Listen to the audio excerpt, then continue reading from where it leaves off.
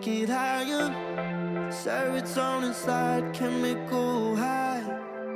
Dopamine dive, love, take it higher. Serotonin slide, chemical high. Dopamine dive, love, take it higher.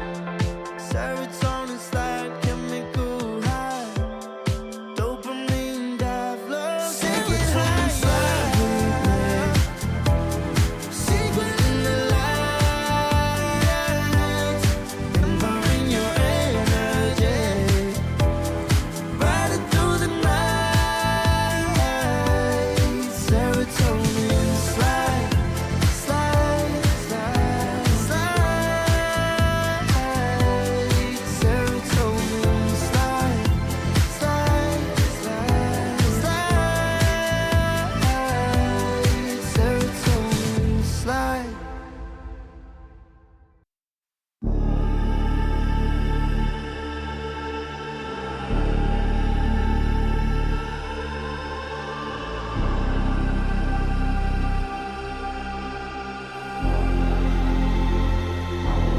You'll be free. When I set you free, I breathe you in. But all your sins won't disappear. You can see it's true that I want only you when we'll break free. Together, you and me. Take me in your arms and let us rise high up to the stars where we can fly. So come with me and pray. I want you to play my games and fulfill my black desires.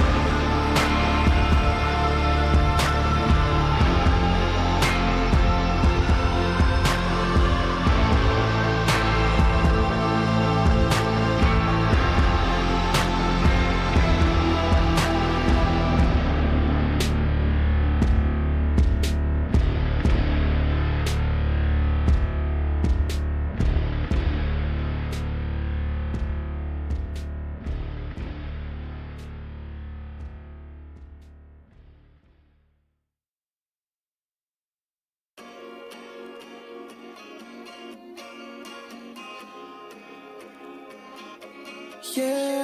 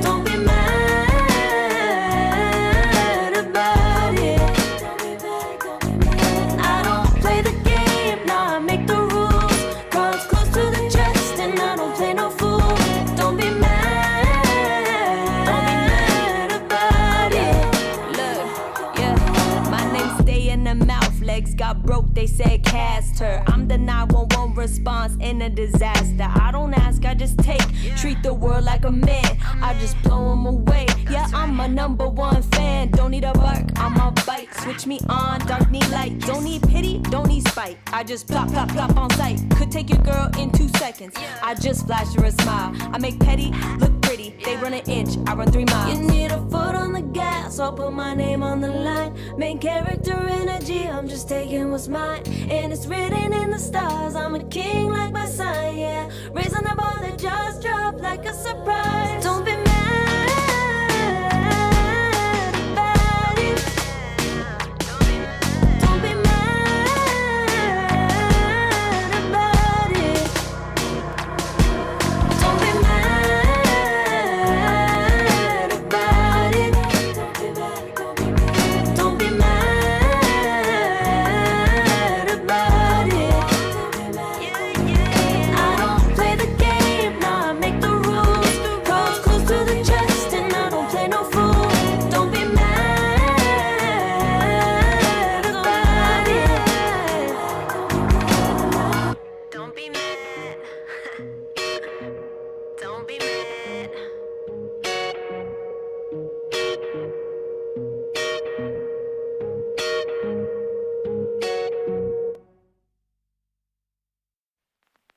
I pack my suitcase, headed out the door, I keep my shoes laced. 2,000 miles away from home, a couple dollars in my pocket, never stopped the boy before.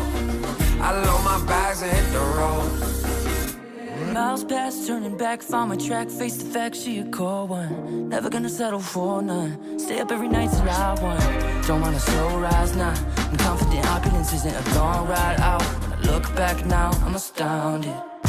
A quiet boy from old age, but always thought the world was a stage, yeah. I celebrate one last late night, my old life, they stay. I pack my suitcase, headed out the door, I keep my shoes laced. 2,000 miles away from home, a couple dollars in my pocket, never stopped the boy before. I load my bags and hit the road. I'm headed to LA.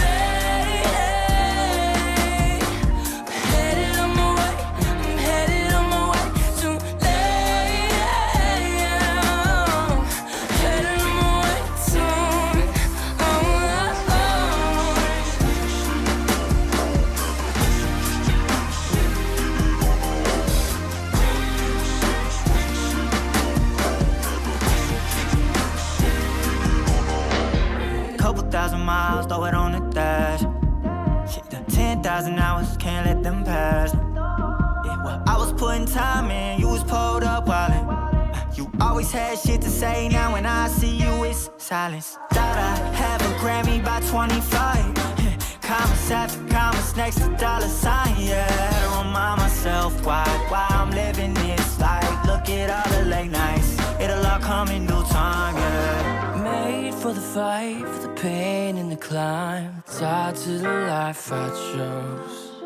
Stay through the night, another day, not a dime. Race against time. I couldn't just lay by and wonder what I could have made mine. I'm closing on the moment, no one's gonna hold me down. I pack my suitcase, headed out the door, I keep my shoes laced. 2,000 miles away from home, a couple dollars in my pocket, never stopped the boy before. I load my bags and hit the road.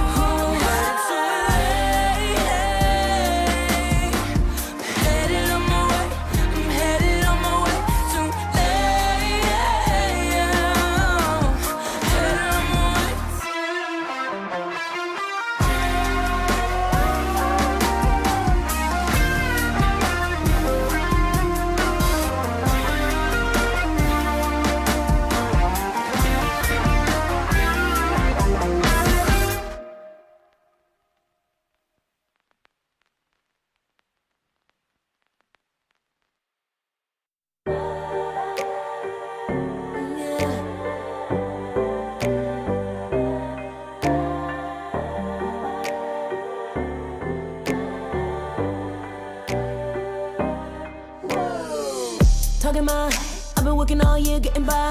Looking for the high, taking all my time. Breathing in new life, feeling fine. Like I don't gotta be something society wants me to strive to be. Got my own energy. So magnetic in the spotlight. Shaping my own will with my own mind. Don't talk about me unless you alright. You gon' see I'm feeling real free, protecting my energy. Gotta protect my mind. I'm breathing in new life. It's time that I realize what feels good ain't always right. Making changes, I got me a new strut. No more settling, I'm running out of good luck. Never chasing, I attract, I'm busy going up. If you see me come correct, then keep it on the book. Get it, how I live it, that's the motto, how it goes. No more reaching in it, distance, hit the lotto, I'm the one. Not denying myself anymore, I'm done with it. Sky is the limit, I'm living like we know. Energy,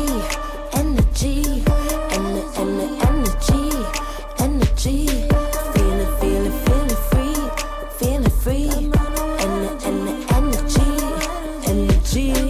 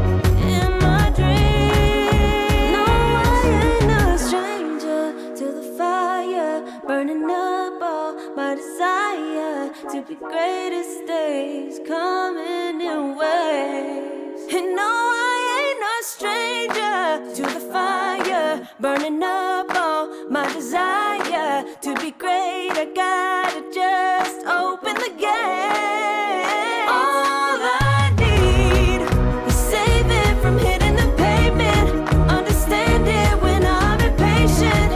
That only I give to me. All I need is a little love in lonely places. The strength to stand fear in the face. That only I give to me.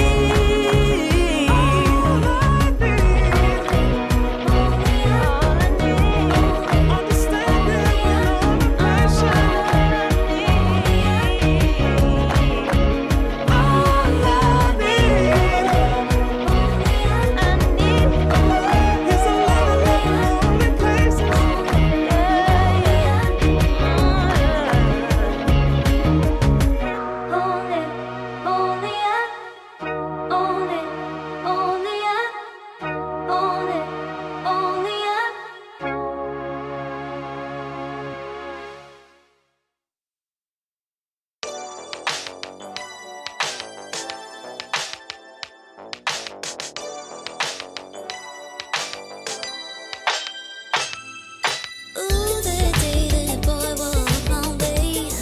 Don't forget his pretty face. It was like we both had something to say. Yeah, but as soon as I saw him, his fine ass was gone. Think I should have followed him home. I'll put my number into his phone. A moment in time, so divine. Hope I see you again. Hope I see you again. A moment in time, so divine. Hope I see you again. Hope I see you again. You looking so good, made me wanna know you. Feeling the groove, and I got to show you. Come back, better come back. Want you to know that you're looking so fly. I wanna get to know you, but you can set me mine in just a moment in time. Oh my, boy, you better come back.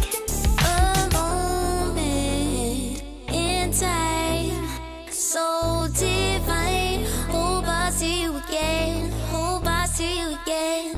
A moment in time, so divine. Hope I see you again. Hope I see you again. You're looking so good, made me wanna know you.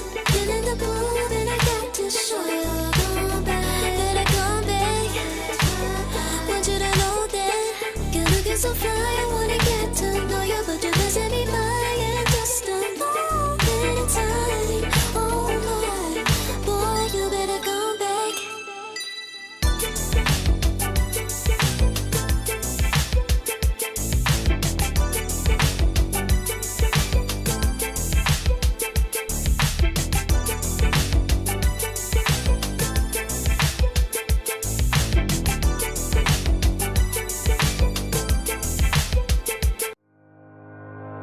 Think about it every night when I close my eyes. You're on my mind. I try to quit a million times, but it takes me high. Like you're so divine. You give me everything. Don't know what's happening. I need you like medicine. You're my everything, everything. And when I think about us, sweet lullabies, I wanna keep this moment here forever. No goodbyes. And when I think about us, sweet lullabies, I wanna keep this moment here forever. No goodbyes.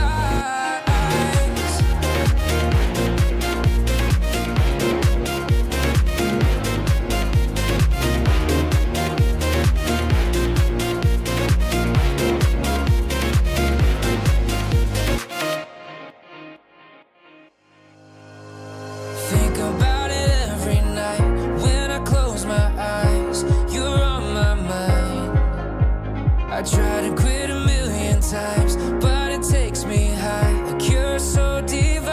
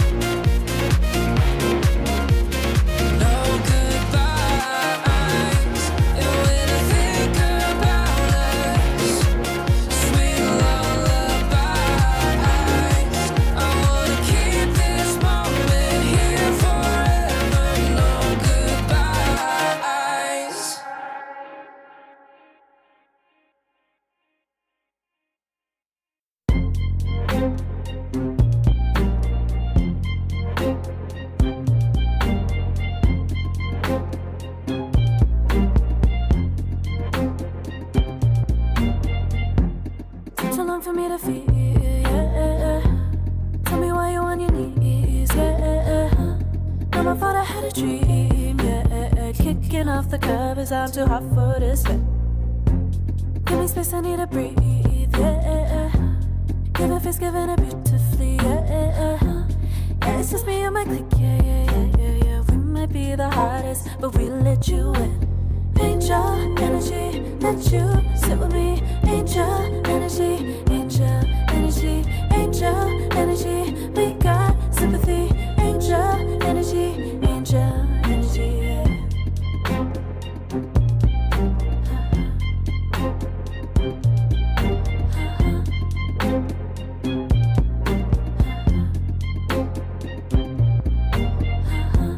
Take the time to breathe and rest. Let yourself feel the best. Feel it all so deeply, so deeply. Divine with how we be, yeah. Aligned with everything, yeah. More than a dream, vulnerable and strong, yeah. We feel everything. Angel energy, let you sit with me. Angel energy, angel energy, angel energy. We got sympathy. Angel energy, angel energy, angel energy. Let you sit with me. Angel energy, angel energy, angel energy. We got sympathy. Angel energy, angel energy.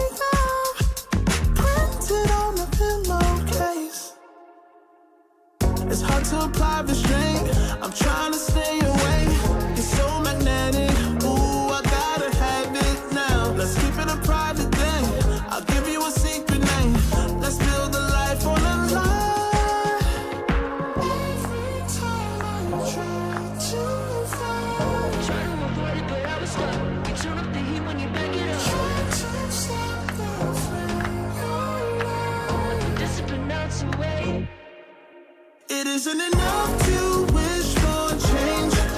You either give in or pull away. We have the will to choose our fate.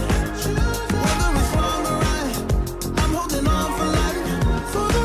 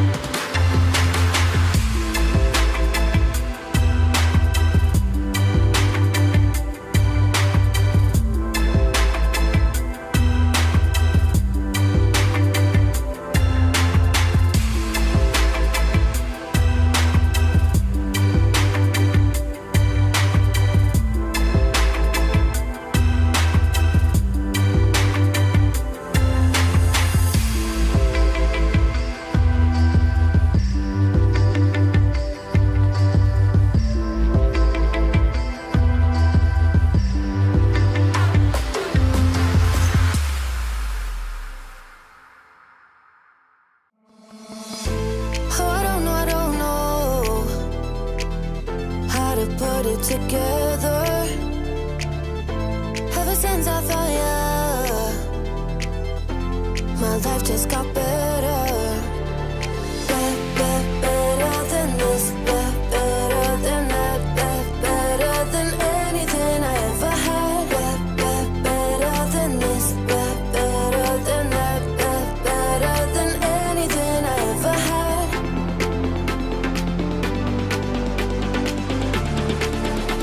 Than anything I ever had.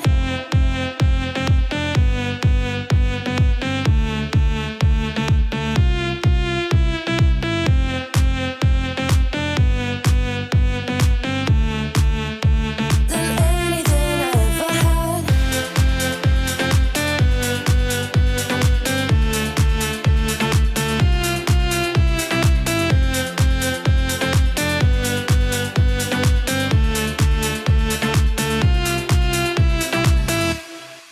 Every time I start to doubt if I'm good enough.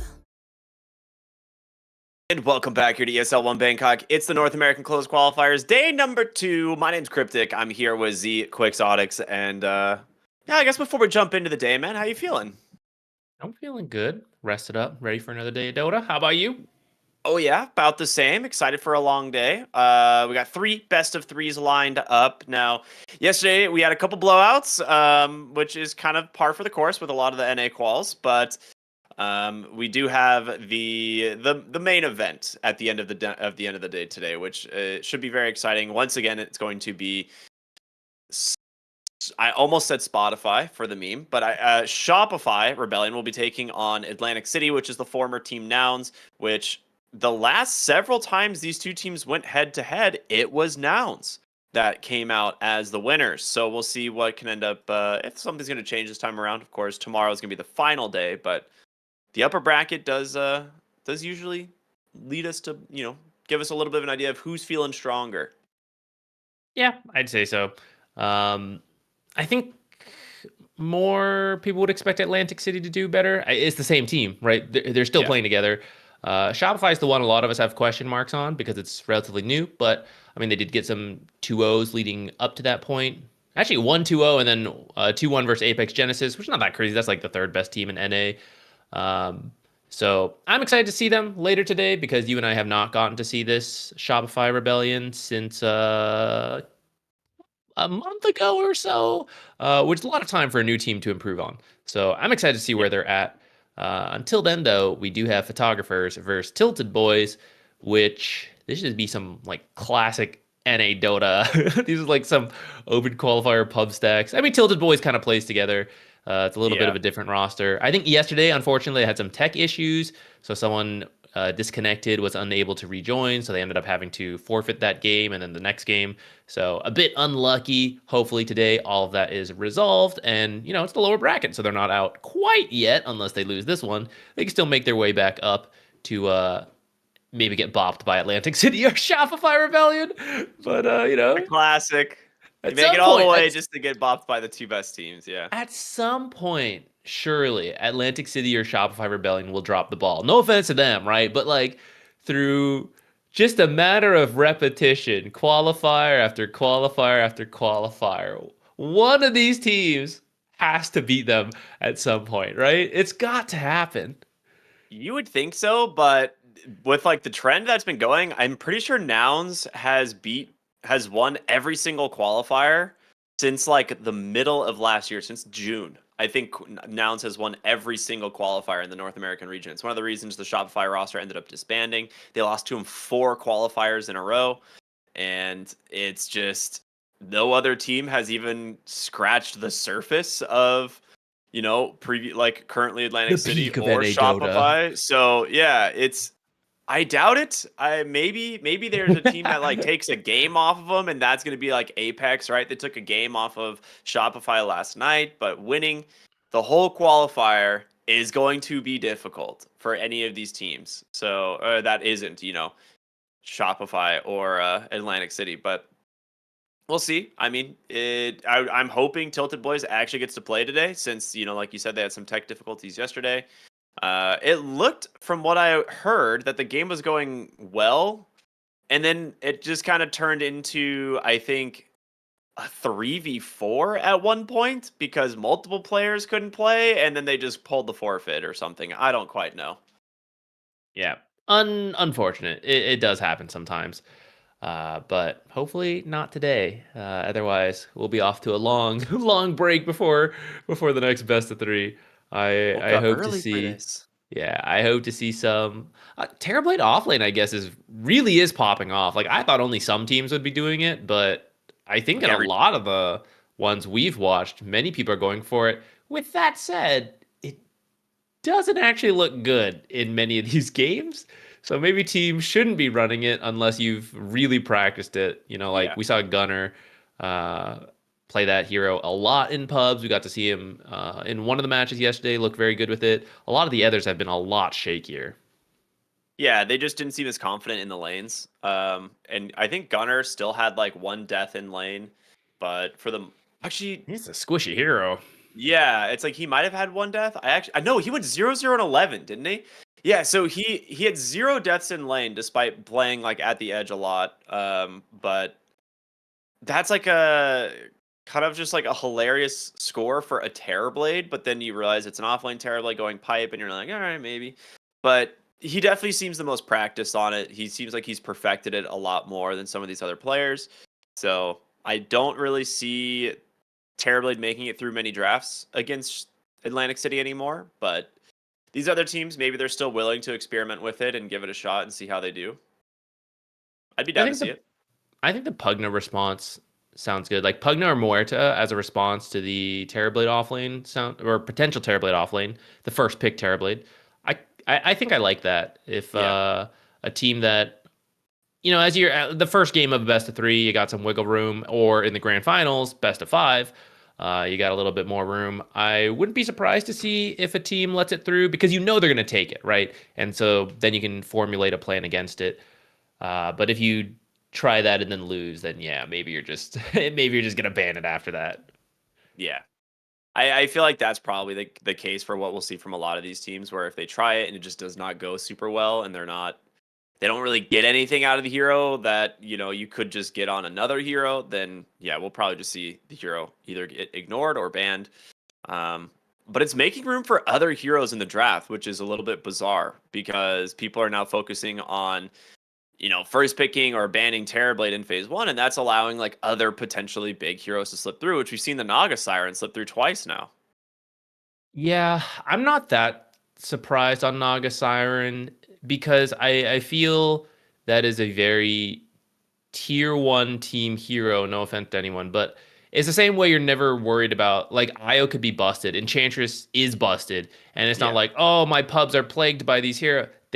They don't exist there, And so for a lot of these open qualifier stacks, you're coming in with heroes you feel comfortable with, and I don't think these kind of teams are practiced in the Naga Sirens, the IOs, not as much. Now, maybe if a player really likes it, sure, but I think a lot of these teams don't, and that's why teams that do play it, like Atlantic City, they don't worry about banning it. They're like, you're not going to play it well, so you're either not going to take it, or you're going to take it and not play it well, and we're not going to be worried about that. Or you have to ban it, so we get free bans, or you're not going to ban it, and then we get Naga Siren. So it's a huge advantage to these teams that do play Naga Siren, and that's why, like, if you go through the open qualifier stats, Naga Siren is not 100% contested right now, and there's actually several heroes over her.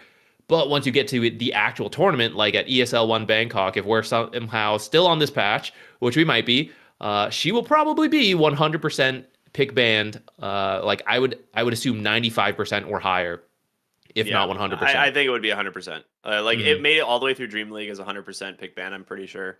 The like previous tournament, it was like in the high 90s, and I think people realize just how absurd the hero is. At like every stage of the game, it wins the lane. It has one of the best team fight ultimates in the game, and it can farm. It provides vision. Like it just literally does everything you could imagine that you would want from a support. And so yeah, conceptually, it's too strong, and people, I would imagine, are not going to be letting this hero through the draft pretty much ever at the main event if we are still on the same patch, which Let's hope that we aren't. That would be great if we could get like at least a facets and a Nate's update for the first time in the last 6 months. That would be great. I'd be Let's down add for that, Ringmaster. Yeah. dude. Yeah, I mean, why not, right? We've been like theory crafting like what the Ags is gonna be for this hero. I'm still a big fan of the clown shoes. I think that should just Yeah, the be the clown Aghanim shoes. scepter. They just need to do it and No, no, just no. throw Wait. it I like the the nose, the nose. honking. Yeah. Throw Yeah, throw the red nose onto someone and they honk as they go around. I want that yeah. one. That would be good. But what's like the downside besides just like making everyone really annoyed for the honk? Like it's got to do something, No, right? it actually doesn't do anything. They just honk, and it's permanent. Mm. It lasts for the rest of the game. 4,200 gold, no effect, but they honk everywhere they go. It's not even like a vision thing. You don't hear it when they're in fog of war. It's like there's no benefit. They just honk. Yeah, that's just How gonna you're just gonna purchased would the force that Aghanims play. be? You're just gonna make the enemy players like whoever you throw the nose on, they just suddenly have to take their headset off. Like they're playing the game on Honk mute honk. for the rest of the game. Oh, that's actually pretty good. Dota's a very sound based game. Yeah, that's what I'm saying. That'd be OP. No, I'm I up for that want. actually. I think clown shoes legitimately would be fun, man. You just like tell them where to go. They're like not stunned or anything, but they just can't. They just lose the movement of control of their hero, and suddenly you're just like walking them the wrong direction. Cursed clown shoes. The cursed clown Unfortunately, shoes, man. although we talk about it being like circus and clowns, I feel he's not actually. He's literally ringmaster, right? He's more of Yeah. the circus performance type guy, not like the like on a unicycle juggling with giant clown shoes and a red nose type thing. But he could be. But he could be. You're right. You're right. The facets. There's Okay, like different one is aspects of each of ringmaster, them, right? one is clown master, and those are the facets. Dude, I feel like they have like different aspects of like the circus in there, right? You have the box with the knives, right? You have the lion's Oh, whip or there's no whatever. knives in that. Maybe that should be an aggressive version. You use it on enemies, and then the knives come in. Oh, really? Yeah, you're right. You're right. You're right. Saw 'em I in don't know. half. The clown, the wheel or whatever, that's kind of like one of those things that you would see, right? Like people that are like throwing knives and stuff. Mm-hmm. So it's like they've got a bunch of like performer based like abilities, but no clown based abilities. And clowns are definitely performers at a circus. So I feel like it's just the next step.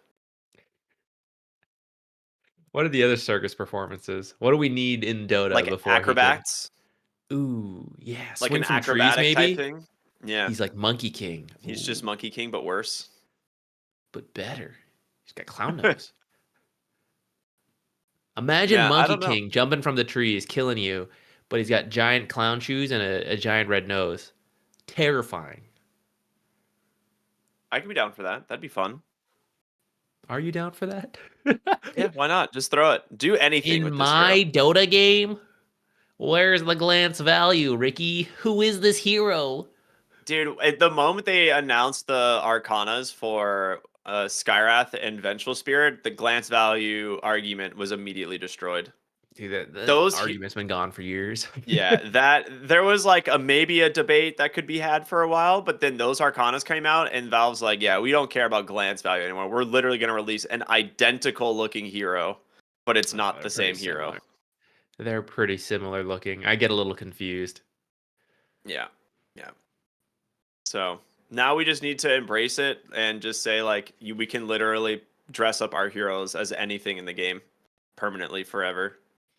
That's Open the up end that game, to get cosmetic like value. Heroes of New Earth, where every hero had like basically 12 different personas in essence, where they looked completely different, and you just have no idea what heroes you're actually playing against. That's the end game here. I guess so. It's a little confusing, but gamers will get used to it. Let's be real. People complain, but I don't know. I see both sides of it. I would love a feature that changed it so it's like you don't see cosmetics if you don't want to, right? Or maybe you don't see That'd be anyone's cool. cosmetics but your own. I would love Yeah.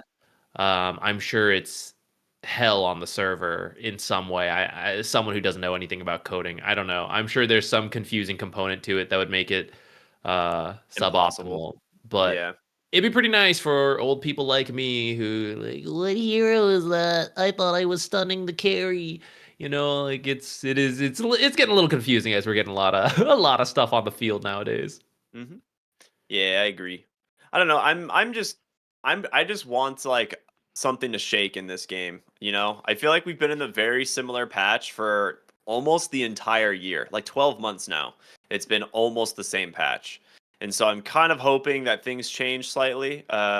They added like innates and facets obviously, but they didn't really adjust the general flow of the game since they expanded the map, right? A lot of the way that the game has been played has been the same since the map actually was expanded. I can't remember what that update was called. 7.33 Yeah. New 733 Frontiers. New Frontiers, thank you. Yeah. Ever since like the New Frontiers update, like the general like way Dota has been played has been about the same in essence. Like it's very similar. So I'm hoping that there's like a pretty big change to the map layout, to innates and facets, items. Like I just want a big change, you know, at this point. Yeah, they changed a little bit in terms of like the Twin Gate got tweaked, the Roshan items got changed around. I think the banner was a big change. Yeah. But yeah, nothing like too crazy compared to like the whole new map. I mean, facets are pretty crazy, right? But like you said, it's more of a hero change compared to the Yeah, map just game change two was change. good. Yeah. hmm But the So flow of the game is still the same. yeah, and I'm kind of okay with that to finish out balancing facets, though there hasn't been as many changes to that as I thought we'd see. But Yeah. Half the so if hero the pool is still not great. yeah, so if the facets are in an okay spot to them, and then they're ready to move on to the game, like I'd be down for that. I think we do have a draft, but I'm also noticing that they're using all their reserve time and they haven't banned anything. So I'm wondering if. Oh, there they go. Oh, Okay. okay. I don't know what's going. I'm gonna be real. I think it's a really bad sign anytime a team uses reserve time on the very first ban, Yep, I agree. because you have a lot. Okay, if you're going from series to series, I kind of get it, but there's a lot of time to prep in between series typically and in between days. And if you don't have a plan on the first ban, that's a bad sign. Yeah, I'm a little bit shocked that I also had done the same thing that you were kind of thinking. I'm like, is someone DC'd? And I went and looked at the chat log. I was like, did the teams bail and we're remaking lobby? Like, what's going on here? I was like, nope, they're just not doing anything. They're just thinking Um, it through. yeah, it was weird. Well, hopefully it doesn't matter too much. I mean, you're not required to use your reserve time. So as long as you're fast on the rest of the draft, it'll be okay. And the bans for now, relatively normal. I'm not sure about. You don't always see Timber in the first phase, so I'm trying to think of who they might be thinking of playing that Timber is so necessary to ban in the first phase. I guess it might just be a targeted thing versus Tilted Boys. They might like Timber a lot.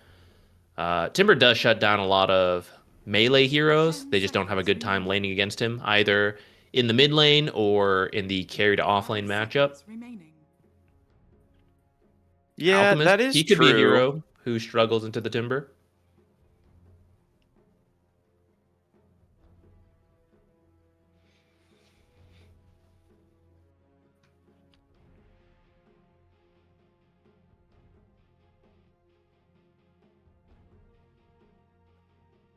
We're using a They lot of reserve are. time in this first ban Yeah, phase. I would say both teams are using so much reserve time on the first set of bans, which just feel we like- don't really see that often. Yeah, we're usually in the second phase into the second picks already. And at this point, for the amount of reserve time that's been used. 5 seconds remaining. A lot of supports taken out. And yet still the Tusk, Naga, Clockwork, all those technically still available. I don't think we'll see Naga. I think it wouldn't be bad to grab a support relatively early in the draft, though, because it's pretty limited at this point. Five different supports already taken out. Team pick. Okay. First pick Dragon Knight after all that. This is just such a bizarre set of bans into a Dragon Knight pick. Dire team ban. Okay. Clockwork. This one's not that abnormal. But this tells me neither team plays Naga Siren. Yeah, as we kind of expected. 10 seconds remaining. If they played Monkey King, I would have been down for a pretty early Monkey King pick, because you can just, like, kind of follow the Dragon Knight a little bit into the mid lane, or if he goes carry. Like, I feel like the carry Monkey King into DK is okay. But I guess you don't really have to pick it that early if you want Clockwork. I literally was just saying a support early might be good, so I can't immediately backtrack on that. Dire team ban. Mars. I guess Mars is kind of good. He's also pretty sturdy, so Dragon Knight. You just kind of like both trade in the lane, and Mars Arena, very annoying for a lot of teams to deal with. But if photographers tried to take Mars, Clockwork is a fantastic support versus that facet. You can just rocket flare into the arena, see everything going on. You can even kick your Clockwork cogs in there to get vision. So it's not nearly as effective against the Clockwork and certain other supports.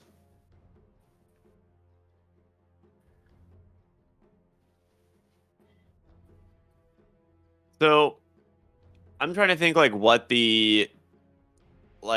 both teams are kind of looking to draft here, because the hero that we've been talking about a lot has been this Terrorblade. Neither team has opted to pick it up early, but maybe they're willing to go for it still. Honestly, I'm fine if they don't. Like, yeah, I think just photographers tried it yesterday, right?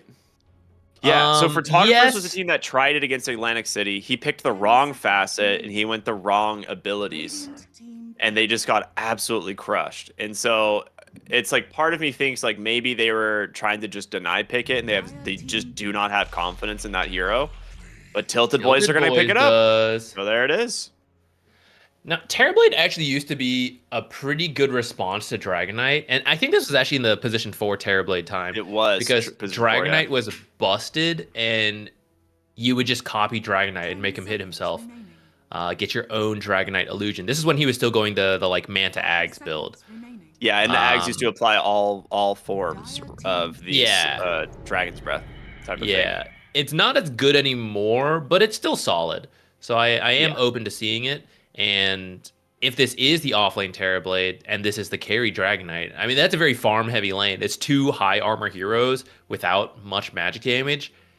It's just going to be a farm fest down there. I think it's easier for the Dragon Knight because Breathe Fire exists. That's probably true. But yeah, I think it also has like the 4 position that you can pick on Tilted Boys could definitely add a lot. All right, Vengeful Spirit picked up here. The Arcana's not even equipped yet, man. Come on. Okay, cool pick versus Terrorblade, right? Very weak to magic damage. We were just talking about his high armor, but he's got low health and regular magic resistance, but that means high magic damage from Phoenix and Skywrath should help you kill off this Terrorblade in the early game until he finishes a pipe. I imagine this is a Phoenix 5 then. Fire Spirit should be pretty good in the lane versus Terrorblade, actually. Yeah, I agree. So I guess we don't see the position 4 yet for Tilted Boys, but I'm currently feeling okay if you just do Dragon Knight and Phoenix in the safe lane. Though I suppose there's a world where it's like Terrorblade carry. Though then you're playing Terrorblade carry into Skywrath 4, which even before the ultimate, you bring a decent amount of magic damage. I'm not sure. You might not have a great time there. Skywrath is also pretty fast to keep the distance away from Clockwork. So I'm not sure how much work Clockwork could get done there.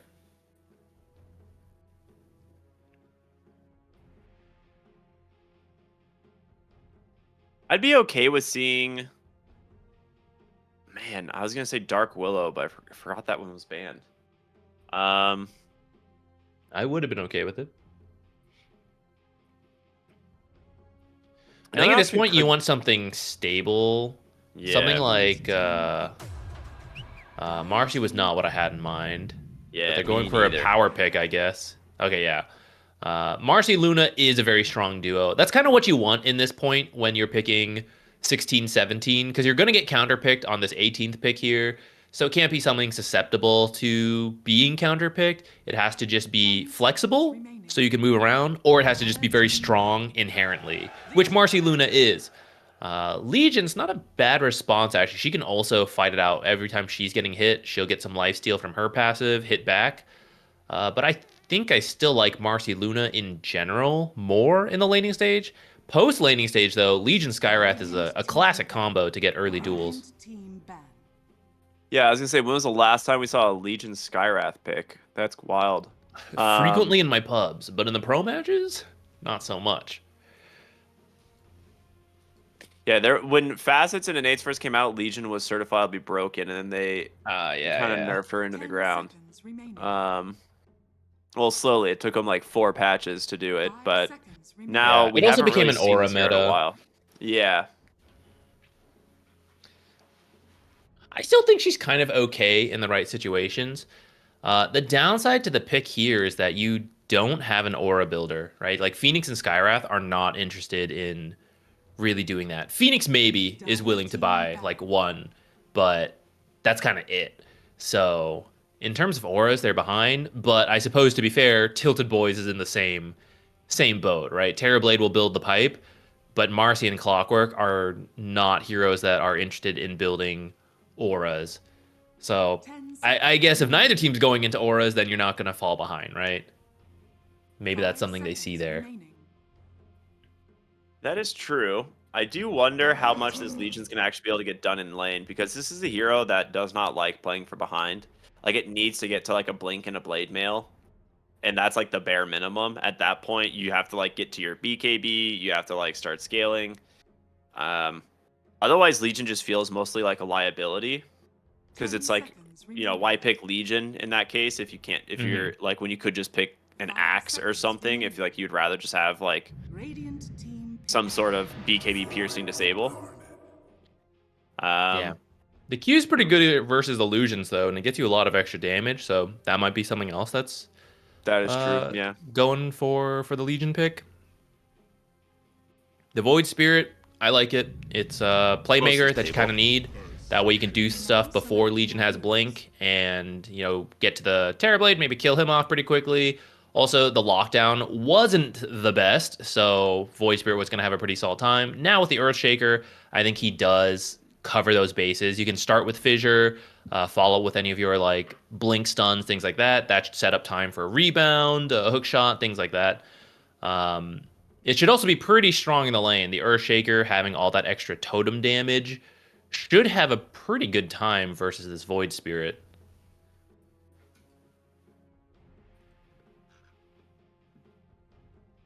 Yeah, I'm a little bit...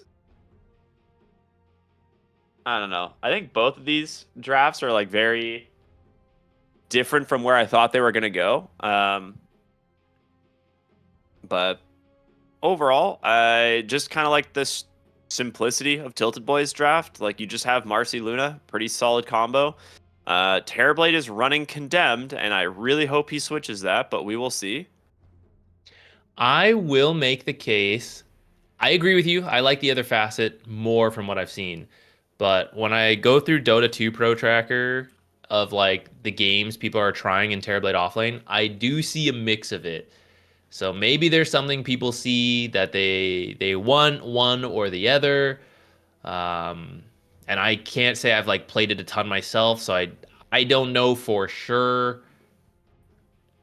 But I don't know. That was a weak case for it, but that's my case. Like maybe there's something in certain games. Yeah, I'm just trying to figure out why he would want Condemned in this game as opposed to a different one. All right, so this is clearly just a comfort pick. Napkin is a spammer on the Legion Commander. And we're paused.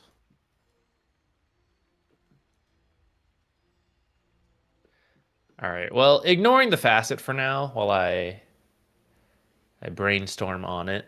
I will have my eyes on the Terrorblade facet aside and like new pick level aside, because I do feel like the rest makes sense, right? Like the Luna Marcy, strong lane combo, mid Earth Shaker can be a little slow to get online in terms of rotations. That's something Void Spirit should maybe look to do. He can get things done in the side lanes, while Earth Shaker should win the lane, but then you kind of have this farming period while you try to get to Blink, and it's not the easiest to get echoes prior to that. And then usually I would say, like, okay, just get like an Aura builder off lane, hit a really nice timing with the Luna, and just go from there. And that's where I'm still learning about this Terrorblade off lane. You know, it's like he'll build a pipe, so that's the auras I guess you can line up with the Luna, but then he's not quite the typical offlaner like an Underlord or something, a Sand King, Beastmaster that you would like go for a fast tempo. But maybe he is, and he's just gonna like help do right clicks. I guess you steal auras if you use Reflection and they have auras, though we've already covered they're probably not gonna build very many auras this game. So I guess maybe that's part of the potential tempo.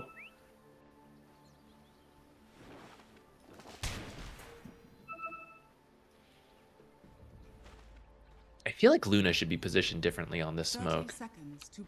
Or this first blood. She has the night vision. Why is she standing like in the trees? Okay, she's moving around. Well, we had an aggressive smoke, but both teams just chilling. Looks like we're not going to see a first blood happen. Especially as Earthshaker is showing that bottom ward. I think they'll know what's going on. Say that. Napkin's looking to come in. I wouldn't advise it, Napkin. The battle begins. Marcy's in a good spot here to kind of just harass the Legion on the way to the lane. Except Legion, I forgot, is incredibly fast. 325 base move speed. Oh, I like it. Oh, they're going to wait for the support to come through. Oh, they left. They didn't know he was taking his time. That actually would have been a first blood right there. Yeah, that would have been an easy kill. To be fair, that is like a patience thing. Like they actually they knew he was there and they just got impatient. I think if that was like a team with a little bit more experience, they would have like had faith in that idea. Did they know he was there? Oh, I guess there is that ward in the mid lane. I think it should have seen him. You're right. Clockwork started boots this lane. I'm guessing that means either some creep dragging or gonna try to get a lot done with power cogs, though. He actually has battery assault for now.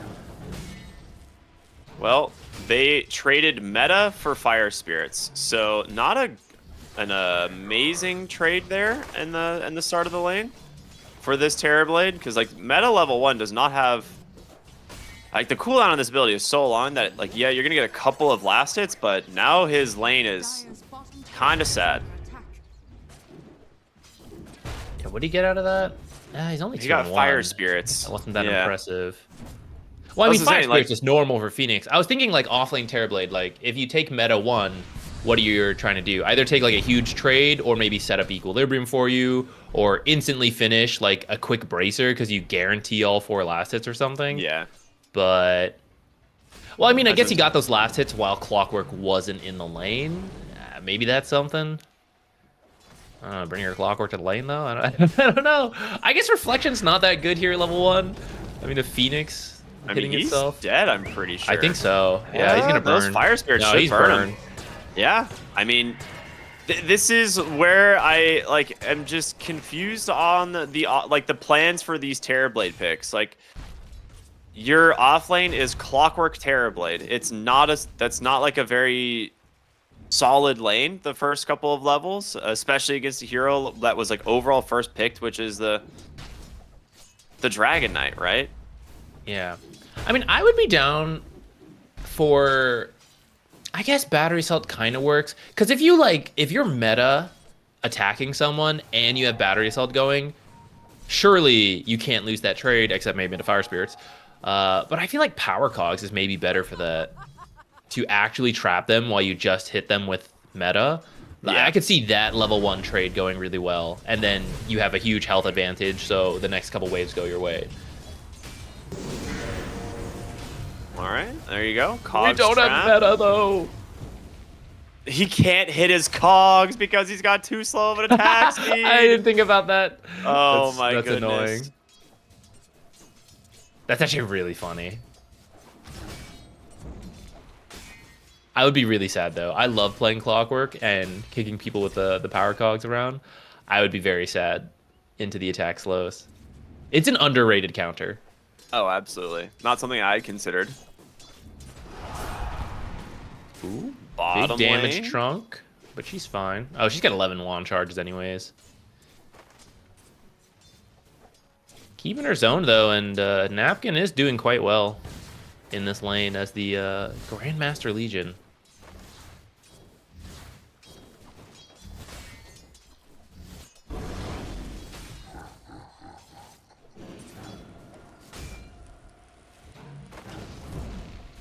Top lane, again, fire spirits just back out, and these are the level 2 spirits, so these things do a ton of damage. And the meta is going to expire, and again, not really getting a lot out of this ability.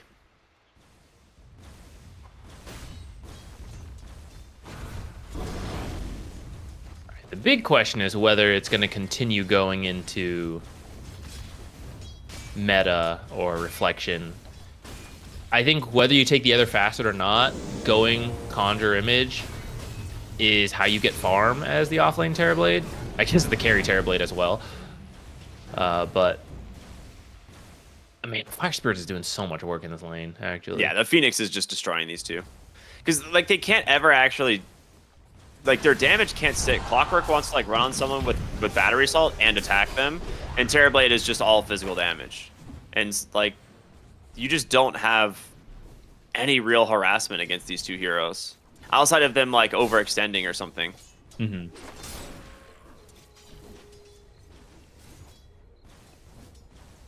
Well, mid lane is going well. I'd say Yeah. Void Spear is kind of getting what he needs, but this Earthshaker can maybe help make a difference in some of these side lanes as he gets Echo. It's not going to be easy, See, this though. is what you're looking for. The isolated Clockwork onto the Phoenix. He can't go for the dive. But does he care? All right. Seems like he's fine. Ends up somehow winning the trade. The does he have the dying light facet? Yeah, Dying Light's a lot of damage, and then you save dive for after Battery Assault ends.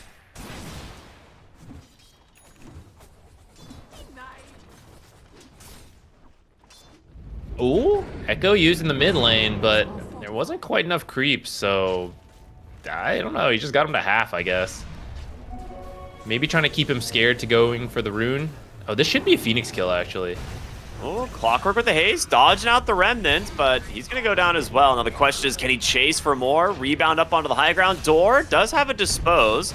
We'll drop that Void Spirit down to the low ground.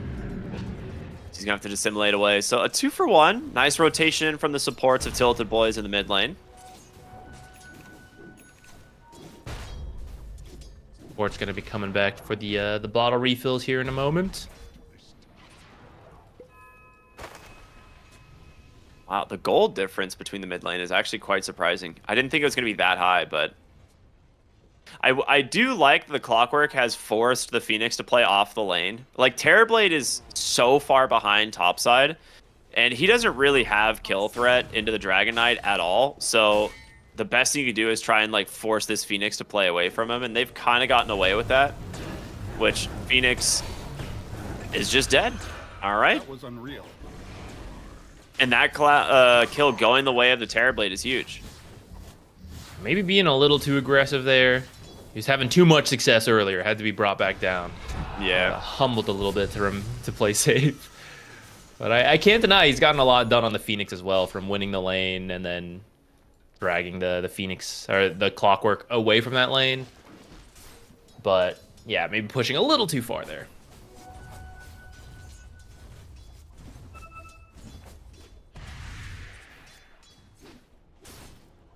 All right, down here, Legion's doing well, but Luna's not that far behind, and Luna is going to have very fast farming speed. Yeah. So she should be able to just catch up in the jungle pretty quickly, and Legion's still relatively happy. Mid Earthshaker should fall down. Yeah, nice rotation in from the Phoenix. He thought he was okay with just the Skywrath and the Void Spirit, and he actually probably would have been. But as soon as the Phoenix shows up, it becomes way too difficult. And you're going to get an amplified damage rune. That's quite nice. Just a little short on those power cogs to pull him away. Though I think he would have... Oh no, Astral Step would have been used. Maybe Clockwork could have gotten that rune if it was just a little bit closer. First duel in the bottom lane.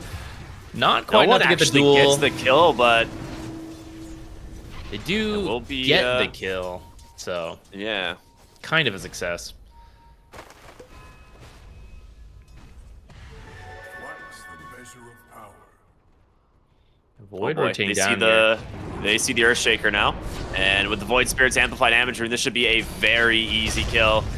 Goes for the Echo. Drops the Echo Ooh. and gets the Pretty the close. kill onto the Phoenix. That's kind of nice. All right, you get something out of it. Skywrath is just going to deny himself.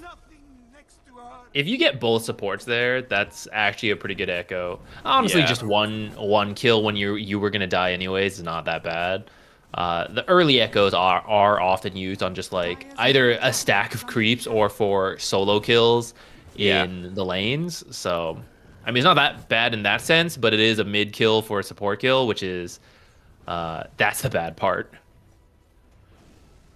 Yeah, and we're seeing the Legion and the Dragon Knight start to really kind of pull away at this point. Now, this is where Reflection becomes very good against the Dragon Knight because he's got his Dragon form up and you can just spam this. And it's pretty annoying to deal with. But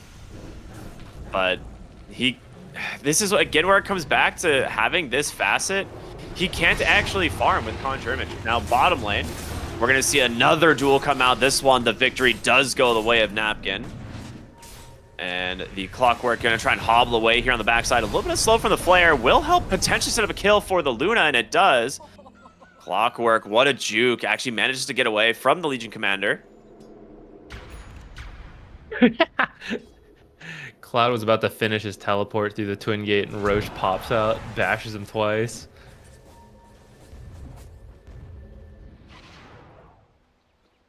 All right, 1 for 1, but you get the duel. You're okay with that. Mm-hmm. Also force some rotations. Can't really complain.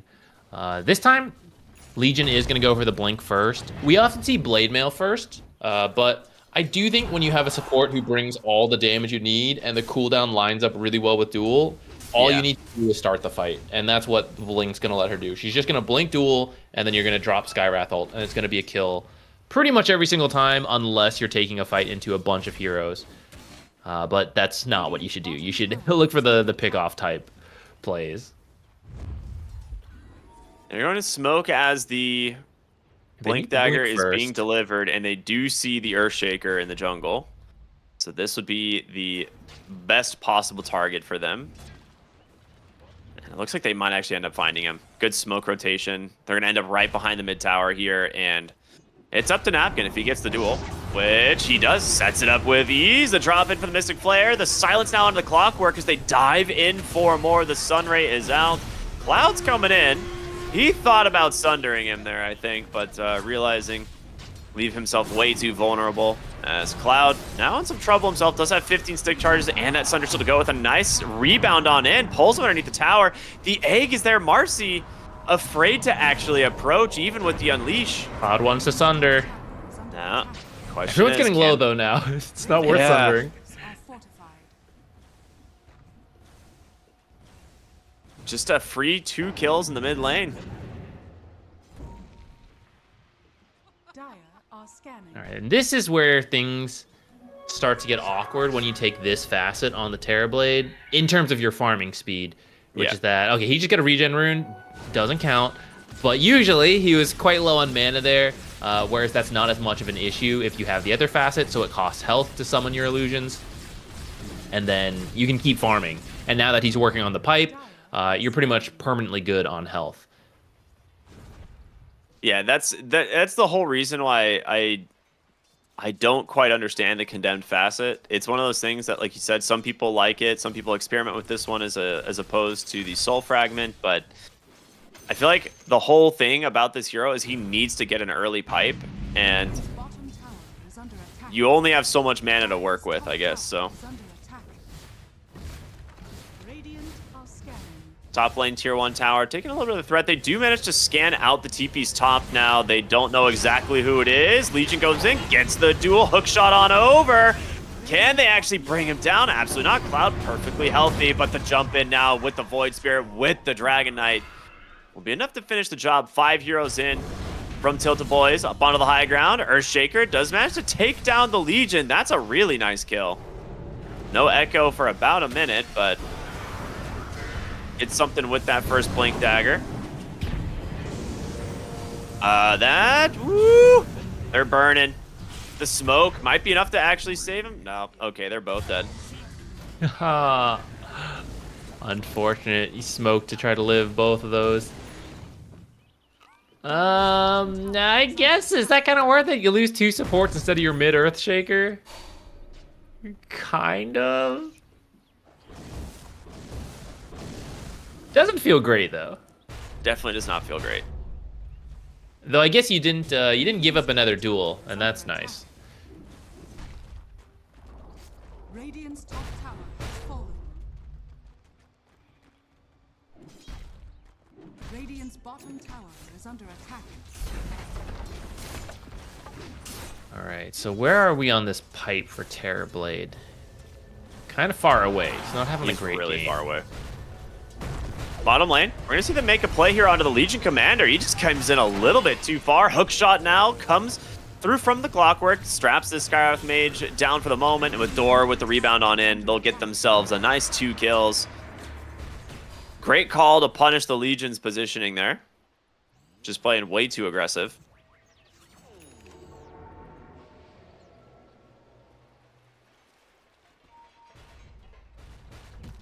When they're up, I think they should look for a duel. I guess they have to wait for Skywrath ult now. He kind of used it in that last engage. Radiant's middle tower is under attack. I think you can play that way if you have a Blade Mail, because you're tankier and you can reflect damage. But I think when you have the Blink, you have to be a little bit more careful. Especially if they have ways to cancel your Blink before you can react. Dire's top tower is under Yeah, attack. absolutely.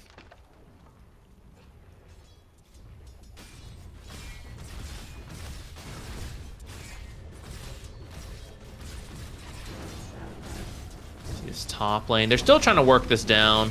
He's doing it safely with illusions, but it does mean it's quite slow. Looks like they will continue to defend it. I guess they're okay with the current pace of the game. I'm not sure what timing Photographers is looking for. I mean, slowly stacking up the duels is nice.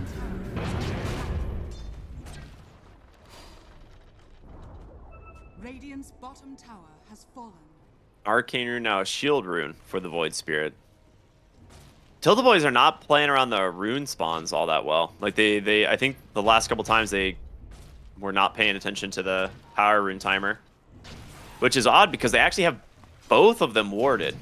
Like the whole middle river is got a ton of vision across it.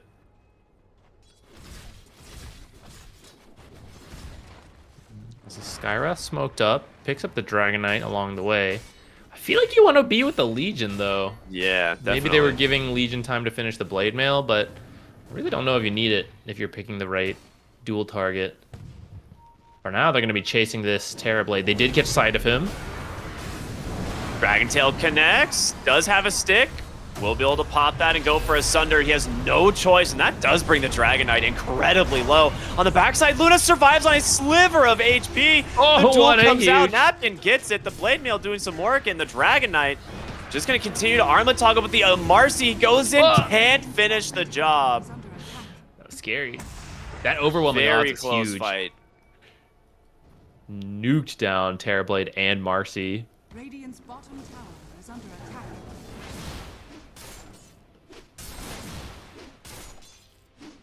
Dragon Knight's doing so much damage in these fights, actually. That was a long fight. Yeah. Ooh, got a quick DC. Yeah, so like the Sunder we see when you take the Condemned facet, it is kind of cool, right? It gets the carry Dragon Knight extremely low when you were the one who was about to die. But I don't know, if you don't have the damage to actually follow up on it,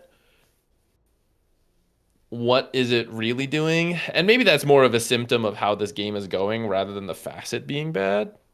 But maybe if you had the other facet and your farming speed was better, you'd have the pipe in that fight. and maybe it goes better for that reason. He's at least close to the pipe now after that series of events. He needs about 300 gold to finish it off. That'll help a lot. This Phoenix has been doing a ton of work. The overwhelming odds when everyone's clumped up, the Skywrath.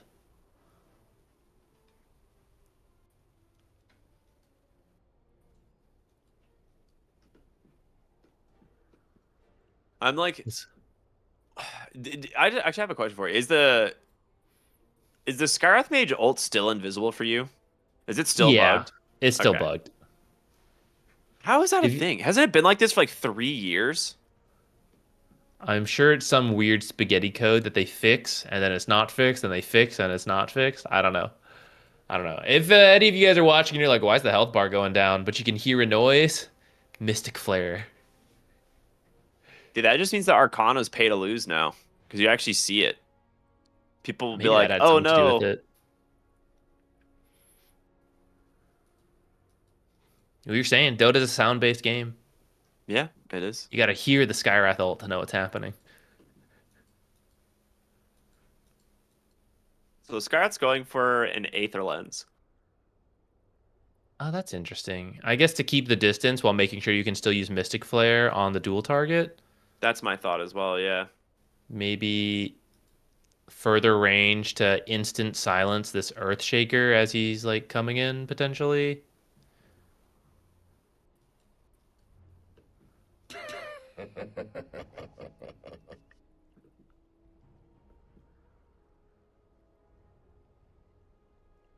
That's a 4K lead for photographers. It hasn't felt like they've made a ton of plays and like they feel pressure early to do things. I mean, they did just literally do something, but I wonder if is like Sanj and Yasha the item they're waiting for on Dragon Knight before we really start like pushing the tempo. Are they just planning to keep going later? Because I think Dragon Knight does scale quite well. And Legion, you know, classic infinite scaling. Radiant's top Oh! tower is under attack. Quick silence. Otherwise, that would be a very quick death for the Skywrath. I wonder if the play is to fissure there as you blink in. Like you blink, like fissure, blink, go for the hit, then enchant totem hit. I don't Maybe. know. I don't know if the stun duration would be long enough. Yeah, it's only level 2 fissure. It probably wouldn't be.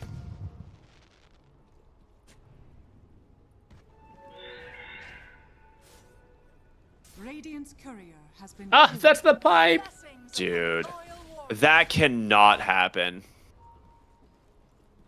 This pipe is coming out at 21 minutes. That's rough. That was a rough pipe timing. Dire's bottom tower is under Yeah, you should go. You should fight. They smoke Yeah. up. Look for a blink duel. You either fight or you go Roche. Like, you need to force something. I guess there's no egg. Oh, it's about to be up in 1 second. They have egg. Go, go, go, go. They're making their way bottom. I think maybe they caught sight of Luna in the ward they have around the Twin Gate. I think they're doing the same wraparound mid-smoke that they did earlier. So they're looking for the Earthshaker. There's going to be the blink, the duel. The Marcy comes in to try and soak some of the hook shot as well, but the damage, it's too much. No duel victory, but they still managed to bring down 2 heroes for this. Now looking for a third as the Clockwork, stunned up by the Phoenix. And that's going to be more than enough Radiant's middle tower. to take down that mid-tier 1 tower. If you had a pipe, It would might have saved some heroes there.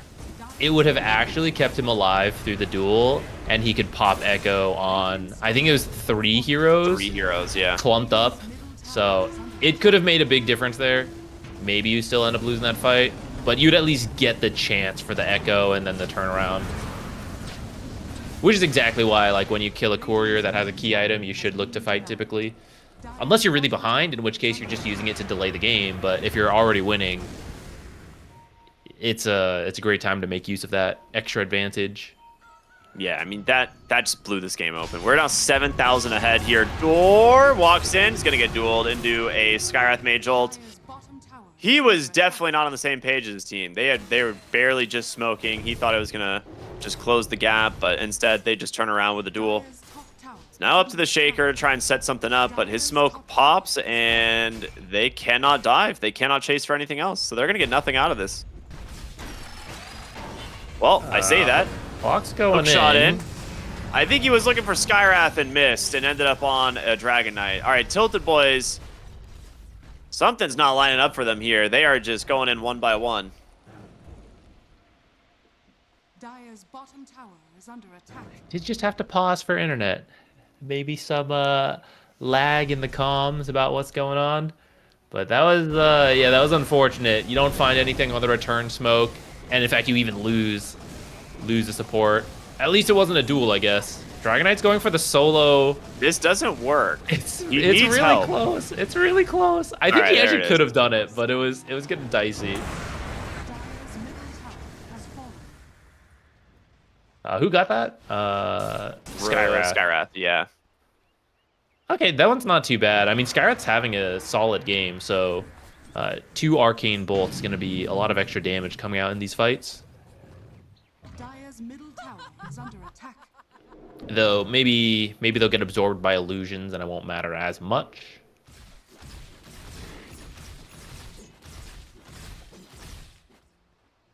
And that is, we got Manta illusions from Luna, and then you're gonna have Terrorblade illusions as well. I am scared for the overwhelming odds. They're going for the Luna. It's getting real low. They got They're her. gonna get another Yeah. win. 2 kills as well. I think you can just do Roche off of that if you want. Just head through that twin gate. What's he at now? 70 dual damage. I gotta say, one of the greatest quality of life buffs to Legion is that they made it a flat 10, 20, 30, and you now don't Yeah. have to see some weirdo like 73 damage. Well, they Echo Slam take down the Skywrath, but you've got to get more than that. They will not. Void Spirit walks away.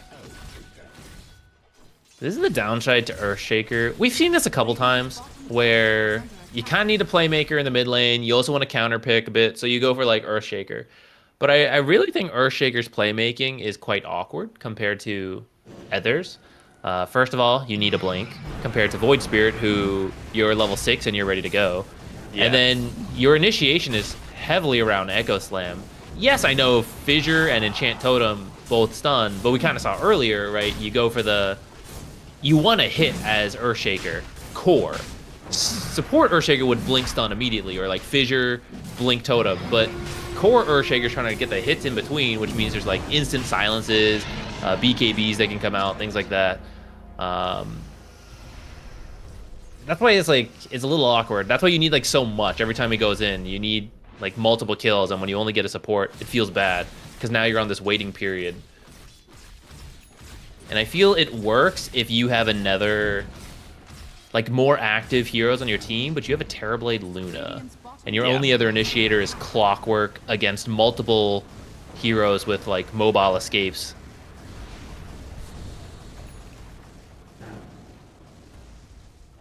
It was really funny watching like flying heroes with like wings like attack because the like flapping is tied to the attack animation, you know?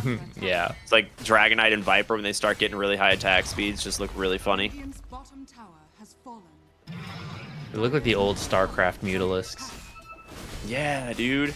You'd have like the Mutalisk army and then Dire's having a top good tower time. is under attack. He actually gained health during that reflection. All I right, think he's gaining health rebound during is Marcy in. ult. And there's a Echo duel. in the I managed to back. cast a Terrorblade, a great Echo Slam out for the Earthshaker, but the dive away. Phoenix is fine. Skywrath, not so much. Deep into the base, though. Luna survived long enough, but is she going to be able to get out? The cleave overwhelming from the Dragon Knight will force them back to the base. A 2-for-1, and that will stop this push from the Dire. That's actually pretty good. That duel really did not do a ton of damage going for the Terrorblade. I guess she feels she has to, because otherwise you can use Sunder to save whoever is being dueled. But he has really high armor, and I think he also popped the pipe, right? Yeah, I think so. Yeah, so he ended up not really taking too much damage, and it just opened up the Echo in the back line, which at first I was a little worried about because that Echo on its own was not enough damage to get kills either. But I guess with the Luna coming in with the Eclipse, the Glaives, fortunately they were able to get some kills. Although it was close. Dragonite almost cleaved like 3 heroes down at the same time. They were all dropping to a couple hundred health. And if Dragonite has a little bit more damage, I think he has a Crystallis flying out now. Yeah, I was gonna say, if he gets a Daedalus, I don't know what you do. Yeah, he's got it now. I don't know what you swap out. I guess once your BKB is up again, you put it in your backpack till Aegis is dead.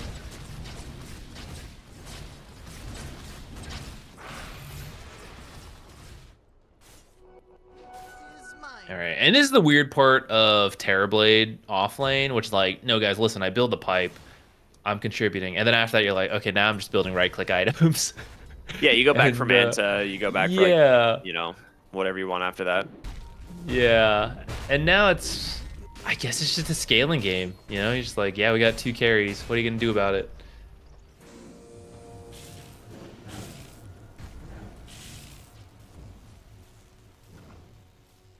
Radiant's bottom tower is under They're waiting for the Daedalus on Dragonite. He's pretty close. He'll have it. I think it's worth it. Yeah, you'll have it and still have about a minute of Aegis time left. So you can go for one more push. Maybe they're not going to wait for it. It looks like they're actually just going now. Like, I'll get the gold on the buildings, guys. Radiant's bottom tower is under attack. He just takes the building so fast. attacking. Radiant's Did you find the Terrorblade? They jump in, get the Silence Dragontail is out. The duel is there. Hook shot. Not gonna save him. No pipe, but he doesn't have a buyback. They're trying to bring down the egg. They do manage to do so. In comes the Luna. The Cogs trapping them still at the moment. A big Echo onto 3. It catches the Void Spirit. They're gonna lose the Dragonite's first life, but can the Void Spirit get out? He's got to jump in 1. He's gone. And now you got the Cogs to hold in the DK. This is a huge win for Tilted Boys. They're gonna get 4 heroes for a basically 2, right? You get the buyback out of the Terrorblade, but super worth it at the end of the day. Tilted The Boys Luna is just comes so in and back. cleans up. I really don't think you need to duel anymore. Like, in these high ground sieges. Like, we saw when Dragonite had the Solar Crest, he was deleting that tower. If you just repeat that one more time, the tower's done, and you probably finish the range barracks, too. I really think you just sit behind Dragonite, keep doing that, and when they jump Dragonite, you use press the attack on him. But they saw the Terrorblade, and they wanted to blink duel the Terrorblade. They all pop BKBs and start hitting him. But it just clumped them up, and then there was the Echo because of that. But if you just have Dragonite in the front, there's no Echo ever. So I think a bit of a slip up from photographers there. I think just keep letting Dragonite hit these buildings, and you probably have barracks right now. Yeah, I mean, you would have Lana Barracks, most likely. And now suddenly you have a level 20 Luna after the fight, who's the same net worth as the Dragonite. So she is very much going to be able to keep up with him and dish out, you know, even more damage than he can. The Conda is done. She has the level 20 talent. I think she's going Lincoln Sphere, which they definitely need. When you reflect people... Okay, specifically, when you reflect Legion, does your illusion get her bonus damage? I actually don't know. Because I was considering the offlane scaling, where Legion's technically infinite scaling, but you have another carry Terrorblade, it's your offlaner. But then you could also reflect them, and I was like, oh, if you get a reflection with like 700 dual damage, you're tactically feeding that thing, you know? You're like, yeah, get dual ins. But I'm actually not sure. I'll try to keep an eye on it next time stuff's happening, but actually I'm not even sure if I can. I can't even click the reflection, can I? Yeah, you would just have to judge based on how much damage it's doing. I'm sure I can do that in the middle of these team fights. Mm-hmm. I'll look for the They're not damage complicated numbers. at all. Yeah. Just some quick math, armor reduction, illusion damage, factor in, carry ones, all that stuff. Easy peasy.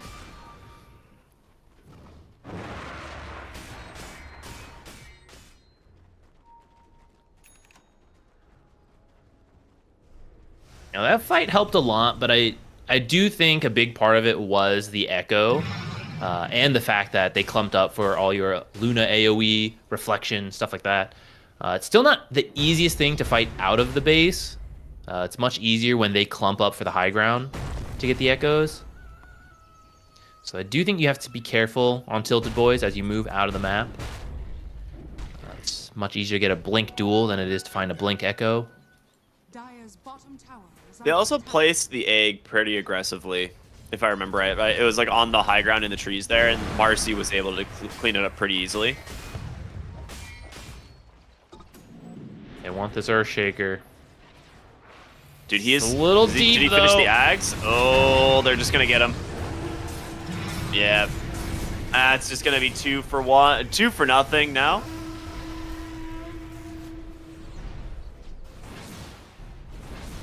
Yeah, even if it wasn't this one, it could happen anywhere on the map. This is the advantage of the Legion. The Blink Duels are going to be excellent at pickoffs for the rest of the game. You're going to be so careful about it. He actually thinks there's vision in that area, but it just so happened Legion was like... They saw him in the creep wave, and they were just running down in that area. Radiant's top tower has fallen.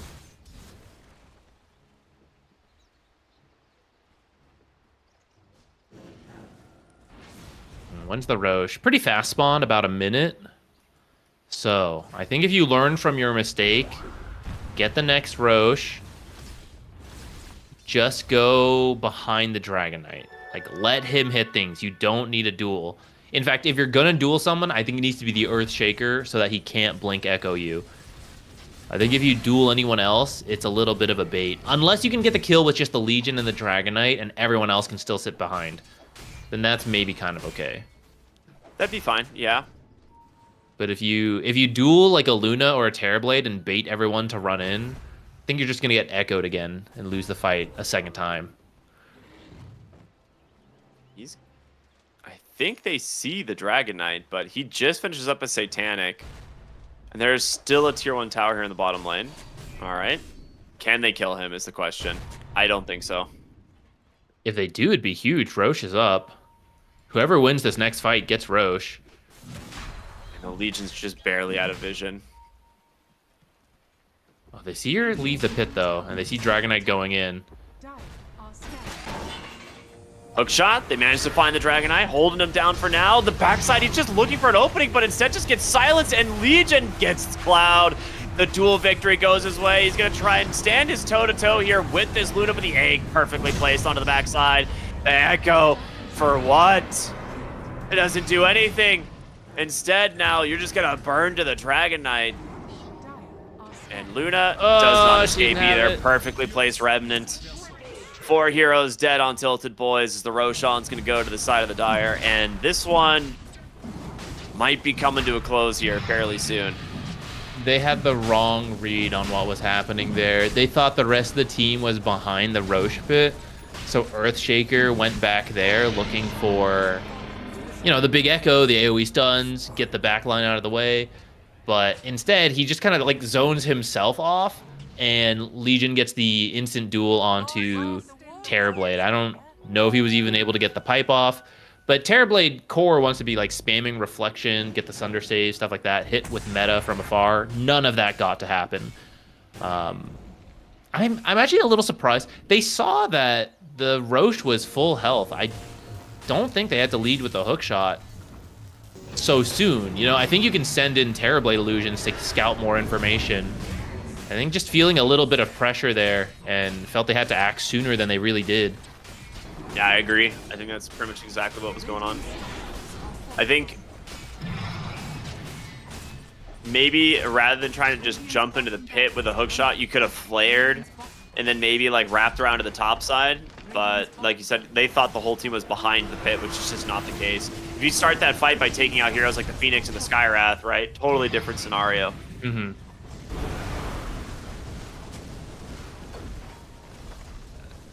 The Reflection is kind of scary. Radiant's middle tower Another attempt at the Blink duel.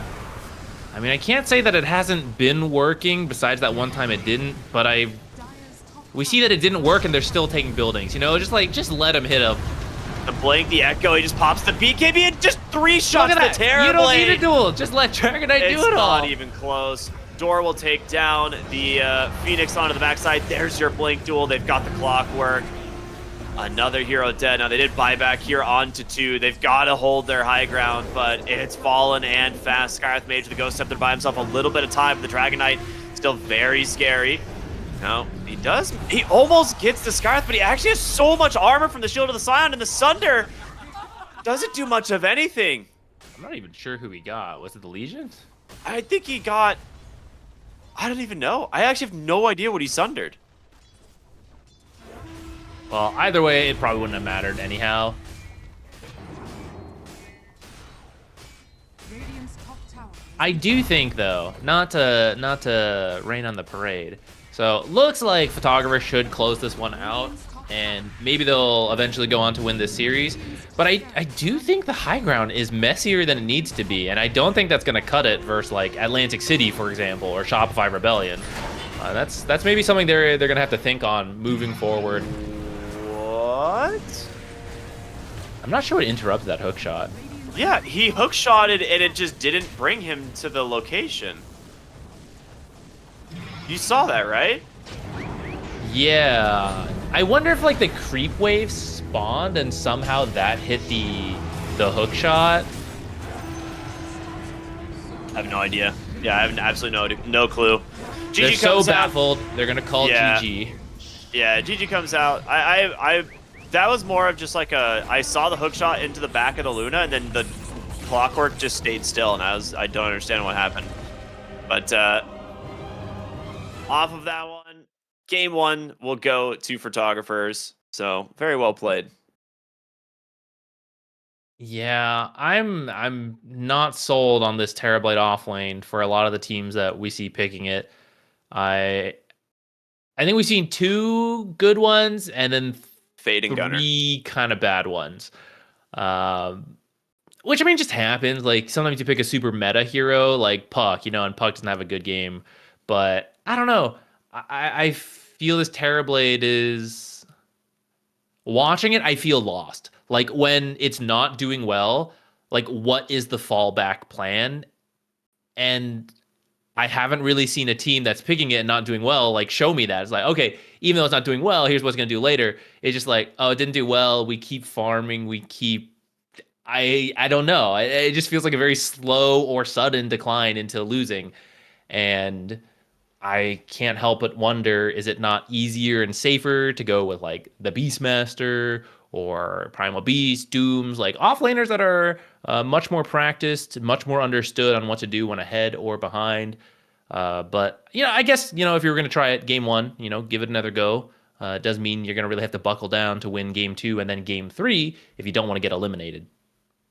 Yeah, that could be why. I think it came back to the lane for me on this one. Like Clockwork Terrorblade is just not a super strong lane into something like DK Phoenix, and you saw this as like the DK first pick. Phoenix was second pick. Like you pretty much knew that this was the lane, and Clockwork Terrorblade was your response to both of the picks. So it seems very strange that like this was where you wanted to run this. Phoenix like 2-for-1, like basically 2v1 that the lane for the first like couple of levels. And yeah, the Phoenix had a couple deaths after the fact, but it was enough space to where DK was basically just free farming his lane, completely unpressured outside of the kind of unfortunate dive at tier 3 bottom, where they had Aegis and he died. That was the only death he had that game. He was 11, 1, and 12. So it just kind of comes to show like you've got to pick a better answer to the Dragon Knight. If you're gonna just allow them to first pick this, if they're going to first pick the hero, you have to have a better answer to it. And sometimes that's like an active hero early on that builds Vessel that can like punish the DK, or you have like a better carry matchup. And like the Luna matchup's not bad, but your Shaker and Terrorblade do nothing to this hero.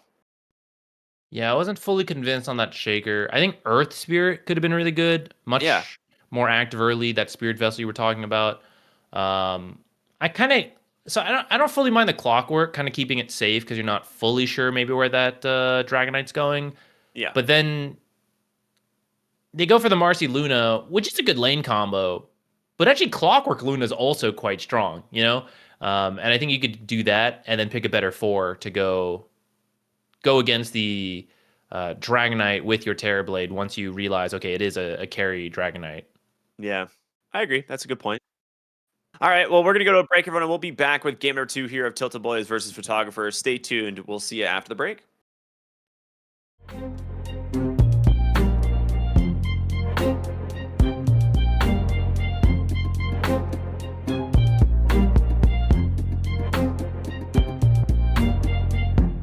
Took too long for me to feel, yeah. Tell me why you're on your knees, yeah. Never thought I had a dream, yeah. Kicking off the covers, I'm too hot for this bed. Give me space, I need to breathe, yeah. Give a face, giving it beautifully, yeah. Yeah, it's just me and my clique, yeah. We might be the hottest, but we let you in. Angel energy, let you sit with me. Angel energy, angel energy, angel energy. We got sympathy. Angel energy, angel energy.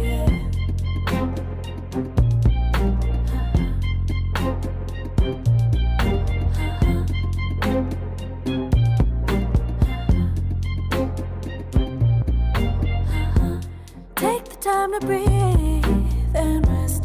Let yourself feel the best. Feel it all so deeply, so deeply.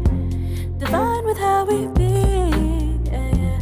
Aligned with everything, yeah. More than a dream, vulnerable and strong, yeah. We feel everything. Angel energy, let you sit with me. Angel energy, angel energy, angel energy. We got sympathy. Angel energy, angel energy, angel energy. Let you sit with me. Angel energy, angel energy, angel energy. We got sympathy. Angel energy, angel energy.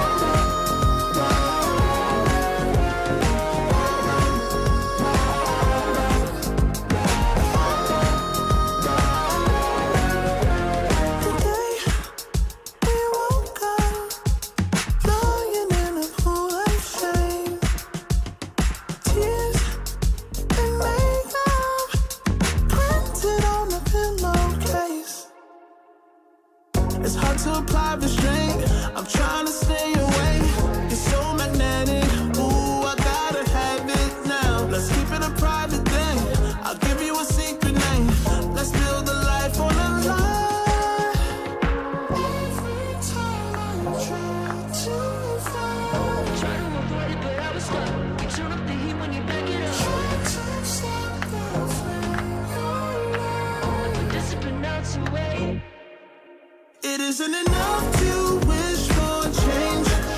You either give in or pull away.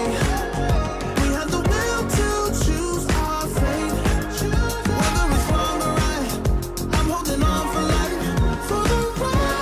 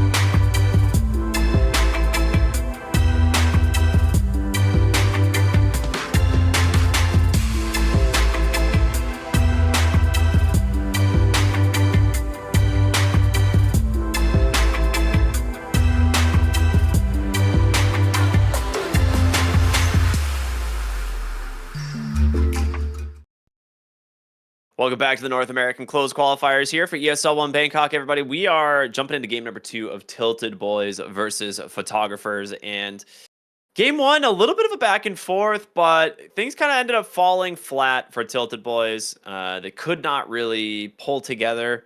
I guess their game plan, like the pipe came out so late, and then the courier died with the last component of the pipe. It ends up coming out at like 21, 22 minutes. It's just not ideal. And off the back of that, Photographers pretty much blow the game wide open, get themselves the win. So, Zach, talk to me, man. What's going to change here potentially going into game number 2? Or do you just run it back? Run it back. Don't let that courier die. Unironically, I think that courier dying did cost them, because there was one dive right after that if they had a pipe, I think they live and they get a return echo, and that fight might go a lot better. But yeah, you and I just are not sure on this Terrorblade. I mean, I'm kind of open to keep seeing it just because it's new, it's fun. But if you're the team trying to win and not get eliminated, I don't know. I don't know how good you feel about it going into this next game compared to something much more straightforward. I think if you also do want to go the Terrorblade, I would prefer 2 lower cooldown initiators from your other teammates. They kind of have the clockwork. And Earthshaker is just not... I would prefer someone who can start initiating sooner than an Earthshaker. And I think that helps to cover the weakness of the Terrorblade a lot. And for example, you can rotate into Terrorblade's lane and get a kill, and off that kill, probably take the tower off of illusions and all that. But when it's an Earthshaker who can't really do that, is like, I fissure blocked the Dragon Knight. It's kind of weird. I think like a Storm, Void, Puck, Invoker, all those I think would work a little better with this offlane Terrorblade. Yeah, I agree. Well, let's see what they do here as the draft's just barely underway here. 2 bans for each team. It's going to be the Dark Willow and the Skywrath Mage, a little bit of a respect ban there. And then the Pugna Timbersaw from Photographers. They'll go for the Nyx Assassin as well. Now, I feel like the Skywrath Mage ban will pretty much prevent Photographers from going back for the Legion Commander, right? Like, the hero really does need someone else to deal enough damage to get your duel victories. 10 seconds. And then, you know, Tilted Boys got caught off guard with it last game. I doubt it's going to happen again now. 5 seconds remaining. Yeah, we'll see. I'm kind of open to it depending on the draft. Like, I think it was kind of good versus the Terrorblade. But yeah, they're not going to go back for that Terrorblade. They're going to grab the Hoodwink. Terrorblade for Photographers? No, they're going to go Alchemist, who did slip through the bans this time. So you can run support Alchemist. It's kind of the flex value of that hero, but a lot of times it is just a very solid carry, and you can ban out some of the worst matchups, things that pressure you a little bit too much early. For example, that Timbersaw is already out of the pool. I do like the way that the Terrorblade, or that the Alchemist is kind of protected at the moment. They get rid of the Doom. That one makes a lot of sense. And then you could even pick your offlane here, like a third offlaner you don't want to play against, like steal it for yourself, or grab a really strong support like Enchantress to protect your Alchemist. And that also leaves in the Alch 4 flex on paper. 5 seconds remaining.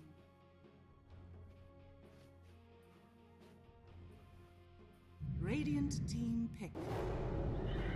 Okay, they instead just go back for the Phoenix. So this was definitely a comfort pick last game for their 5 position. And, I mean, it makes sense. He dominated the lane on it. I will say Tilted Boys have the opportunity to pick something that's a lot more aggressive with the Hoodwink. 10 seconds remaining. I'd be up for that.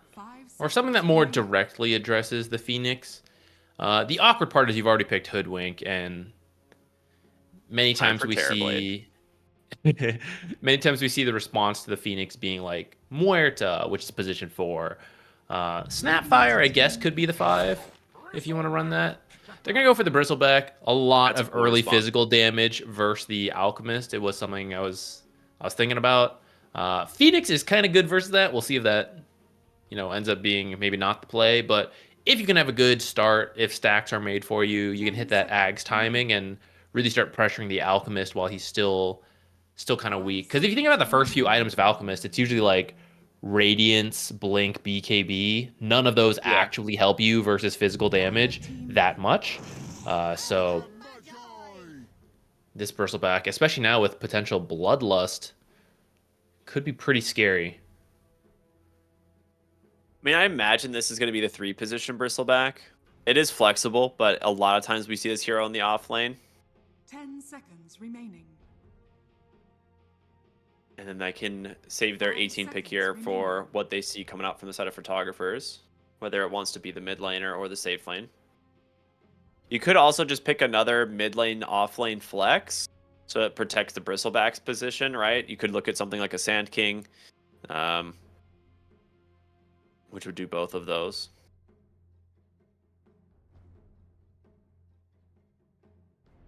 What's something with a break? Because break is still very good versus the Bristleback. Shadow Demon's Nyx banned. is out of the pool. Shadow You could Demon's go Mars. banned. It's not a break, but he does force you to face the direction you don't want to. Mm-hmm. Okay, they're gonna grab the Muerta for themselves. The silence is still pretty useful versus the like the Bristle and the Ogre, and when Bristle's trying to run in and use his Aghanims, Muerta can Deadshot, knock him away, and that can help you disengage from the Bristleback. Like Ogre Mars also is has very pretty short good. cast ranges, so if you drop the Calling, he can't really enter the fight, throw out the chain stuns. There's a break, though it takes a while to get to. Okay. Definitely a flex pick too. Could go mid or off lane. So still protects it, which is nice. I don't hate the idea of the Sand King here, 10 seconds but 5 seconds. I think mostly about like your potential mid lane if this is going to be a mid lane primal beast, but I think we see it in the off lane quite often. If you're thinking about keeping that flex on the Bristle alive, I do think it's a mid pick here and then ban the worst matchups. Is Shadow Fiend too greedy? It feels pretty greedy. Because like Your last your pick- off lane's primal beast Muerta, and you have an ogre, and I'm like, is ogre enough of a body to put in front of these two to You pair could with maybe the Shadow do Fiend? it. You could maybe do it, and then the negative armor synergy would be disgusting. But That's your kinda my last pick thought, has to be like a full-on playmaker to make it work. Okay, so they're go gonna for the grab Invoker. Invoker. So Invoker still kind of works for this draft, right? QE, Forge Spirits, they apply some negative armor. You then apply Alacrity. You're not going to have Alacrity Bloodlust for potentially the Bristleback. We'll see what this last pick ends up being. Ton of buffs. And you do make plays if you're going like Quas Wex. Not as much as in the past. Nowadays we see this right-click Invoker build. Yeah, it's like double But rate it's ban still... credits. Yeah, it's still some. And I actually wouldn't hate if he went for the old style anyways, because Spirit Vessel is really good this game. I was gonna say right now there's no Dispel. Last game Vessel was less great because of the Legion Commander, but this game it's a really good Vessel game, and you don't really like building Quaswex Invoker with a Vessel nowadays because just the stat build is so good. So I wonder if he still wants to go like the double Wraith ban treads. Yeah, they do ban the Shadow Fiend. I feel like the Shadow Fiend actually would have been really good here. But yeah, with the Invoker, you can go Quaswex. You can still do like double Wraith Band treads, and then maybe think about grabbing like Witchblade back into the Vessel. But I feel like at that point, your Vessel comes out too slow. 5 seconds remaining. So maybe you'd have to go like Vessel, then into Witchblade. I don't know. Depends what you get from this last pick. Yeah. The Vessel is more about the upfront slowing down Alchemist early plays. The usual build would be a more middle ground into late game scaling with Bloodlust and Alacrity. But if you're going to lose in the early game, then you're not going to want to do that. So it depends what they get from this last pick, which is a Morphling. I'm more open to the Spirit Vessel build now because I feel like you need to make space for Morphling. Yeah, I think I agreed on that one. So you see Invoker. I mean, you could just pick Puck 10 here. seconds remaining. Yeah, I'm up for the 5 seconds Puck. remaining. Ricky, kind of cool, but no buffs for him. Yeah, I was gonna say if you were Tilted Boys, you could have maybe have gotten away with like a carry Ricky or something, but it's like the silence doesn't do you a whole lot of good this game.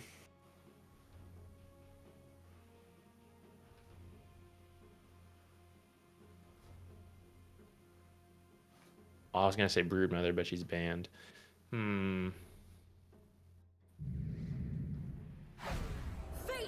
Choose your hero. Dawnbreaker. So is this is mid Primal Beast and the offlane Dawn? Yeah. It's not the easiest thing to combo. I guess with the Calling and Deadshot, it's possible, but that is a really tricky combo between those two heroes. If you land all 4 spells, can get the Morphling killed. Maybe the Ogre. I mean, he's pretty tanky. I'm trying to see the value of the Dawnbreaker later, though. Like, what is it that they want specifically? I think it's just tempo. I think the idea is that Dawnbreaker is going to keep Alchemist alive from like a potential like jump in from these other heroes, and then Dawnbreaker will just ult in and potentially make the difference in keeping the Alchemist alive, especially with the healing from the Phoenix. I think you absolutely should build a vessel this game now that you see Dawnbreaker and Phoenix with an Alch. Like, you need some sort of healing reduction this game. Yeah, I think it's just going to be too slow from... Like, Hoodwink's the other one who could maybe build it. I think that's too slow.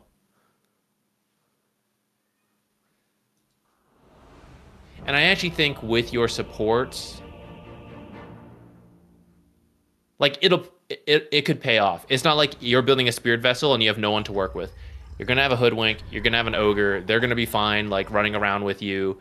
And in fact, the Bloodlust will kind of make up for your lack of typical right-click build, right? And then you can still go back to it. So, personally, I'd love to see it. We'll see what his take is.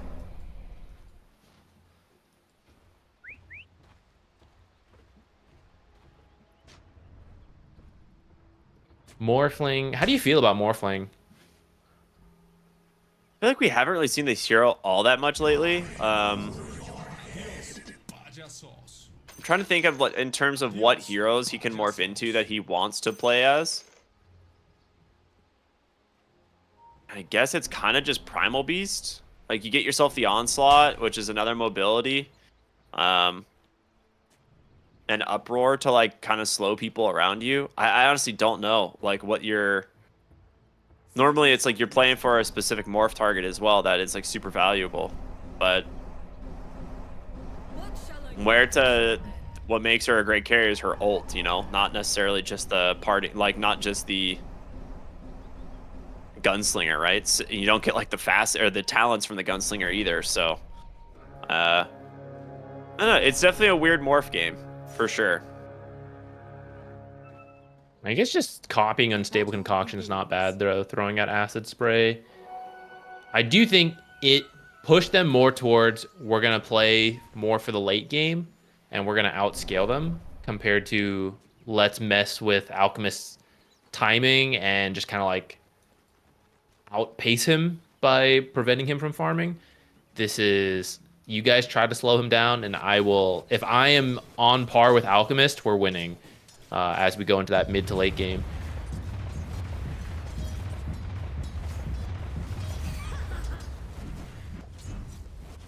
Oh, wow. He actually got 2 of the denies. So, well...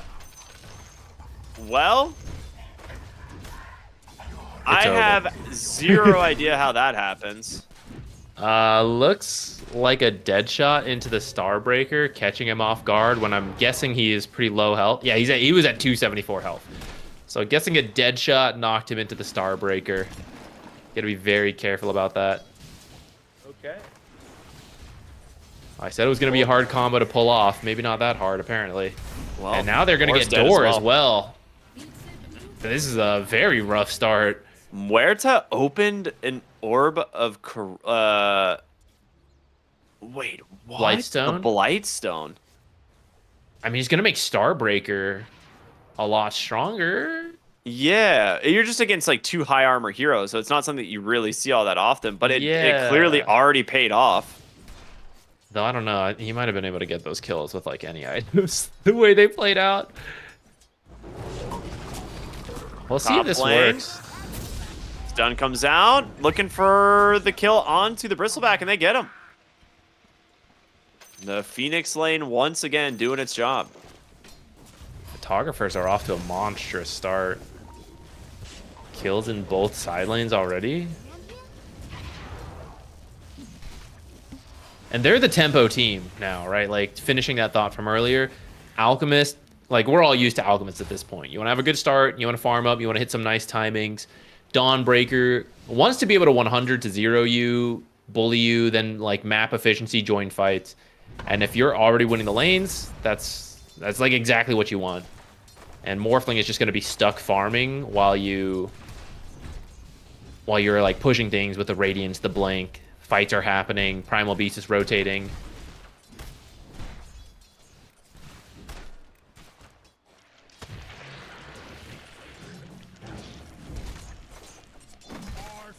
Ogre looking in trouble in the bottom lane. Stuck in the calling. Morph actually hits the silence as well. He's gonna just stand here, do what damage he can, I guess, but his off lane looking really good now for the Dire. And now that Morphling has waveform, he really shouldn't die. You have to catch him off guard with the silence, but it's just so tough to land these 4 spells and get Morphling killed before he can press waveform or attribute shift. It is such a small window of timing. They may have stuck around too long, actually. Both solo. Falling slow is pretty good. Thor's gonna turn around with a stun. That wand, though, will be not enough to grab the kill. And top lane, both are gonna go down, but the Phoenix gets some revenge against the Hoodwink. Cloud, you gotta tip back. They tipped you earlier. Yeah, he's focused. Focused gamer. All right, well, now that Ogre actually has spells to play with, that he actually gets to, do something in this lane, right? So Dire's structures are fortified.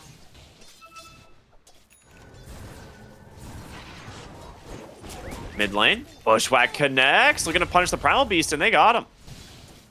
The Invoker is dominating the mid lane. Yeah, getting a lot of, not only the last hits, but so many denies, which is a little surprising. Primal Beast's damage is pretty good in the early game. Like, he doesn't even have any. I'm very surprised. I will say he kind of misplayed the first wave by just trampling it. Alchemist? I mean, I don't know how he's getting out of this one. That is a lot of damage.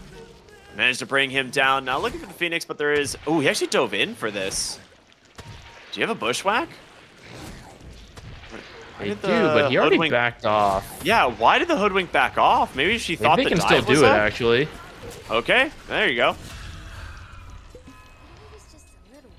What I thought was such a good start for photographers is maybe bouncing back immediately. We are 5-5 at 5 minutes. It's very kill heavy.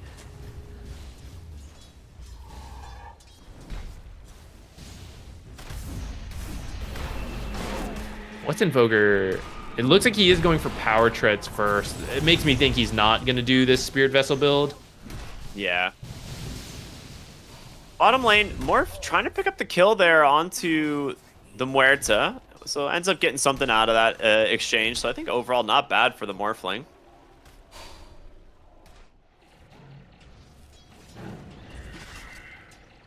Yeah, one thing I noticed in the first wave, so you know how like one of the things that was added through Hero Labs is the ability to like force attack onto like creeps versus like heroes and stuff like that.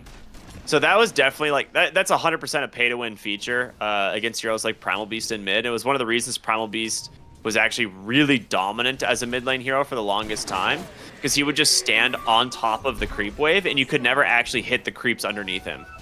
And so one of the things that happened is like he goes to trample the first wave, and Invoker clearly has that feature and just denies 2 creeps on top of him when he's trampling. So it And, maybe he hasn't played the mid Primal Beast all that much since that feature was added, but that was a huge, like, direct nerf to Primal Beast in that lane. Radiant are scanning.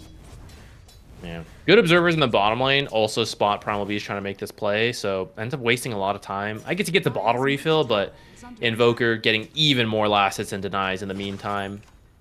And Ogre's already rotated top. It doesn't look like they're going to find this Alchemist, but having a lot of tower damage in the mid and the top lane.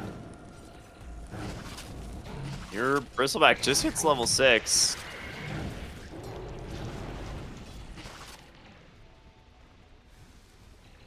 Dire's top tower is under attack. All right, smoke up. Primal Beast coming top with the ultimate. I mean, you got to go for not the... Well, I was going to say not the Bristleback, but instead they will walk right in, find the Hoodwink, and the calling does go down. A decent amount of slows, though, from the Ogre's Ignite plus the Blood Grenade. They're just stuck here. And now in comes the Invoker. The Cold Snap comes through, and they just get themselves 2 kills. Tilted Boys here to play in game number 2. Yeah, this Primal Beast mid is really not paying off. He's barely above the Hoodwink support. He's having such a rough time. The lane, I think, went worse than it's supposed to, and then he's trying to make a lot of plays, but they're all falling flat so far.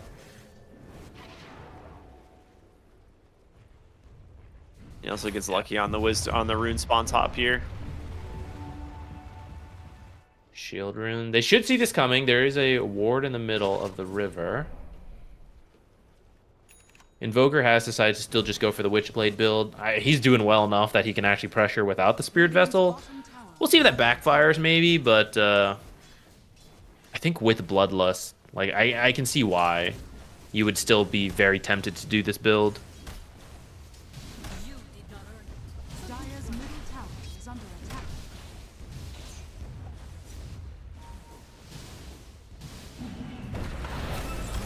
Rotating top. That's a quick nice kill one. again onto the Ogre.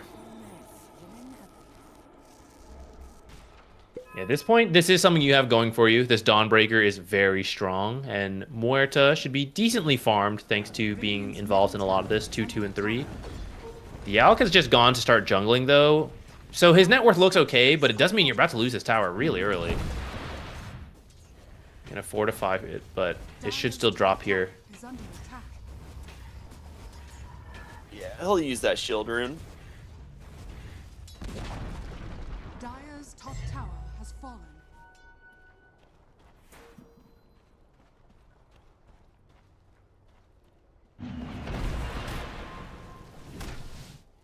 Lots of stacks for that Bristleback.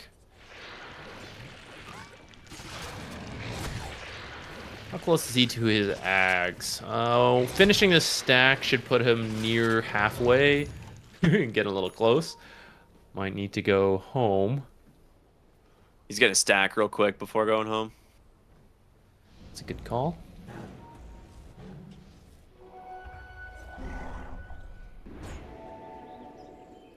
Dire's He can't hit the middle tower ward. is under attack. Alright, he's got it. Primal does pick up the illusion in time. Ooh, nice trample into the dead shot, but he actually goes up to the high ground, and now no way to finish the kill. Under attack. That might be better, honestly, because I think if he stops to kill the Hoodwink, he gets it. But then he's kind of in this very awkward spot where Invoker and Ogre could maybe just blast him with spells, Ice Wall, he can't get anywhere. Maybe it's better if he doesn't get that kill, but doesn't die himself.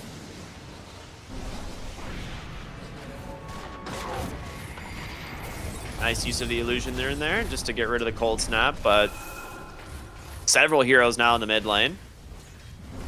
Dude, Ignite damage is crazy. This is a Primal Beast mid, 1400 health. One Ignite is just burned off like half his health.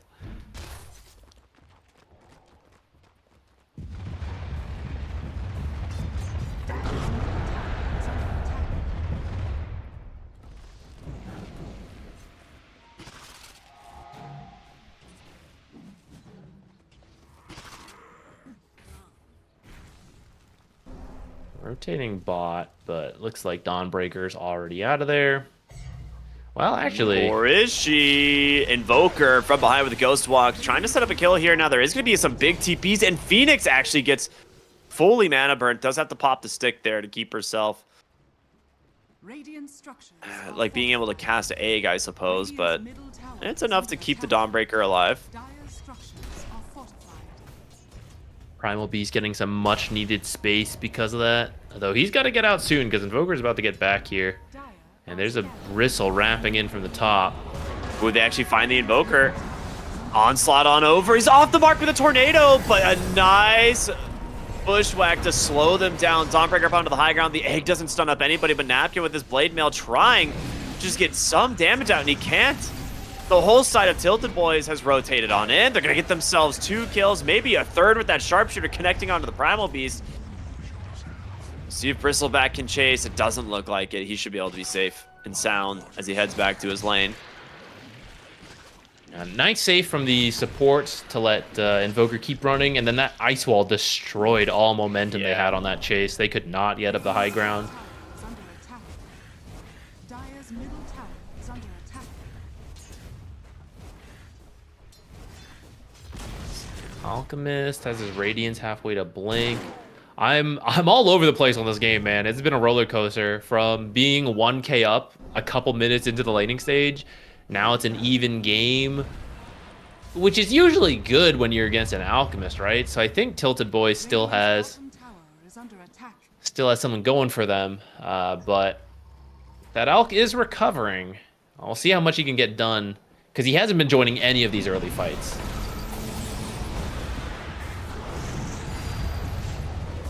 Onslaught again is going to find Invoker, but Ice Wall, EMP is down. Do they have the damage to finish the kill finally onto this guy? And it looks like they will. Pierce the Veil out from the Muerta will be enough. Napkin on the far side, thinking about joining in, will throw the hammer. They get the kill onto the Muerta, but Morphling's kind of isolated here. Stun 1. In comes the Alchemist with Radiance, the burn as well from the Phoenix. Can they actually get the kill? He's so dang low. They stop the Primal Beast, but it's not enough. Alchemist finally joining his team here and rewarded handsomely for his time.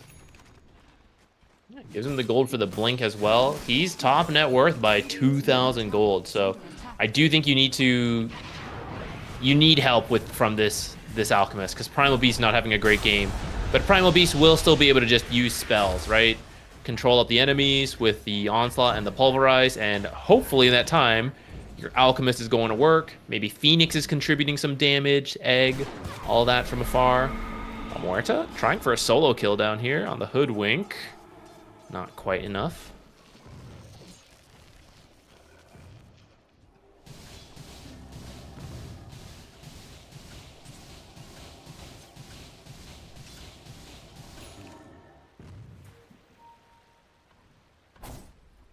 Dire are scanning.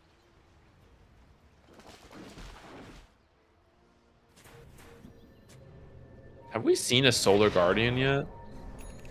Yeah, once at the play onto the Invoker that they made mid lane. Oh, speaking of Solar Guardian, it's out. Phoenix has the eggs, gonna drop it, and a really well-timed onslaught's gonna take down the Bristleback. The chase for more, but the EMP should slow them up enough. 2 more kills for Photographers. That was the other thing when I was talking about earlier, the Dawnbreaker being able to save the Alch. It's actually a great tool for guaranteeing the egg. So if they try to go on your Phoenix, like you can come in with the Dawnbreaker, Solar Guardian, and maybe give her enough healing to get the egg off. That's pretty nice. As she gets the Ags as well, she'll also apply the Evasion to the teammates. So great saves this game versus what's kind of a triple right-click lineup, right? Like this Invoker, Morphling, Bristle, they all want to right-click. They all use spells as well, but still, Evasion will be fantastic to reduce the damage output.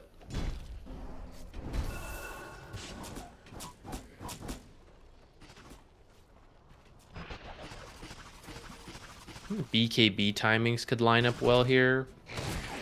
I mean, it's still going to be another minute or two, but You could have Alk, Primal Beast, maybe the Ags on Dawnbreaker. That could be really strong timing.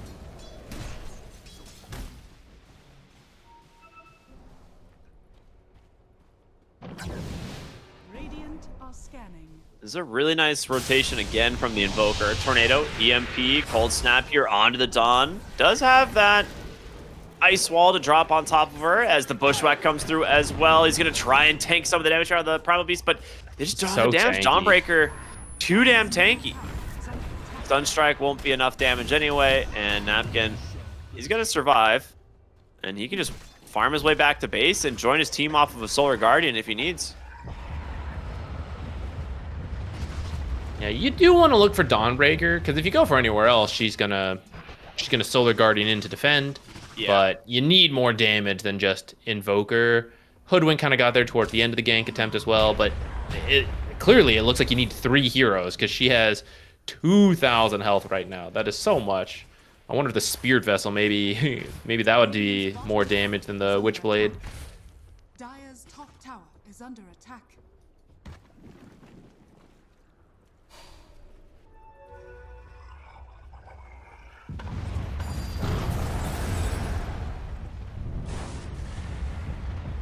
Looks like they're going for Roche with the Bristleback.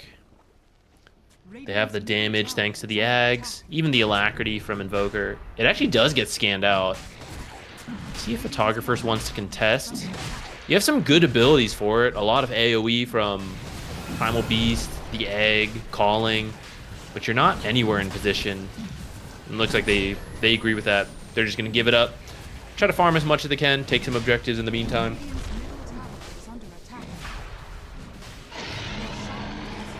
I did not expect it to go that quickly, but I guess the Morphling quite farmed. The Vlad's aura helps a ton as well. Yeah, you got like the Forge Spirit plus Nasal Goo all doing negative armor as well, so it's pretty nice because they would have loved to get the the Aegis onto the Alchemist because he just finished Blink Radiance BKB. That'd be a very strong timing to play around. 1,000 gold off of the Aghanim Scepter for the Dawnbreaker, which will be a big pickup. Maybe that's the last thing they want to wait for. Because they have the BKBs on the other 2 cores.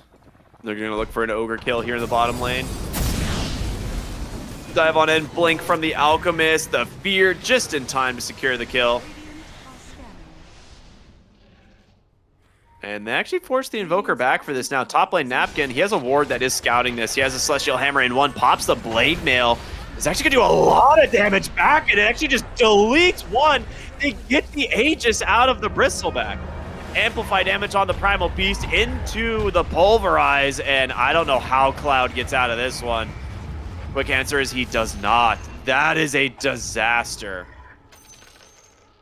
Very quick responses from Photographers from making that play bottom. Tilted Boys, you know, they lost their Ogre. They want to try to make a play somewhere else on the other side of the map, but Dawnbreaker so tanky, and the fast rotations meant that because you don't get that kill right away, you're actually just right next to their towers, and they all immediately come in with the blinks, the onslaughts, and delete them, actually. That was so fast. The damage to the squishy supports like Hoodwink. Off of that, it's going to get worse because your Muerta now has a completed Atos. And she can just lock people down in the Calling herself now. I mean, part of that was set off of a very defensive ward on that camp that the Dawnbreaker was farming, right? It was nighttime. They were kind of looking for her. They knew she was farming the camp, but the ward actually scouts the rotation in before like Tilted Boys actually gets vision of her, and it allowed those TPs to come in so fast like you were talking about. Fire Shield for the Ogre, thanks to the Tormentor. Not the best ability, I'll be honest. It's okay, but it's better versus high damage, slow hitting heroes compared to Alk, who hits so fast, and it's like moderate damage every attack. Better versus your Sven type heroes.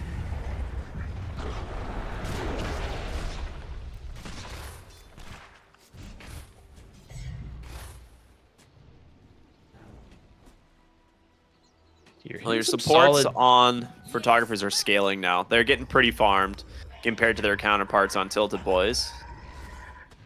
Yeah, and you are hitting some nice timings. I just want to see them push it a bit because they do have an 8K lead, but it is with an Alchemist, and you're against this Morphling. And the longer the game goes, it gets scarier and scarier. So He's start with under the a watcher bristleback here. kill.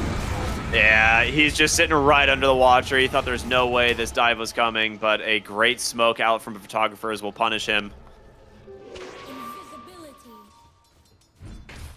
Where's their creeps? A little further back. I think it'd be great if they could get this tier 2 while Bristle's dead. Surprised he didn't finish killing the wave. Yeah, they're like, hey man, finish the wave. Like, we gotta push this lane. Yeah, that's kind of... Well, I guess you're not taking the tier 2 now. Dire are scanning. But maybe they're okay with that, because I feel like he just recently finished the BKB, but suddenly almost had a Bloodthorn on this Alchemist. BKB out from the Invoker, but responded to by a BKB of the Alchemist, and Dawnbreaker holds in to make sure they're okay. Now, that being said, that's a lot of cooldowns spent. You do have Egg. You still have the Primal Beast. They're actually going to turn around, try and see if they can find themselves an opening. It's going to be onto the Ogre match on the sides here, onto the Bristleback. There's going to be the Pulverize as well. They got themselves one kill to start the fight. Dawnbreaker trying to wrap around onto the backside, find someone in the trees, but he's in really deep. The Blade Mail doing a little bit of damage back the other way, but a really well-placed Egg burning the whole backside. Invoker is going to go down next, and somehow nobody is dead on Photographers. They're going to look for Cloud next. The Bristleback is down. Waveform in. Morphling finally takes down one hero, which is the Dawnbreaker, but the cost might be his own life. Ooh, nice stole of the Onslaught. It's going to be able to get out. They just can't get through this healing. The Sunray, the Dawnbreaker ult, the Chemical Rage. There's so much healing going on. I wonder if there's a little regret on that Spirit Vessel. The next option is what? Like a Shiva's or a Scotty? And no one has really any interest in building those items. So I don't. This is just going to be a problem for the rest of the game. You could go Scotty on like Morphling if you really wanted, but it doesn't feel great. Yeah, and he wants to finish the Conda. He has a BKB queued up next, and then it would be the Scotty. So we're talking 35 minutes, like at the soonest, most likely. Yeah, I was gonna say we're talking 10 to 12 minutes away for sure. Well, I guess Conda's almost done, so maybe a little sooner than that. But still, it means that like it's not going to be in time for the second Roche, for example. And the way things are going, they're probably knocking on your high ground before that Scotty's done, if he's even going for it after the BKB. Shivas, maybe you can make a case for it on like the Bristle after the Bloodstone, but not a usual item we see from him.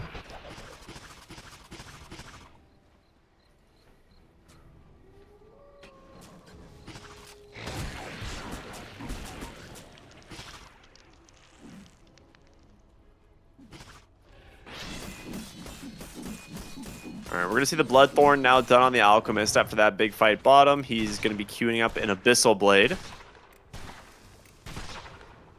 The Muerta now has her Shard and has 6 Pierce the Veil stacks. So not an insignificant number for a support Muerta to have. It's just gonna keep going up too, right? Yeah. She hasn't bought anything for a little bit, so maybe doing some mental math. Can I become a core? Should I be getting Gleipnir? I think the 6 Veil stacks do it. Invoker went bottom to try and find the Wisdom Rune, and so he can't get to his team top. They actually need to be very careful here. Dire's top tower is under attack. Depending on the Roche spawns, this could be huge too. Like if you find a big pickoff and then it's a fast Roche. Instead, they're all TPing bottom. They're looking for the Invoker. They know he's around here. They actually got him. No way! He gets the BKB off in time, though. just in time. It's gonna burn a lot of mana out from these heroes. Dawnbreaker, can she cancel in time? She does. Nice. Yes, very nicely done. Good thing she used that because he did not have mana for Pulverize. He got hit by that EMP. Okay, it's a really long Roche spawn, though, so at least you're not going to instantly lose Roche off of that death. Still, a very, very nice find for photographers. It was a lot of rotations, so maybe you can say space made for the rest of the team. Though, looking at them, they're all scared. They're all pretty defensively farming, so I don't really know if they got that much space out of that. I cannot believe that dust actually caught the Invoker. That would have been like a max range dust or something. At the very edge, yeah. Dust could probably use a nerf. It's been very hard on Invis heroes since that dust change happened. Yeah, it's almost like Ricky has not been meta since that happened. Weird. Jump in. They're just gonna go right onto the bristleback. Dude, this Bloodthorn Vessel. He didn't heal at all. He tanked what? 8 Quill Spray stacks in that time? That's a lot. But not enough. I don't know. This Alec is so scary. I'm a little surprised he didn't go for like AC to have more armor versus what they've been building. But I guess Abyssal kind of lets you sidestep that to a degree. Like if you bash the Bristle and stand in front of him, or like Morphling Invoker. Maybe an AC after the Abyssal. It's kind of an old tech, right? We haven't really seen people go for Abyssal Blade on this hero in a long time. But in a game like this where you did mention it's like you kind of have 3 right-clicking cores in a way on Tilted Boys. It's like the hero with infinite attack speed and a basher is going to win the right-clicking wars. Yeah. I completely forgot. I was just looking at Alchemist. I completely forgot he had a talent to give armor to his teammates with Acid Spray. Yeah, Acid Spray. Yeah, it's a super good talent. Yeah, that's really good against Bristle. I didn't even think about that. It's pretty much the... I don't think I've ever seen an Alchemist go the other one since that talent came out. Yeah, 2 damage per Greevil stack doesn't sound that great. You like playing the game with like, I don't know. Like he'd be running around with like, 28 extra damage right now, but whatever. Like a fight breaks out, you drop Acid Spray and you have 8 more armor or something. That seems kind of cool. It's like mini Warcry. Alright, second Roche. This time it will go over to Photographers. It's pretty fast with that Bloodthorn. Is this the banner as well? Fortunately, you do have some decent banner killers on the side of Tilted Boys, so it shouldn't be the end-all be-all, but it will be a hassle they're going to have to address. They did get Vindicator's Axe on the Bristleback, and I think as well as the Morphling, which are pretty good pickups. But Napkin also gets the Paladin Sword, which just massively increases the healing done from his ultimate. And I think I saw some Craggy coats picked up on the Dire side as well, which are fantastic in this game. It's a very physical damage-focused game. Yeah. Side of the Invoker. Dawnbreaker ult actually also sees he's on his own. If they want to try to make a play off that info, they know where everybody is. Yeah, Hoodwink actually backs, I think, specifically to go get near him because they were afraid of that. Looks like... I guess they're not interested in it. Maybe waiting for a certain item. He just finished the Abyssal. Maybe that's what it was? Because Alchemist did not move over to join his team. He's actually going to go for a solo kill onto Cloud now. Don't know if you get this before other teammates come in. Okay.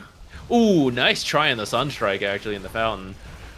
I don't think it connected, or it just didn't do enough damage. I didn't quite see that. Kind of BKB'd for nothing. That's a pretty hopeful attempt on a Bristleback. Yeah, the only reason it worked before was because of the Phoenix, right? Like, Phoenix is the one who brought the Vessel. I think she has a Solar Crest as well. So it's like that extra attack speed in the Vessel makes a huge difference in trying to kill him during the Bloodthorn. Mm-hmm.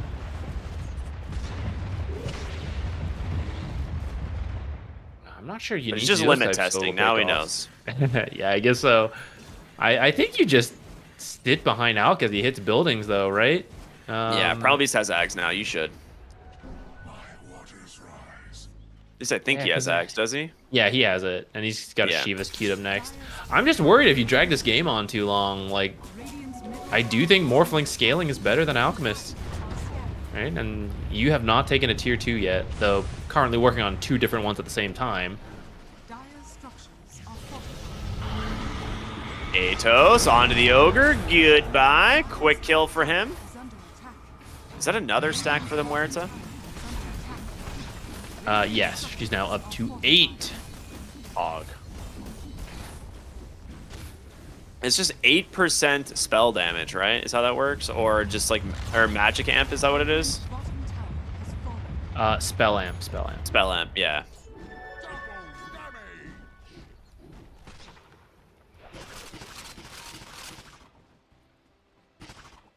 It's a pretty big rune to take away from the team that's dominating the map. Dire's top tower is under attack.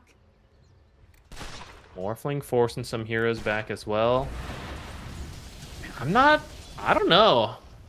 I'm slowly getting concerned for photographers. Like, I know they have what they need, so if they do win a big fight, they could potentially just break the game open all in one go. But at the same time, 17k when it's an Alchemist, this feels within reach for Twisted Boys. Attack.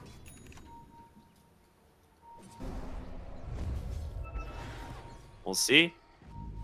They're in a pretty rough spot right now, actually. If the Invoker's the one that gets scouted,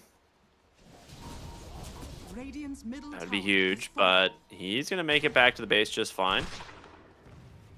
Radiant's middle Mid lane, Alchemist going to try and get to work on the tier Oh, he just goes for the That Invoker. just finds the Invoker. He doesn't BKB for this, though.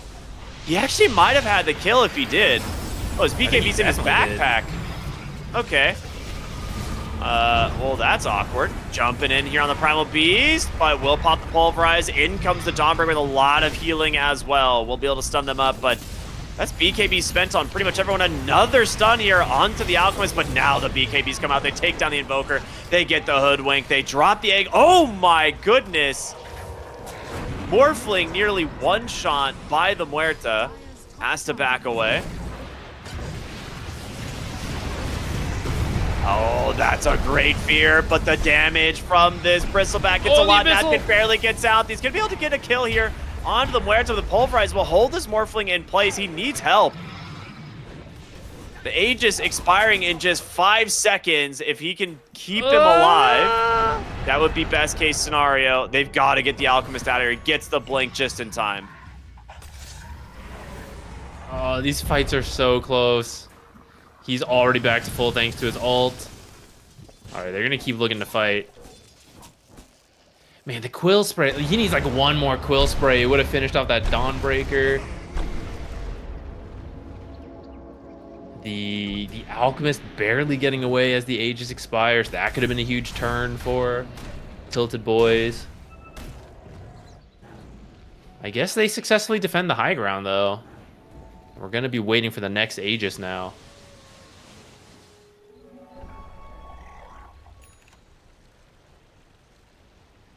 Lincolns for the Morphling. All right.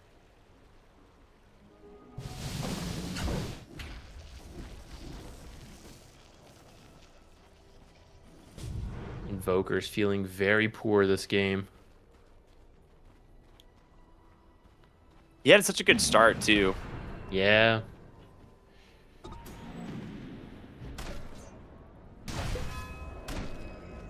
I don't even fully know where it fell apart.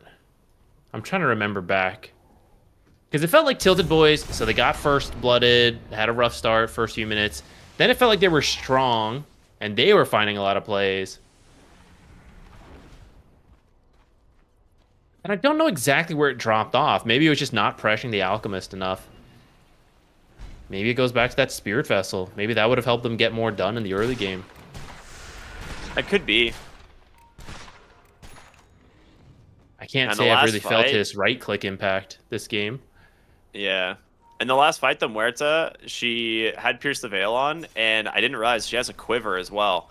And she has so much spell amp during Pierce the Veil now that she nuked the Morphling for like 1,500 damage on one attack or something. It was ridiculous. That'll put the fear in him. Yeah. Well, I guess that's the other amplify thing. Damage. I was a little worried about the scaling of Tilted Boys, but Bristle. Where's your primal beast? Stand in front of him. All right. He got turned around a little bit. He was attacking from the back, and he's like, "Wait a minute, this isn't the front." Such a difference. All right, with that, 60 seconds. Invoker is cutting the creep wave. Do they have any creeps up here? Oh, they actually don't. Oh, they got a little too excited. That's a big oopsie.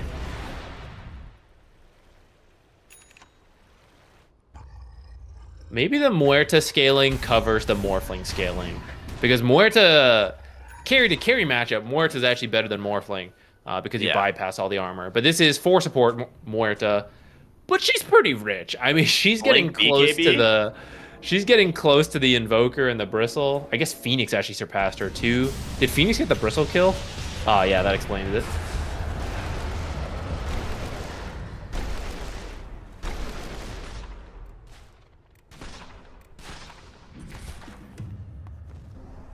Taking the last hits in front of the mid. It's like, no. I'm scaling. You're just a pulverize, man. You just need to break. You have Ags, you know. You break heroes now. Ooh, they managed to get on top of the Alk here. He's gonna have BKB and just turns it around right onto this Hoodwink. Good night. Cloud now on the other side. Yeah, it looks like he crashed. That is awkward. Wait, what? Misclick. My bad. Not me, guys. I'm just kidding. I don't know what's going on there. Misclick. You're just used to pubs, you know? You get paused on, you're like instant unpause. Oops. So I gotta unbind some of these. I mean, this should, even as he reconnects, the rest of the team is getting in here. Phoenix Sunray's in a pretty good spot. I guess Ogre could step over and stun. But this egg will definitely go off if he decides to commit it. Muerta's coming in from the back too. The Primal Beast is so far away from his team. They weren't quite... They were a little split on this, which goes back to me being worried. Like, even if Photographers wins this, I'm worried the teams are going to go up against next, like Apex Genesis, step above. Like, I don't think they're going to let these kind of, like, plays go. But in this case, Alchemist has farmed enough that he is surviving this, what was initially like a 5-on-1, and then I guess the Dawnbreaker ult, now the Sunray's here. It's going to work, but I don't think it'll work later in the day. Silencing the Hoodwink while she's ulting was hilarious because it basically just stuns her. She's like, wait a minute. I can't move. And Alchemist turns around and bops her. There's creeps in the mid lane too. So if you can wrap this kill up quickly, do you still have the banner on anyone? Who's got it? No, I think it died mid. It used earlier? Okay, I was going to say maybe you could banner there. In this case, after this fight, I mean, you really don't have creeps, actually, so what are you even going to get off this? I mean, Bristleback has Roche? BKB and everything. He should be fine. He should get out of this. You have BKB on all 3 cores on Tilted Boys. Your Alchemist has already popped BKB. I think they just try and get the Ogre and back. Like, you're not killing any of the other 3, I think, at this point. But what if he bashed 5 times in a row? I mean, that's true. I also think you have a break coming in. I think you could get this Bristle if you get like a lucky bash and then he onslaughts in and manages to pulverize in time. I think you actually could kill the Bristle. Yeah, you would need a lucky bash here. That's the only way it works because Muerta can also dead shot him. But ooh, that's true. That's true. All right, here we go. Right.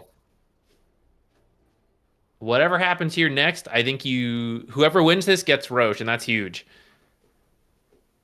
I feel this should be Photographers favored, though. yeah, they have no one in position to deal with the egg, actually. That's the other big thing.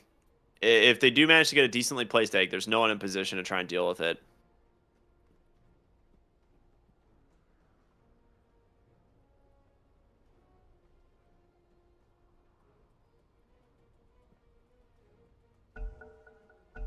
All right, G's are out. Let's see how this plays out.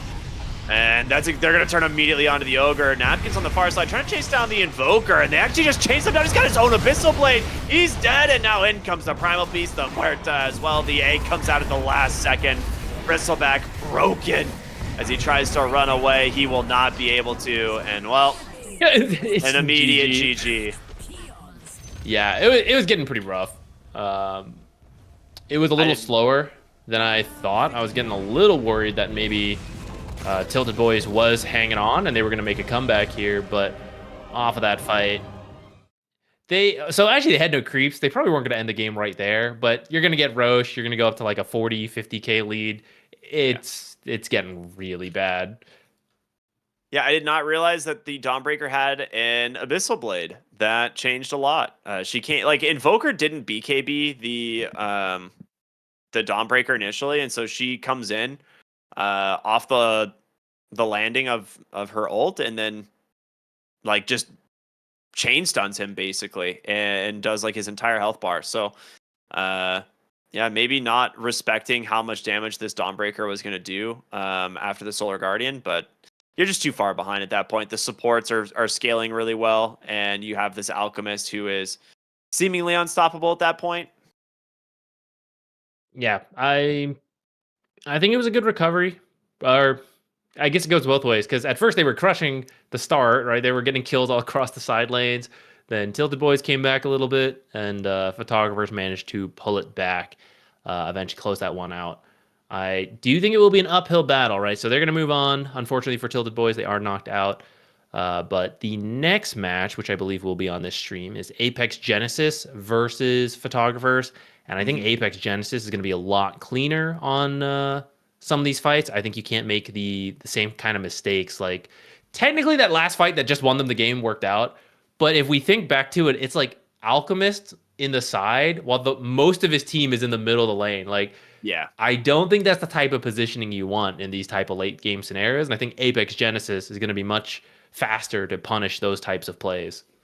Absolutely. Yeah, I would agree. So that game, like you said, coming up next is going to be in about an hour and 45 minutes. So it is a little bit away. Concilium did actually win 2-0 in their series, so they are going to be moving on. So there are no more NA quals happening at this very moment, but there are quals for many other regions happening. So make sure to go check those out. I believe Western and Eastern Europe are happening at the same time right now.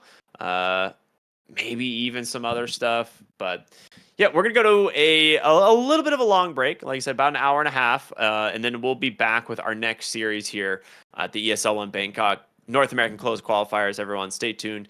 We'll see you then.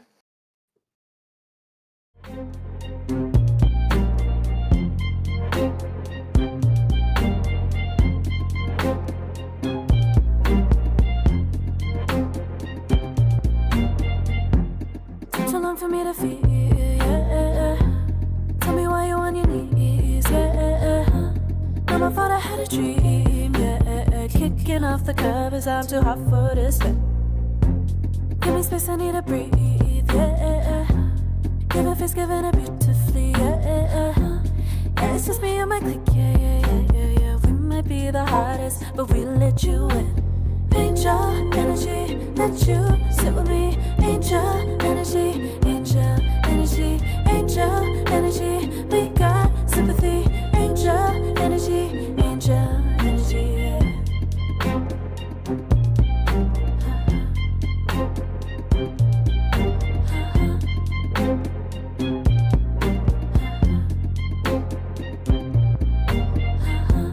Take the time to breathe and rest. Let yourself feel the best. Feel it all so deeply, so deeply. Divine with how we be, yeah. Aligned with everything, yeah. More than a dream, vulnerable and strong, yeah. We feel everything. Angel energy, let you sit with me. Angel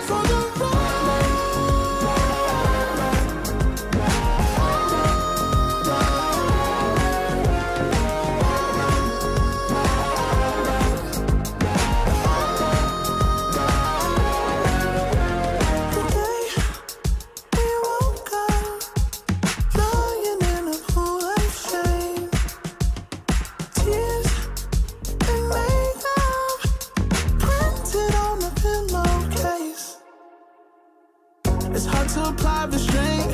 I'm trying to stay away. It's so magnetic. Ooh, I gotta have it now. Let's keep it a private thing. I'll give you a secret name. Let's build a life on a lie. Every time I try to find, Try to avoid it, but I was stuck.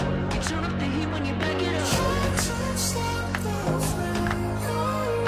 Like we're disciplined out to wait. It isn't enough to wish for change. You either give in or pull away.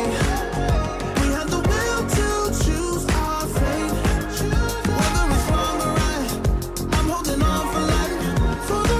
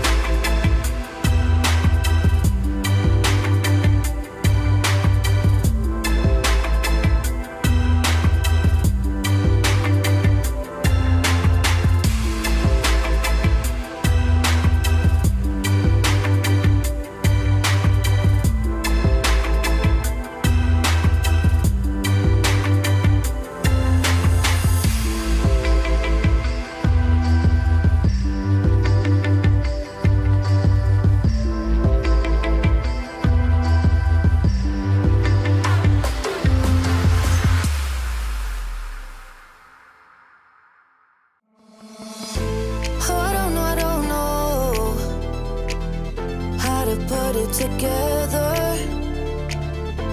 Ever since I found you, my life just got better. Better than this, better than that, better than anything I ever had. Better than this, better than that, better than anything I ever had.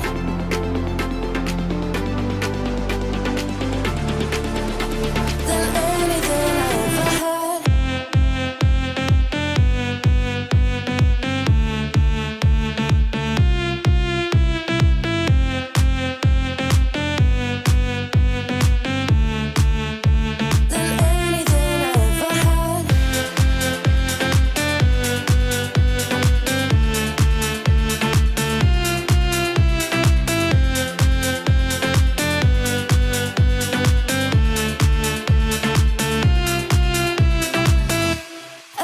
every time I start to doubt if I'm good enough, looking straight in your blue eyes makes me feel better. Better than this, better than that, better than anything I ever had. Better than this, better than that, better than anything I ever had.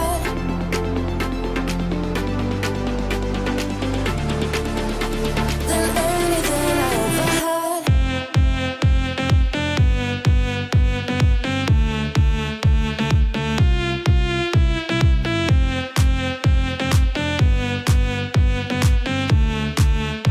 Than anything I ever had.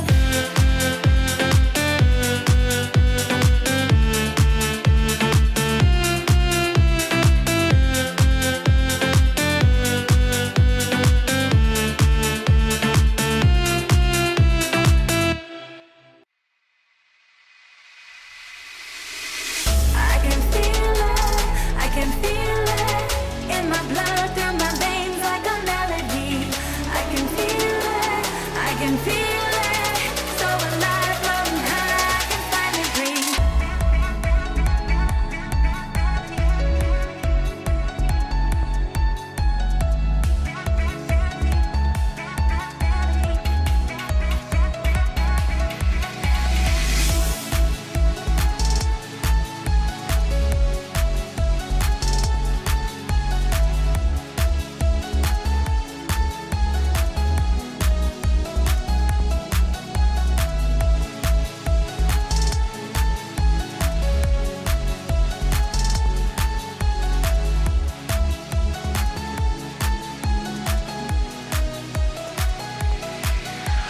Lately, I've been feeling lonely.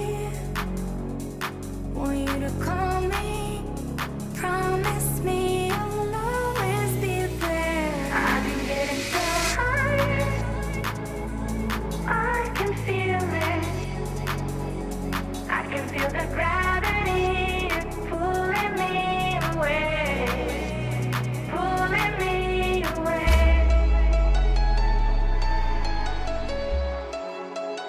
Pulling me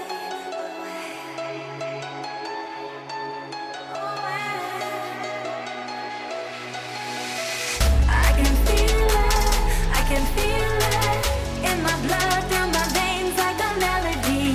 I can feel it, so alive, floating high, I can finally breathe.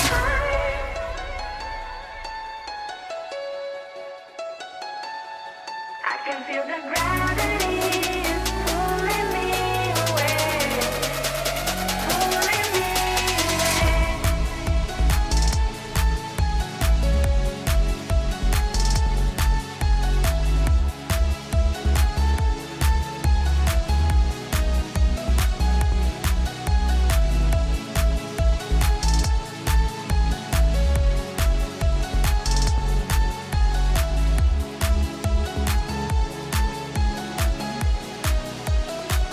I've been getting so high, I can feel it.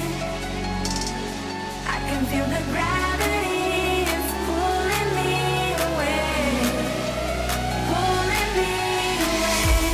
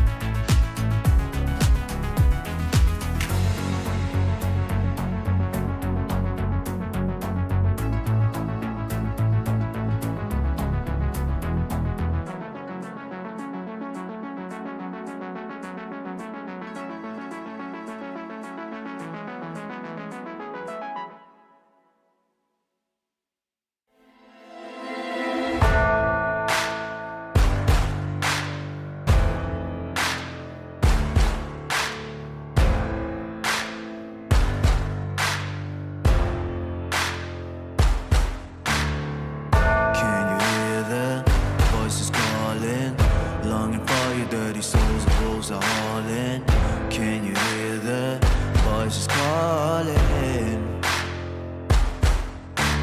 Do you feel how they are dragging, waiting for a second to push you to your limits, going strong and feeling better?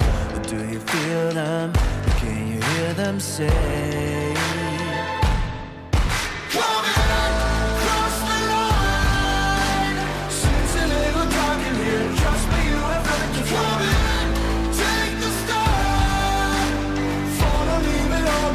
Welcome to the other side.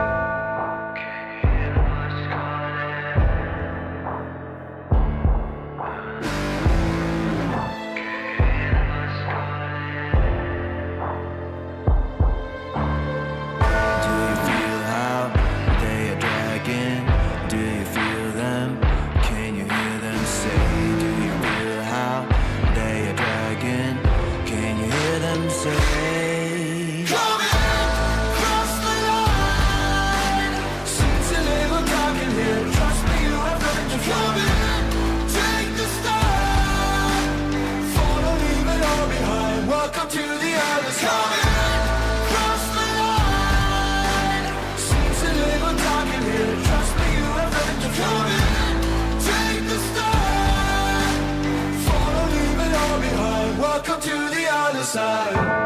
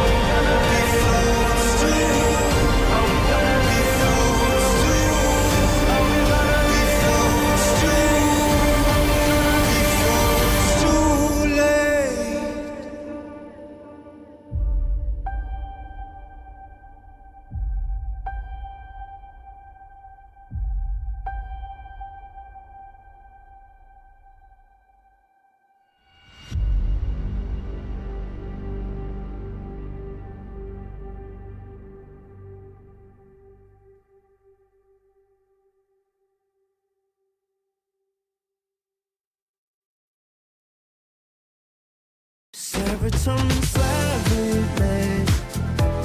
Sequin in the light,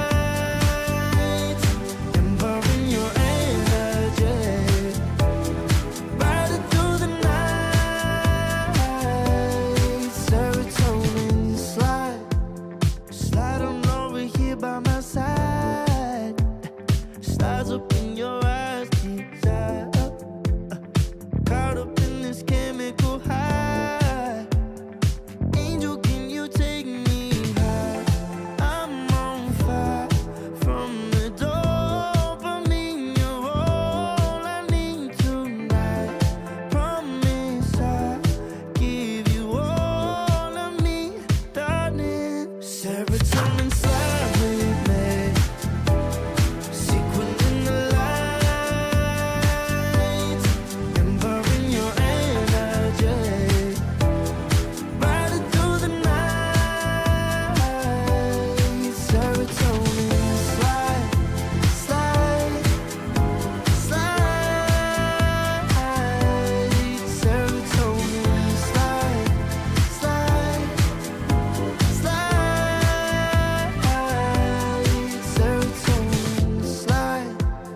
Slide up out of here like we're tired, but really we just about to get wild. Loving at the speed of light. Your body, I can help but admire.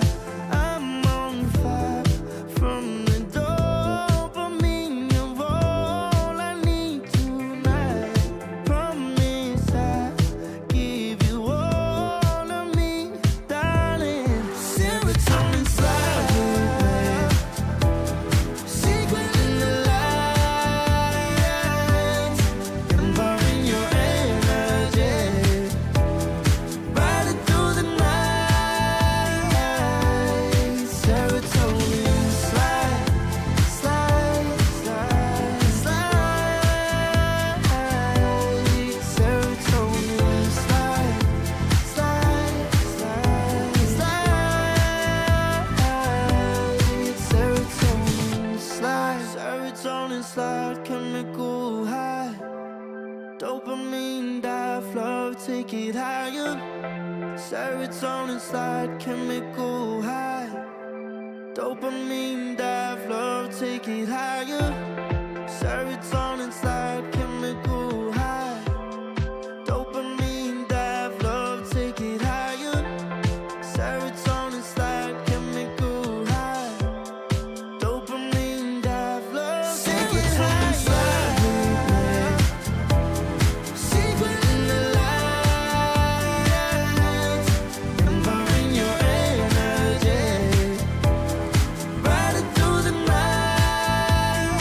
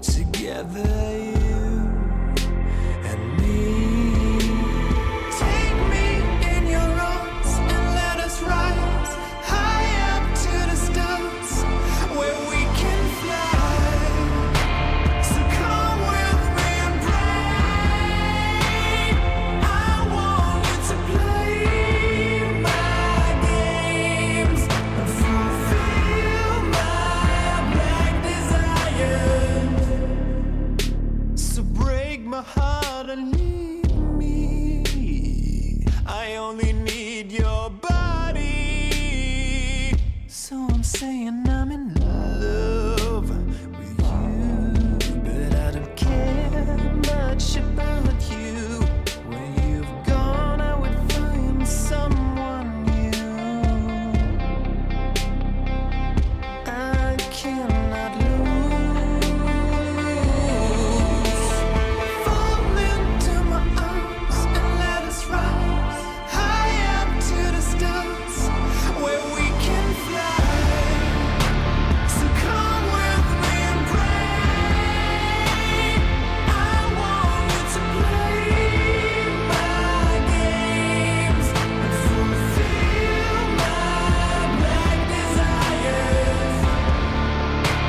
I'm playing in a hidden world. Forbidden love will be observed by you to reveal my black desires.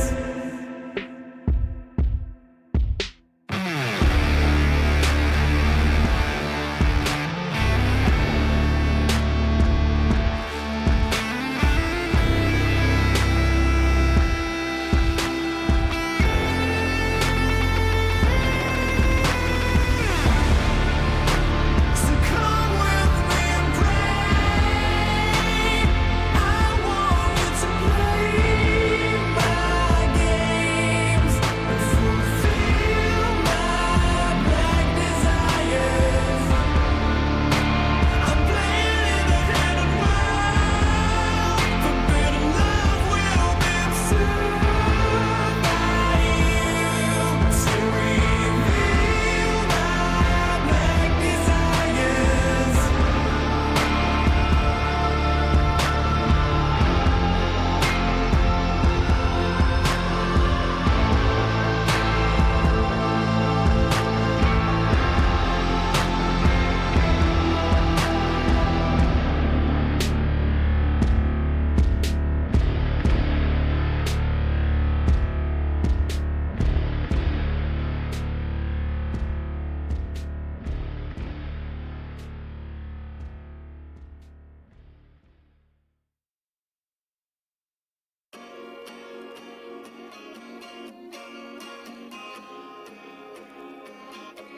Yeah.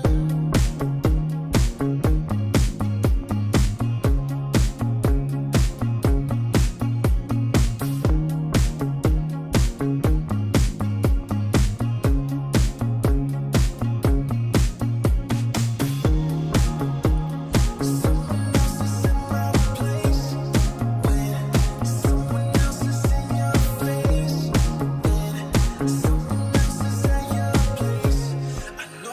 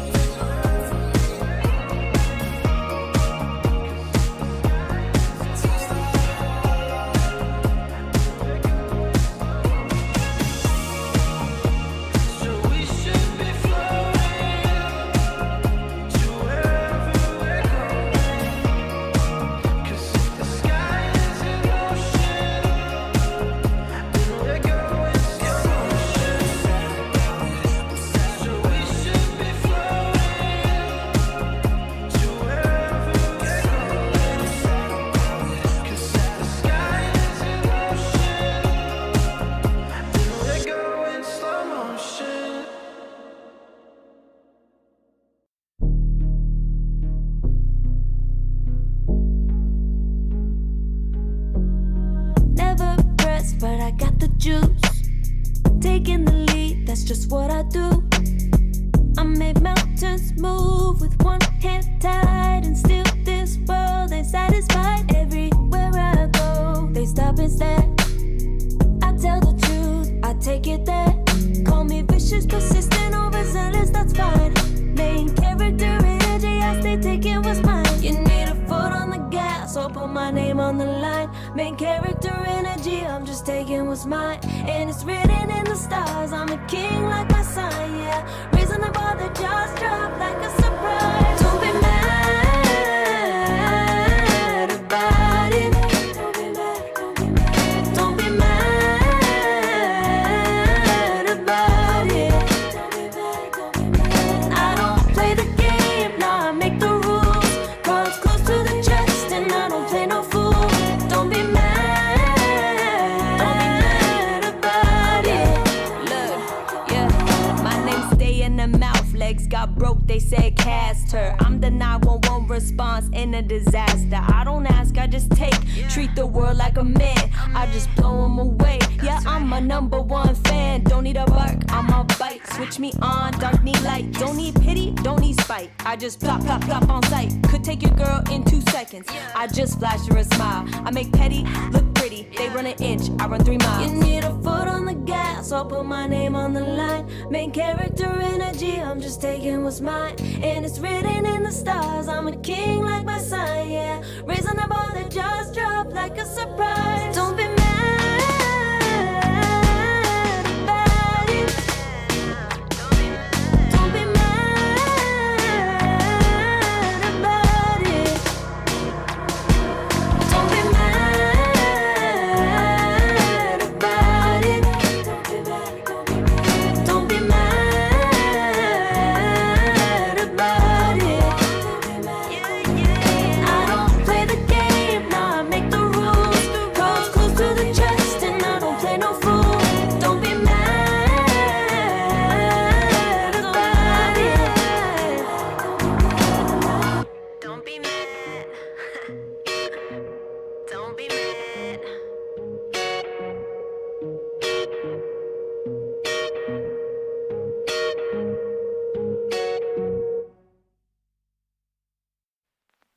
I pack my suitcase, headed out the door. I keep my shoes laced. 2,000 miles away from home. A couple dollars in my pocket, never stopped the boy before. I load my bags and hit the road. Miles past, turning back, found my track, face the fact she a core one. Never gonna settle for none. Stay up every night till I won. Don't want a slow rise now. I'm confident opulence isn't a long ride out. When I look back now, I'm astounded. A quiet boy from old age, but always felt the world was a stage, yeah. I celebrate one last late night. My old life ain't staying. I pack my suitcase, headed out the door. I keep my shoes laced. 2,000 miles away from home. A couple dollars in my pocket, never stopped the boy before. I load my bags and hit the road. I'm headed to LA. Headed on my way. I'm headed on my way to LA. Headed on my way to.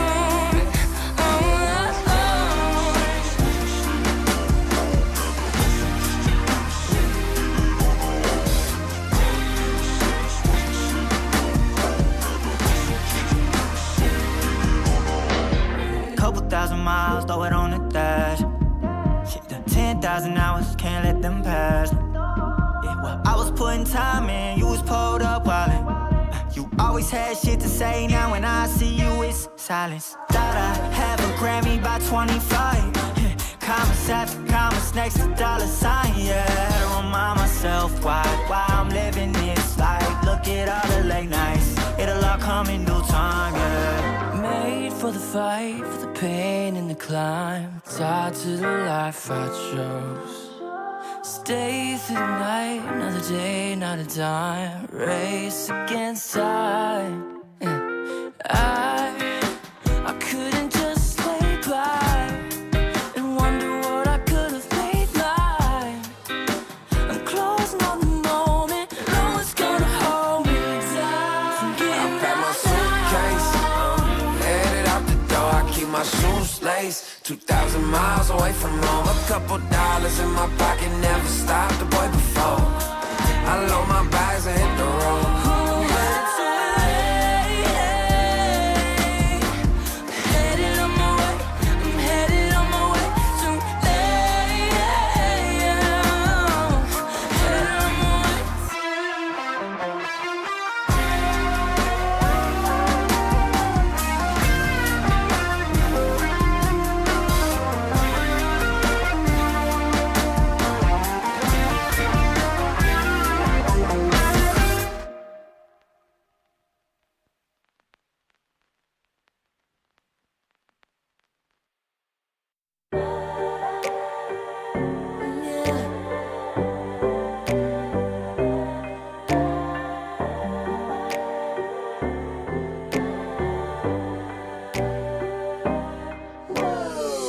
Talking my, I've been working all year getting by. Looking for the high, taking all my time. Breathing a new life, feeling fine. Like I don't gotta be something society wants me to strive to be. Got my own energy. So magnetic in the spotlight. Shaping my own world with my own mind. Don't talk about me unless you alright. You gon' see I'm finna real free, protecting my energy. Gotta protect my mind. I'm breathing in new life. It's time that I realize what feels good ain't always right. Making changes, I got me a new strut. No more settling, I'm running out of good luck. Never chasing, I attract, I'm busy going up. If you see me, come correct and keep it on the book. Get it, how I live it, that's the motto, how it goes. No more reaching in it, distance, hit the lotto, I'm the one. Not denying myself anymore, I'm done with it. Sky is the limit, I'm living like we know. Energy,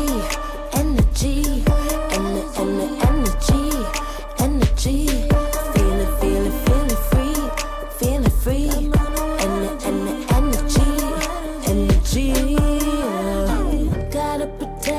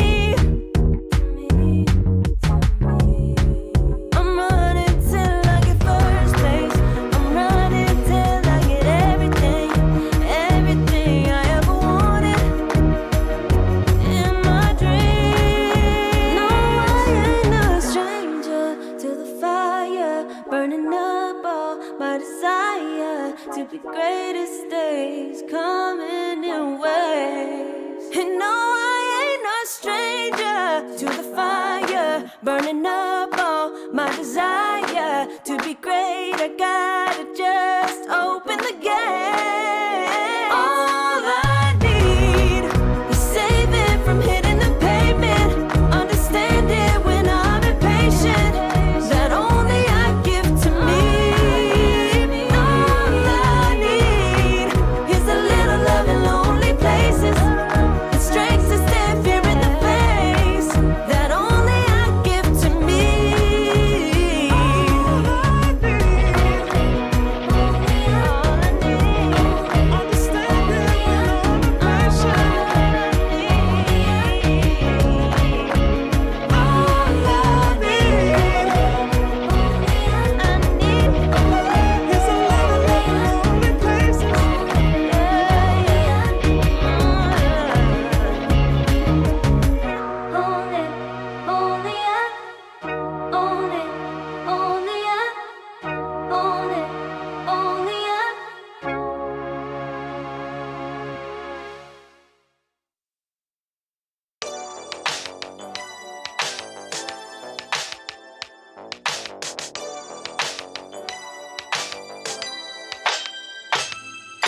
Ooh, the day that boy walked my way, won't forget his pretty face. It was like we both had something to say, yeah. But as soon as I saw him, his fine ass was gone. Think I should have followed him home, put my number into his phone. A moment in time, so divine. Hope I see you again. Hope I see you again. A moment in time, so divine. Hope I see you again. Hope I see you again. You looking so good, make me wanna know you. Feeling the groove, and I got to show you. Come back, better come back.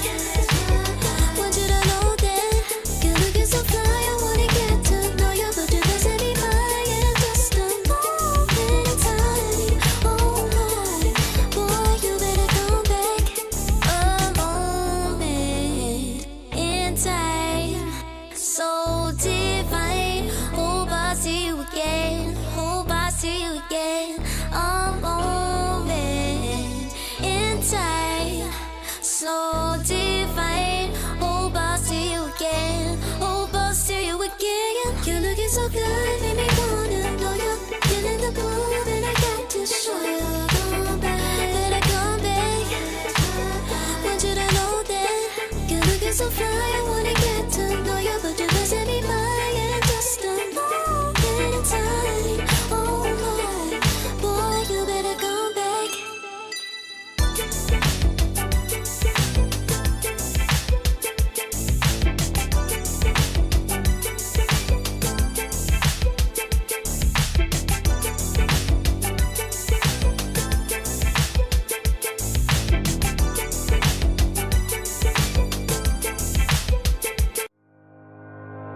Think about it every night when I close my eyes.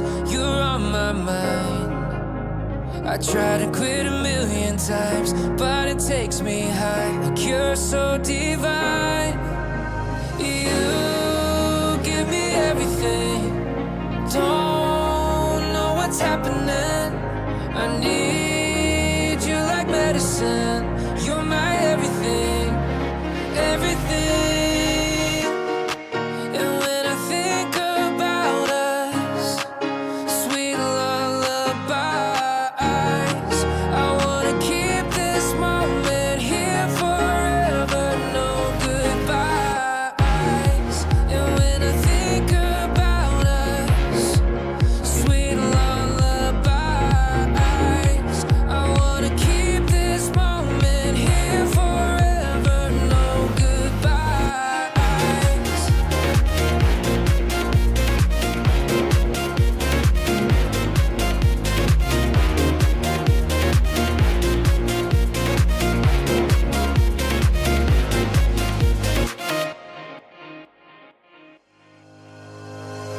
about it every night.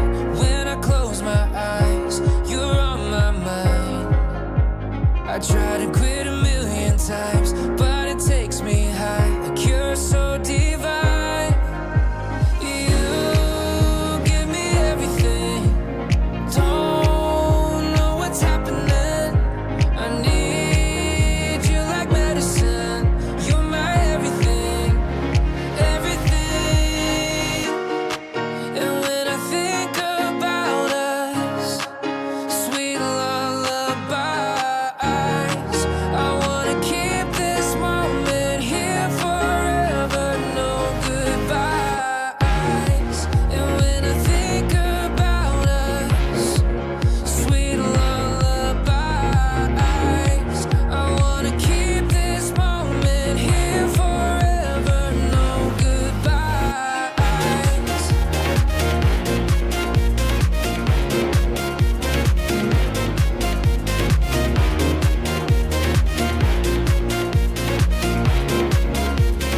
No goodbyes.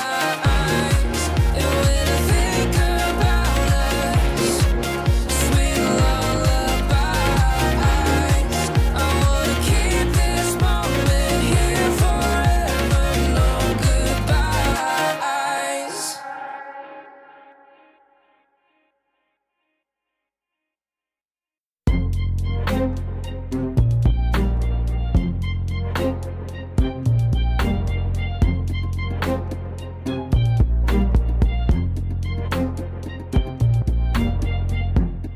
Too long for me to feel, yeah. Tell me why you on your knees, yeah. Mama thought I had a dream, yeah. Kicking off the covers, I'm too hot for this bed. Give me space, I need to breathe, yeah. Give a face, giving it beautifully, yeah. Yeah, it's just me and my clique, yeah. We might be the hottest, but we let you in.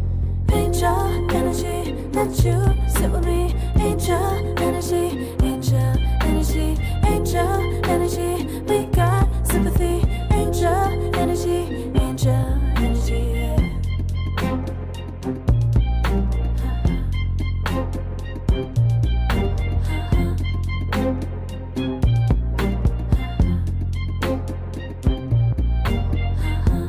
Take the time to breathe and rest. Let yourself feel the best. Feel it all so deeply, so deeply. Divine with how we be, yeah. Aligned with everything, yeah. More than a dream, vulnerable and strong, yeah. We feel everything. Angel energy, let you sit with me. Angel energy, angel energy, angel energy. We got sympathy. Angel energy, angel energy, angel energy. Let you sit with me. Angel energy, angel energy, angel energy. We got sympathy. Angel energy, angel energy.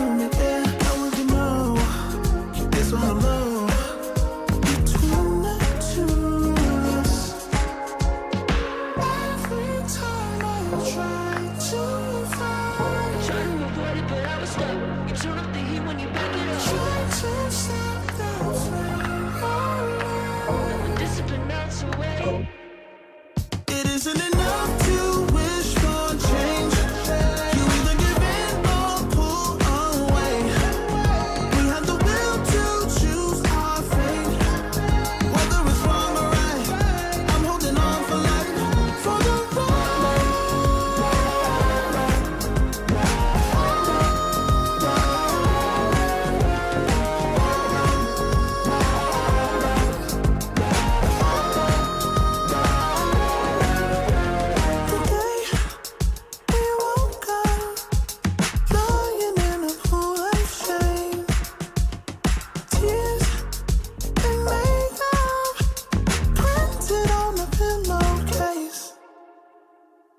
It's hard to apply restraint. I'm trying to stay away. It's so magnetic. Ooh, I gotta have it now. Let's keep it a private thing. I'll give you a secret name. Let's build a life on a lie. Every time I try to find, Try to avoid it, but I was stuck. You turn up the heat when you back it up. try to stop the flame. Discipline melts away. It isn't enough to wish for change. You either give in or pull away. We have the will to choose our fate. Whether it's wrong or right, I'm holding on for life. For the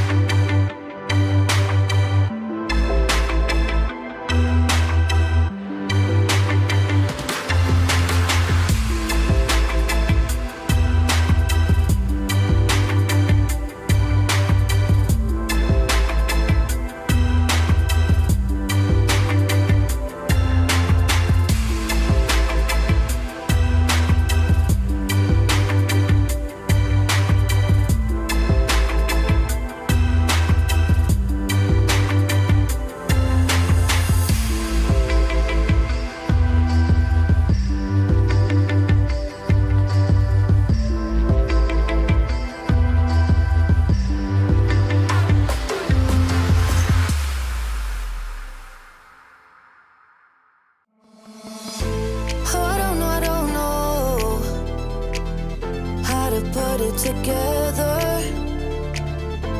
Ever since I found you, my life just got better.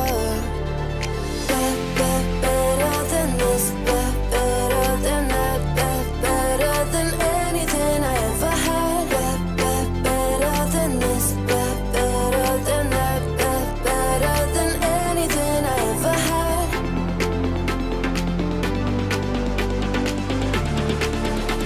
Than anything I ever had.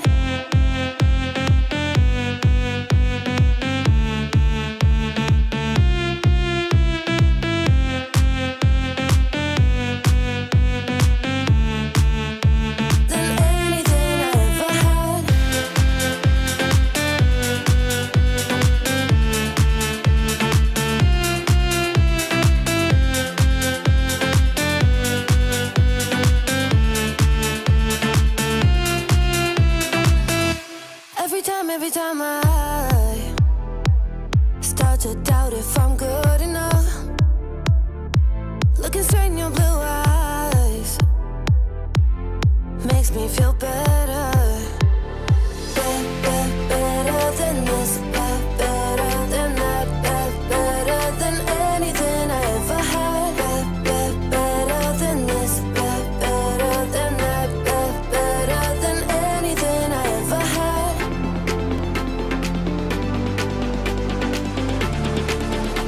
Than anything I ever had.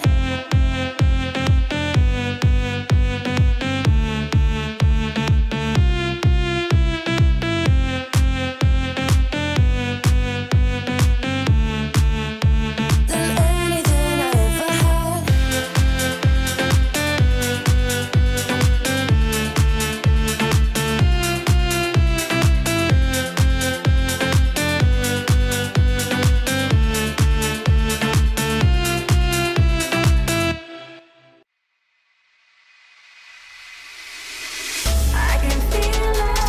I can feel it in my blood, through my veins like a melody. I can feel it, so alive, floating high, I can finally breathe.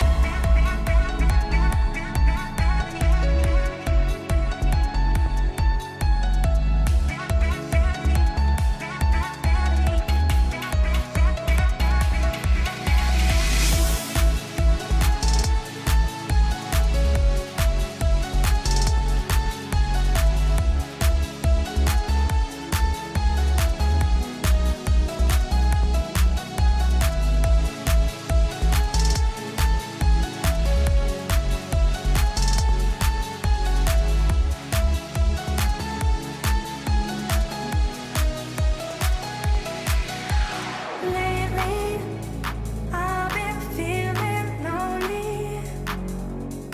Want you to call me, promise me you'll always be there. I've been getting so high, I can feel it. I can feel the gravity is pulling me away, pulling me away.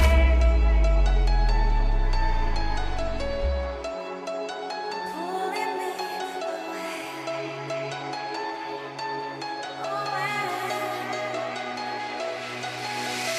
I can feel it in my blood, through my veins like a melody. I can feel it, so alive, floating high, I can finally breathe.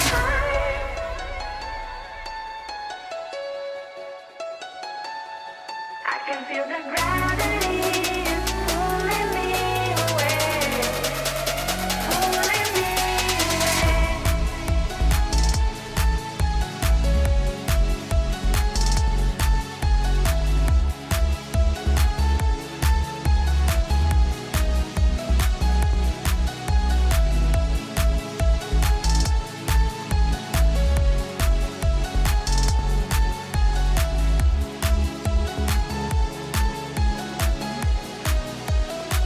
I've been getting so high, I can feel it. I can feel the gravity is pulling me away, pulling me away.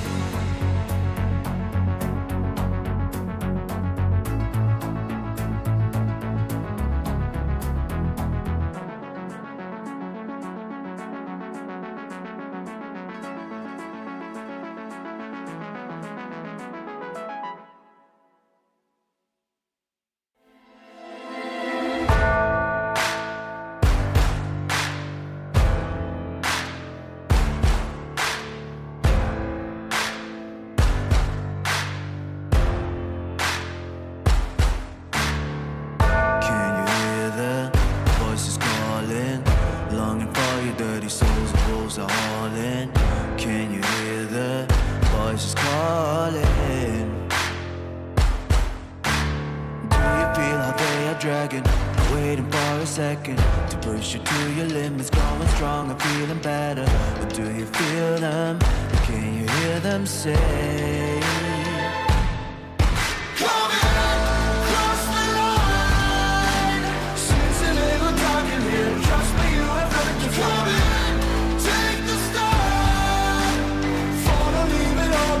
Welcome to the other side.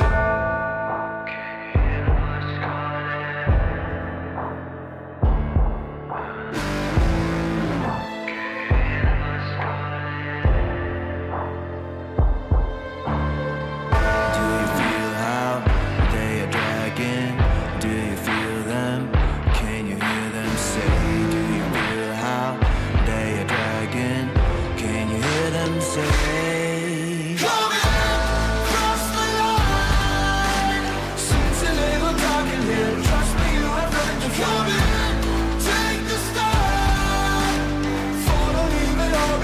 Welcome to the other side. Cross the line. Seems a little dark in here. Trust me, you have nothing to fear. Take the start. Follow, leave it all behind. Welcome to the other side.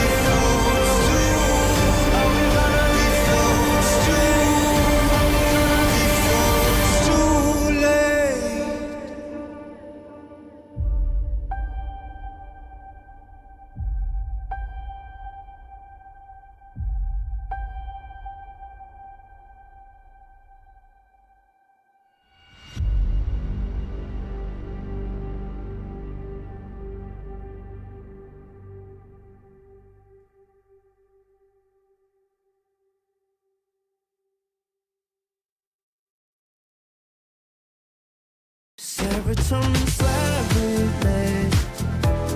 Sequin in the light, embarking your energy. Riding through the night.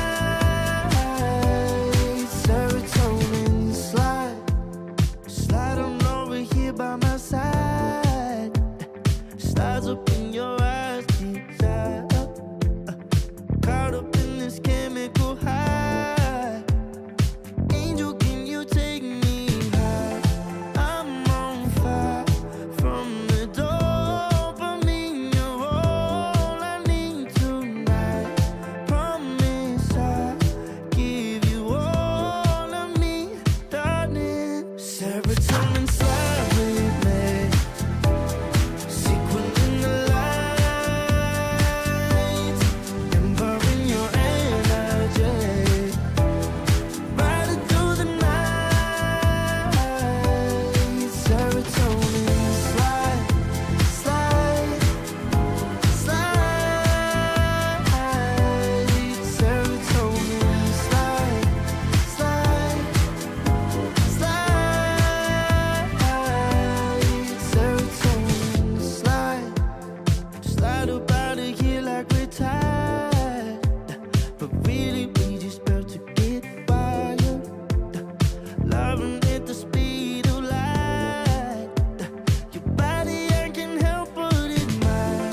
I'm on fire from the dopamine. You're all I need tonight. Promise I'll give you all of me, darling.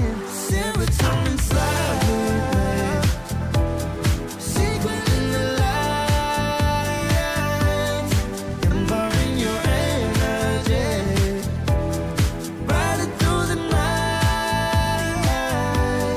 Serotonin slide, slide, slide, slide.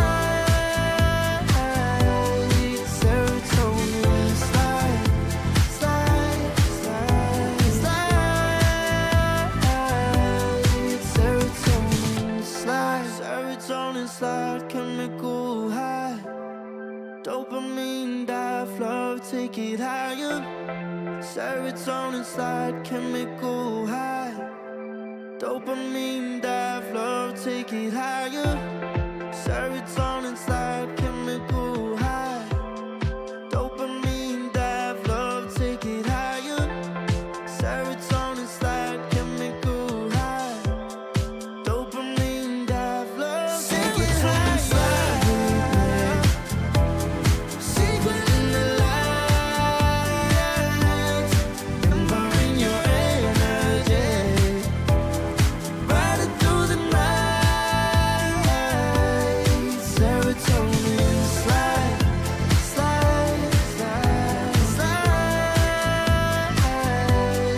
Serotonin slide, slide, slide, slide. Serotonin slide.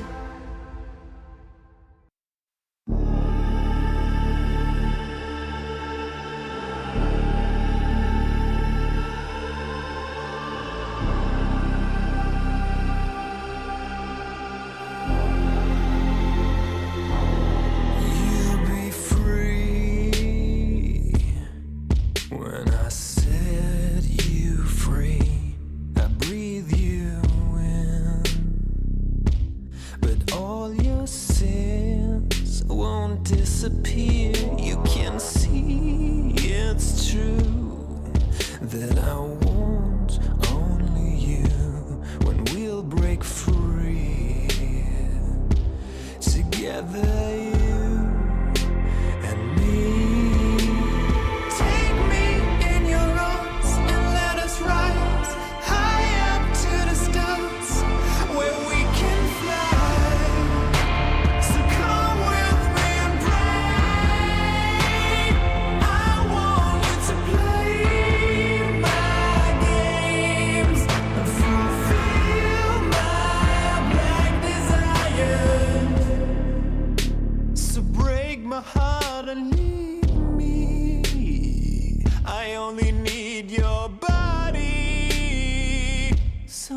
saying I'm in love with you, but I don't care much about you. When you've gone, I would find someone new. I cannot lose. Fall into my arms and let us rise high up to the stars where we can fly. So come with me and pray. I want you to play my games and fulfill my black desires. I'm playing in a hidden world. Forbidden love will be observed by you to reveal my black desires.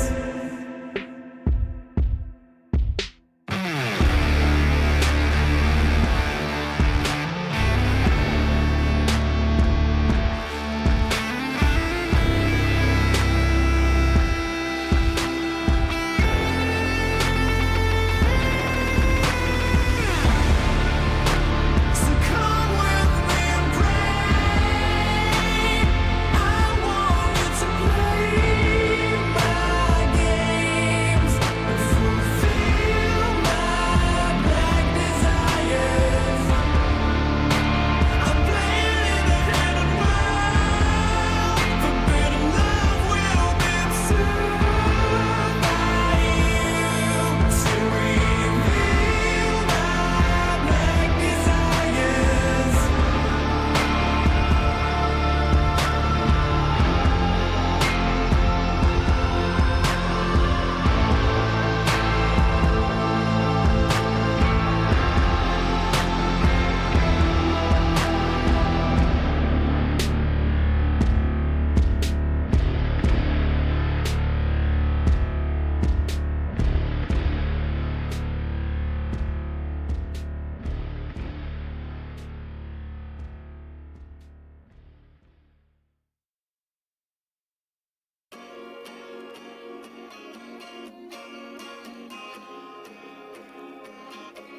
Yeah.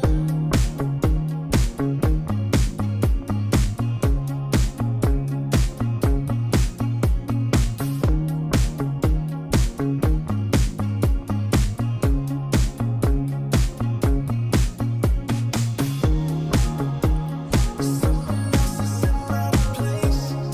When someone else is in your face. When someone else is at your place. I know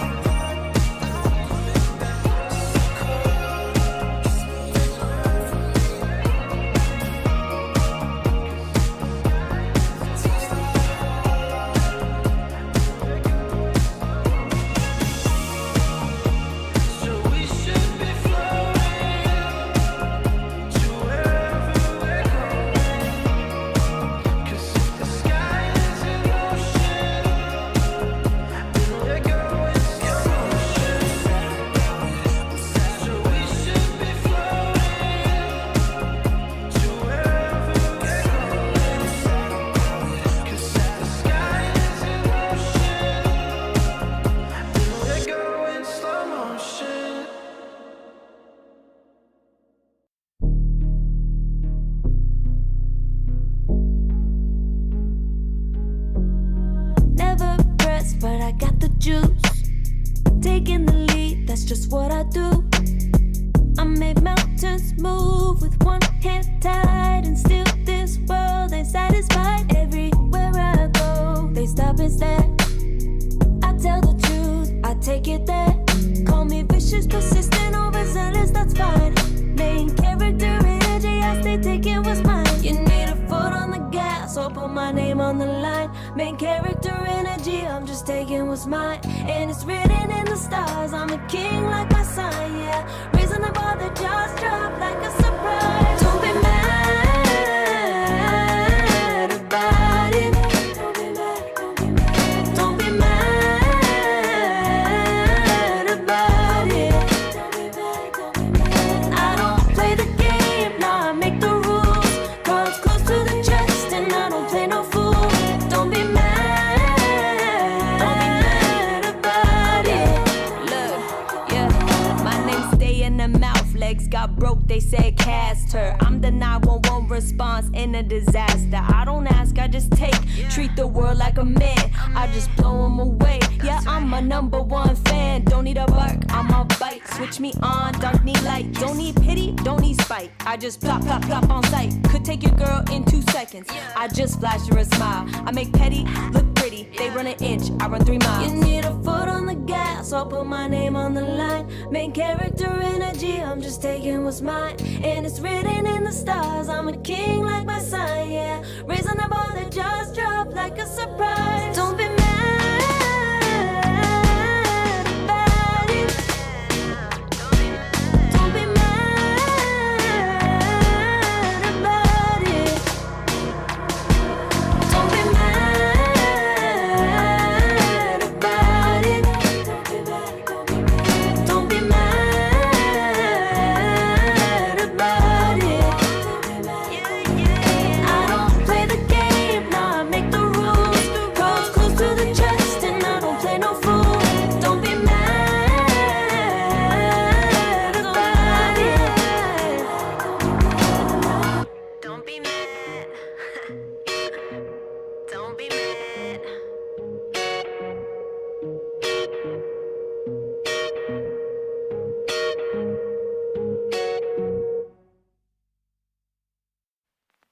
I pack my suitcase, headed out the door. I keep my shoes laced. 2,000 miles away from home. A couple dollars in my pocket, never stopped the boy before.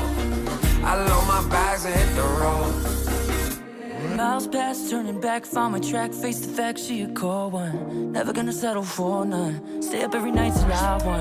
Don't want a slow rise now. I'm confident opulence isn't a long ride out. When I look back now, I'm astounded. A quiet boy from old age, but always felt the world was a stage, yeah. I celebrate one last late night. My old life ain't staying. I pack my suitcase, headed out the door. I keep my shoes laced. 2,000 miles away from home. A couple dollars in my pocket, never stopped the boy before. I load my bags and hit the road. I'm headed to LA. Headed on my way. I'm headed on my way to LA. Headed on my way to.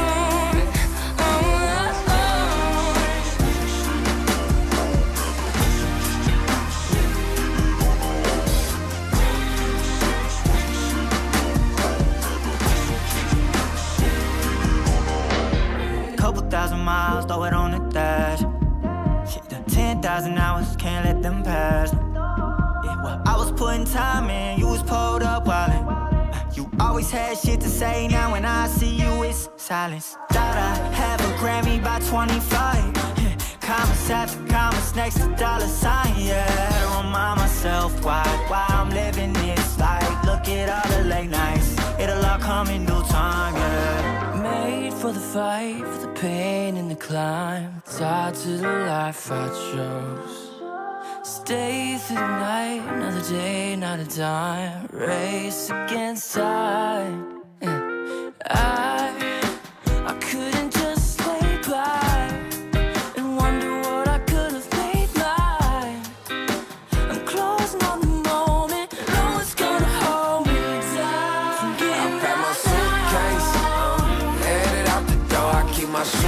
place, 2,000 miles away from home. A couple dollars in my pocket, never stopped the boy before. I load my bags and hit the road.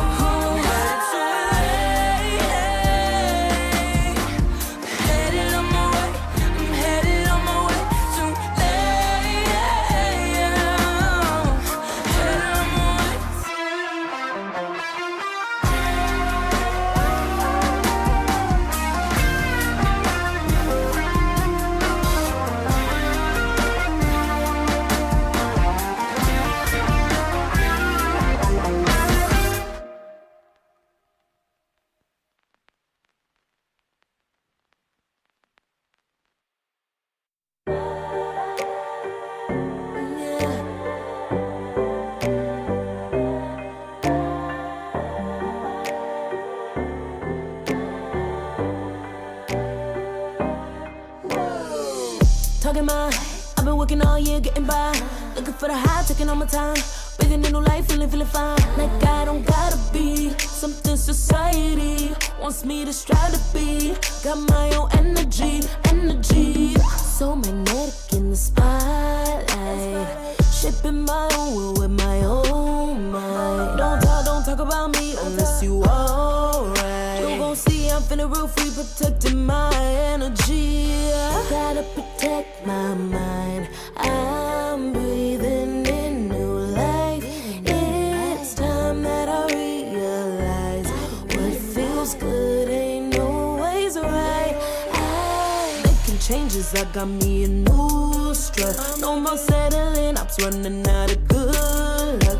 Never chasing, I attract, I'm busy going up. If you see me, come correct and keep it on the book. Get it how I live it, that's the motto, how it goes. No more reaching in the distance, hit the lotto, I'm the one. Not denying myself anymore, I'm done with it. Sky is the limit, I'm living like we know. Energy,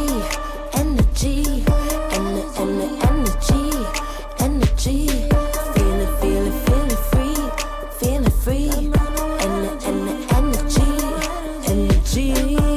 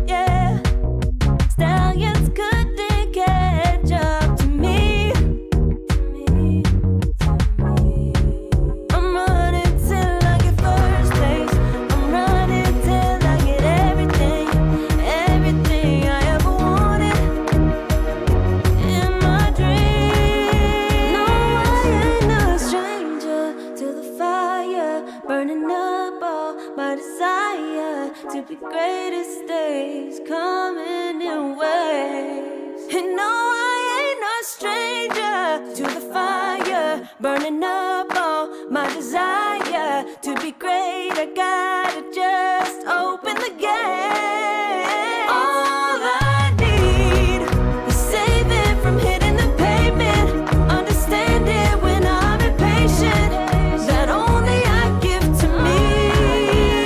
All I need is a little love in lonely places, the strength to stand fear in the face, that only I give to me. All I need, understanding when I'm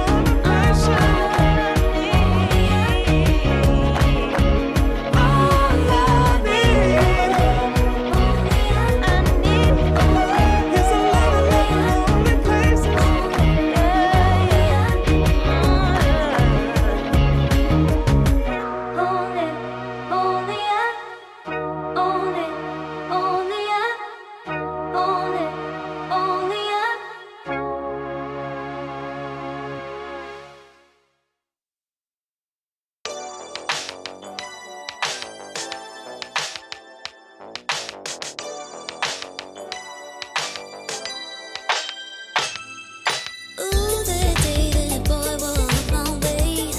Won't forget his pretty face. It was like we both had something to say. Yeah, but as soon as I saw him, his fine ass was gone. Think I should have followed him home. I'll put my number into his phone.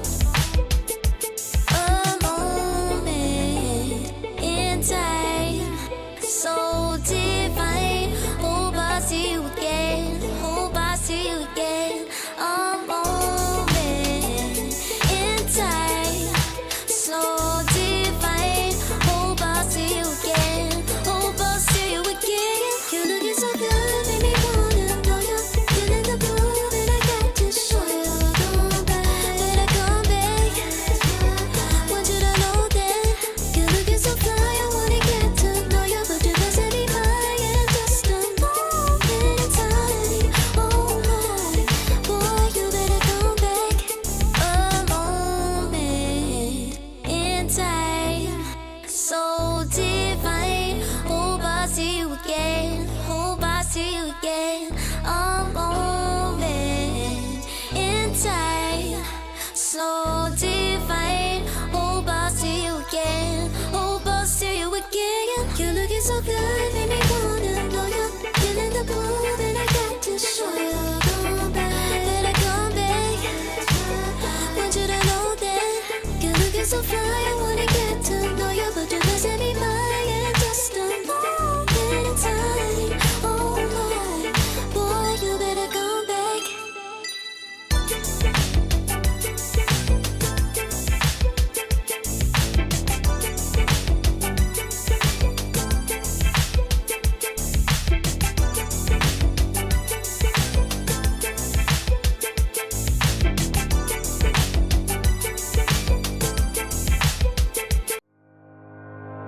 Think about it every night when I close my eyes. You're on my mind. I try to quit a million times, but it takes me high. Like you're so divine. You give me everything. Don't know what's happening. I need you like medicine. You're my everything, everything. And when I think about us, sweet lullabies, I wanna keep this moment here forever. No goodbyes. And when I think about us, sweet lullabies, I wanna keep this moment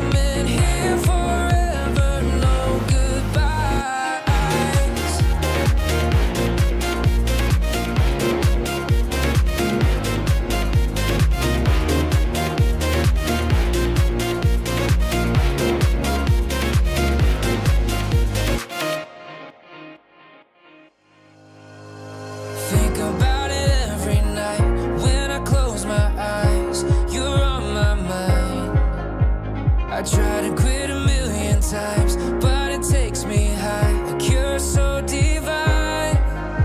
You give me everything. Don't know what's happening. I need you like medicine. You're my everything, everything. And when I think about us, sweet lullabies, I wanna keep this moment here forever, no goodbyes. And when I think about us, sweet lullabies, I wanna keep this moment here forever, no goodbyes.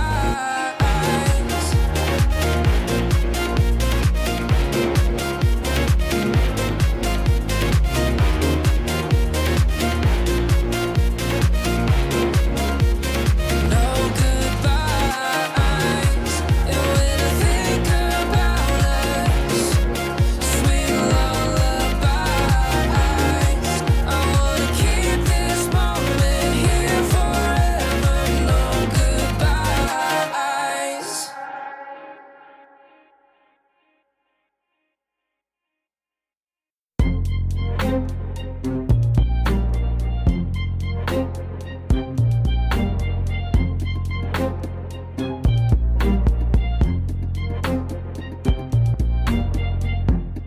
Too long for me to feel, yeah.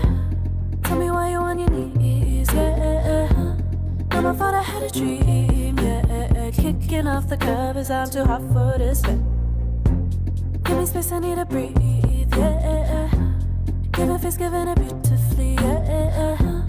Yeah, it's just me and my clique, yeah. We might be the hottest, but we let you in. Angel energy, let you sit with me. Angel energy, angel energy, angel energy. We got sympathy. Angel energy, angel energy. Yeah.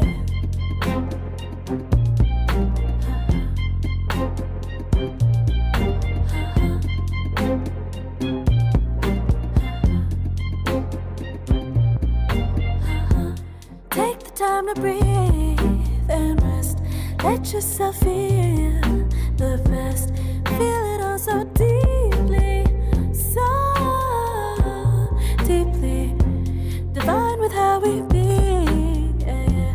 Aligned with everything, yeah. More than a dream, vulnerable and strong, yeah. We feel everything. Angel energy, let you sit with me. Angel energy, angel energy, angel energy. We got sympathy. Angel energy, angel energy, angel energy. Let you sit with me. Angel energy, angel energy, angel energy. We got. Welcome back, everybody. Hope you all enjoyed the nice long break as we are almost halfway through the day. You're right. We've got 2 more series up ahead, and to kick this one off, it is going to it's going to be interesting. It's Apex Genesis, which we think this is pretty much the 3rd best team. They look really good. They're going up against Photographers, who just won 2-0 over Tilted Boys. We got to watch that series. What can we expect, Zach? I guess I could probably have introduced us, but it's all right. People know who we are at this point, surely. No introduction needed. Who's the voice line like that? I need no introduction. There we go, Monkey King. I think Apex Genesis is probably going to 2-0 this. I think we're going to see the offlane Terror Blade come out again, for better or for worse. I don't know who's going to get it, but I feel that Apex Genesis is a more solid team. Kind of expect to see that. Like, Photographers beat Tilted Boys, and they looked like the better team, but you could see some mistakes they were making, and I think Apex Genesis will make less of those mistakes, which will lead to a win for them. A 2-0, as is NA qualifier tradition. Dude, I wonder if we're going to be surprised by Photographers, because it's not going to be an easy series for them by any means. Like, they're going up against a team that has a lot more competitive experience than they do, and that typically seems to go quite a bit away. But yeah, I think ideally, if photographers, their best chance is to beat them in the draft. I think to come up with an idea that somehow they kind of catch Apex off guard, and then they get themselves like a really nice draft advantage, and then maybe they can turn that into a win. But it's, I think a lot's going to be dependent on that. Yeah. And I don't disagree with that, but here's the thing. They don't play Naga, and Apex Genesis does. So right off the bat, you've already got one of the best heroes in the game that you're going to be forced to ban, and something else is going to slip through. I feel because of that, Apex Genesis should already have the upper hand in the draft, not being required to ban the Naga. You kind of already know one guaranteed ban or one power pick that you don't even have to take first pick. You could put it off till later, and they still will not take it because they have not shown to play that hero, and I don't think they're going to. I don't know. Maybe they're saving strats. Maybe they're going to bust it out now, but because of that. I'm sorry. Sorry, go ahead. Go ahead. No. Nope. It's all you, Zach. No, I got nothing. You know what? The thing is like, if you're not playing Naga, you're going to have to ban it. It means some other power heroes going through. You're going to get that. And I mean, it matters. There's like some really broken heroes right now, depending what strategy you want to run. But when you get the advantage in the draft that way, because you have more flexibility, because you have a bigger hero pool, it just helps a ton. Yeah. The one thing I was going to ask is if we've seen them play the Enchantress either, because I don't feel like we have. I'm thinking back to their games, and I don't think photographers have played the Enchantress. It's only been Fly, if I'm not mistaken. And I know Speed can play it. So, I mean, he pulled out the Chen and the Naga Siren in their series earlier, right? So, like, clearly they're capable. And they did manage to take a game off of Shopify with an Alchemist draft. So I'm curious to see what's going to happen here. Alchemist clearly going to be a contested hero, I would imagine, for both teams, as we saw photographers overall first pick it last series. I hope they show up soon, right? That's going to be interesting if they don't. That's the other NA tradition. They just not a single person from their team is yet in the lobby. So I hope they make it on time. To be fair, we don't have everyone slotted for. Oh, I think he's in the lobby though. Yeah, he's in the You can lobby. never tell. The names, guys, the official names never match with the in-game names, and sometimes the in-game names are supposed to change once you load up. Sometimes they don't. I don't know who these people are. I think the moment you go into a custom lobby, it should just automatically update to what you have selected as your player, like your player name, your competitive name, professional business name. Yeah. The one that you like assign in the system settings, right? Under your account settings, right? Where you go like manage pro teams and info, and it's like that's where it should be. Like that name right there should be the one that pops up every time you go into a custom lobby. It would make the lives of admins and like people on the back end so much better now that I think about it. Like I can't even imagine how much of a pain it is trying to juggle like, is this the same person? It'd be a big quality of life buff to the realities of tournament organizing outside of the actual gameplay. Just a little peek behind the scenes for the viewers out there. The nitty gritty of getting like 15 people into a lobby. Yeah, I will say the lobbies for these quals have been slower than normal. Like I would say a lot of times like the teams like will show up, except for that one tournament we did earlier this year where like there was like 4 forfeits in the first day. But I'm surprised it's taken them so long to get in here. Normally like the teams at least show up on time, even if the games are a little bit one-sided. Yeah, I do see people trickling in. So we're going to get going in a moment. I think we'll see. Okay, here's my predictions. So Naga, Okay. I think they'll ban Naga. They being photographers. I agree. I don't know who's got first pick yet, but I think Alchemist is can't going to be in find out yet. contention in the first phase. I don't think he'll be the first pick. I think he'll be a popular like second pick, like the first pick for the second team picking, the 9th pick. But that means you need to have heroes like Doom banned. You have to have other strong heroes banned out, the tempo heroes that'll like run you down, timber saws, things like that. And if you're forced to ban Naga, that's just one of those out. Maybe you're just gonna have to give up like a super power pick, something like Shadow Demon's gonna slip through, something like that. Speed is gonna have impact this game. I can feel it. I believe in speed. Always does, right? It feels like he does. Every time we've seen him, My he's boy, getting stuff done. Speed. He's a super nice guy. I remember when I met you, like Speed was I met him once, yeah, at the same time. at the event. Yeah, he was a cool guy. First time I had met him, I've known him for a while. Who just doesn't? in the NA Dota scene, but yeah, never had a chance to meet him. Actually, he's a super nice guy. You love to hear that, Gonna see him wreck some people with Naga, the Enchantress, Chen. I don't know. Give him It's gonna anything, be dude. He's gonna a be gamer. fast paced, yeah. Dude, core players who become support players, they like those power heroes. They can't. It's hard to give up the impact you can have when you're a core player and you can do all these things, and now you're trying to play like Crystal Maiden. You're like, wait a minute, this is not who I want to be. You end up going for these like Chen Enchantresses, the Naga Sirens, the like farm heavy, high impact supports, a lot of individual power. I This is think why that's what we'll Terrablade's see. back, dude. Everyone's like, oh, man, I never get to play carry from the offlane anymore. I have to build all these stupid aura items for the last 12 months. And now everyone's like, well, if you get a pipe on Terrorblade, you can carry after that. And they're like, deal, you got it. Every game is Terrorblade now. I'm willing to compromise, right? It's like you don't have to build every aura, but please build one before the Midas. Build one. That's all I'm asking of you. Do something. Have a stun. Have a crowd control.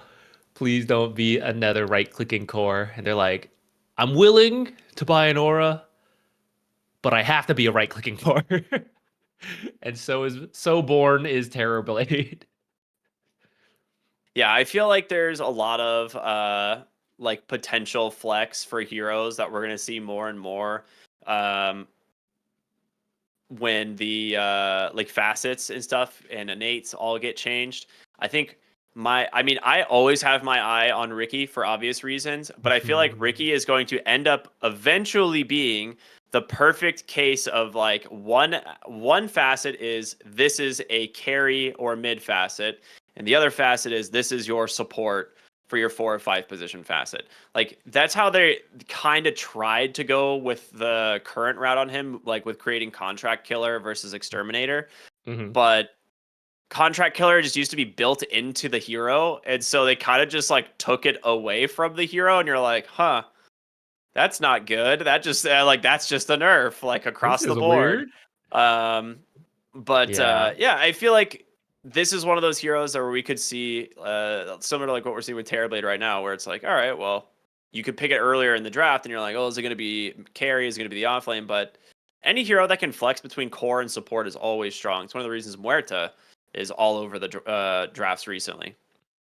Yeah, it's becoming a lot more common now. And with facets, it's no surprise really, right? Like you said, facets could allow you to be a core or support, depending which one. Sometimes it's you're being a core, but are you doing facet 1, facet 2, different strengths, different weaknesses, all that? But I think the addition of facets it's almost unavoidable to have way more flex now than before. Just because you literally get a second choice for some heroes on like how your playstyle could be completely different for some of these facets. For example, the Naga Siren. One is literally core Naga, one is support Naga, and they do not. There's no Venn diagram like mixing. It's like completely one or the other. Ricky, maybe he'll be like that. I think he's kind of close. Honestly, Smokescreen is pretty busted on paper. It's just the rest of his kit is pretty garbage for being a support. It's like, okay, being invis is cool. We've seen that in the past. But like his lane's pretty meh as a position 4, position 5. His impact before the Smokescreen gets really good is pretty meh. But it's like once you reach that early active point, the like 7 to 20 minute mark, like that's where Smokescreen's busted. But he's just so weak. So if a facet is introduced to either make his lane better, make Smokescreen even better, or I could see like a change to his making That's it what good I for was gonna support. say. Yeah, because I was W gonna is say you fine. change it completely. Yeah, W is acceptable. It has a slow. It's like mobility to get around as a support. That one's fine. E kind of you can like dodge stuff. You can like sort of move up and down cliffs a little bit, but for the most part, right clicking as a support not usually what you're aimed for. So if you add something to that to make support Ricky better, then I could see Ricky coming back.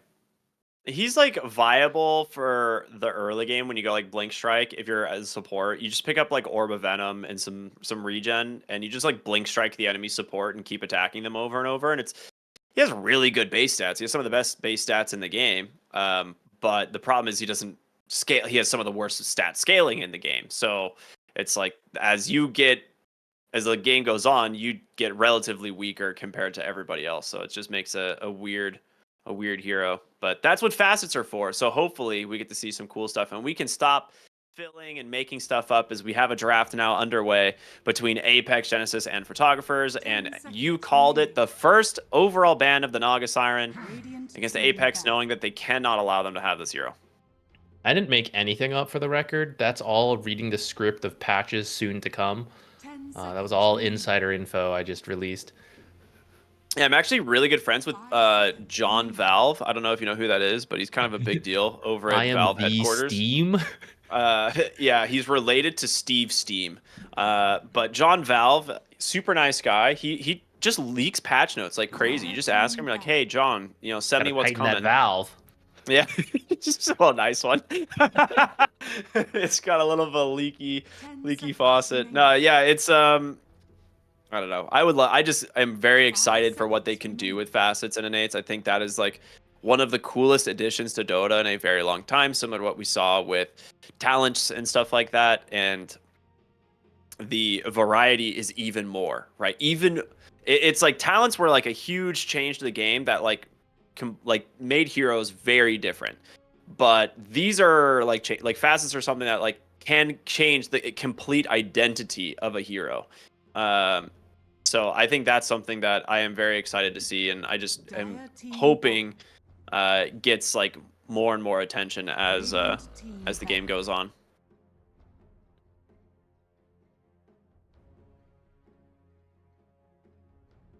I think the Terrorblade. Oh, Alk now. It's because of the Doom ban. Yeah. All right, we're gonna go Alk instead.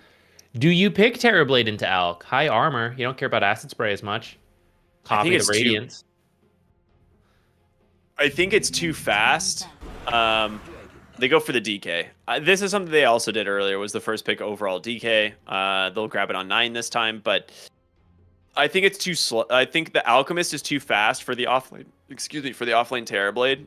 And the Alchemist having the acid spray talent to give himself armor is actually quite good for the matchup. I think you have to ban Chen if you're Photographers. We saw Speed play it earlier. Chen Alchemist is a strong lane to start, and then Chen can either... Actually, he can do both because he's got creeps, but he can be farming to get a couple auras to match the timing of the Alchemist, or you could just do a ton of stacks with all the creeps. But then, again, you can do both. Like, you can send one creep to go stack. You're farming with, like, 2 other creeps and the hero. I think it fits... a strong early timing that Alchemist likes. Oh, Bat Rider ban. Interesting.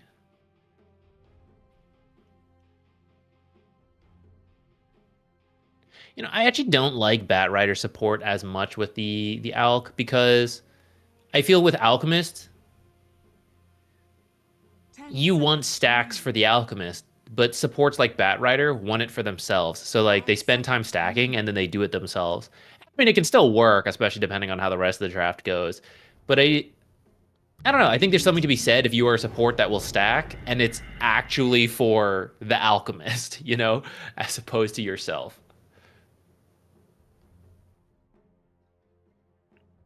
We did see them play Phoenix a lot earlier today. In fact, all they played was Phoenix 5 so far. I think he's like level 28 Phoenix or something. He did really well. If this is the Dragonite Phoenix lane, that's pretty strong. I wouldn't mind seeing something like Snapfire come out as a way to kill the Phoenix, or something like Muerta also works. They're going to go for Crystal Maiden, who brings a lot of early magic damage. against that Dragonite. And she's a pretty strong laner with the Alchemist Good as well. call on the Marcy also works for killing the egg with the ultimate. Yeah. I thought you said Marcy, didn't you? I said Snapfire or Oh, okay. Muerta. Okay, yeah. My brain went to Marcy because we saw this earlier as the way of dealing with the Phoenix. Now they lost that was Tilted Boys and they lost the series, but we could see like the rebound into Unleashed to just trying to run at the egg. It definitely works as a tool. But now you're running Marcy Crystal Maiden, which is kind of an odd support duo. And they just snap the Dawnbreaker in. And there will be the Muerta. So you see both side lanes fully. You know exactly what you're playing into. For Apex, I actually kind of worry about this because we saw this Dawnbreaker save the Phoenix multiple times in a previous series. And it worked. 10 seconds remaining. And I have to... Muerta... I think... 5 seconds remaining. Muerta's dead shot's pretty good for like canceling Crystal Maiden ult from pretty far away too. And I was worried about the Dawnbreaker Muerta in the last series we watched because it's kind of a tricky combo. That was for a Morphling in particular who's extra hard to kill if you don't get the combo right. But they were pretty good at it. So they're comfortable with that lane. I'm trying to think of...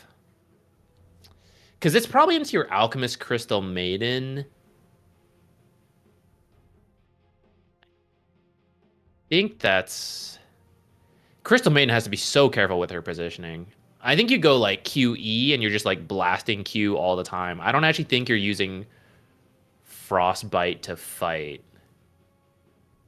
Why am I surrounded by such peons? Why am I surrounded by such peons? But anyways, these are some tanky heroes. I want a Spirit Vessel builder. We were talking about this last draft, but you got the Dragonite, the Dawnbreaker, and the Phoenix heals. Like, you know, I think Spirit Vessel's good. I think something like grab your Earth Spirit now and then ban. I'm so good.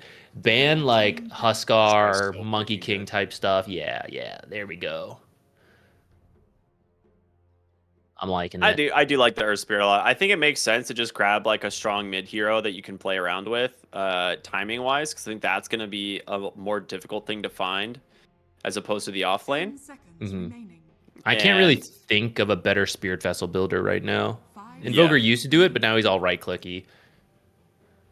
Yeah, I think you need the Vessel builder. You need the Earth Spirit because he can play quick to time well with the Alchemist. And now you just need an offlane hero that you could pick that will really shut down the Dragonite lane. Because what we saw earlier is they ran like Clockwork Terrorblade into a Dragonite Phoenix, and it was just a disaster. So you need to have something. You have or you have like the ability to counter your matchup, right? Because you see it. But question is, what do you want to pick that will deal with these two heroes? It's got to be a ranged hero, in my opinion. Ranged is maybe not bad because you've already got the Marcy 4. But if you're going to go melee, then someone who commits in with the Marcy, right? So when she goes in, you're also going in. But the trouble is it's Phoenix, right? So yeah, when you commit, it has to be spells pretty much. If it's right click, you're just not gonna do anything. So maybe like Primal Beast could kind of Primal or Centaur do that. Yeah, I'm kind of open to those. The Centaur is nice because if you get stuck in the calling, egg comes out, things like that, you can just Centaur Stampede away. Okay, so they go for Enigma. I was thinking Fade. I forgot about this. Yeah, Fade plays a ton of Enigma, but I wasn't sure into like Dragonite Phoenix, so I thought that sounds like it could kill Eidolons kind of easily. I'm a little worried about that, but I do think if you get the lane to pull back, it pairs well with Marcy and also frees her up to go maybe like play around with the Earth Spirit a bit, get some action going. Or that was going to be my point. In. I think it gives them the ability for the Marcy to rotate more. And similar to what we saw from the Clockwork in the previous series, like he just eventually was like, I don't want to be anywhere near this lane. Like this is impossible. So I think this gives Fade the ability to maybe force a kind of a roaming approach for photographers, because if Big Num starts rotating from lane to lane, he could definitely find like openings against heroes like Tiny or even the off lane, right? If he goes through like the Twin Gate or something. But cool draft from both teams. Last pick's going to be the Tiny. Going to grab Crash Landing, which is really good. I think you're right with the Enigma that the Eidolons are going to have a rough time. But I don't know if they have much kill threat onto the Enigma itself, though. And I think that is what's good enough. He should be able to keep his distance pretty far back. Yeah, I can see this. I can see both heroes farming quite a lot. You know, like both the Enigma and the Dragon Knight. Mid, we'll see if this Tiny pays off. It's a battle of who's the strongest stone in the mid lane. But my worry about the Tiny is that Earth Spear can get active sooner. It's like much easier because you have the roll, right? Tiny has to farm up to that blink. And once you have it, is great. You're going to be able to set your team up well. The instant avalanche, you know, maybe you can catch some of these heroes before the BKBs come out later. But that early game, I'm a little worried about playmaking wise when it's really the Tiny. You know, Dawnbreaker's follow-up, Muerta Phoenix, they don't start things. Dragon Knight maybe, but he's your carry. You know, he's going to want to farm for a lot of this. So I've got my eyes on the Tiny, especially because we were just talking about Marcy coming in and messing with that Tiny. You know, slowing him down, slowing that blink, pushing it back 2-3 minutes, who knows? That's just time that you can't really make plays.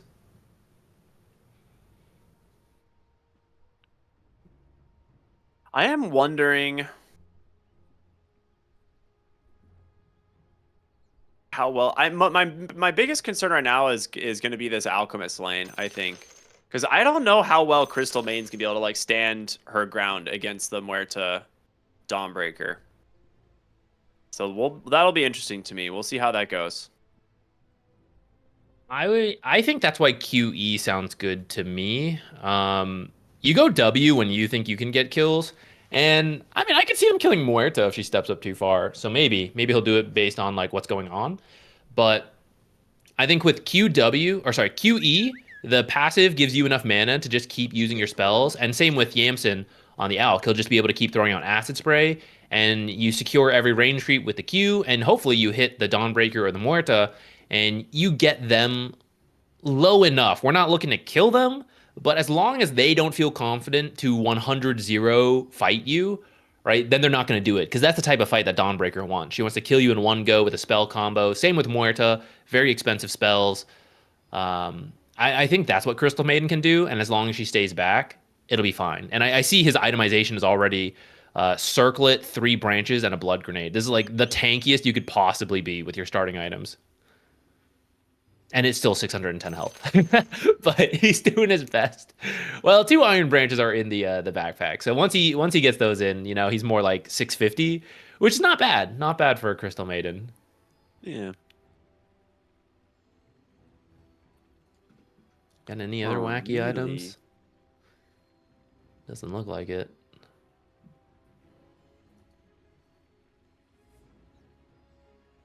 Marcy Bodyguard.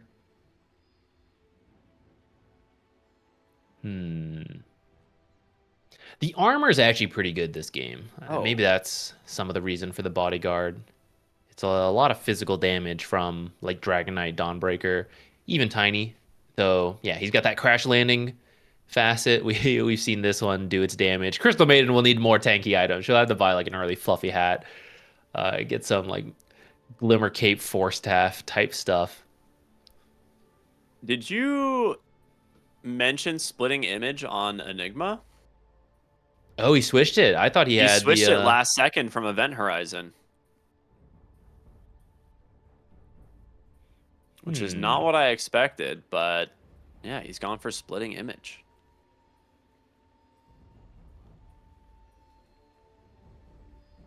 I'm not sure. Event Horizon. It's just like a slow as anyone tries to run away from Enigma. Yeah, maybe it doesn't matter as much this game when you have like Celestial Hammer and Dive. You got like these melee cores, Dragon Knight, Tiny. They're already in or they're not. Also, if you're chasing, who's really getting away from an Earth Spirit, right? So maybe he doesn't think he needs it. Just like extra damage from more Eidolons is better. Yeah, more pushing power. That's what I'm wondering. Yeah, if it's just like for pushing. I mean, you do eventually like proc the splitting image just from demonic summoning, like over time, right? Like it eventually just comes through. But we'll see what happens. Looks like we are finally reconnected. Apex Genesis is ready. They're not messing around. They're like, all right, can we just get this game started already? Huh? You guys were late to lobby. Now you're going to pause on us. What are you guys doing, huh? Missing middle. All right. Here we go. All right. For those of you who are just joining us, it is Photographers versus Apex Genesis here in the lower bracket. A best of 3 for elimination. The winner will have the ability to play against either Mouth or Concilium. And then, eventually potentially getting bonked by either Shopify or Atlantic City. So we'll see what ends up happening. Light cannot escape me. What hope, everybody?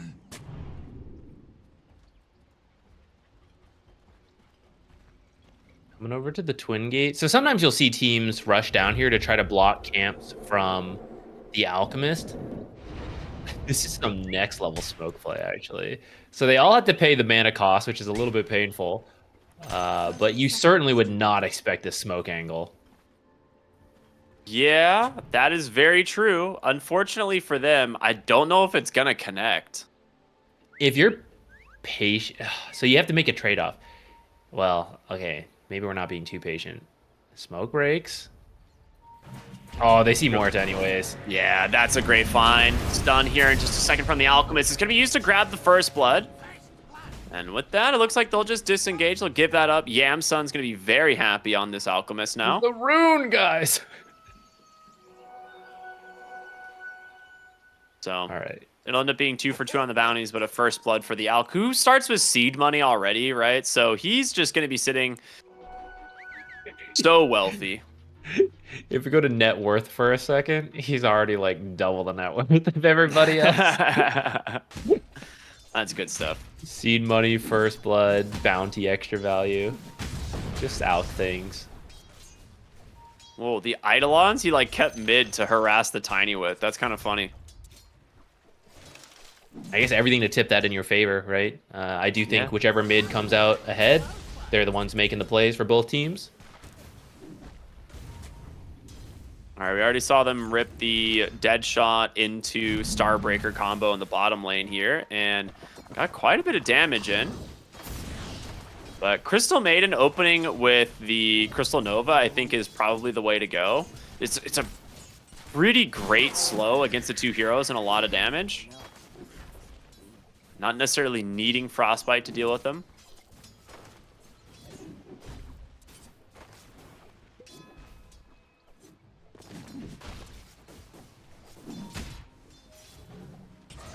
I see Speed's got a Sage's Mask queued up as well. It's not something you would usually do, but when you are playing this style of just, I'm going to queue as often as I can to keep them low, this is what you go for. Yeah, it's nice. He has a lot of Enigma games. I think over the last year, it's been his most played hero by quite a bit. I think it's his most competitive played hero as well. So it's... Like I said, it kind of slipped my mind when we were thinking about the draft, like, what could he go? And I'm like, oh, they need a ranged hero. Like, what's it going to be? And I don't know why my brain was just like, duh. Like, it's going to be the Enigma. But for some reason, I just kind of, like, forgot or spaced that it was Fade playing the offlaner. Bottom lane. Ooh, decent damage there. Very decent damage. Huerta's just dead. Okay. Managed to freeze her right on the edge of the acid spray, and that's just 2 extra attacks from Crystal Maiden. Managed to get themselves a second kill here in this bottom lane. Yeah, I mean, that's why you save the skill point. You don't always instantly go for the next one, just in case that kind of stuff happens. Maybe he was going to do this the whole time anyways. Maybe I was talking crazy stuff, but I mean, when you see how much damage is coming out, and you're like, oh, I can get this kill if I go Frostbite, and that's why you save the skill point. Ooh, that calling? Yeah, that's going to be a self-stun. Okay. Top lane, Big Num taking a lot of damage. Fade trying to find himself a kill onto that Dragon Knight, won't be able to, and instead turning his attention over to the Phoenix. Just needs a few auto. The Dying Light aggroed the neutral camp. That hurts.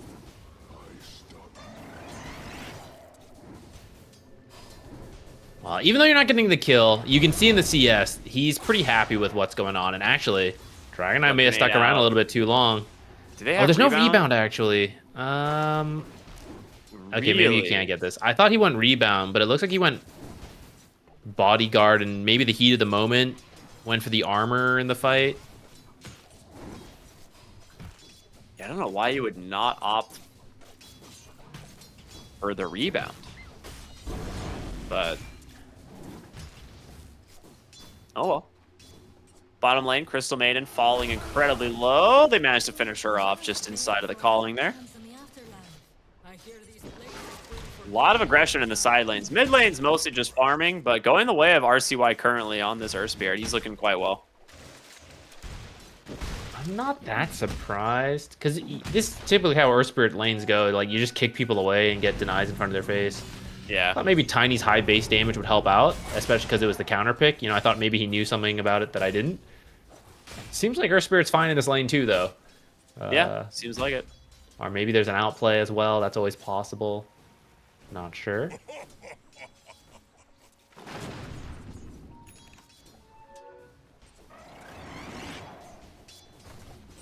Overall, Fade is still looking really good top lane. Like, he's just not struggling on the Enigma despite, you know, some of the hiccups that they've had.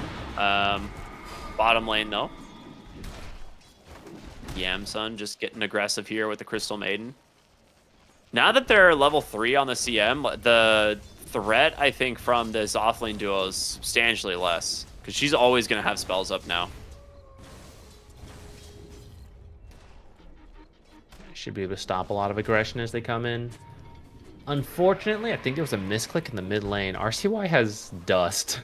I think he meant to buy a sentry or something to deward, but... Oh, bottom, I baited us. Bottom, they end up getting a kill onto Muerta.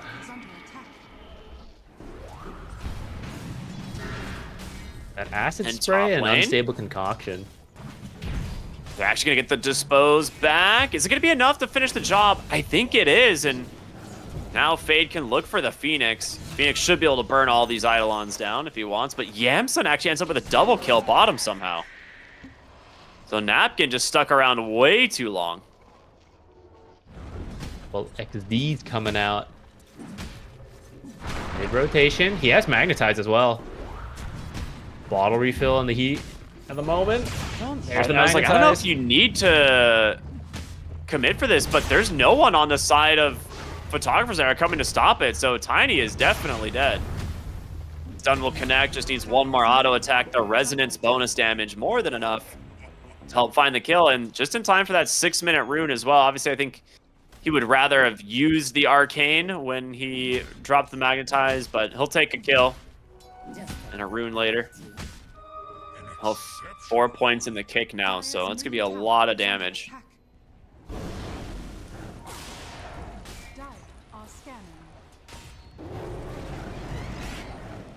Station top side here.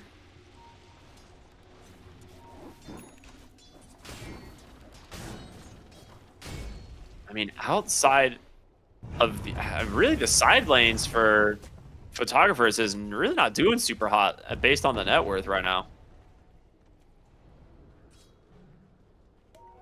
Some of that, I mean, Alchemist is Alchemist, so some of that net worth is a little inflated, but with a rotation top through the Twin Gate, should be a dead Dragon Tiny's Knight. coming in from behind them, though. That's an avalanche here. It's going to go on top of the Mars. Black Toss Hole. onto Fade, but you're right. They do have Black Hole available. Fade's just going to drop it onto the Muerta, but likely to burn here slowly to this Phoenix. They get the kill, but RCY is now back in for the action. They're going to TP up here on Napkin as well. The Frostbite inside of this Acid Spray. Is it enough for the Tiny?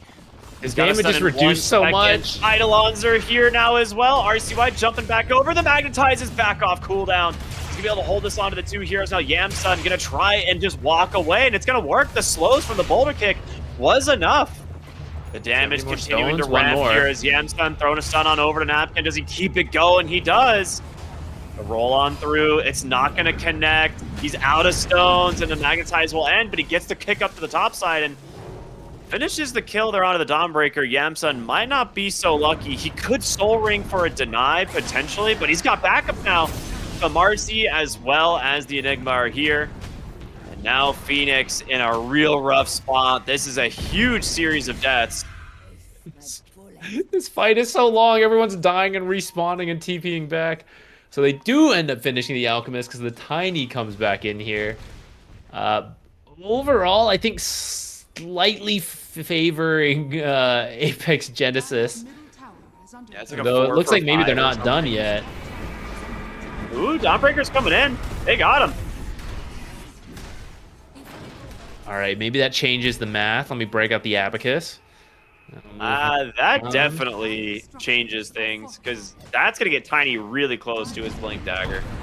Oh, now they're going to find Speed's here speed. now as well. Good thing I didn't put the abacus away. Oh, what a RCY, dive are you block. next? Oh, he's got a He's got haste. a Okay. Okay. I was gonna say they're really bleeding a lot of kills here if he falls next.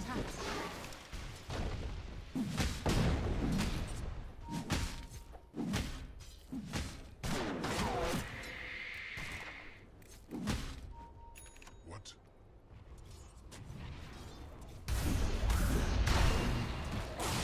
Ooh, onto the top side. Napkin ends up somehow dodging out that rebound, but an immediate cancel onto the freezing field. There's not be able to keep speed alive, but a huge stun. stun. Concoction connects, and a 2-hero boulder kick for the kill.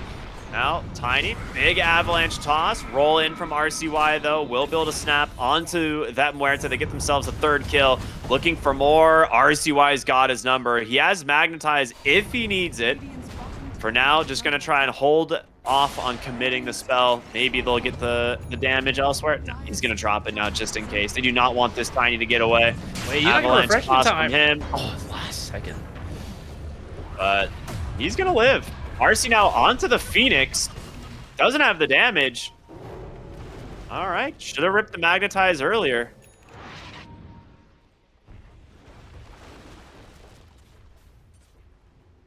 Is this Spacing for quote-unquote this. space made for Alchemist? Because he kind of just hasn't been doing anything but farming. I mean, he showed up for a little bit through that stun, you know, then back to farming. That's true. That's true. I think the fights aren't going quite as cleanly as they would hope, because they would want like an Alk rotation, get kills, and then take a tower kind of things. But he ends up fighting a little longer than he, I think, means to. But he's got some great spawns in the stacks down here. There's lots of little things to kill off, farm up, and if he joins with the Radiance, that'll be a big game changer to these early fights. I think he should just take it easy now until that Radiance is done.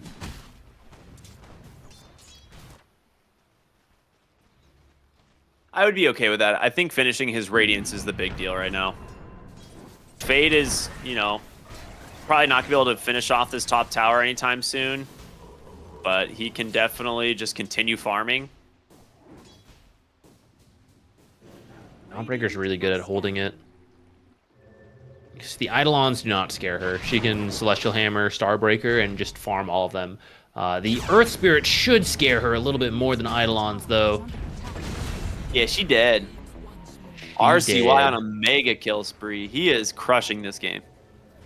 The light goes out. I think The Muerta's roll light might be in, going nice out frostbite too. setup. Onto the Muerta. Now she does have ult, but the frostbite, when you get pig moded, not great. Enigma just gonna solo black hole this Phoenix in the top side, get himself the kill. Why not?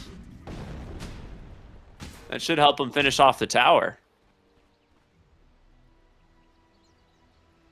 Oh, never mind. Dawnbreaker's coming back coming up. Money! That's like half a kill. 6 Eidolons.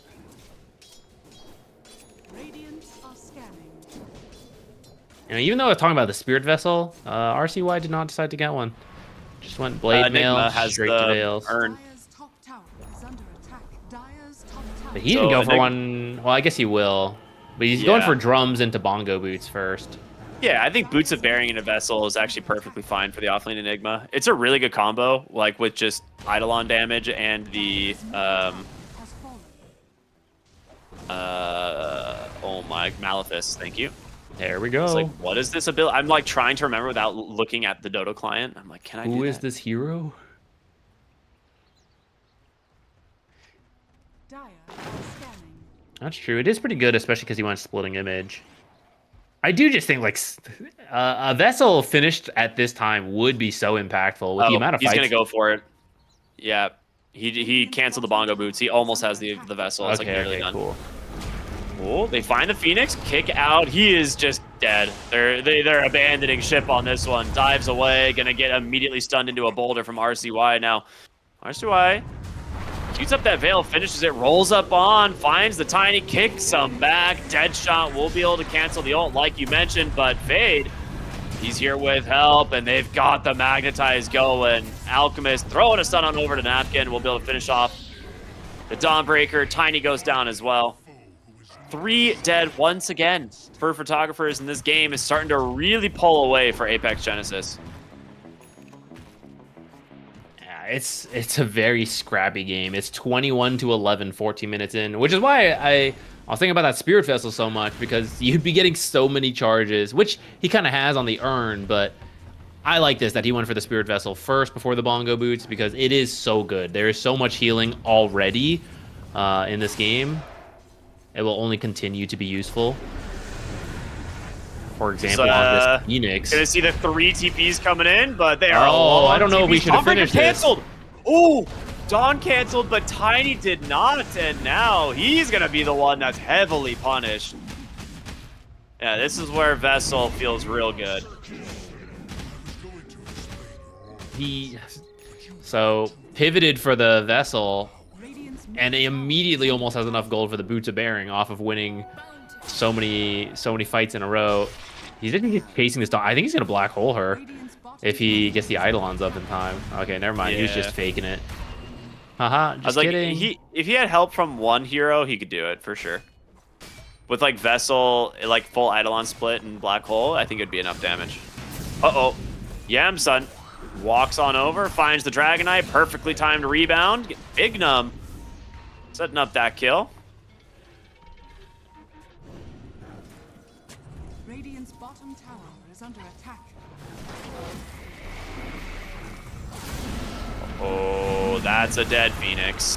Nice Avatos on the backside, finds 3, but they're still pretty damn tanky. In comes the Dawnbreaker ult, the black hole right off the side. Beautiful cancel from the Muerta, but it just sets up for the Magnetize. The Vessel just going right through this Dawnbreaker on the backside. Freezing field, trying to hold this Muerta in place, but there's nowhere to go. The damage is overwhelming. It's a 4 for 0 with a buyback forced. Dyer's middle tower And Apex just continuing to dominate this game.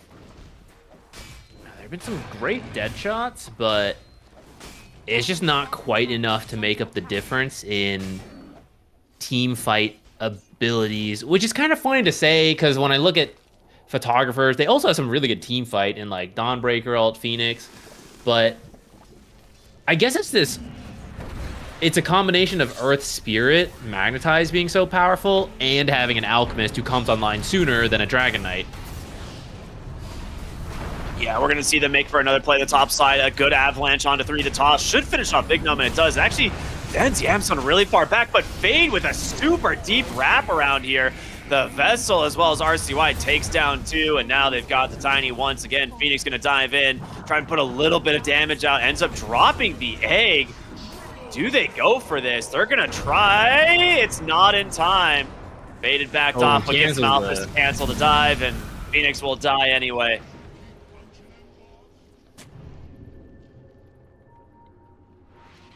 Apex is looking fresh, man.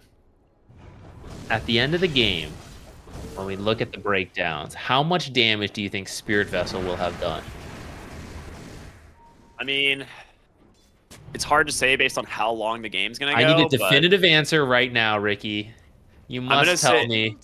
I'm going to say 3,709. I'm going to go with 4,219. I thought you were going to say I've 4,269 or something. I've immediately forgotten the two numbers we just listed, so I won't be able to verify if we were right or not, but Sorry, everyone in chat forgot as well. it's doing work this game. But so is RCY. I mean, he's just all over with these magnetizes. Now that Alk, like we were like, oh, Alk's got to go finish the Radiance. I forgot about him for a little bit. He got Radiance Blink. Now he's been joining all these fights. Tons of multi-connection, unstable concoctions. The Radiance is doing a bunch of burn damage with the acid. Uh-oh. Tiny showed himself on a wave. Malefice Vessel, just impossible for him to get away. Beautiful boulder kick, hits 4 from RCY, and he's going to follow it up. He might just go drop the Magnetize, and he absolutely does. 3 of them getting forced back into the base. He's going to pop his regen rune, keep these spells going. Does have a blade mail. Might be able to get out of this one. We'll see the toss in. Fade He doesn't have he the black hole. 2 black hole seconds. yet. Oh no! Fade's gonna go down. Beautiful toss in there from the Tiny. His buyback paying off, but now he is gonna die for that one. Yamsun now just chasing from under the tower. The sentry getting dropped to scout out that Dragon Knight. And RCY, he escaped. Regen kicked in. He's full HP, full mana again. Middle tower is under attack. Man, he was 2 seconds away from 3 hero black holing them off of a allied toss. Yeah, that would have been a disaster. That was scary to toss back like that. But I guess it worked out. Maybe he knew the exact timing. He's like, we can kill this guy right now. You know what? I wasn't sure about the Earth Spirit not building the Spirit Vessel. It eventually went on the Enigma. But I actually kind of like this because it means he went for the Shivas even faster. And the armor is solid versus the Chorus, but now you also have the heal reduction from the Shivas and the Spell Amp. So I actually really like the way they split the items up. Look at that. Pro players knew better than me. Fantastic. Glimmer Cape saving Muerta there. I'm sure we're going to be seeing some extra vision. Yeah, Dust was actually on the courier for Marcy all the way already, so just didn't have it at the time. Smoked up, though, for the side of Photographers. Dire's courier has been killed. I don't know who you even find here. I don't know, but Tiny is so poor this game. Yeah, I honestly don't even see him on my hero list, so Dire's middle It's not even on here. They just removed him. I feel like, guys, hide the shame.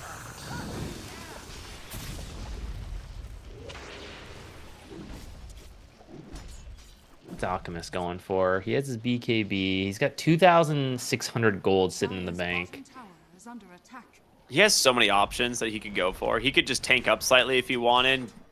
He could go for like an AC if he thinks he wants like physical, like more minus armor and some physical damage reduction for himself.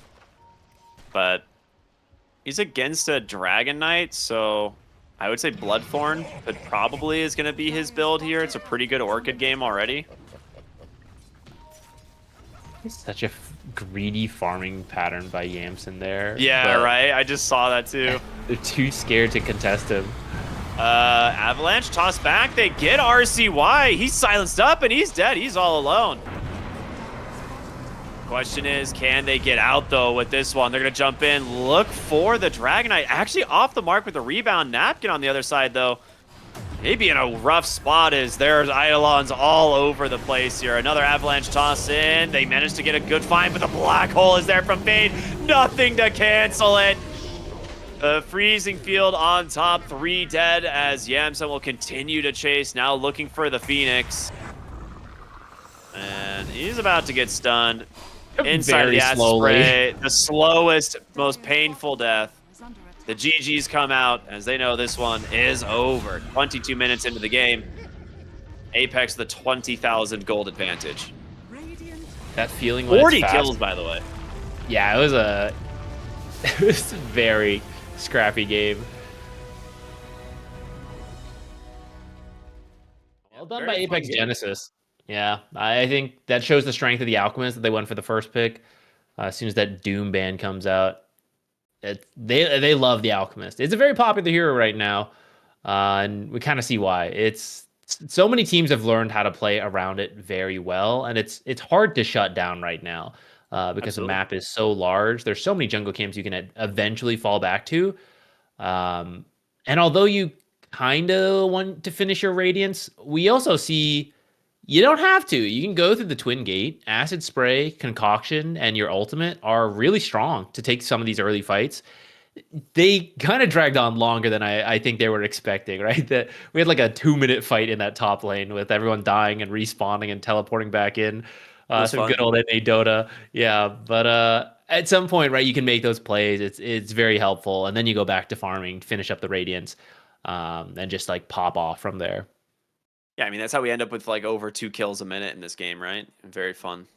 Yeah, well deserved victory here from Apex. Kind of what we expected. The lanes already were off to a great start in both of the side lanes. The first blood for the Alchemist and a couple kills as well on top of it. Fade's Enigma looks just as good as ever. Loved the Spirit Vessel pickup. We were both thinking like, oh, Earth Spirit, great vessel builder this game. Nope. Build it on the Enigma. Why not? This is a hero that like doesn't have to build around like BKB Blink into the black hole, right? Like it's just a tempo hero that you play around with your team. And it worked out really well. So yeah, good stuff there. Happy to see them looking good, but we'll see what photographers can do. They can, maybe they can pull this one back, get themselves a win here in game 2, force a game 3. But for now, we're gonna go to a short break, everyone, and we'll be back with Apex Genesis versus photographers versus photographers. Oh my gosh, here on the ESL One Bangkok close qualifiers. We'll see you in just a bit.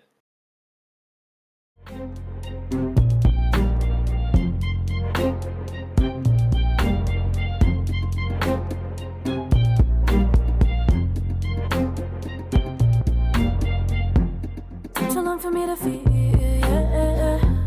Tell me why you on your knees, yeah. Now my fault I had a dream, yeah. Kicking off the covers, I'm too hot for this bed. Give me space, I need to breathe, yeah. Give a face, giving it beautifully, yeah. Yeah, it's just me and my clique, yeah. We might be the hottest, but we let you in. Angel energy, let you sit with me. Angel energy, angel energy, angel energy. We got sympathy. Angel energy, angel energy.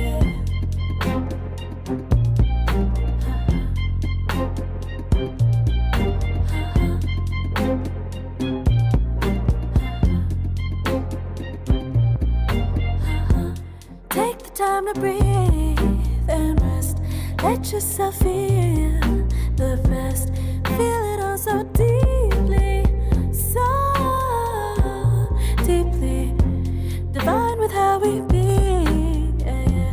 Aligned with everything, yeah. More than a dream, vulnerable and strong, yeah. We feel everything. Angel energy, let you sit with me. Angel energy, angel energy, angel energy. We got sympathy. Angel energy, angel energy, angel energy. Let you sit with me. Angel energy, angel energy, angel energy. We got sympathy. Angel energy, angel energy.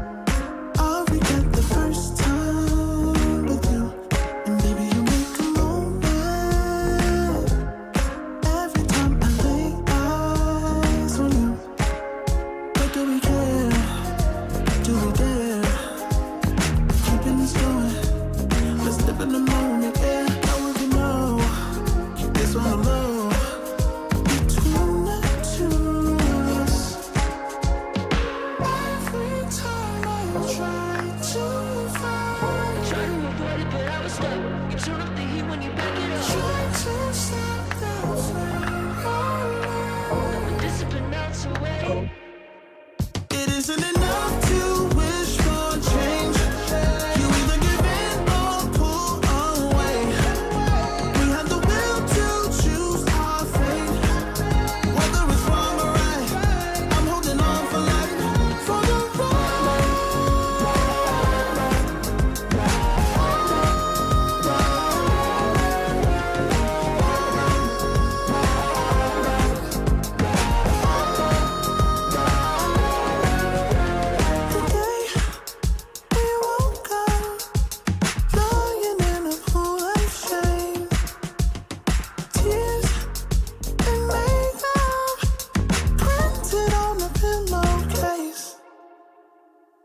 It's hard to apply restraint. I'm trying to stay away.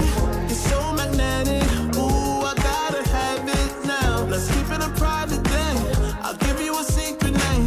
Let's build a life on a lie. Every time I try to find, Try to avoid it, but I was stuck. You turn up the heat when you back it up. try to stop the flame.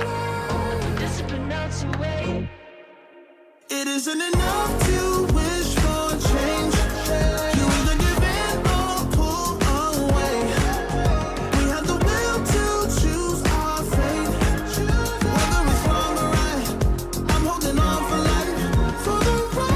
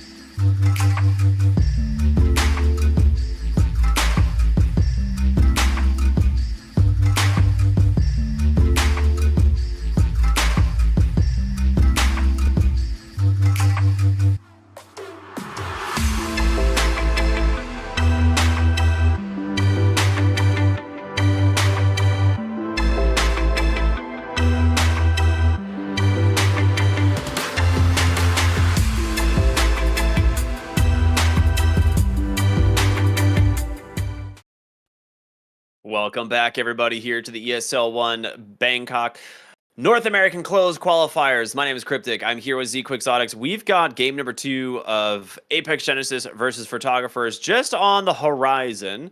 Some would say the event horizon, if you're an Enigma fan, based on last game. But Zach, pretty big difference from what we saw from the earlier series to this one, right? Photographers looked really good before, but now seemingly hitting the wall that is Apex Genesis.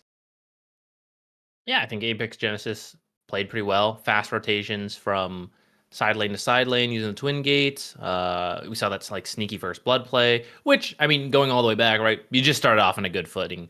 Getting that first blood, made the safe lane, which we were saying like, oh, Dawnbreaker Muerta, we saw them play that well. That's very much a lane where do a little bit of harass, go for a big kill attempt.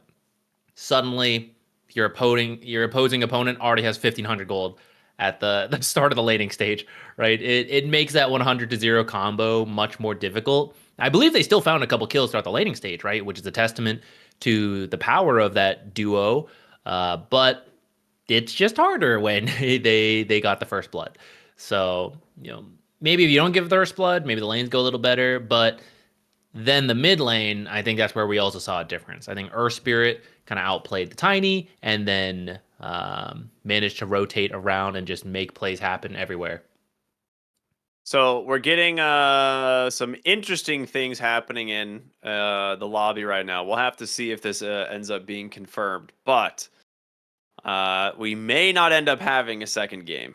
It looks like the photographers stack are quivering in fear to Apex Genesis, saying that they are just strictly way too good, far superior team, and they are tired and want to go to bed. They went past the event horizon. They got sucked into the defeat. They can't get out. Yeah, so while we wait to find out if that's actually going to be the case, if this is in fact going to be a forfeit, can we just talk about spaghettification and how that's like the scariest thing that could ever happen? And I'm sorry, you're gonna have to clarify what this is. You don't know about this? It's the theory that as you get pulled into a black hole, your body like tears into strings of spaghetti at an infinitely long pace, but it's like because time dilates, it like lasts for eternity. That is terrifying. Yeah, I didn't know about that one. I thought you were. I only know about everyone becoming crabs over time. Wait, what? All right, give me this. Give me that one. You can't just leave. Evolution. Evolution has led to crabs several times. It's a meme. It's the peak of evolution. So everything's gonna become crabs over time. Is that why in Elden Ring the crabs are like some of the most devastating enemies? The crabs and the lobsters. I haven't played. Thanks for spoiling that game for me, Ricky. But now I know I got to be careful of crabs. Nah, you'll see them. You can just walk up, give them a little pet on the head, and walk away. They'll not touch you. It'll be fine. It's a friendly game, right? You go around capturing the monsters or something. Yeah, it's basically like Pokemon. Yeah. Gotta catch them all or something. Real friendly game. Yeah. Heartwarming, some would say. Not stress-inducing at all.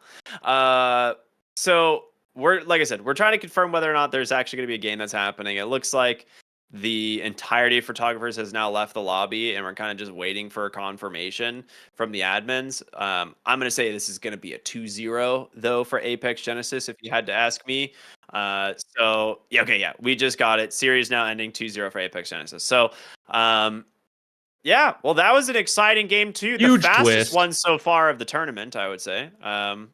But not super surprising, I would say. I think a lot of these teams that come in open qualifiers are just looking to have some fun, get a little bit of competitive experience or just like some very difficult games. And that was a very difficult game for them. Condensed into 22 minutes. That was a 22-minute series at the end of the day. Yeah. Oh, you did look at vessel damage, 25 to 75. I think I was closer, technically. I think you were. But we were both pretty far off. You're right. If the game went longer, we would have gotten there. Yeah, I was expecting a longer series.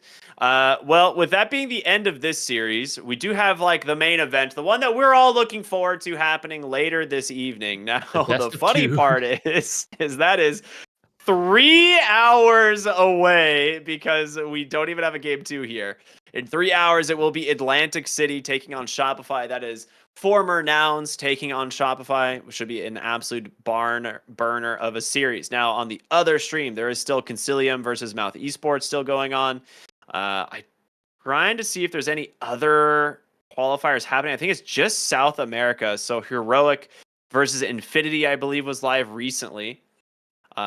So yeah, make sure to go support some of the other channels if you guys are still looking to find some games to watch. That's the way to do it. Otherwise, Zach and myself, we'll see you all in about 3 hours time here, just shy of 3 hours time for the main event. It's going to be a fun one. So stay tuned, everybody. We'll see you after the break.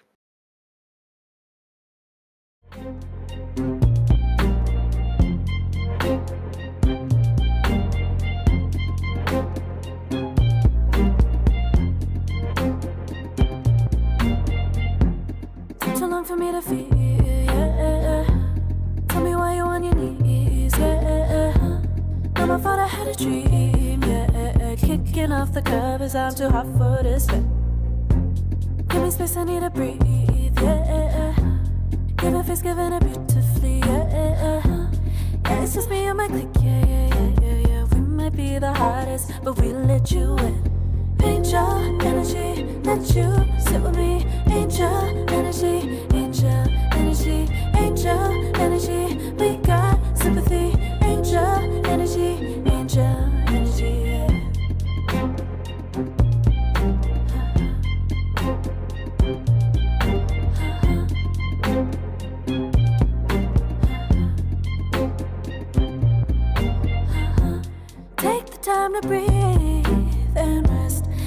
just I feel the best. Feel it all so deeply, so deeply. Divine with how we be, yeah, yeah. Aligned with everything, yeah. More than a dream, vulnerable and strong, yeah, we feel everything. Angel energy, let you sit with me. Angel energy, angel energy, angel energy. We got sympathy. Angel energy, angel energy, angel energy. Let you sit with me. Angel energy, angel energy, angel energy. We got sympathy. Angel energy, angel energy.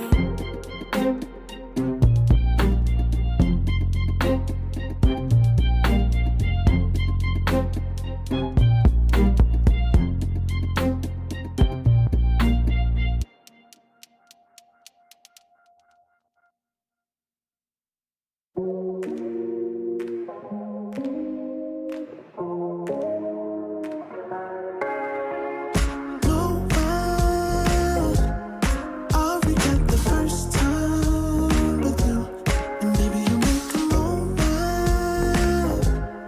Every time I lay eyes on you, but do we care? Do we dare? Keeping this going, let's live in the moment. Yeah, I want to know, keep this on the low between the two of us. Every time I try to find, Try to avoid it, but I was stuck. You turn up the heat when you back it up. try to stop the flame. The discipline melts away. It isn't enough to wish for change. You either give in or pull away. We have the will to choose our fate. Whether it's wrong or right, I'm holding on for life. For the ride.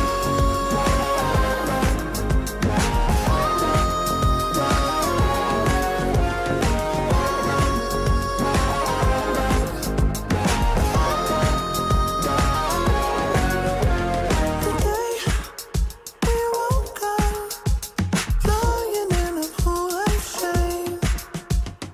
Tears and makeup printed on the pillowcase. It's hard to apply restraint. I'm trying to stay away. It's so magnetic.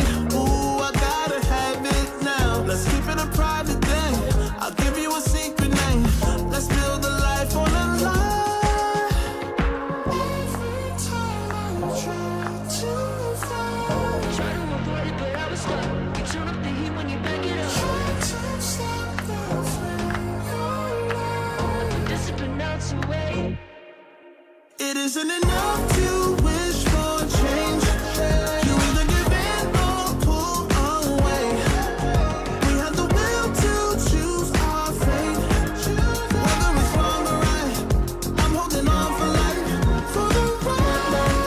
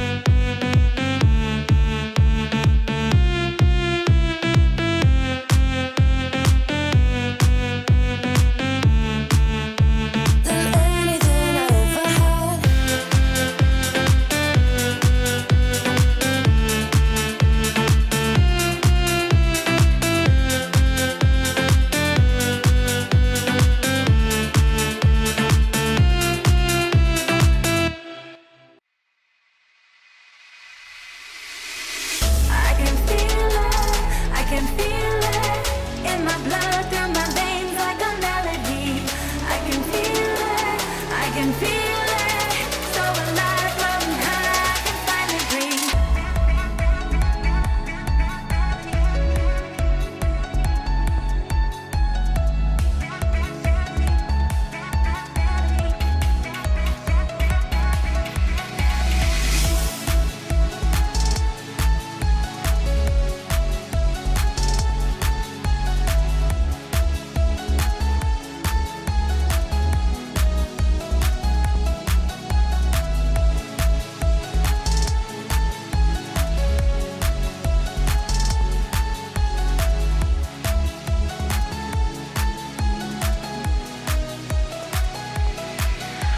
Lately, I've been feeling lonely. Want you to call me, promise me you'll always be there. I've been getting so high, I can feel it. I can feel the gravity is pulling me away, pulling me away.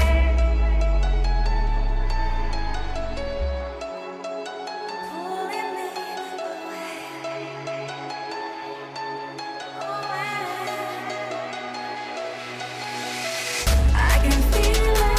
I can feel it in my blood, down my veins like a melody. I can feel it, so alive, floating high, I can finally breathe.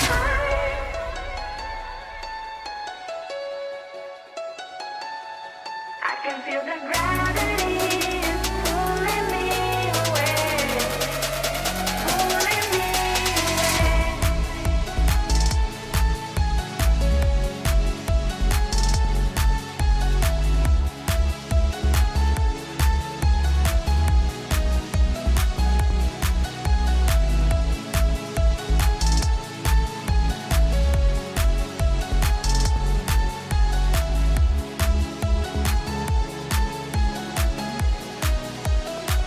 I've been getting so high, I can feel it. I can feel the gravity is pulling me away, pulling me away.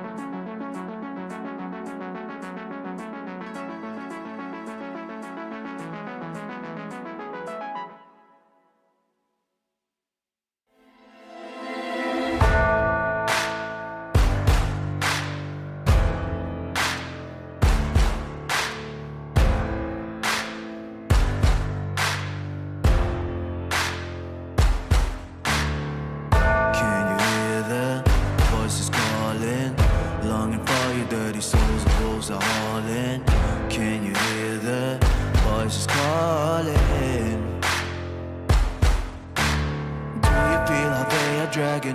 Waiting for a second to push you to your limits. Going strong and feeling better. But do you feel them? Can you hear them say?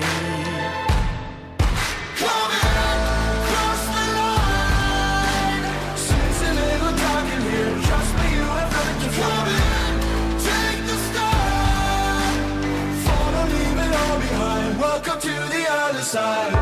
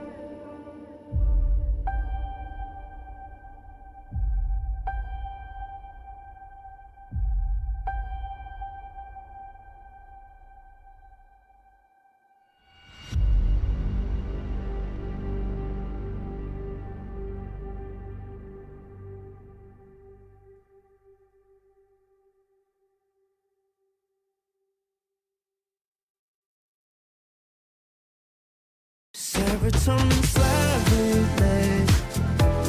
Sequin in the lights, embarking your energy. Riding through the night. Serotonin slide. Slide on over here by my side.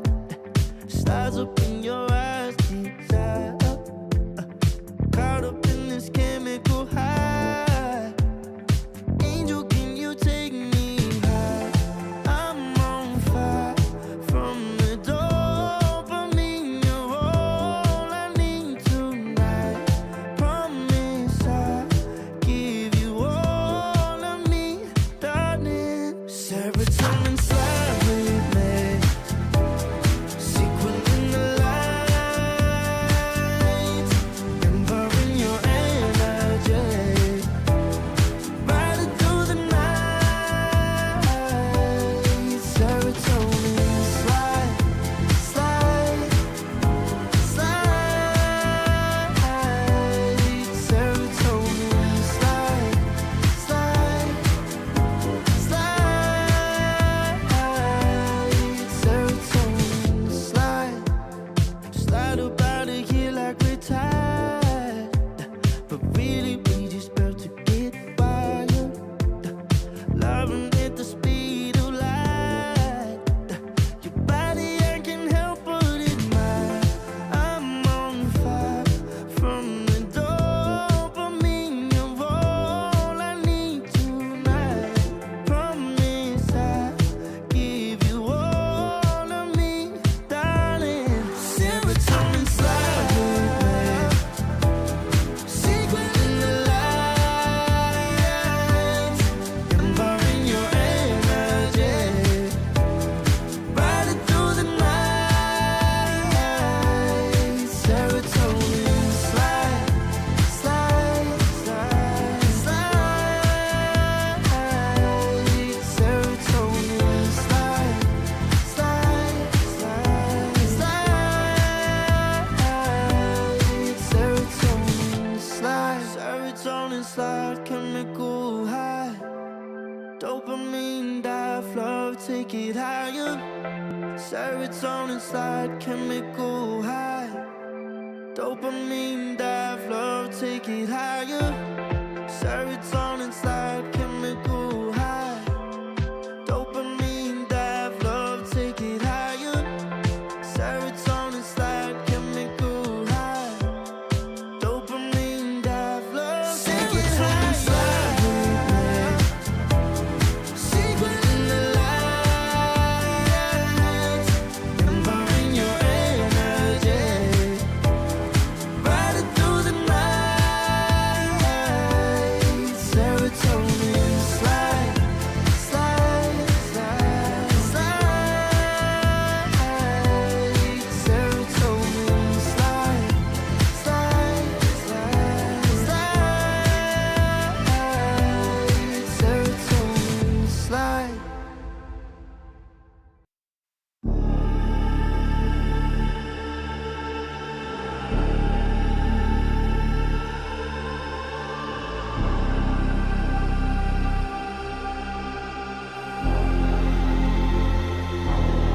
You'll be free when I set you free. I breathe you in, but all your sins won't disappear. You can see it's true that I want only you when we'll break free. Together, you and me. Take me in your arms and let us rise high up to the stars where we can fly. So come with me and break. I want you to play my games and fulfill my black desires.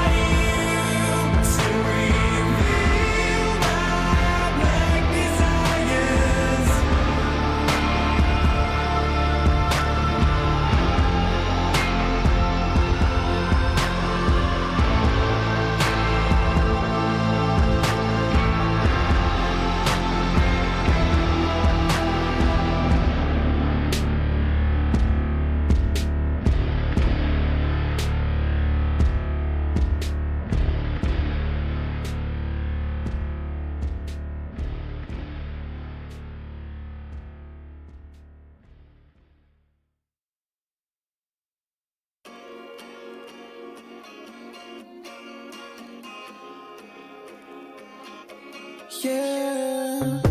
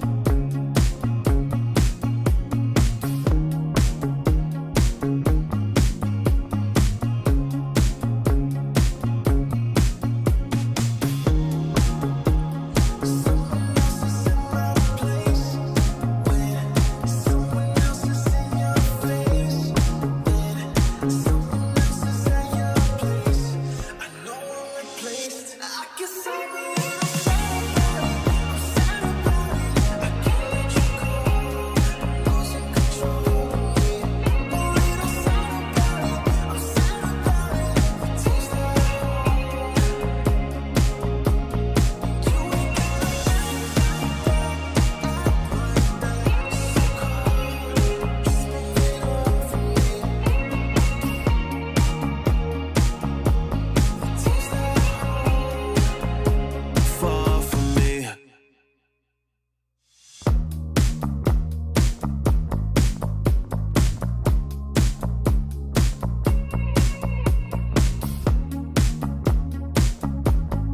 Girl, what's this shit about? You told me I was different than them. Now you got yourself another man. I hate to see you out with him. I guess I'm a little sad about it. I'm sad about it. I can't let you go. I'm losing control of me. A little sad about it. I'm sad about it. Tears that you ain't gotta act like that. Just move it around for me. Tears that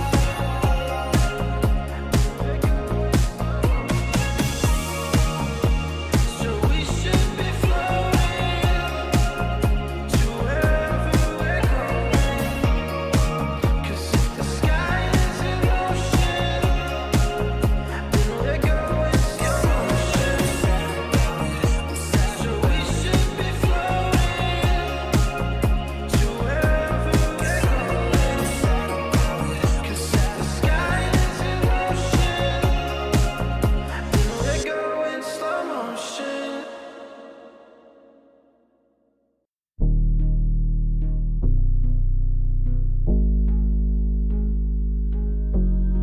Never pressed, but I got the juice.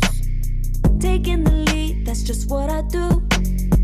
I make mountains move with one hand tied, and still this world ain't satisfied. Everywhere I go, they stop and stare. I tell the truth, I take it there. Call me vicious, persistent, overzealous, that's fine.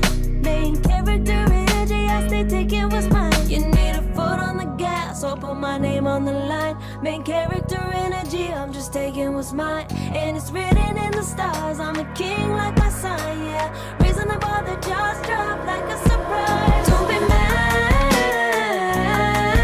about it. Don't be mad, don't be mad. Don't be mad about it. Don't be mad, don't be mad. I don't play the game, nah, I make the rules. Cards close to the chest, and I don't play no fool. Don't be mad about it. Look, yeah, my name stay in the mouth. Legs got broke, they said cast her. I'm the 911 response in a disaster. I don't ask, I just take. Treat the world like a man, I just blow him away. Yeah, I'm a #1 fan. Don't need a bark, I'm a bite. Switch me on, dark need light. Don't need pity, don't need spite. I just plop, plop, plop on sight. Could take your girl in 2 seconds. I just flash her a smile. I make petty look pretty. They run an inch, I run 3 miles. You need a foot on the gas, I'll put my name on the line. Main character energy, I'm just taking what's mine. And it's written in the stars, I'm a king like my sign, yeah. Raising the bar, the jaws drop like a surprise. Don't be mad about it. Don't be mad about it. Don't be mad about it. Don't be mad about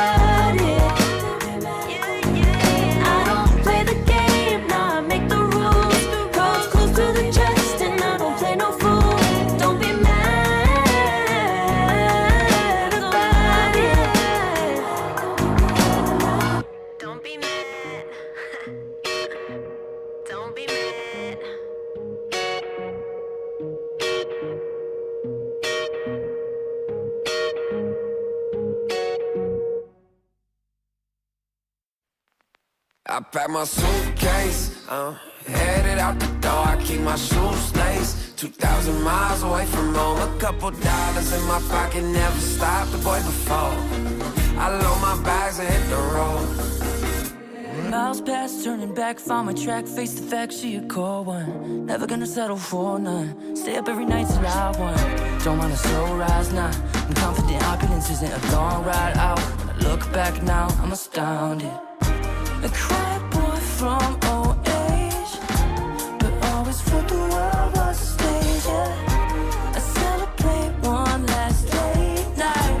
My old life ain't staying. I pack my suitcase, headed out the door. I keep my shoes laced. 2,000 miles away from home. A couple dollars in my pocket, never stopped the boy before. I load my bags and hit the road. I'm headed to LA.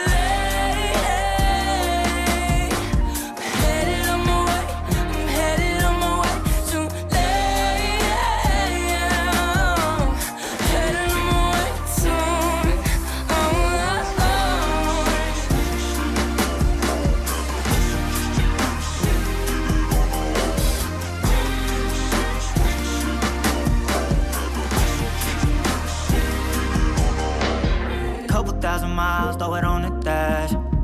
Shit, 10,000 hours, can't let them pass. Yeah, well, I was putting time in, you was pulled up wildin'. You always had shit to say, now when I see you, it's silence. Thought I have a Grammy by 25. Commas after commas next to dollar sign, yeah. Had to remind myself why I'm living this life. Look at all the late nights, it'll all come in due time, yeah. Made for the fight, for the pain and the climb. Tied to the life I chose. Stay through the night, another day, not a dime. Race against time. I couldn't just lay by and wonder what I could have made mine.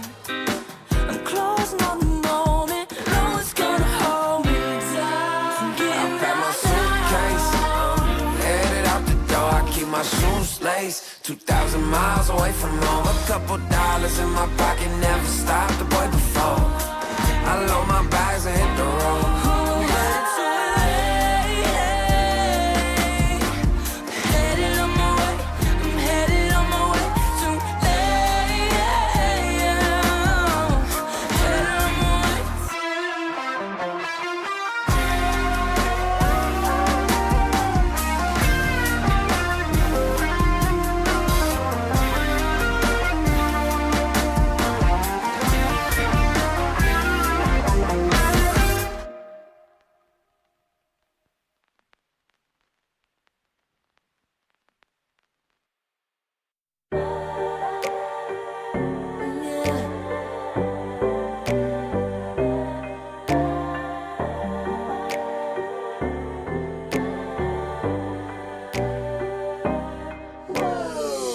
Talking my, I've been working all year getting by. Looking for the high, taking all my time.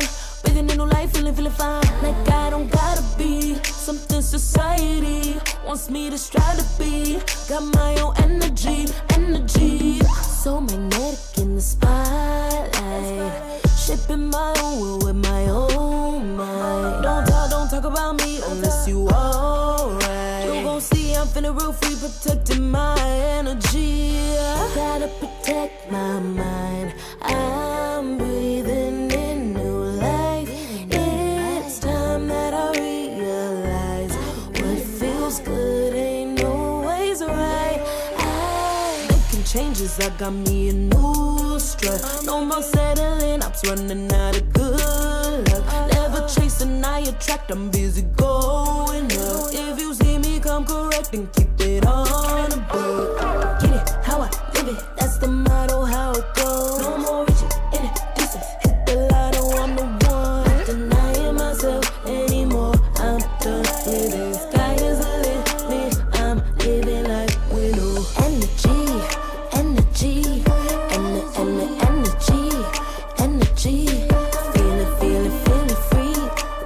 free, energy,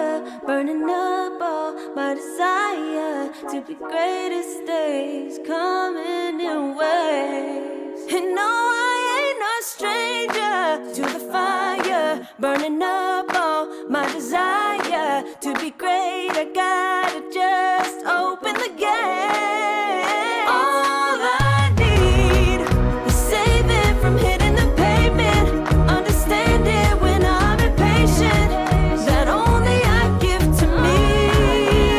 All I need is a little love in lonely places, the strength to stand fear in the face, that only I give to me. All I need, understanding when I'm impatient. All I need, is a little love in lonely places.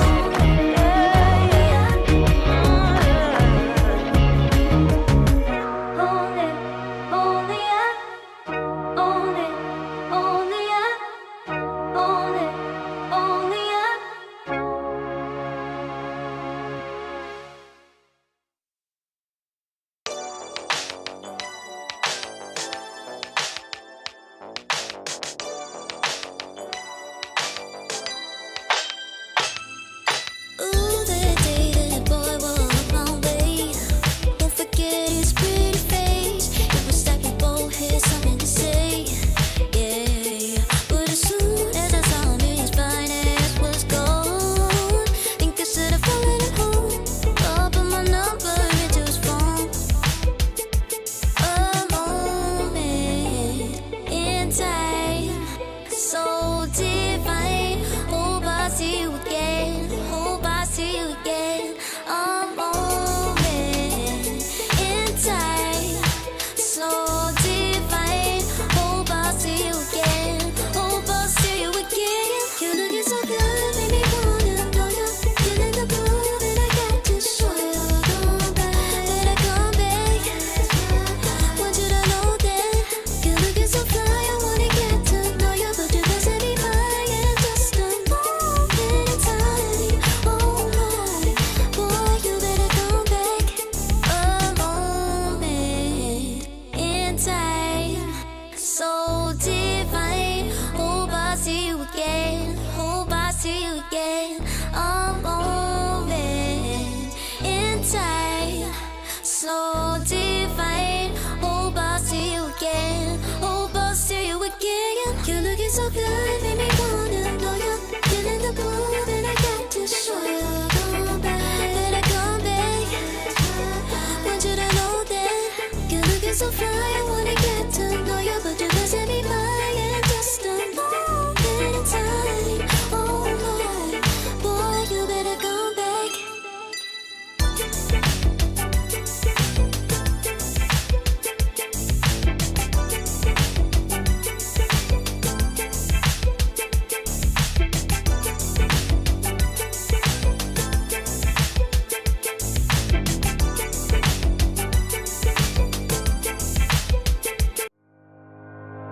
Think about it every night when I close my eyes. You're on my mind. I try to quit a million times, but it takes me high. Like you're so divine. You give me everything. Don't know what's happening. I need you like medicine. You're my everything, everything. And when I think about us, sweet lullabies, I wanna keep this moment here forever, no goodbyes. And when I think about us, sweet lullabies, I wanna keep this moment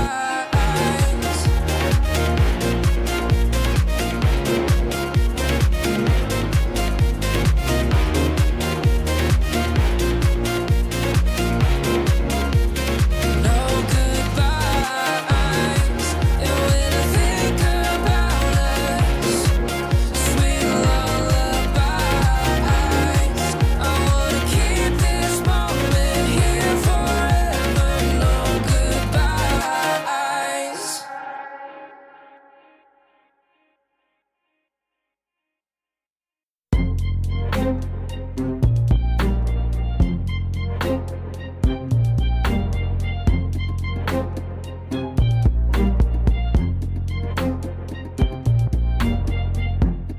too long for me to feel, yeah.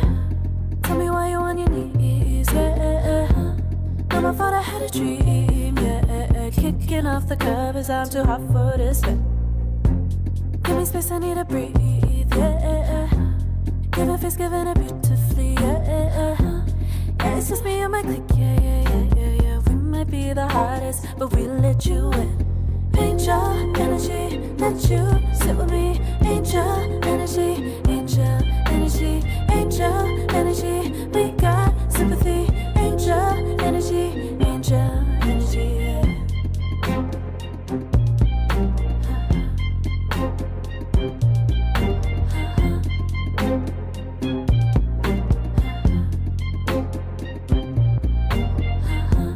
Take the time to breathe and rest. Let yourself feel the best. Feel it all so deeply, so deeply. Divine with how we be, yeah.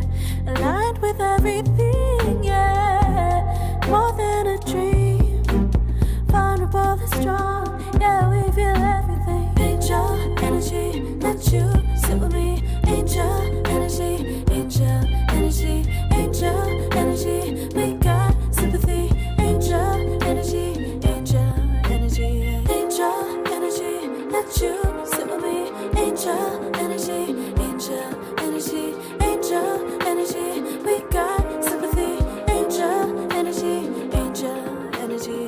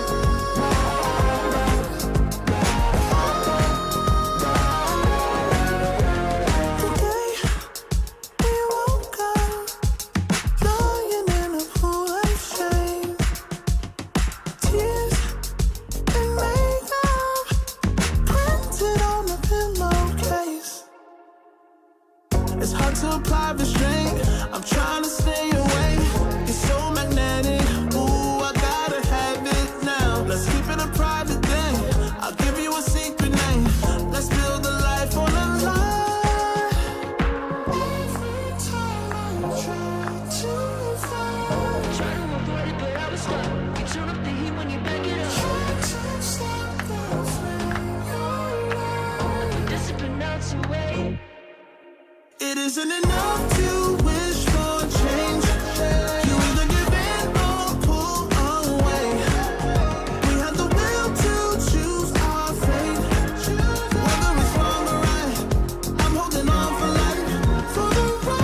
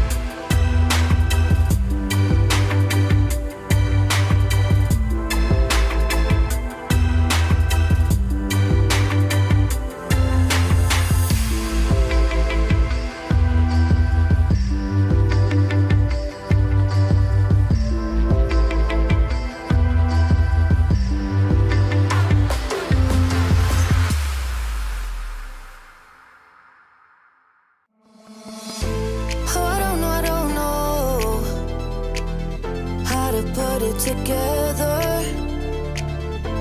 Ever since I found you, my life just got better. Better than this, better than that, better than anything I ever had. Better than this, better than that, better than anything I ever had.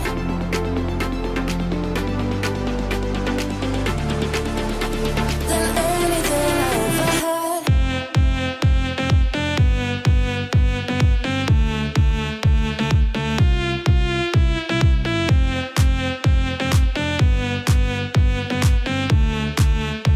Than anything I ever had.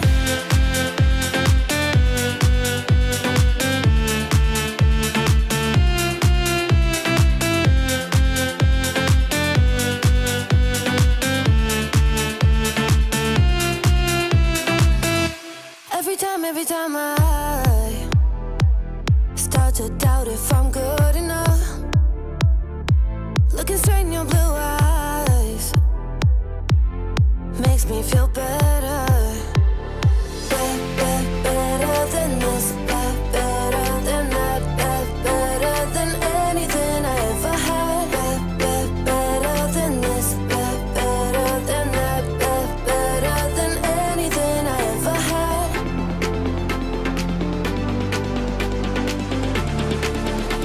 Than anything I ever had.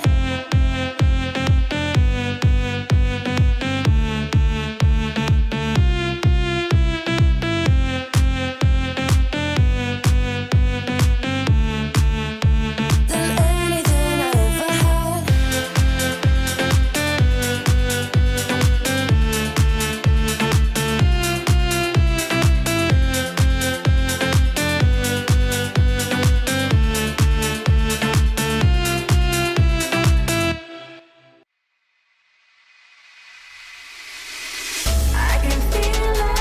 I can feel it in my blood, through my veins like a melody. I can feel it, so alive, floating high, I can finally breathe.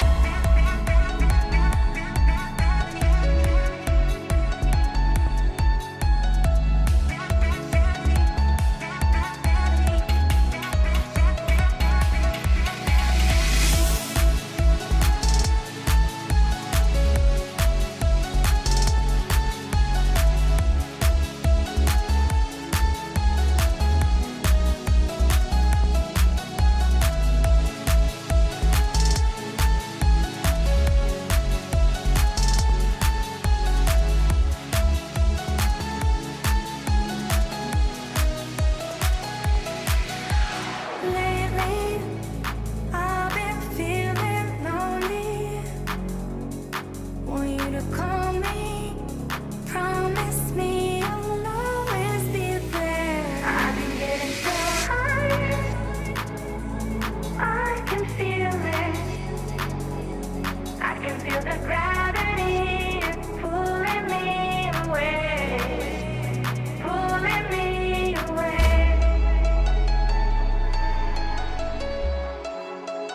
Pulling me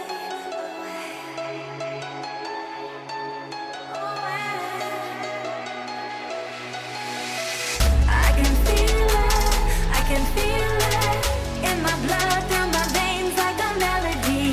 I can feel it, so alive, floating high, I can finally breathe.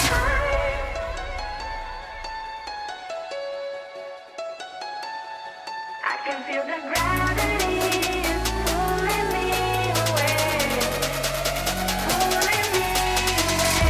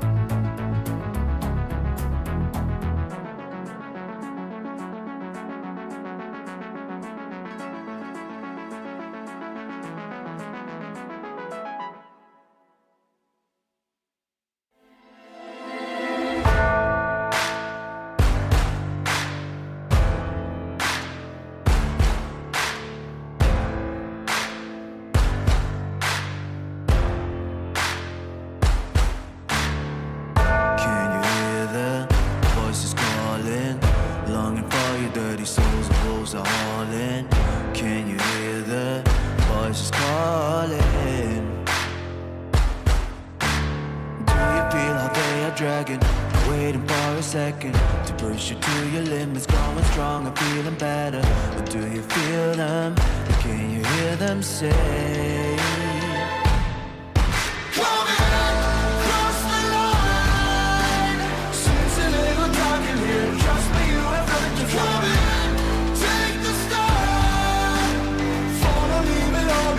Welcome to the other side.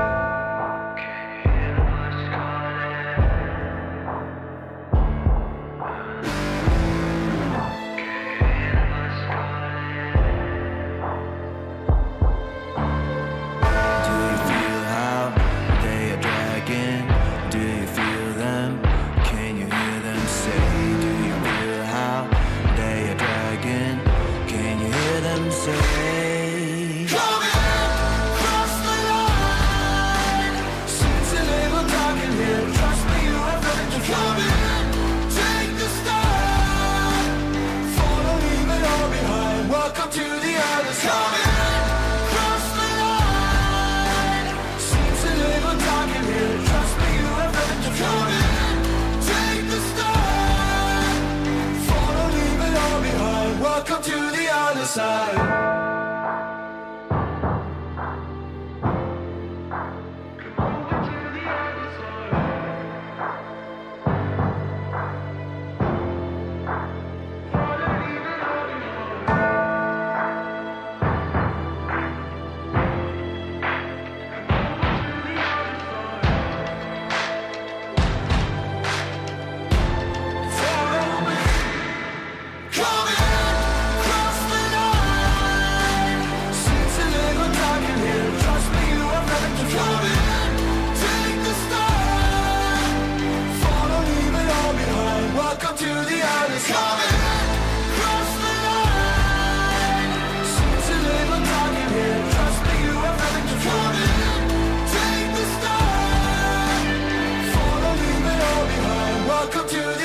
side.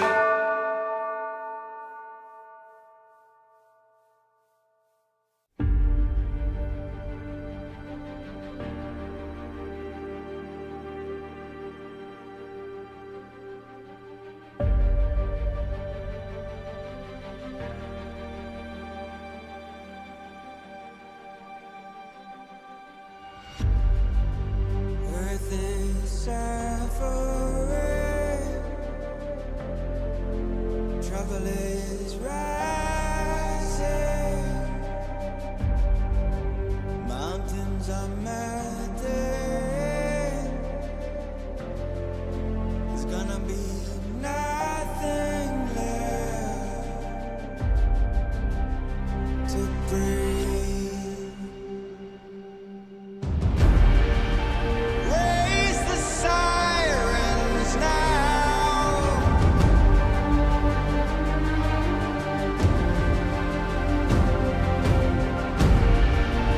Break the silence now.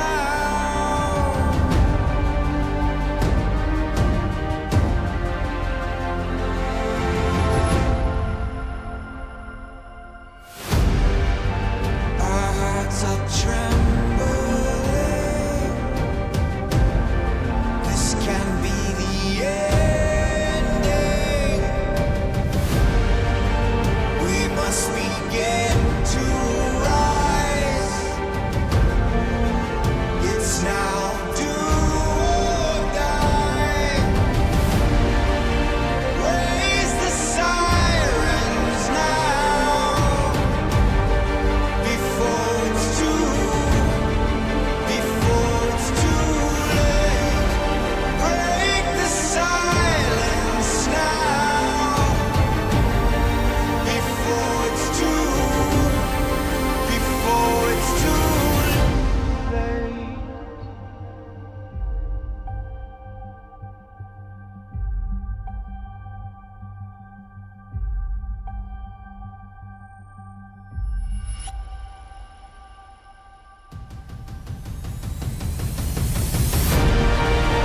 Raise the sirens now before it's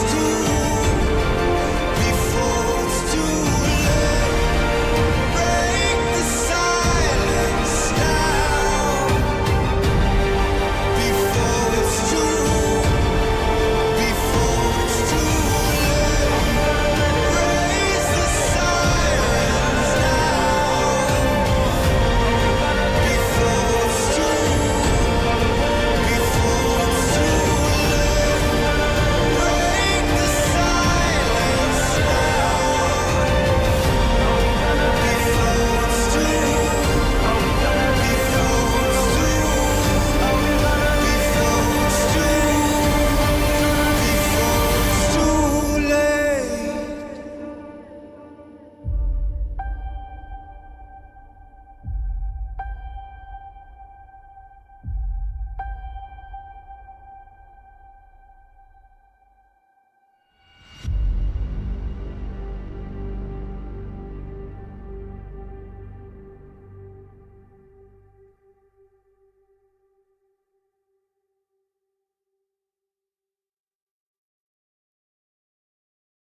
Serotonin slowly, sequin in the light, embarking your energy, riding through the night. Serotonin slide on over here by my side, stars up in your eyes, desire, caught up in this chemical high.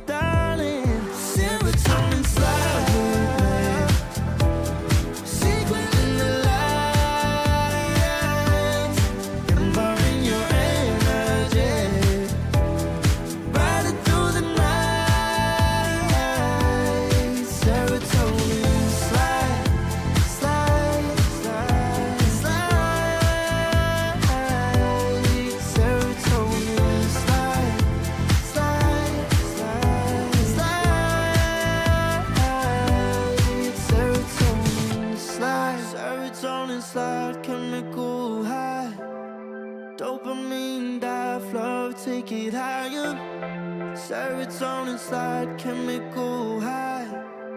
Dopamine dive, love, take it higher.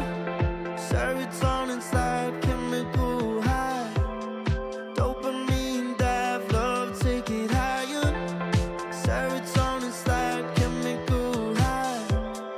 Dopamine dive, love, take it higher. Secret in the light, empowering your energy. Riding through the night.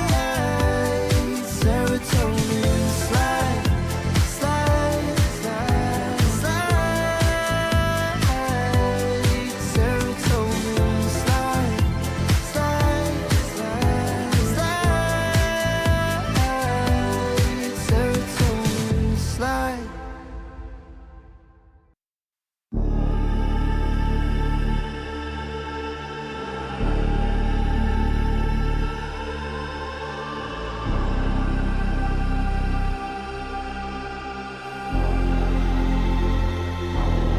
You'll be free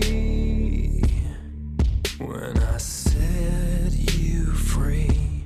I breathe you in, but all your sins won't disappear. You can see it's true that I want only you when we'll break free.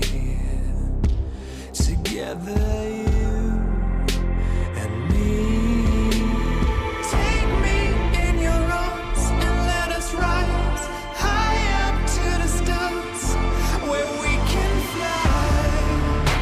So come with me and pray. I want you to play my games and fulfill my black desires. So break my heart and leave me. I only need your body. So I'm saying I'm in love with you, but I don't care much about you. When you've gone, I would find someone new. I cannot lose. Fall into my arms and let us rise high up to the stars where we can fly.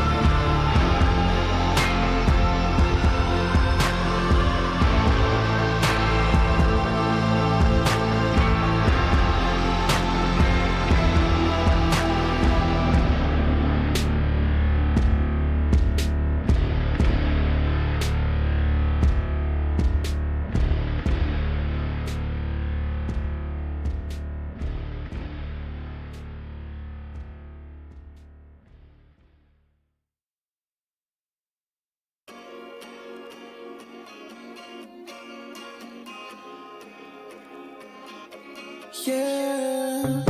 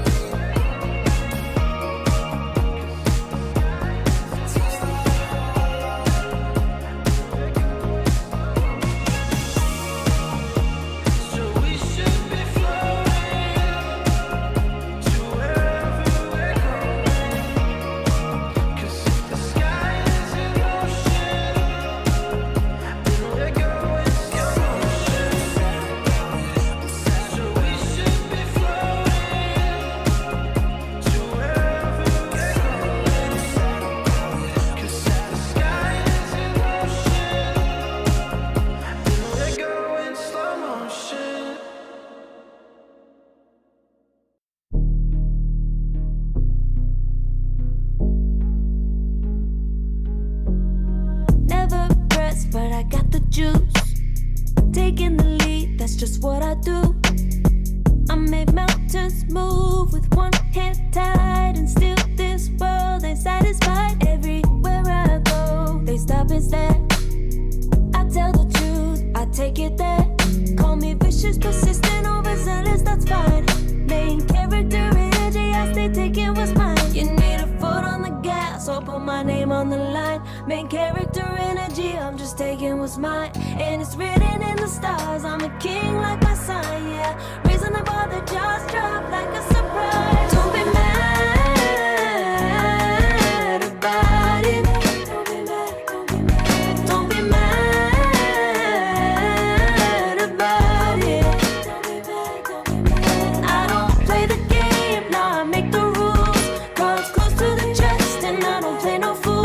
Don't be mad.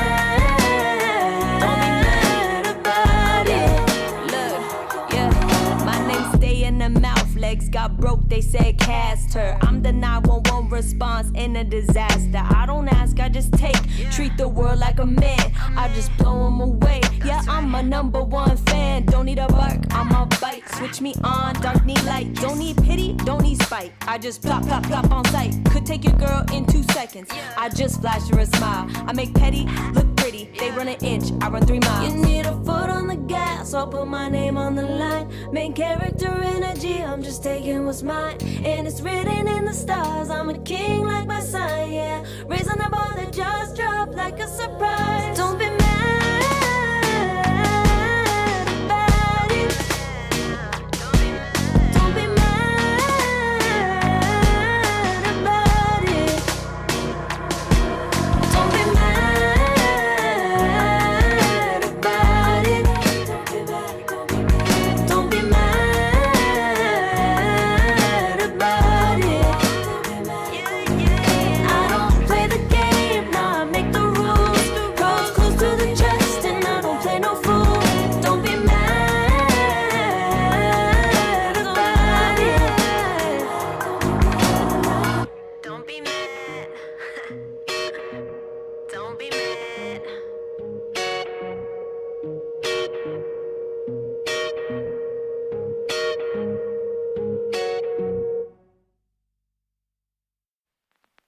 I pack my suitcase, headed out the door. I keep my shoes laced. 2,000 miles away from home. A couple dollars in my pocket, never stopped the boy before.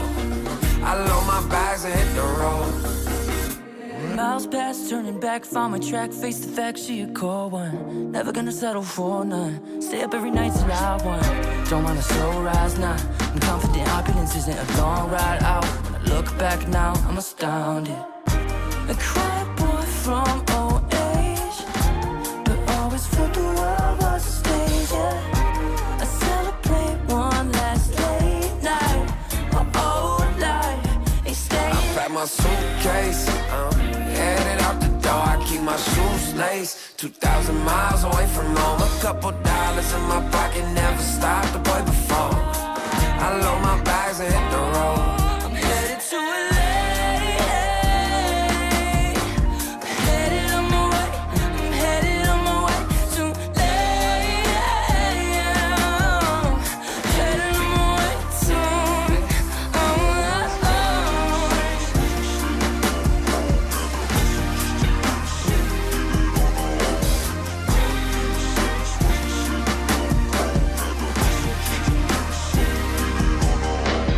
Couple thousand miles, throw it on the dash.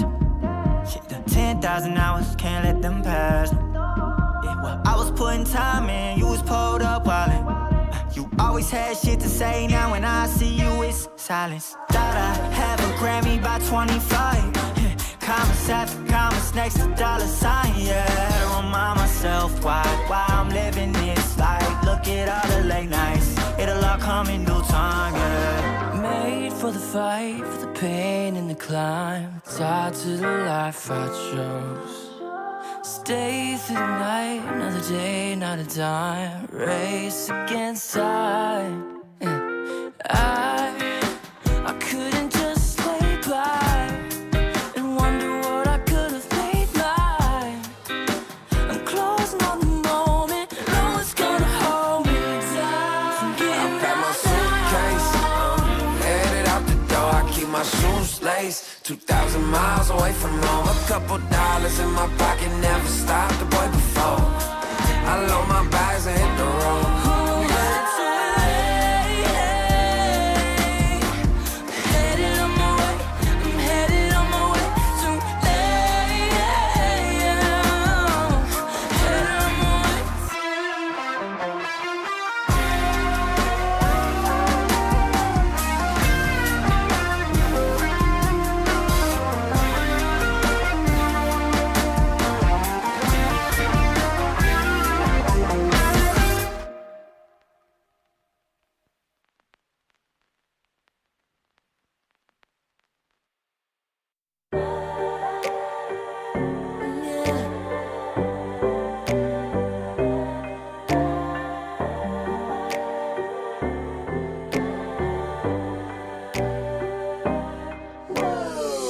Talking mine, I've been working all year getting by.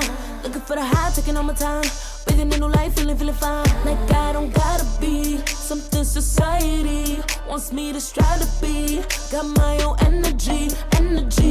So magnetic in the spotlight. Shaping my own world with my own mind. Don't talk about me unless you alright. You gon' see I'm finna real free, protecting my energy. Gotta protect my mind. I'm breathing in new life. It's time that I realize what feels good ain't always right. I'm making changes, I got me a new strut. No more settling, I'm running out of good luck. Never chasing, I attract, I'm busy going up. If you see me come correct, then keep it on the book. Get it how I live it, that's the motto, how it goes. No more reaching in the distance, hit the lotto, I'm the one. Not denying myself anymore, I'm done with it. Sky is the limit, I'm living life with no energy.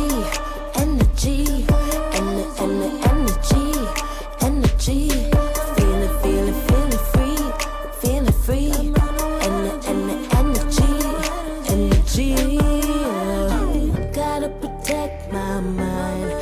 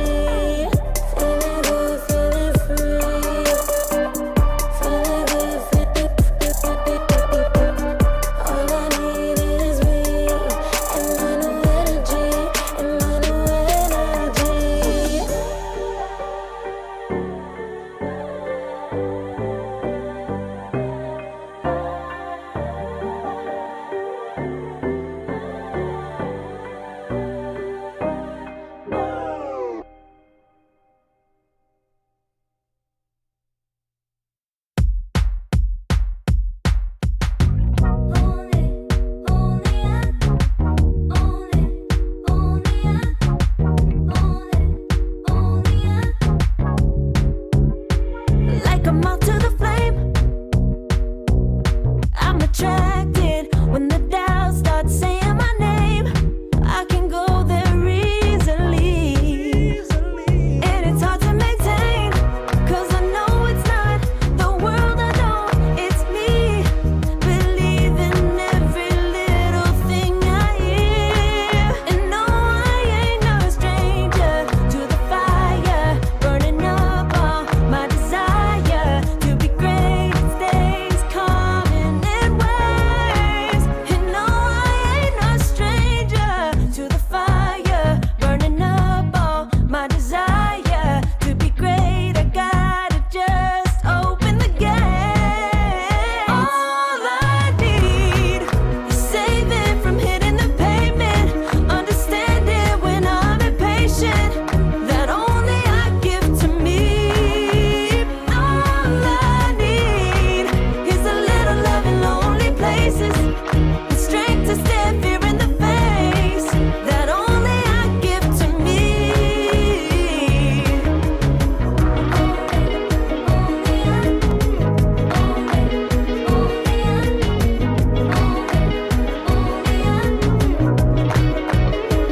Now I'm running this race, yeah. Stallions couldn't catch up to me.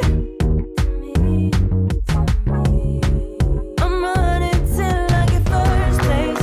I'm running till I get everything, everything I ever wanted in my dream. No, I ain't no stranger to the fire, burning up all my desire to be greatest days coming in waves. And no, I ain't no stranger to the fire, burning up all my desire to be great. I gotta just open the gate. All I need is saving from hitting the pavement, understanding when I'm impatient, that only I give to me.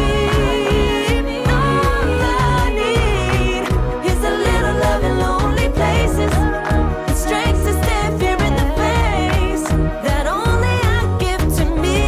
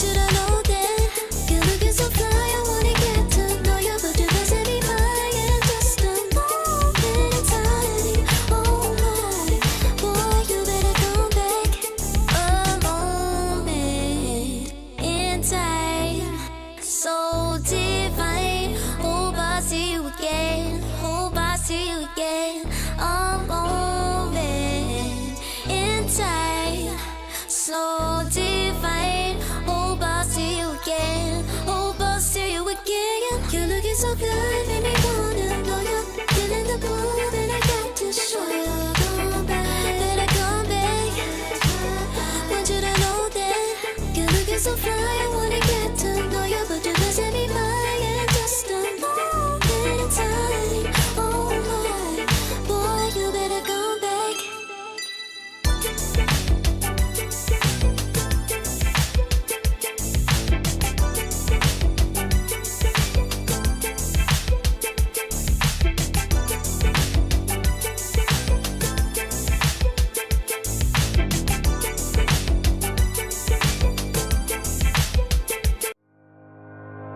Think about it every night when I close my eyes. You're on my mind. I try to quit a million times, but it takes me high. Like you're so divine. You give me everything. Don't know what's happening.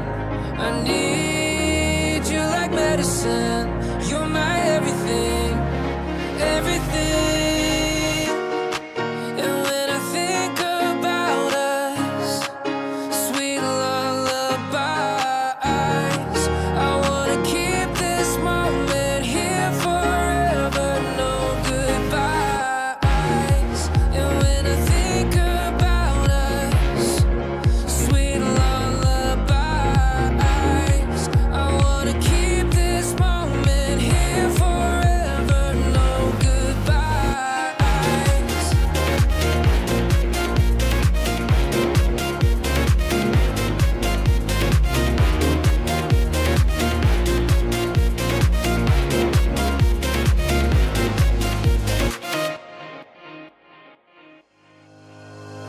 Think about it every night when I close my eyes. You're on my mind. I try to quit a million times, but it takes me high. Like you're so divine. You give me everything. Don't know what's happening. I need you like medicine. You're my everything, everything. And when I think about us, sweet lullabies, I wanna keep this moment here forever, no goodbyes. And when I think about us, sweet lullabies, I wanna keep this moment here forever, no goodbyes.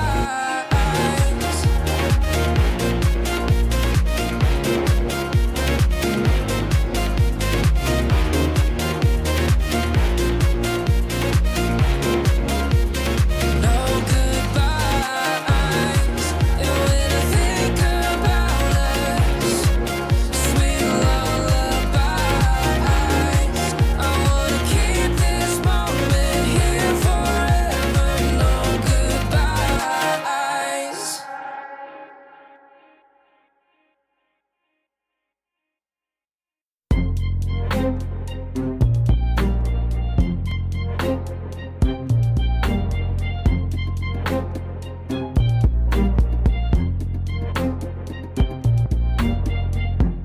Took too long for me to feel, yeah. Tell me why you on your knees, yeah. Not my fault I had a dream, yeah. Kicking off the covers, I'm too hot for this bed. Give me space, I need to breathe, yeah. Give a face, giving it beautifully, yeah. Yeah, it's just me and my clique, yeah. We might be the hottest, but we let you in. Angel energy, let you sit with me. Angel energy, angel energy, angel energy. We got sympathy. Angel energy, angel energy. Yeah.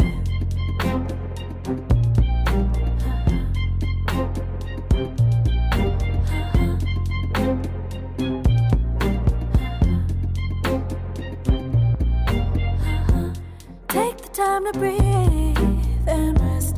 Let yourself feel the best. Feel it all so deeply, so deeply.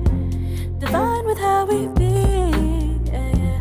Aligned with everything, yeah. More than a dream, vulnerable and strong, yeah. We feel everything. Angel energy, let you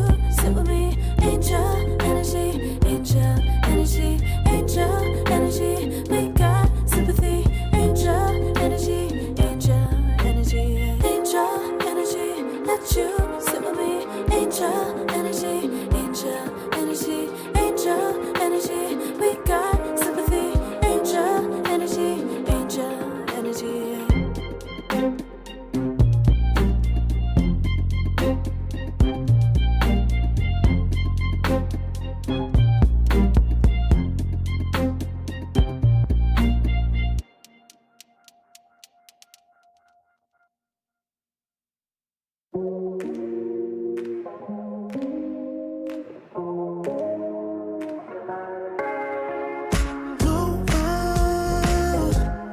I'll regret the first time with you, and baby you make a moment. Every time I lay eyes on you, but do we care? Do we dare? Keeping this going, let's live in the moment. Yeah, now we can know it's on the low between the two of us. Every time I try to find, Try to avoid it, but I was stuck. You turn up the heat when you back it up. try to stop the flame. But this has been melts away. It isn't enough to wish for change. You either give in or pull away. We have the will to choose our fate. Whether it's wrong or right, I'm holding on for life, for the ride.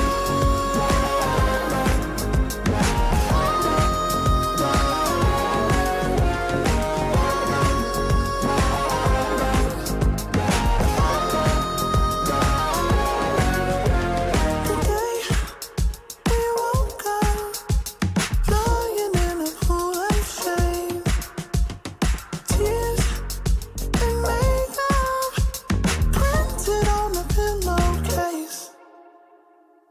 It's hard to apply restraint. I'm trying to stay away. It's so magnetic. Ooh, I gotta have it now. Let's keep it a private thing. I'll give you a secret name. Let's build a life on a lie. Every time I try to find, Try to avoid it, but I was stuck. You turn up the heat when you back it up. try to stop the flame. But this has been melts away. It isn't enough to wish for change. You either give in or pull away. We have the will to choose our fate. Whether it's wrong or right, I'm holding on for life, for the ride.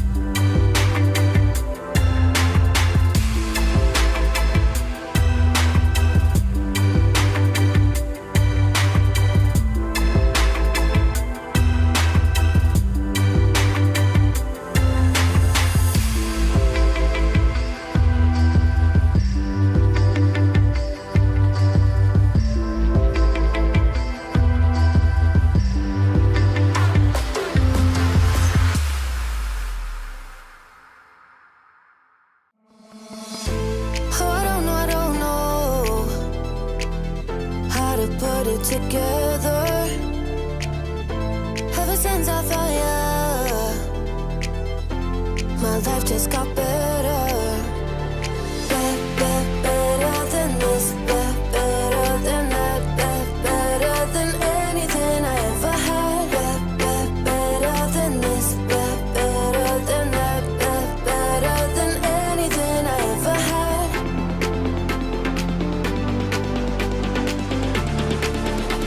Than anything I ever had.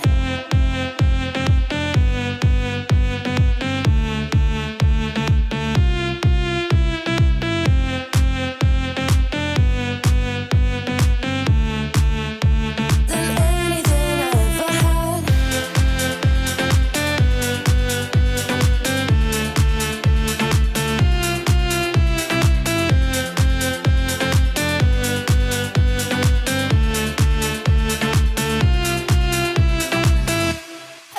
Every time I start to doubt if I'm good enough, looking straight in your blue eyes makes me feel better. Better than this, better than that, better than anything I ever had.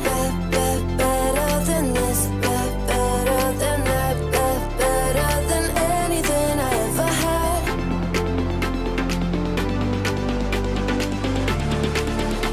Than anything I ever had.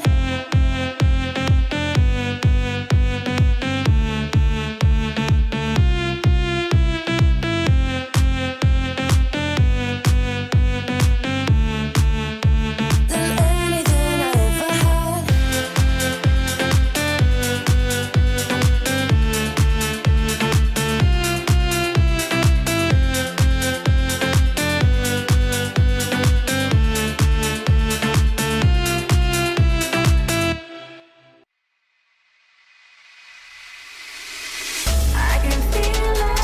I can feel it in my blood, through my veins like a melody.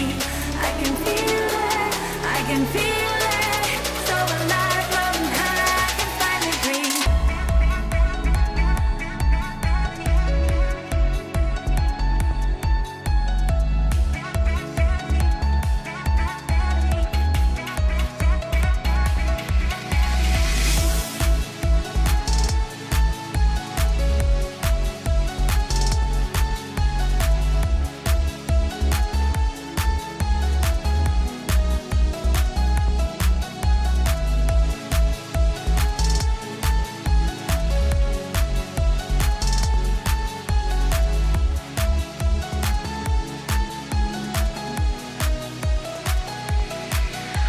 Lately, I've been feeling lonely. Want you to call me, promise me you'll always be there. I've been getting so high, I can feel it. I can feel the gravity pulling me away, pulling me away.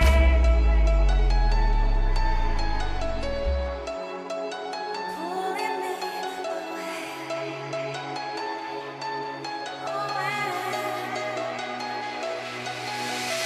I can feel it in my blood, through my veins like a melody. I can feel it, so alive, floating high, I can finally breathe.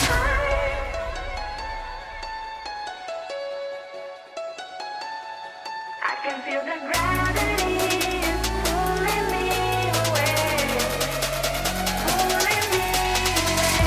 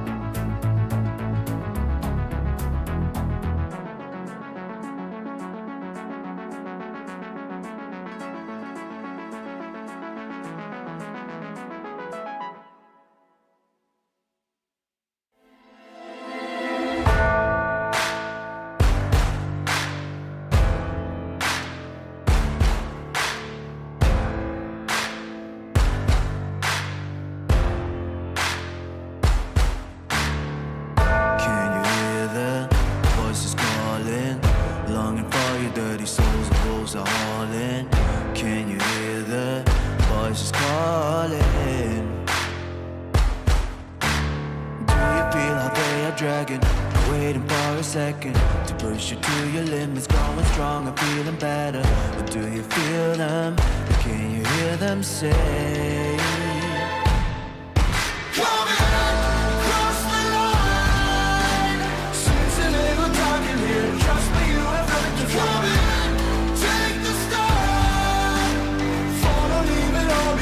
Welcome to the other side.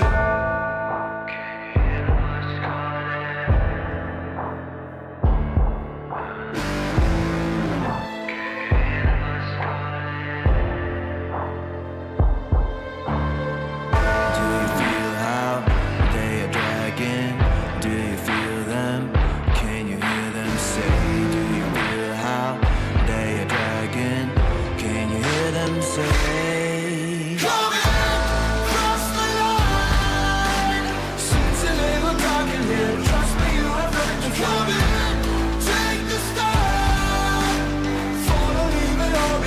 Welcome to the other side. Cross the line. Seems a little dark in here. Trust me, you have nothing to fear. Take the start. Follow, leave it all behind. Welcome to the other side.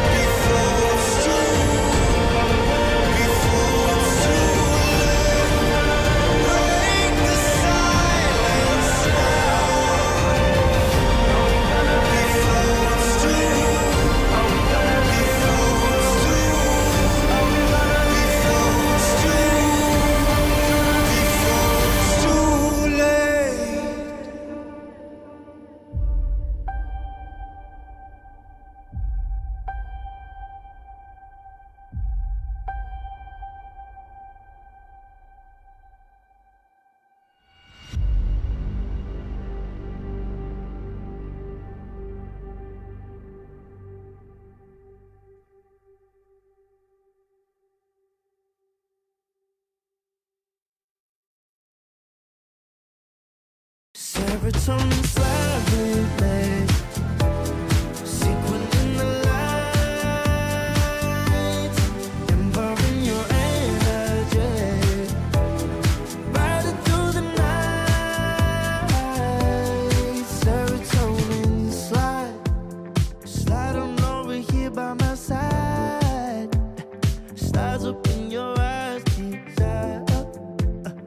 Caught up in this chemical high. Angel, can you take me high? I'm on fire from the dopamine. You're all I need tonight. Promise I'll give you all of me, darling. Serotonin slide with me. Sequin in the light, involving your energy. Riding through the night. Serotonin slide, slide, slide. Serotonin slide, slide, slide. Serotonin slide. Slide up out of here like we're tired, but really we just about to get wired. Loving at the speed of light. Your body, I can help but admire. I'm on fire from the dopamine. You're all I need tonight. Promise I'll give you all of me, darling. Serotonin slide with me. Secret in the light, involving your energy. Riding through the night. Serotonin slide, slide, slide, slide. Serotonin slide, slide, slide, slide. Serotonin slide, serotonin slide, chemical high. Dopamine dive, love, take it higher. Serotonin slide, chemical high. Dopamine dive, love, take it higher. Serotonin slide, chemical high. Dopamine dive, love, take it higher. Serotonin slide, chemical high. Dopamine dive, love, take it higher. Secret in the light, involving your energy. Riding through the night. Serotonin slide, slide, slide, slide. Serotonin slide, slide, slide, slide. Serotonin slide.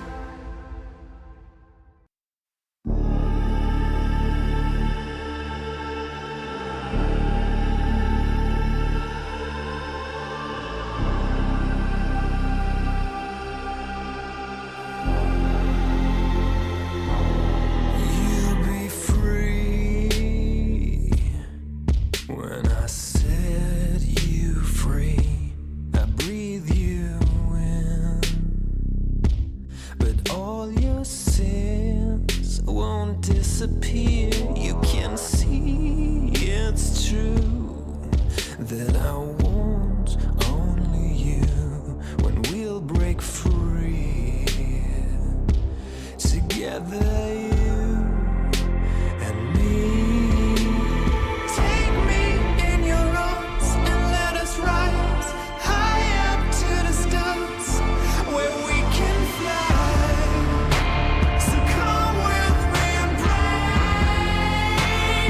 I want you to play my games and fulfill my black desires. So break my heart and leave me. I only need your body.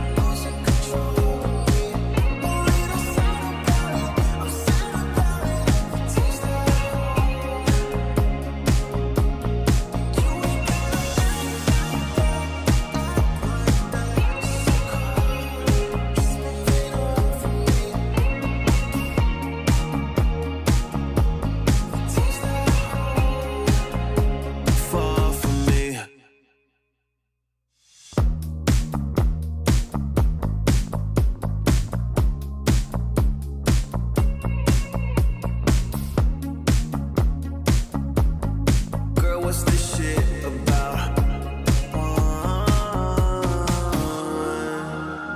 You told me I was different than them. Now you got yourself another man. I hate to see you out with him. I guess I'm a little sad about it. I'm sad about it. I can't let you go. Losing control of me. Oh, and I'm sad about it. I'm sad about it. It takes the you ain't gotta act like that.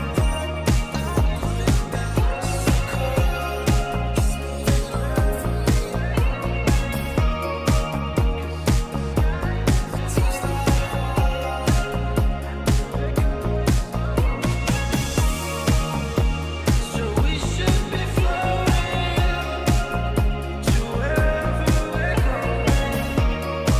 'Cause if the sky is in motion, then we're going slow motion. So we should be floating to wherever we're going. 'Cause if the sky is in motion, then we're going slow motion.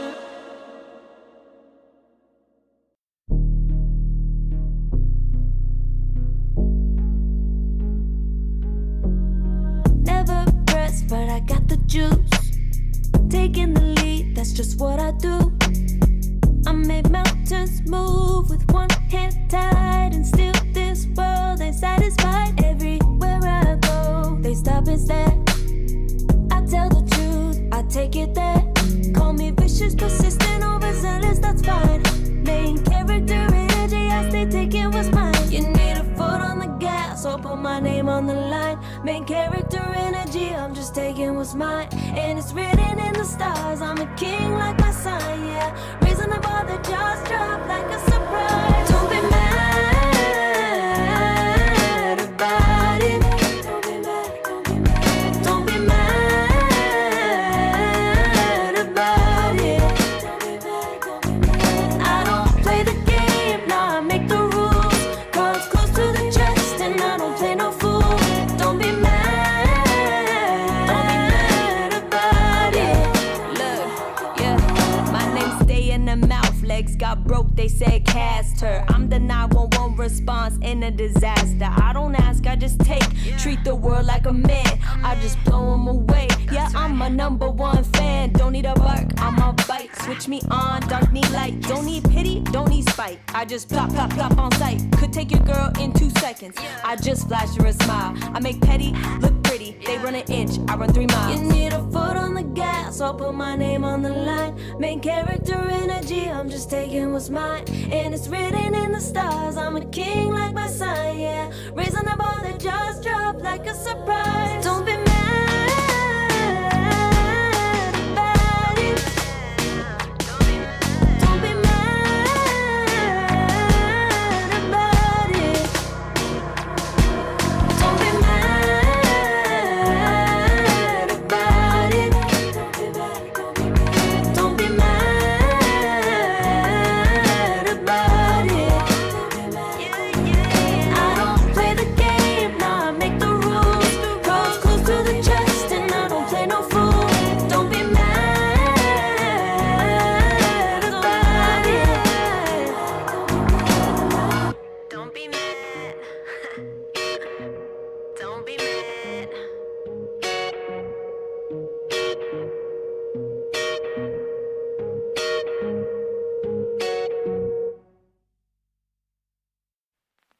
I pack my suitcase, headed out the door. I keep my shoes laced. 2,000 miles away from home. A couple dollars in my pocket, never stopped the boy before. I load my bags and hit the road.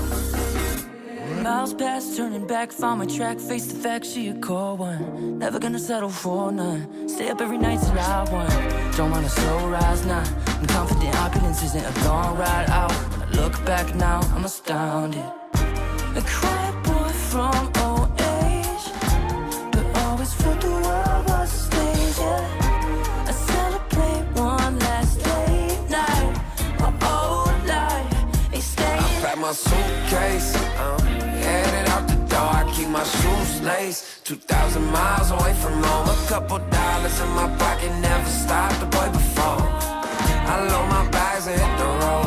I'm headed to LA. I'm headed on my way. I'm headed on my way to LA.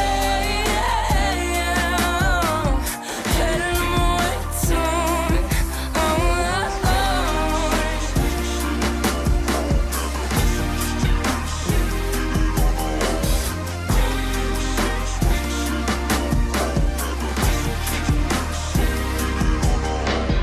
Couple thousand miles, throw it on the dash.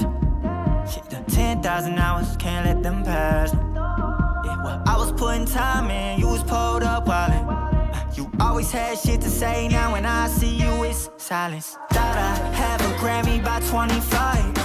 Commas after commas next to dollar sign, yeah. Had to remind myself why I'm living this life. Look at all the late nights, it'll all come in due time, yeah. Made for the fight, for the pain and the climb. Tied to the life I chose. Stay through the night, another day, not a dime. Race against time. I couldn't just lay by and wonder what I could have made mine. I'm closing on the moment, no one's gonna hold me down. I packed my suitcase. Headed out the door, I keep my shoes laced. 2,000 miles away from home, a couple dollars in my pocket, never stopped a boy before. I load my bags and hit the road. I'm headed to LA. Headed on my way. I'm headed on my way to LA. Headed on my way.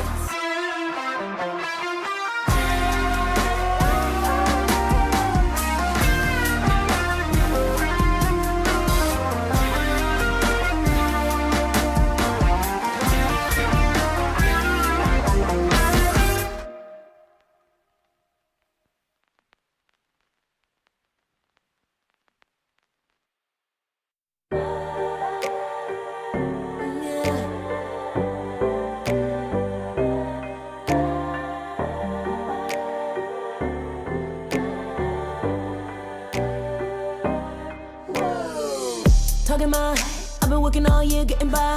Looking for the high, taking all my time. Breathing in new life, feeling fine. Like I don't gotta be something society wants me to strive to be. Got my own energy. So magnetic in the spotlight. Shaping my own world with my own mind. Don't talk about me unless you alright. You gon' see I'm finna real free, protecting my energy. I gotta protect my mind. I'm breathing in new life. It's time that I realize what feels good ain't always right. I'm making changes, I got me a new strut. No more settling, I'm running out of good luck. Never chasing, I attract, I'm busy going up. If you see me, come correct and keep it on the book. Get it, how I live it, that's the motto, how it goes. No more reaching in it, decent, hit the lotto, I'm the one. Not denying myself anymore, I'm done living. Sky is the limit, I'm living like we know. Energy,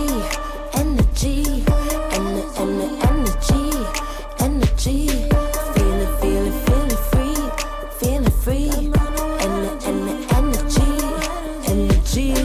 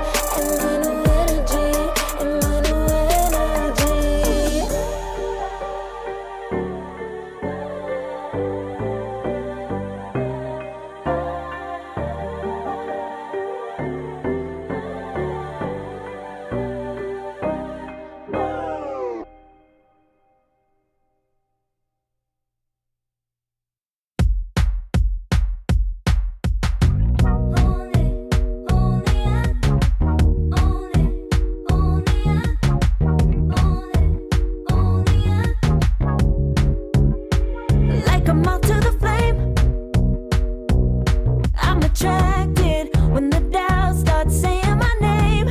I can go there easily, and it's hard to maintain, 'cause I know it's not the world I know, it's me.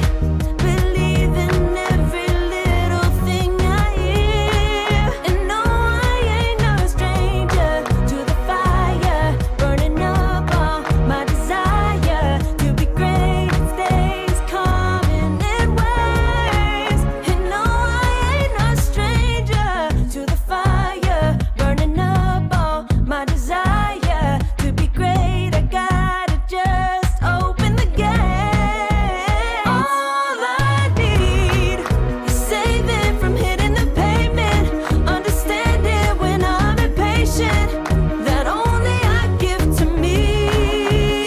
All I need is a little love in lonely places, the strength to stare fear in the face, that only I give to me.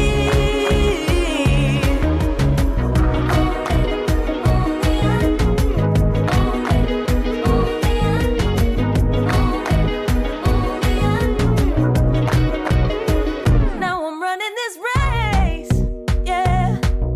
Stallions couldn't catch up to me.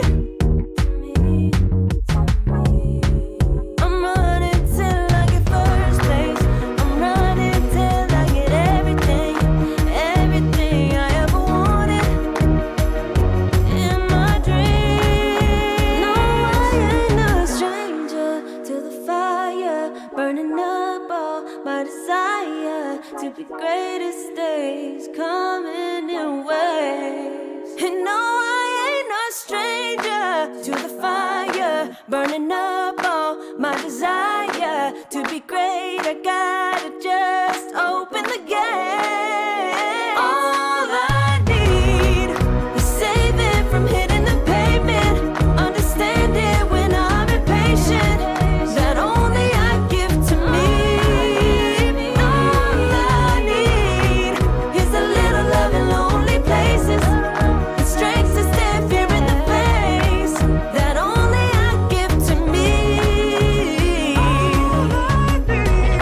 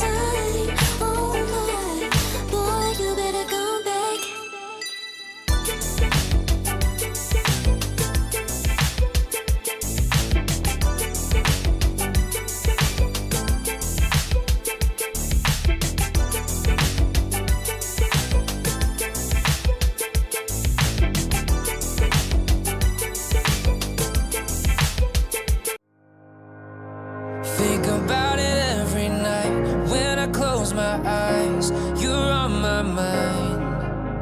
I try to quit a million times, but it takes me high. Like you're so divine. You give me everything. Don't know what's happening.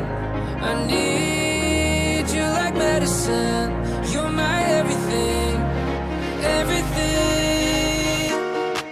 And when I think about us, sweet lullabies, I wanna keep this moment here forever, no goodbyes. And when I think about us, sweet lullabies, I wanna keep this moment here forever, no goodbyes.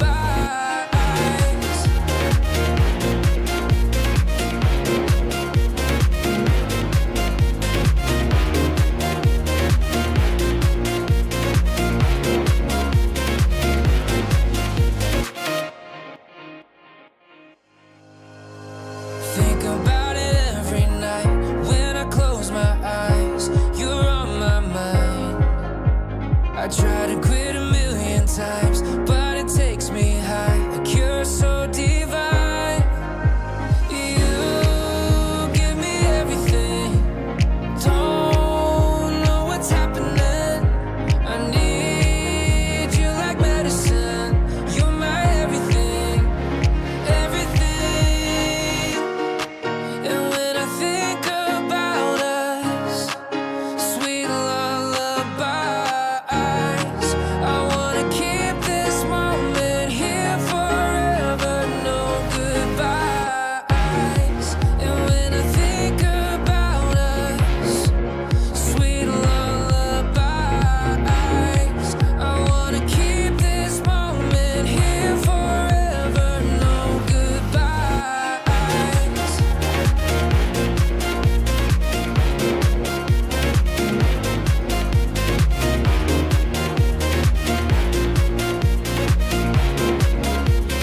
No goodbyes. And when I think about us, sweet lullabies, I wanna keep this moment here forever. No goodbyes.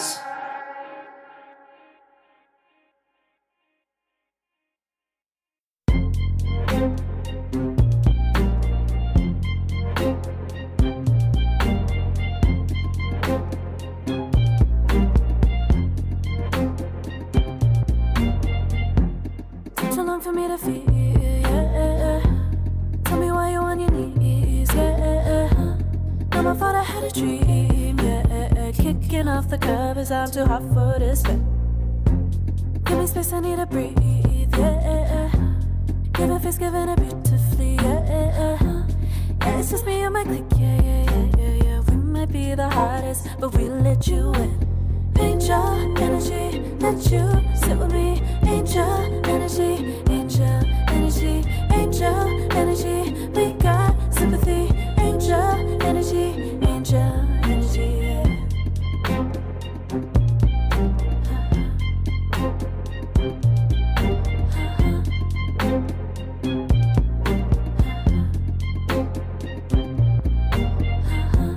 Take the time to breathe and rest.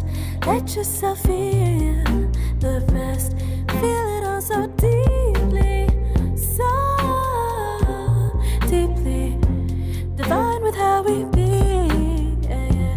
Aligned with everything, yeah. More than a dream, vulnerable and strong, yeah. We feel everything. Angel energy, let you sit with me. Angel energy, angel energy, angel energy. We got sympathy. Angel energy, angel energy, angel energy. Let you sit with me. Angel energy, angel energy.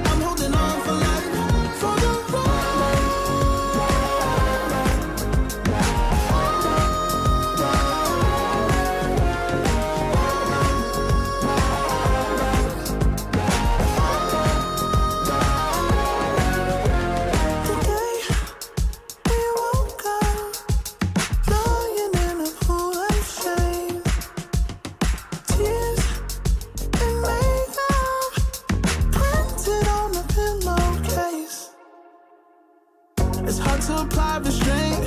I'm trying to stay away. It's so magnetic. Ooh, I gotta have it now. Let's keep it a private thing. I'll give you a secret name. Let's build a life on a lie. Every time I try to fall, Try to avoid it, but I was stuck. You turn up the heat when you back it up. try to stop the flame. Discipline melts away. It isn't enough to wish for change. You either give in or pull away. We have the will to choose our fate. Whether it's wrong or right, I'm holding on for life. For the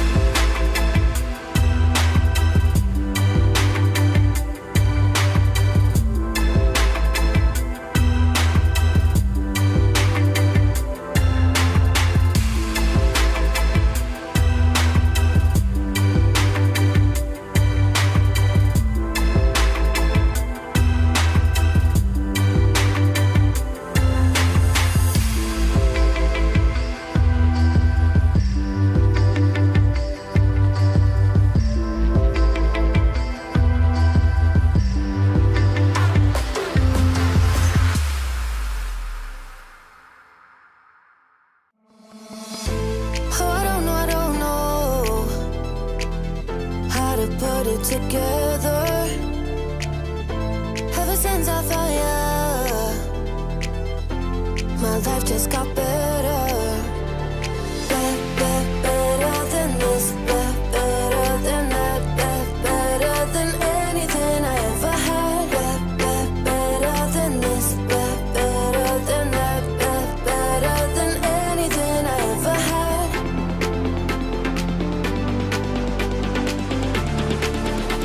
Than anything I ever had.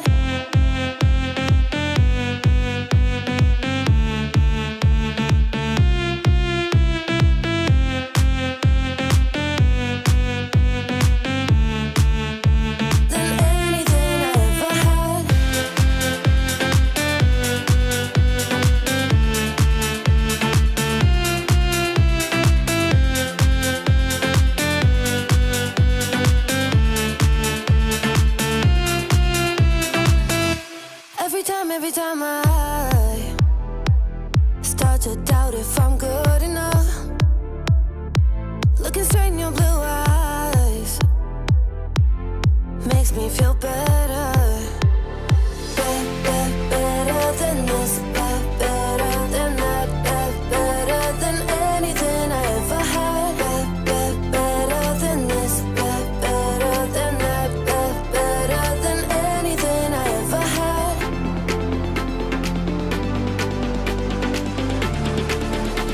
Than anything I ever had.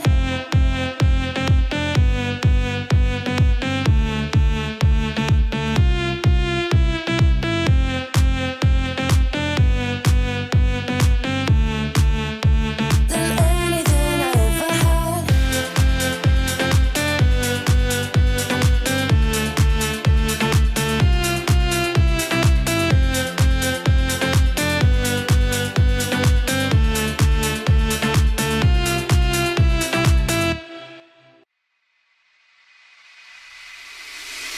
I can feel it in my blood, through my veins like a melody. I can feel it, so alive, floating high, I can finally breathe.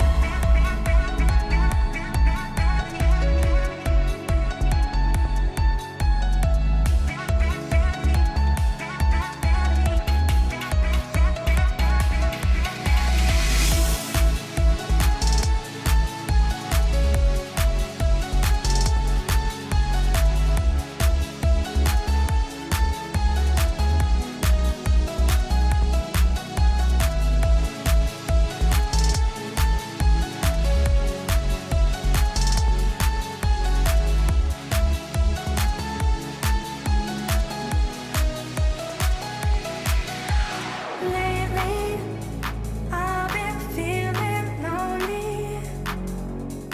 Want you to call me, promise me you'll always be there. I've been getting so high, I can feel it. I can feel the gravity pulling me away, pulling me away.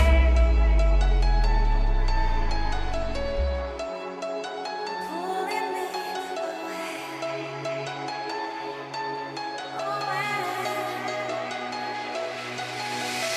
I can feel it in my blood, through my veins like a melody. I can feel it, so alive, floating high, I can finally breathe.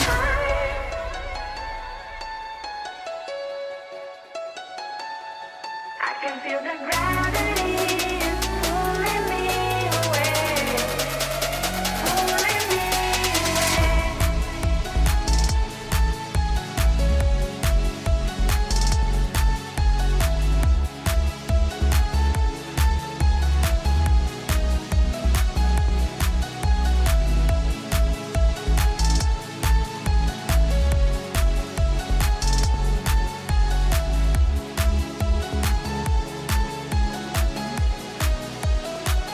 I've been getting so high, I can feel it.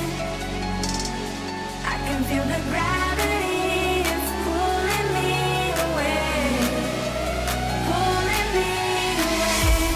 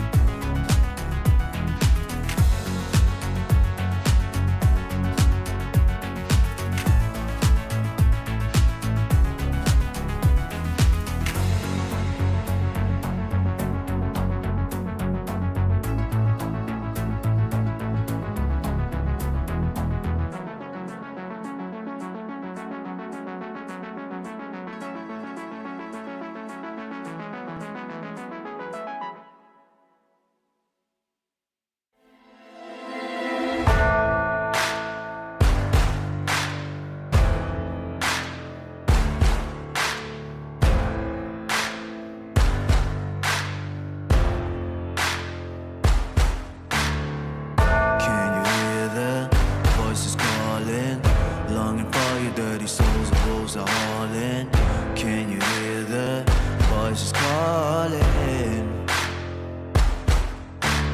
Do you feel how they are dragging? Waiting for a second to push you to your limits, going strong and feeling better. But do you feel them? Can you hear them say?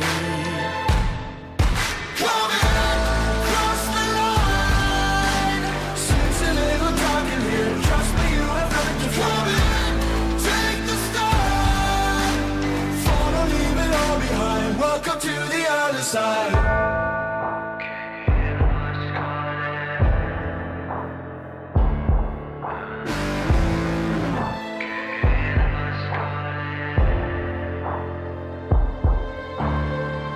Do you feel how they are dragging? Do you feel them? Can you hear them say? Do you feel how they are dragging? Can you hear them say?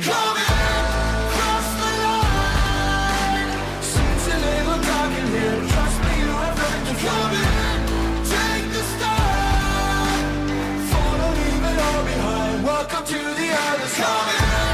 Cross the line. Seems a little dark in here. Trust me, you have nothing to fear. Take the start. Follow, leave it all behind. Welcome to the other side.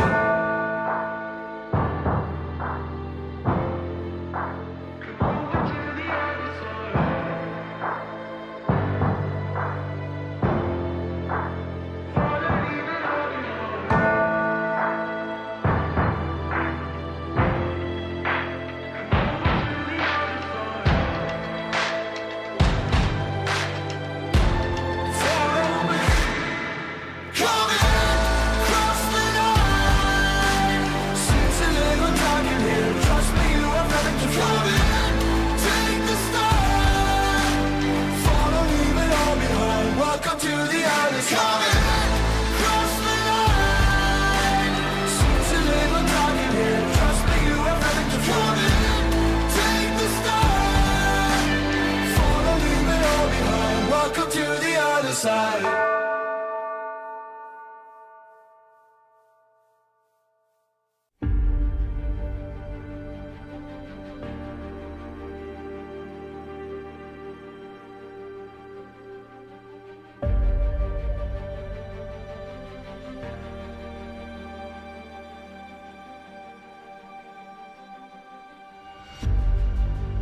Earth is suffering. Trouble is rising. Mountains are melting.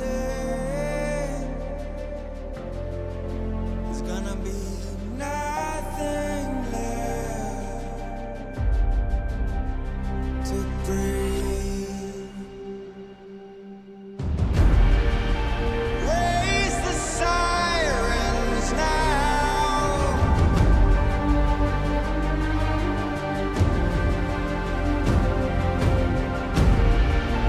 Break the silence now.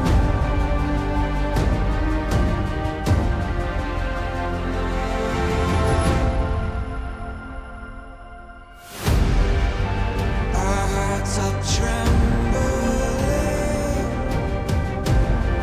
This can be the ending. We must begin to rise. It's now do or die. Raise the sirens now. Before it's too late. Break the silence now. Before it's too late.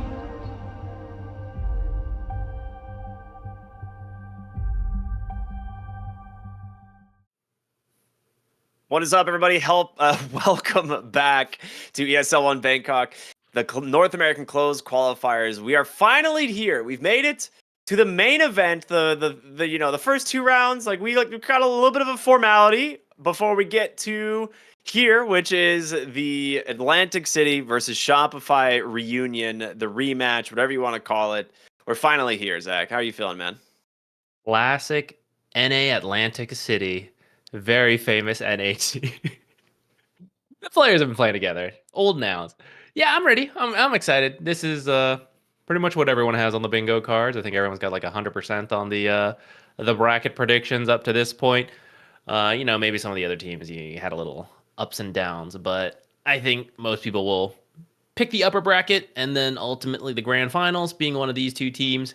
Maybe one of these will have a surprise Apex Genesis. I do think they're close. They're like closing in every time we watch in. So at some point, I think they'll be there.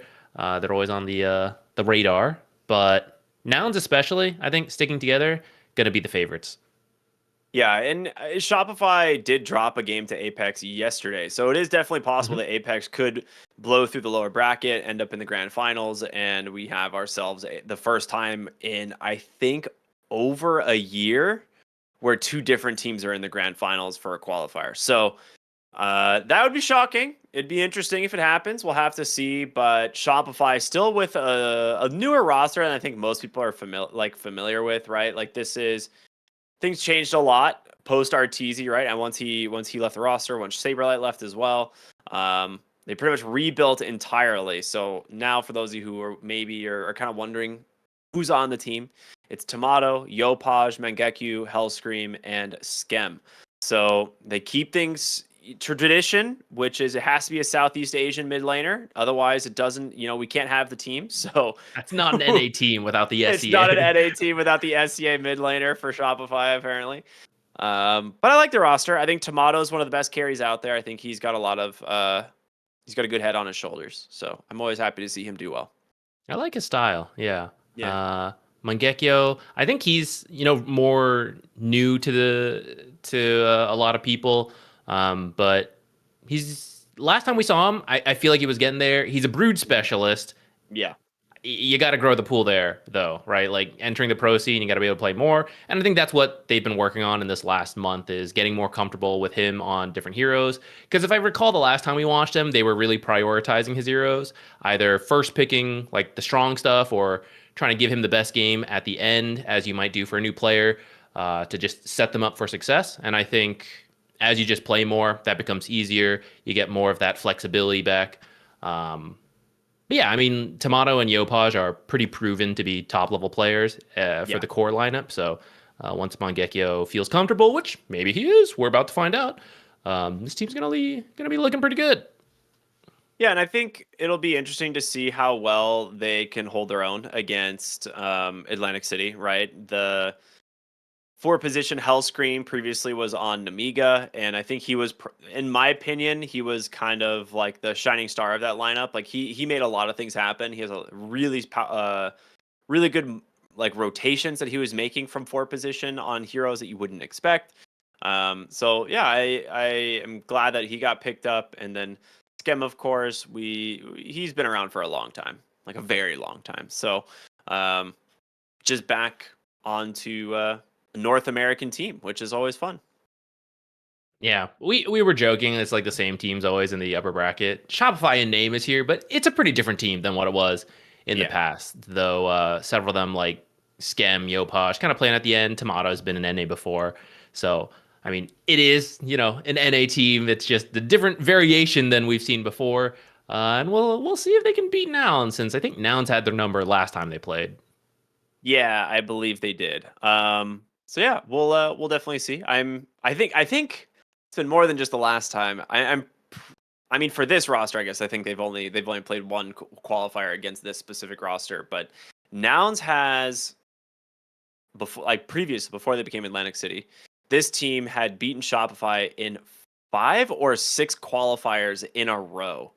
So that starts to add up and becomes kind of this. It takes me back to the old Quincy Crew days of when Nouns was the team trying to qualify, and they were getting third place to Shopify and Quincy Crew, or at the time Undying, right?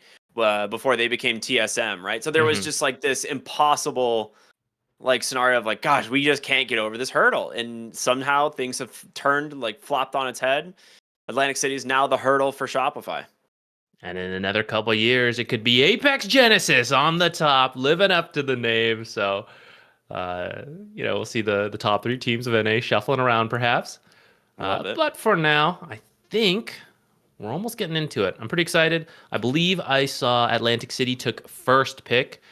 Not Maybe they're gonna get their hands on that Terrorblade offlane that Gunner has liked so much. Both these teams, I expect to be able to play Naga Siren. So if you're not banning her out, I expect her to be grabbed in that first phase. The Broodmother probably needs to be banned out. We've seen Alchemist be pretty popular, though I don't know if we've seen these guys first pick it. They like the Alchemist, but it's not usually something they grab instantly. But I wouldn't put it past them, right? Always trying out new tricks, new strats. Keep your opponents on their toes. Yeah, let's do it. Let's jump into the draft here for game 1 of this upper bracket finals, the best of 3. It's going to be the Naga Siren, Alchemist, and Batrider current bans. Now, Batrider is also an interesting one because this is a Mangekyo specialty as well, not just his Broodmother. He is also very well known for his Batrider. So it's not something that we see often in the off lane, but it is something that they could have flex potential on, since I know Hellscream also plays it. So yeah, he's got a good bat.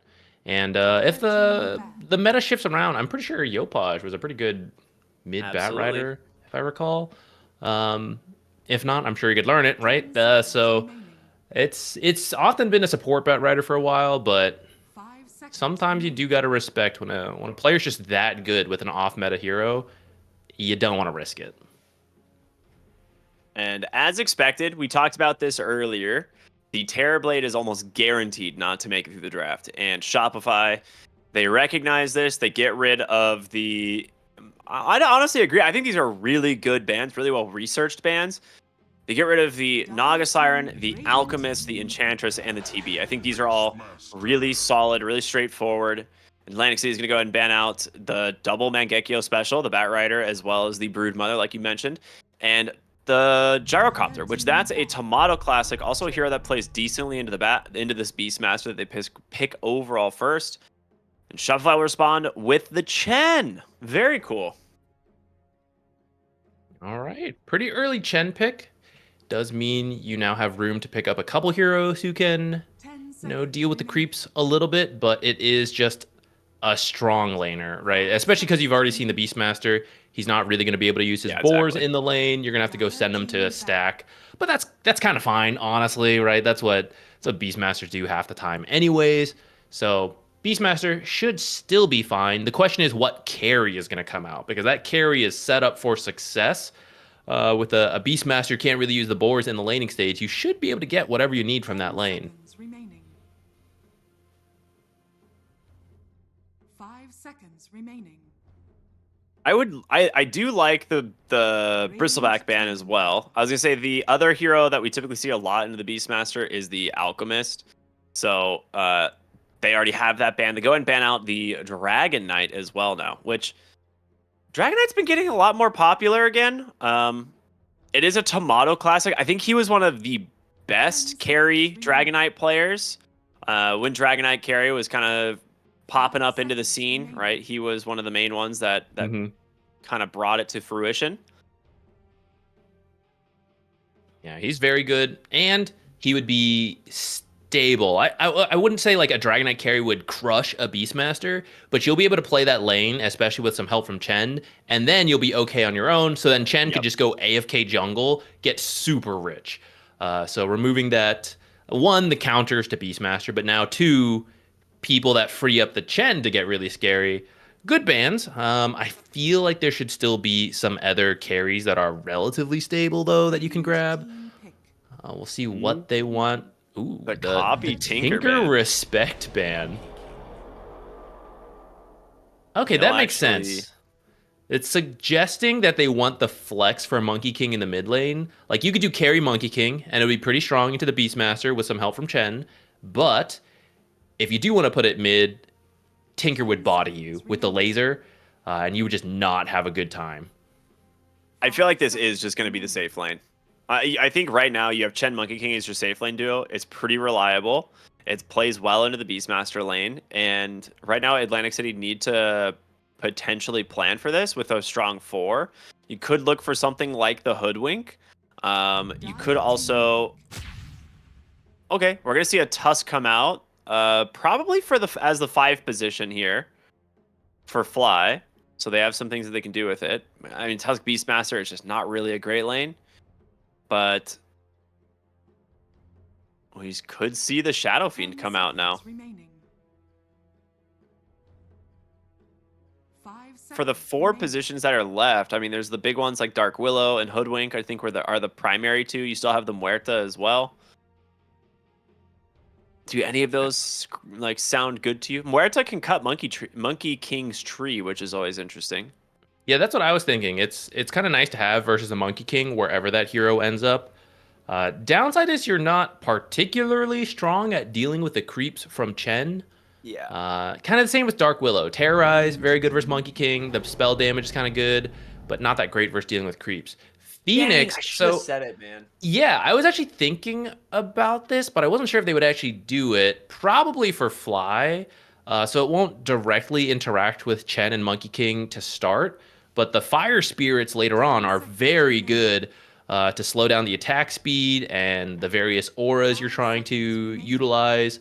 You suddenly can't really like buff up your cores because they're attacking the speed of a slug once they've been hit by Fire Spirits.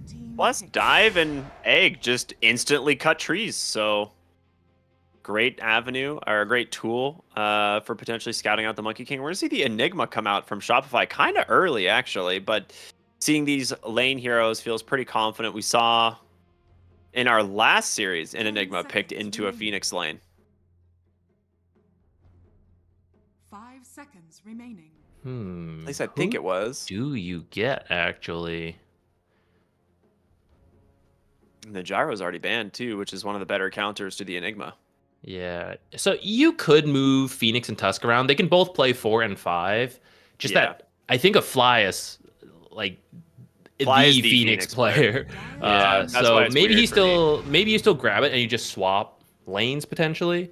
Nyx. Okay, so Enigma doesn't need that much help in the lane. He's very strong with Eidolons. Really, you just need a stun, or you need someone fast to go body block creeps and creep drag if your matchup does suck. So Nyx will fit that bill. And then the nice thing about Nyx is that when Enigma is balancing the lane in front of his tower, and it's like, I don't need you, stop absorbing my XP, Nyx can actually just go to the jungle and zap creeps.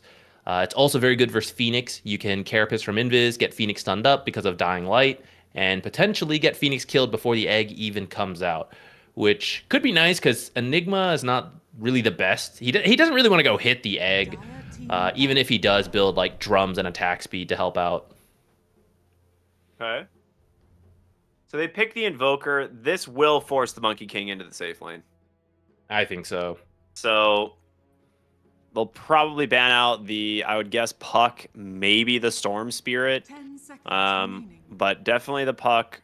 You could look at banning. 5 seconds remaining.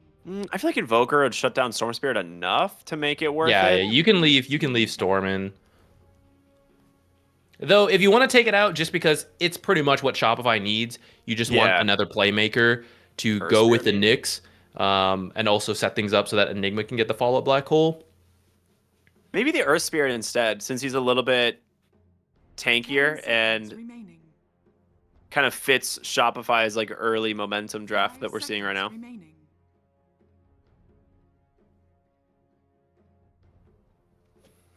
Let's see, for Atlantic City, they You need have their to ban the carry Medusa. next. Radiant team banned. They banned TA. She would have been good versus all the creeps. You can easily Psyblade Splash onto the Eidolons and the Chen creeps, get a bunch of free farm.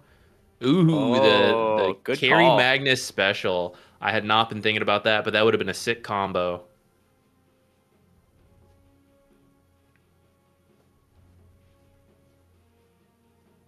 Can you not go the Medusa here? Are you worried about Monkey King going Diffusal and like Nyx Assassin going for the other facet or something? 5 seconds. You might be. I also think it's just a little slow. It depends if you think you can control what they have, but Enigma Chen, they could really push the lineup, push the tempo. Monkey King can build for a very fast game, Medusa would still be trying to farm 2 items while people are just running at her towers. I see. That's the scary part. I think if you were last pick, you could see that what they have and then go for the Medusa. But because you would be revealing the Medusa, they could see that and then go, okay, we just need someone really fast paced in the mid lane and just run her over. But it would do well in the lane, I think. I think you'd be fine versus those Enigma Eidolons. Yeah. I'm trying to think what heroes they can pick into the Enigma. At the start of the patch, Luna wouldn't have been too bad, but people have moved away from that. Several heroes that have been banned would have been good, like Dragon Knight and Gyrocopter. Sometimes we see like the Bristleback.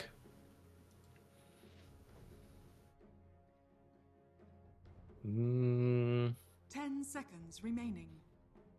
There's no way you'd go Morphling here. 5 seconds remaining. Prepare to eat those words. Yeah, I mean, I just don't think you would, but maybe they're feeling like it. Okay, they do go the Medusa.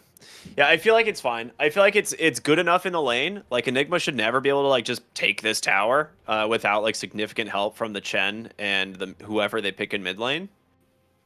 So, I like this. And Medusa Tusk is not a bad lane at all. So, this should just be, like, Medusa Tusk and Phoenix Beastmaster lanes. As long as the other lanes go okay and her team can make space, like, I'm down for it. I am just worried if you're struggling a little bit, maybe there's a first blood that happens, right? I'm worried Yuma's going to be farming while his buildings are dropping. Yeah. Especially that top lane looks pretty good, right? The Chen, the Monkey King. But I guess that is the question. Is Phoenix actually going to go start there? Because I think if Phoenix goes top, that lane becomes a lot better. And I like the Tusk and Medusa lane. Maybe more than the Phoenix. I guess Phoenix is not bad at killing Eidolons either with Fire Spirits. But so I think I'd want to see Phoenix Beastmaster together.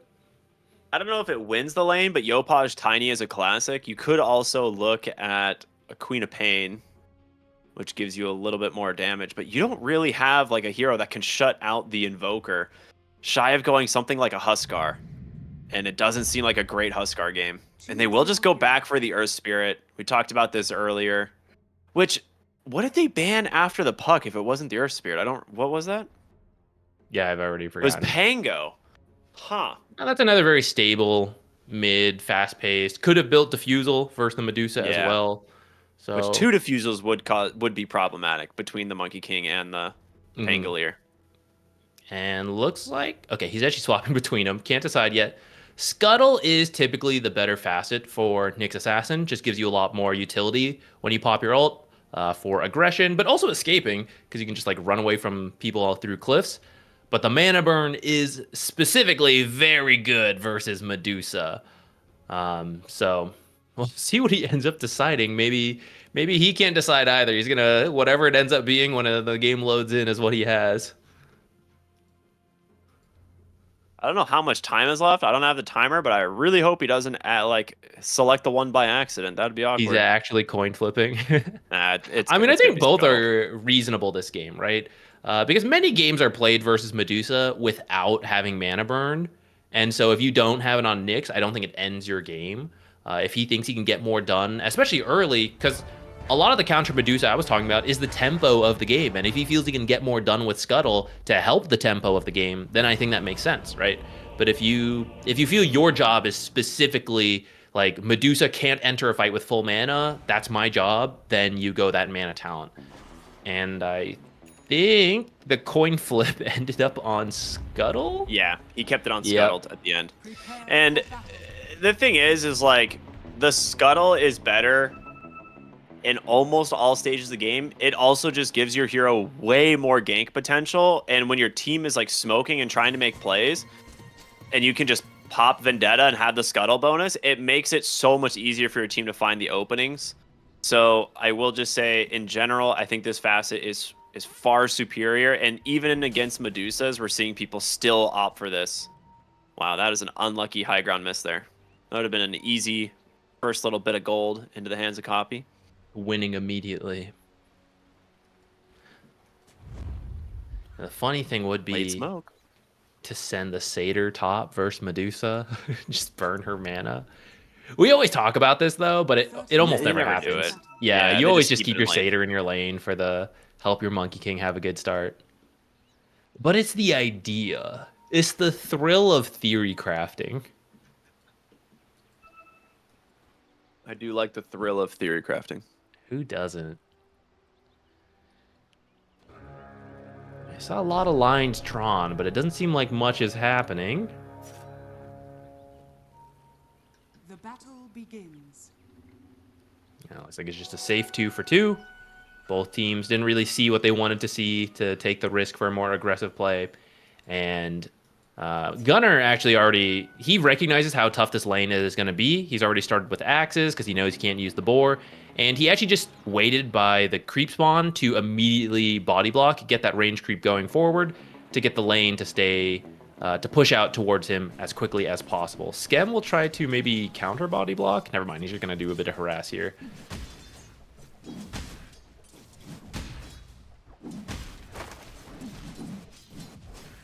Mid, how do you feel? I mean, ranged typically has an advantage versus melee, especially Invoker is going to pick up a lot of damage. This is kind of why I was... Oh, wait a minute. Bottom lane. It is just Beastmaster Tusk. Okay, they just do a ton of damage into these guys. Now, it's going to cost them. That was most of their health as well.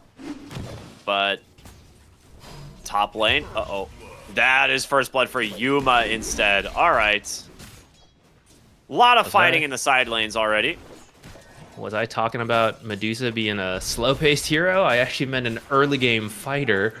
Yeah, of course. Yes. Rare, but I guess she went Venomous Volley, right? Yes. Yeah, so I guess that helped get that kill. Yeah, huge, innate facet. That's what it's called in terms of being able to find an early kill, because it doesn't like level up with anything. It just is the same for the whole game. 35%, 1.5 seconds slow. If you have the volley up, it can very easily help you secure kills, and they're trying to close the gap here onto Hellscream. Body block for the Venomous Volley. There it is. I'm telling it's not a insignificant slow. If Nyx was a slower base move speed hero, that's probably a kill. Good thing Nyx is zooming with his windlace.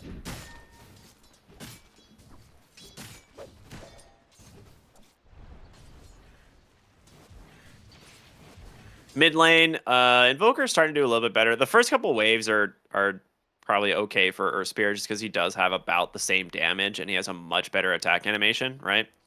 But Invoker, the highest damage scaling hero in Dota, 5.9 damage per level, towering over the rest with his massive brain. And because of that, being universal, very easy for him to build a CS advantage as the lane continues to go. One of the reasons he's popped back up as one of the best mid laners in Dota. Ooh, Skem found a heartbeat creep in the bottom lane. That is going to help out a lot. There's so much early game damage. Yeah, they need to kill that. I don't know if you can easily. Like, you're going to have to commit hard on it, and that's scary. You're going to focus a creep while Monkey King's hitting you. As long as Skem positions safely, it's really not easy to deal with. They kind of just won the lane. They do have sticks and a wand. Fly's dead. Ooh, from downtown, the last attack there from the Enigma connects. I was gonna say they do have sticks in the lane, which is helpful for sure. So at least like they're getting something back on each of those chain lightnings. But yeah, they're gonna have to commit like tag team and try and kill that thing. The problem is, you know, the good old Monkey King that's standing in their way. I gotta ask. I think Skem would use Divine Favor on it to keep it alive. Yeah. Have you gotten used to Tomato's rename of Yamato? I can't tell. I can never tell if it's going to be permanent or not. People change their in-game names all the time, and sometimes it goes into like the pro scene for a little bit, but then it doesn't. Like Mangekyo is Mangekyo, and then in this he's Amaterasu. You know, it's like, who are these people? So I got no idea. I'm not used to it. Also, and until it stays for several tournaments, I will not be used to it. I'm also curious if it's a StarCraft reference to Yamato, or if it's a Deadlock reference to Yamato. So who knows? I'm sure it's probably the StarCraft one though. But maybe the Deadlock character is actually named after the StarCraft So they're both a Yamato reference. cannon. That'd be cool. Which is Phoenix named goes after down the mountain. again in the top lane, and Yuma, taking a ton of damage from these Eidolons, loses his courier in the process. A very nice win here in the top lane for Shopify. Someone's coming through the portal. That's a Chen. He's gonna mana burn Yuma, 100%. Oh, he just takes a D ward. All right. He would have mana burned. Might still try. Dire's top tower Just to mess with Yuma a little bit. Well, goodbye. Like 20% It's of your HP. quite a lot of mana, actually. Yeah, that's a big one. Now, Fly is here in TP's Lelis as well. Yuma is just dying so Lotus. fast behind the He tower. doesn't have They anything do have else. The Lotus. They're trying to get Skem. But yeah, he just beats him down. They just don't respect the damage from this Chen and these creeps. But in comes Yopaj as well. The level 5 of the Earth Spirit will take down both of the supports as a very good aggressive move from Shopify to the top lane. Dire's bottom tower is under attack. Dude, Very nice Eidolons movement. with the Chen, Dire's structures It's a lot. are fortified. It's a it's lot, a of, lot damage. of damage. Dire's top tower is under attack.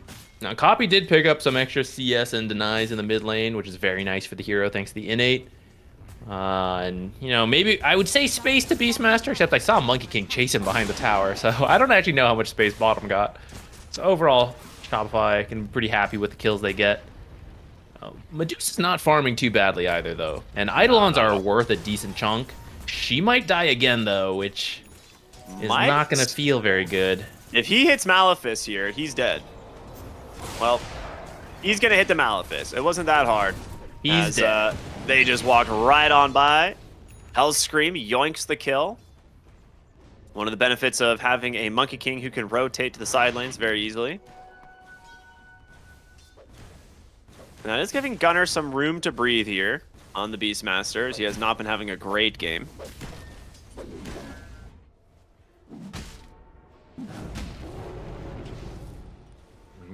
I'm wondering when Copy wants to move around.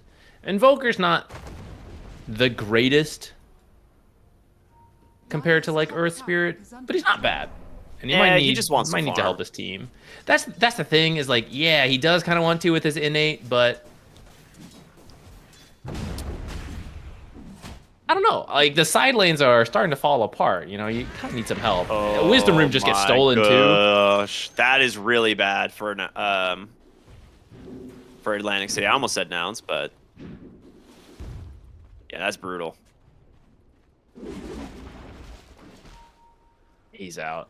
Yeah, it's not easy. In the meantime, top Fly falling again on the Phoenix. Look how many summons are up here. Yeah, this game There's is no falling apart actual really creep. Those fast. just 6 blue units. The roar out in the bottom lane, plus the tag team trying to find the kill, but in comes the Magnetized Impale. A really sick bait. Gunner's gonna go down as well. All right, Shopify have Atlantic City's number. They are completely outplaying them around the map right now.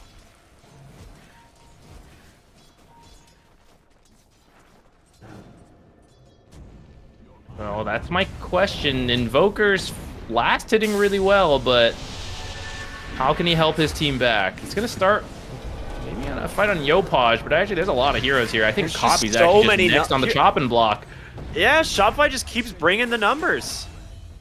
It's the supports, man. Skem and Hellscream are everywhere. And now Fly, I mean, he stole the amplify damage, but he's going to die as well. Yopaj on a killing spree, 3-0-4. They have a 5,000 gold advantage here, just 8.5 minutes into the game. And Gunner's entire stack that he needs to come back into this game is about to be taken. And Scuttle is going to find Gunner too. A little mistimed with the Carapace, but it doesn't look like it's going to matter. They're going to finish up the kill. And they don't have the greatest stack stealing heroes, but I think they can do it. It just might be a little slow. Maybe you can get a rotation in here. Lelis is watching. I think Lelis might be dying, actually. Roll doesn't He is level connect. 3, dude. He is level 3. Oh, Chen is 6. There's a black hole that in is the a back on solo Copy. black hole in the backside. Yep, gonna catch Copy. He does have the tornado. It's gonna connect, but Yopaj just rolls on by. Yuma TP'd in for this. I don't want to say we're gonna see a GG soon, but we actually might. That is Yuma going down in just a few moments here. Trying to make his way under the tower. Will survive. Roar out. They get the Enigma. They've got to get something more out of this. Stack is still here this whole time. They're trying to protect it. Okay, Gunner's going to get Mo's, but I mean, a lot of it got absorbed by the enemy team, which ideally that would have been a solo Beastmaster clearing out that entire stack, getting levels and gold. Working towards that Aghanim since the Helm of the Overlord build does not work against the Chen. I'm feeling pretty good about my analysis that Medusa is too slow of a carry, but I don't know what carry would have been better. So I feel like the problem is the Earth Spirit. Like, you just couldn't allow an Earth Spirit in this game. I think if they had like Pango would have been far more manageable. Because, like, the mana burn and stuff from the Invoker prevents him from really rotating much. But Earth Spirit, he just needs, like... He could just roll. Like, he doesn't have to have, like, Rolling Thunder up to make a play. Like, he just rolls in and can get a ton of damage out with just level 4 kick. Radiant are scanning. that's fair. Pango could have made similar rotations, but maybe not as many. Yeah, rotations. it wouldn't have been nearly as often. Like Yeah, the but top maybe they lane were that more powers dives, like he did it like 2 or 3 times. I don't think that happens more than like once. Yeah, but maybe they were picking their poison. Maybe thinking the Diffusal Pango would have been too scary for the mid to late game was their thoughts. But maybe I'm gonna reconsider that after this game. All right, is there a way to pull this back? You have 2 very underleveled supports. I think getting them 6 is probably the first objective. They're looking for something with the Invoker, but this is the downside of this Invoker build, is you're not nearly as good of a playmaker as the old Quas Wex, which is like Urn, Orchid type builds. This right-click Invoker brings a lot of damage, but not as good setup, especially when you're behind like this. They are looking for the Monkey King. If they can find him, they can kill him with these 3 heroes. You know, oh, they did see him jump, actually. They got him. Tornado, EMP, Cold Snap. The Gorgon's Grasp connects as well, and they should be able to finish off this kill. He's going to be able to put the Boundless Strike the other way, but Copy cleans it up. Fly is going to die on the bottom side of the map. I will say that is definitely a sign of life for the side of Atlantic City, but they're still... They have a massive uphill battle at this point. One thing that we forgot to mention is the next counter into the Phoenix. The fact that you can always spike Carapace a Phoenix thanks to Dying Light's facet. I think I mentioned that. Oh, did you? Okay, my We bad. did. I think we got it. We're covering Did it. we? Okay. We got this. It is good. Lelis's health bar getting deleted by a billion creeps. The thing is, they didn't even use that though. The Carapace. I mean, now they're going to use it, but in the landing stage, they got several kills on Fly, even without that. Yeah. Which kind of brings me back to this Earth Spirit versus Pango. I feel like before the rotations even started, the side lanes were losing. And then there was like a close fight that the Earth Spirit then finished up, but it was already a little bit on the back foot. And part of that is the Beastmaster being countered. I think the Chen, the Monkey King, good picks. Oh, they find the Invoker. Oh, what a kickback. They find Invoker. Copy thought he was safe in his own triangle, but he's not going to be able to get out of this one. Deafening Blast. Going to connect onto some creeps. But Tornado, last second. The kick was enough. 20 HP. The roll in from Yopaj. It's only a matter of time, surely, that he finishes the job. He's praying, Sentry please don't have a sentry kick. here. No way, Yeah, they dust. missed the kick. Okay. The dust barely connected from Skem. Radiant's top tower is under attack. I think dust. The radius should shrink a little. It's a little too Absolutely. The radius should be like... it should have the initial like burst radius, and then the lingering radius needs to shrink over time. is how it should work. It should like shrink I'd be back down for down that. to the center, because the fact that it just blankets 1,000 AOE for like 12 seconds or something is insane. Maybe you should pulse like Will-O-Wisp. That'd be cool. All right, I don't think I've seen Atlantic City leave their half of the map for the last, I don't know, 7 minutes. That is not going to feel great. Medusa is pretty farmed, but she has a Manta, you know, and you're still not really going to join these fights until you finish the next item, which she's a butterfly away from butterfly. That's a long time to be waiting. It really is. Dust out from Fly. Who do they find up onto the high ground? The roll's going to come in. It's going to be the Tuss. They've also got Gunner. He just gets deleted by the Nyx Assassin. And the... I'm sorry, that was a Peepo-wide roll. That was kind of far. That roll 100% did not connect, but that is Dota. So they get Gunner as well. Yo, Yopot's playing so fast. He's immediately TP top. He's got the Arcane Rune, so he has more stones and spells than he usually would. But it is actually scouted by this lane ward that Atlantic City has from earlier. They're trying to make a play bottom since they know Earth Spirit TP top, but he's actually already gone through the Twin Gate. You better not chase too far. Otherwise, he's still got Magnetize. He's ready to fight. All right, they realize that as well. They've already stopped.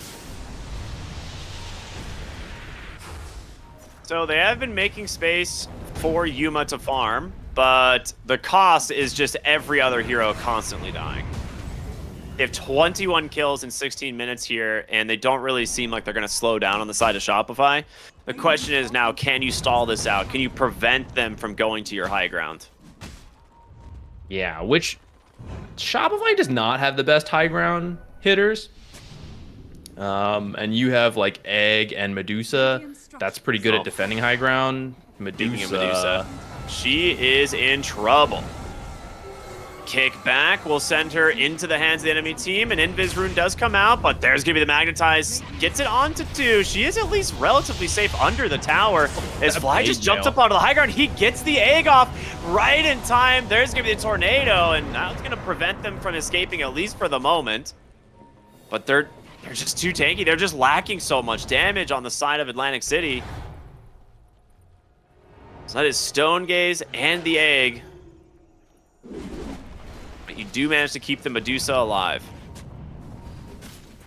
It was also Black Hole instantly canceled by, I'm not sure if it was Tornado or Cold Snap, but it was he just egged is what it was. Like he tried to get the oh, and he just canceled himself? Yeah, he tried to get it before the egg and it didn't connect, so he just instantly canceled. Nice Wukong's command there to make some space. It's going to push Atlantic City away. So he did almost find the Earth Spirit. Monkey King did go the farming build, so he's got a Battle Fury, which I actually like quite a bit here.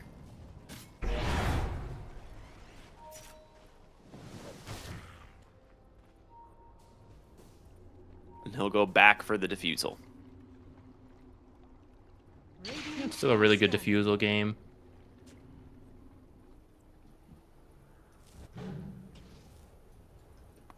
Radiant's middle tower is under attack.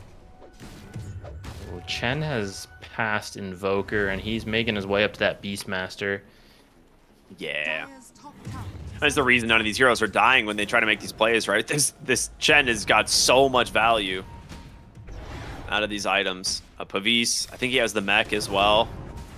Oh, Phoenix gets Con from Hellscream again. Yeah, mech level 1 ult. About to be level 2 ult, though. And Yuma bottom lane. Yopaj is going to find him. He's forced to Stone Gaze again and make his way back into the base. I think Earth Spirit should be immune to Stone Gaze. As should Tiny. Like Tiny? Yeah.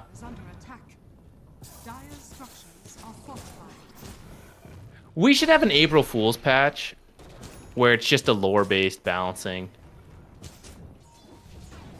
I mean, I'd be for that, but we can't even get facet updates at this point, so I don't think that one's happening.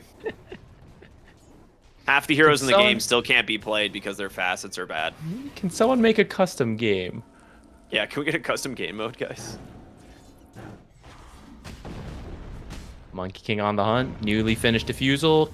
Should let him get a solo. Oh, did he find Gunner in time? Not quite. Heads up TP there from Gunner. Dire are scanning. We are inching our way to that butterfly on Medusa. Roll out. That was scary. not That's connect. the kind of roll that hit that Beastmaster earlier. Yeah, I was gonna say that if it was the Beastmaster, it would have somehow hit. I don't know. Attack. Beastmaster's was bulkier absolutely than Medusa. She's a skinny snake lady, you know, she just dodged the roll. True. Dire's top tower has fallen.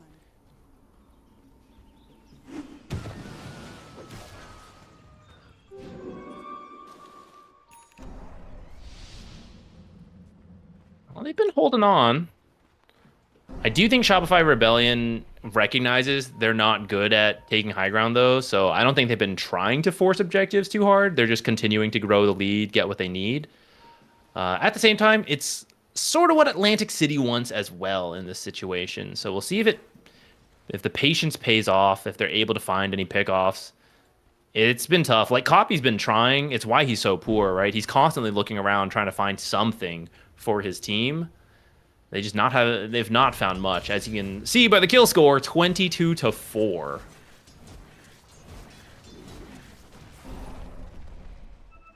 Oh, yeah, dude, Fly has tranquils. That's a rough one. I guess he has the shard now too, but Can they even get Hellscream is the question. they're just trying to I don't- secure their wisdom rune. Yeah, it's like they finally get a wisdom rune, I guess, Under but attack. Huge win. Radiant structures are fortified.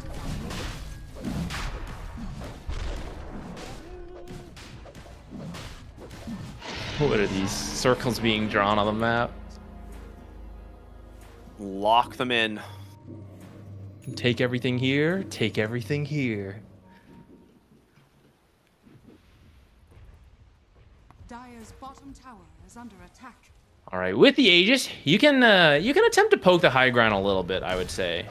You now have a bunch of different auras between the Enigma and the Chen. Though, I mean, you don't have to do it right away, right? You got 5 minutes, so tier 2s, take those out, and then you, at that point, you should have the Crimson Guard, which is really good at reducing Medusa's damage. Chen, maybe he could finish another aura in that time, like Vlad's, or if he wants to go Greaves. Gunner just got soloed by Hellscream, basically. It was just a little silence and a kick from Yopaj, but this is the problem with how far behind your cores are.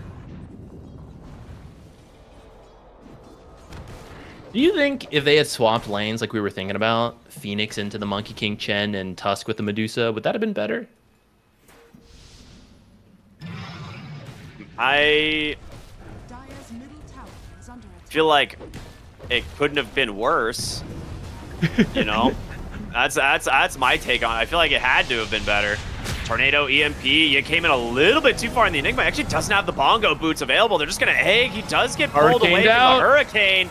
And I'm sorry, he has two? No way. Now they're turning around onto the Medusa. The Stone Gaze already committed. Yuma falling low here, trying to make his way up onto the high ground, but he's not going to be able to. Shopify, well, wait a minute. A good roar from Gunner holds them back. Lelis as well, doing everything they can to keep them at bay. There's going to be a snowball really nice cancels black hole, but the hole. snowball cancels. Tornado trying to disrupt. It's all just Atlantic City doing what they can to not die. Dire's middle tower is under attack. I can't believe only one person died there. And actually, if he sent the snowball sooner, Beastmaster might not have died. I don't think he thought his snowball was going to cancel the black hole. Otherwise, he would have sent it sooner. I agree. I did not think it was going to hit either. So. Me neither, actually. So, another Peebo-wide roll to match the Earth Spirits earlier. Either way, you're still pretty happy, and you still have the Aegis for 2.5 minutes. So, with those two tier 2s cleaned up, I think you just wait some cooldowns, wait some items. Like what's being delivered here? Sanj and Yasha for the Monkey King. Walrus Punch. Tornado off the mark, but it's going to be the first kill of that life. Aegis will be down. Roll in from Yopaj, trying to find them onto the backside. They've made plenty of space now for them to just turn it on the offensive. Yuma has to force staff and pop that Manta style.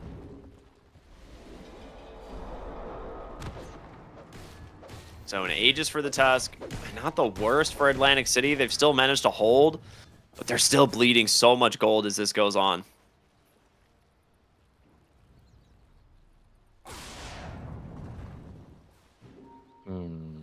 Medusa she's kind of there in the damage. You know, she's got her 2 items. Looks like Scotty is gonna be the next one. That's pretty good versus the Chen heal. Controlled the monkey a little. Looks like you're gonna find Gunner again. Half the health is gone before Yamato even makes it over. He got the literal best jungle item. The Grove Bow is just such an insane buff on this hero. It's the best neutral item for Nyx Assassin all the way up until tier 5s. There's not a single item you'd rather have. It's crazy how good that thing is. Oh. All right, a little bit of space being made. Copy, though, tries to force staff to get away from Yopaj. That is not going to work. The Magnetize is out. The roll coming through. They're trying to find Fly on the backside as Yopaj just pops the BKB to finish the job. And Fly, little TP to safety. Yuma once again forced him, and he tries to Hurricane in the Enigma. He's like, get in there, buddy. Hit him with a stun. That would have been sick. Skem's just having fun, dude. He's just throwing him around. I bet Skem's having fun. He's richer than 3, almost 4 of the enemy heroes. He's having a great time.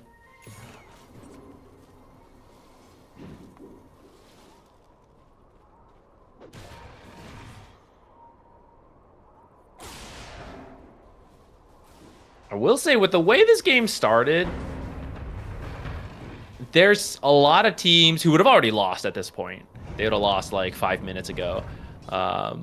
Atlantic City is dragging this out, and the gold lead is not accelerating as fast as I think it potentially could. It is still very much an uphill battle. Perhaps the first step starting with finding a Blink Roar kill on this smoke, but there is no one in the top half of the map.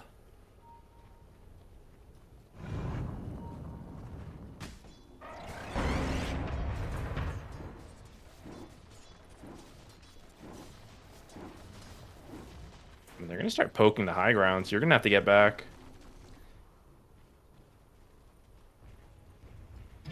Dire's middle tower is under attack. Luckily, Medusa can clean up these creeps and like summons pretty easily. So I'm not really too worried for their ability to defend high ground as long as the Medusa is alive. And they are fast enough, because you saw they were a little slow getting back, and they lost half that tier 3. Yeah. So you're going to have to be back faster. But they really were hoping to find someone. You kind of have to. I mean, if you just sit in the base waiting for them to push, that's when Shopify is just like, oh, we don't push. We just farm the whole map. So you have to try to make sure they also kind of respect it and follow along, but you don't actually find anything. Still stuck in the same spot. I mean, the fact that Shopify has held this specific area of the map for so long just is testament to how much they've been getting done. The Roar's out. They're managing to finally bring down this Enigma. They drop the egg in the center of it. The Hurricane almost gets him to safety, but they will secure the kill. That is a lot of spells committed. You got to run. Now, Atlantic City, yeah, you need to run and quick, but will you make it out? Gunner gets the blink. Yuma will put his body on the front line here for his team as he finished up an Eye of Scotty. That's actually going to do a lot of work here. Roll on by.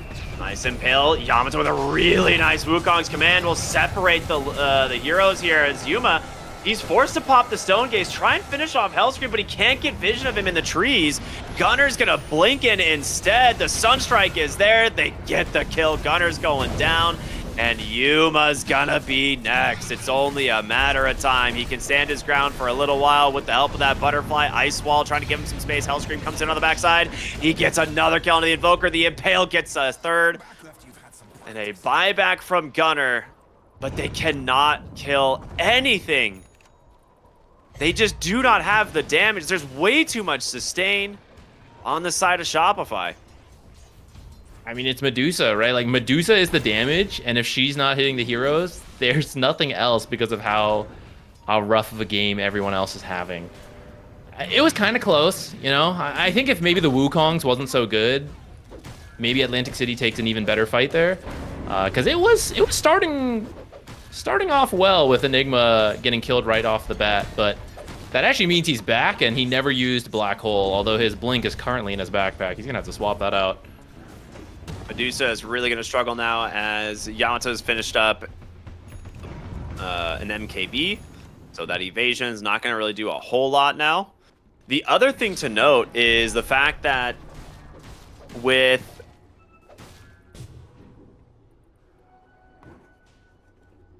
the way this early game went is like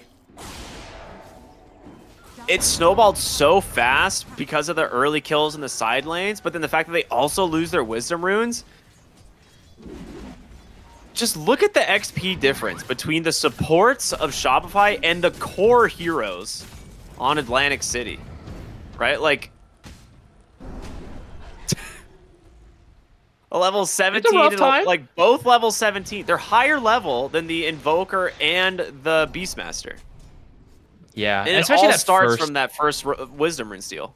Yeah, and that one's particularly painful because these supports, Tusk and Phoenix, and actually Nyx and Chen, they're actually all very level dependent. They actually don't need that much money to start. If you just give them levels, they can do a lot.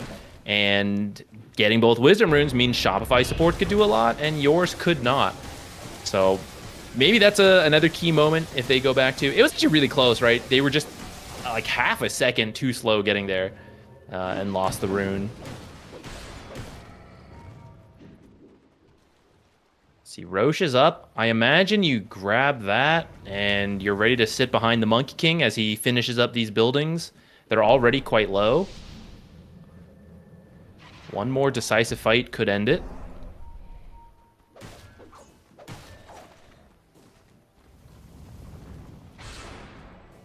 I mean, what's the chance Atlantic City smokes and somehow steals Roshan? I mean, it'd be pretty sick. You have Beastmaster Ags and a Medusa, right? You can take it pretty quick. It's just, would Shopify realize it's happening? My gut is yes. Well, they're about to scout Gunner. Hellscream running straight at him. The Blink's going to come out. Copy about to get seen now as Nate from the Nyx Assassin reveals him, and he goes down immediately. Gunner's going to join him. I can see also had a gem on the Earth Spirit, which helps. Oh, is it? Okay. I thought that was Nick's sense that saw him. Maybe both. It was. He was there first, but then Yopaj rolled in as well.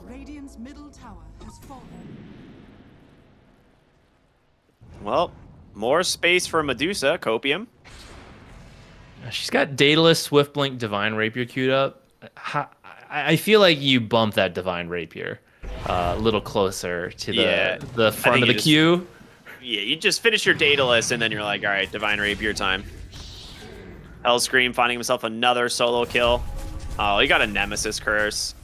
I mean, to be fair... That one might be better. No, it's actually worse than Grove Bow. Is it? Yeah, technically is. It's the Grove Bow is a larger amount of burst damage. Black Hole just immediately onto the Medusa, but canceled right away. And now Tornado EMP gonna hold them back quite a bit. In comes Hellscream on the backside, trying to finish off Fly. Doesn't have it by himself. They still have the egg. Yuma trying to just chase after them, but Yopaj just kicks him to safety. And now Yuma's in a rough spot. The egg's gonna get dropped as a safety net here to try and bail the Medusa out. Again, you just don't have the damage to kill anything on Shopify. Or, you know, any of the heroes on Shopify. Yeah, it's so much about Medusa being able to attack or not, which, when you know it's just one hero, right, you just kite away from that. We're seeing a lot of force staffs, kicks, things like that. Just play and keep away from Medusa. And that wasn't even a Wukong's. I think Shopify could have forced that if they really wanted to by dropping Wukong's, but I think you don't risk it when Aegis is up. And also, you know, even the pros have felt the throws on the high ground, so they want to play it safe. especially when you can eventually find a pick off with your Nyx. And if you get the Medusa, you know she's not saving buyback. I mean, that's game. Like, the thing is part of this was if they force enough spells out of Atlantic City, they can safely take Roche. Because even though you're super far behind on Atlantic City, you do have a really good Roche lineup. You could just drop Egg on the side of the pit. You have, Roar, as well as the Medusa who can run in and do damage. And, like, getting stuck inside the pit underneath all of that, you maybe find some important kills. But now with pretty much everything on cooldown, it's a free Roche, very minimal commitment to actually take it. And your Nyx Assassin's setting up elsewhere. Should be the first racks before Medusa's even up. They're going to fortify, but they have the banner here, so these creeps are not going to die easily. So that's the first set. Eidolon's already getting to work on that mid lane as well. Do you think you should at least get this tower?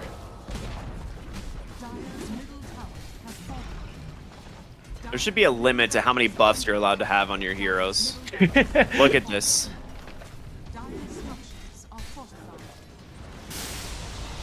How many would you put? 10? I don't know. I'm just making stuff up. Three buffs. 3 buffs? Yep. Take me back to the days when orbs didn't stack, and then introduce like Heroes of New Earth's like their like orb toggling feature where you can swap between different active orbs. That's how we fix this. Man, buffs would get so much stronger though to compensate only being able to have 3. Fly just dead got to 1 absolutely boundless. popped. Amaterasu, he just blinks it and Malefices people. Yeah. I mean, You he's would not think an he's easy like- kill. I guess so. You'd think he'd be like waiting in the back for the black hole. You know, don't let him know where I am. Make sure I get a good one. No, not him. He's the space maker. Oh, they find the Nyx Assassin. That's going to be a potential kill. The Yules, though, there's going to be the Roar on Amaterasu. They've got the egg still available. Barely taking but damage. no one is dying. Again, they all get bailed out. Stone Gaze was committed. Yopaj is going to go in, try and find Yuma. There's the Wukong's command onto 4. The black hole to follow. Good night, Atlantic City. The egg's going to pop. Yuma's going to buy back into this game, try and clean up here. Spike Carapace will give them some space to run away. They still can't do it. They just do not have the damage. They're going to turn around here. They're going in aggressively. Gunner's going to die, and now Yamato is doing his best to stand his ground, find more openings here. Tornado to make a little bit of space, but again, another Spike Carapace. They can't actually do anything. They just GG out. GG's. 41 very nice to draft. 5. The last kill from Atlantic City, I think, was 30 minutes ago. No. It was to 4 about 30 minutes ago. They found a kill on someone. I don't remember who. Okay. It was the Enigma. It was the Enigma that they killed. Oh, right. Yeah, sometime. They like threw everything at him, got him on 1 Yeah, kill. or But else you're I'm right. trying It was to 1 like- kill in the last like 30 minutes. That's a really rough state to be in. In a way, props to them for sticking in it. You know, Shopify was respecting it. They knew that they could lose. Ultimately, they did not. They held on to firm control, but they made them go through the motions, which is important. But that was good. That was a big confidence booster, right? If you're Shopify Rebellion, you've been losing to Atlantic City several qualifiers in a row. That game 1, very strong start for them. Yeah, to me, I'm gonna just say it again. I believe this comes down to the Earth Spirit pick. If you want this Invoker in the mid lane where you're gonna play kind of passive until you get to your core items, you cannot allow a hero like Earth Spirit to run around the map and cause this much chaos. He completely crushed the side lanes, which were already going fairly well. And then he shows up and just makes it so much worse. And your Invoker's not getting anything done in the meantime. He's like, all right, I like chipped the mid tower. I got a little bit of farm my way. But the Earth Spirit in the meantime, he put like 6 or 7 kills under his belt. He got like his blade mail completed, and he was like a full. He was like on XP, like at the same level as the Invoker, and you know that shouldn't happen in these types of matchups. So I wonder if maybe you ban the Earth Spirit if you're gonna go for this Invoker type hero, or just pick it yourself. We know Copy plays the heck out of Earth Spirit. That's true. Yeah, I think there's some draft adjustments that could be made going into game 2, and I'm sure they'll be thinking about that in between the games here. Yeah, absolutely. All right. Well, this is an exciting upper bracket finals. We're going to go to a short break, everyone. We'll be back with game number 2 of Shopify versus Atlantic City. We'll see y'all in just a little bit.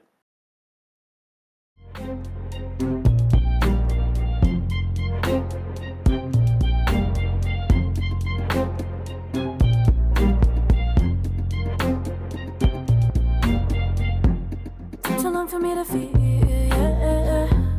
Tell me why you on your knees, yeah.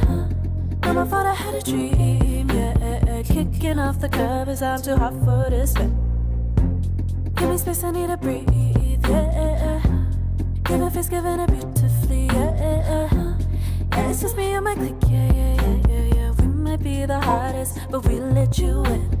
Angel energy, let you sit with me. Angel energy, angel energy, angel energy. We got sympathy. Angel energy, angel energy.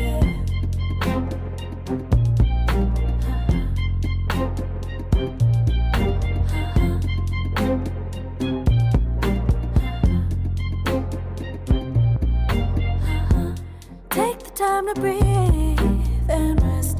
Let yourself feel the best. Feel it all so deeply, so deeply. Divine with how we be, yeah.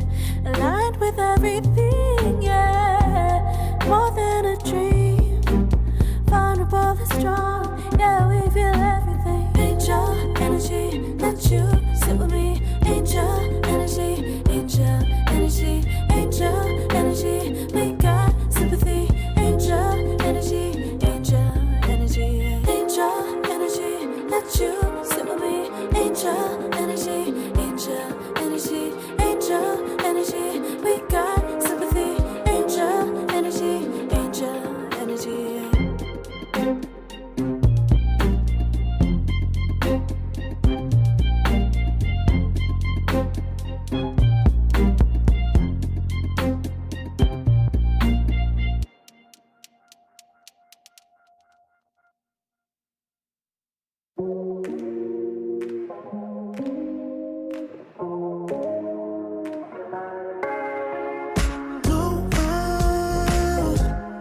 I'll regret the first time with you, and baby you make a moment.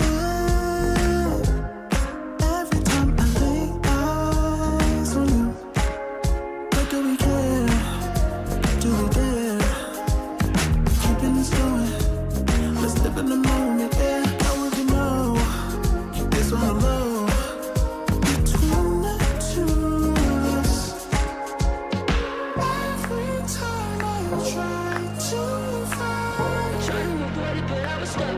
You turn up the heat when you back it up. try to stop the flame. But discipline melts away. It isn't enough to wish for change. You either give in or pull away. We have the will to choose our fate.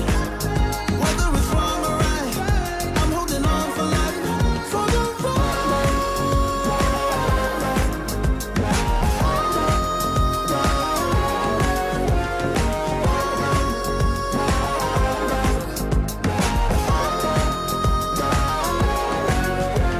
The day we woke up, lying in a pool of shame. Tears and makeup printed on the pillowcase. It's hard to apply restraint.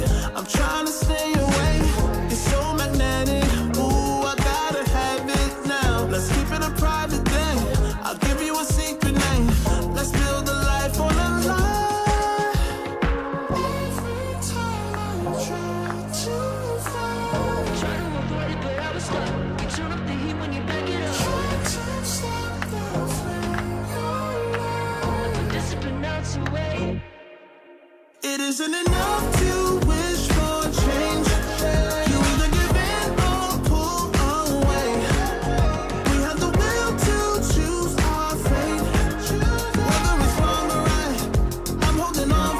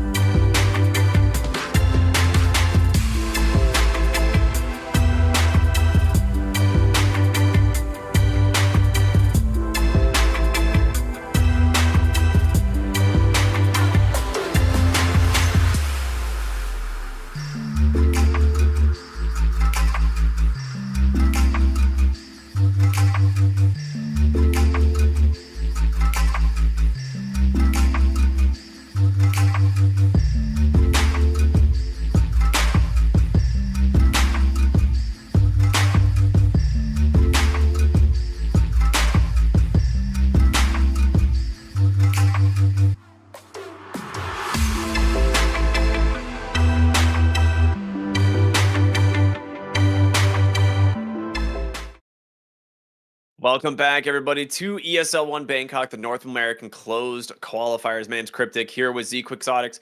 We're about to jump into game number 2 here of Atlantic City versus Shopify Rebellion, and as a, I wouldn't say an upset, but I would say in a fashion I did not expect, Shopify completely destroyed Atlantic City in game 1.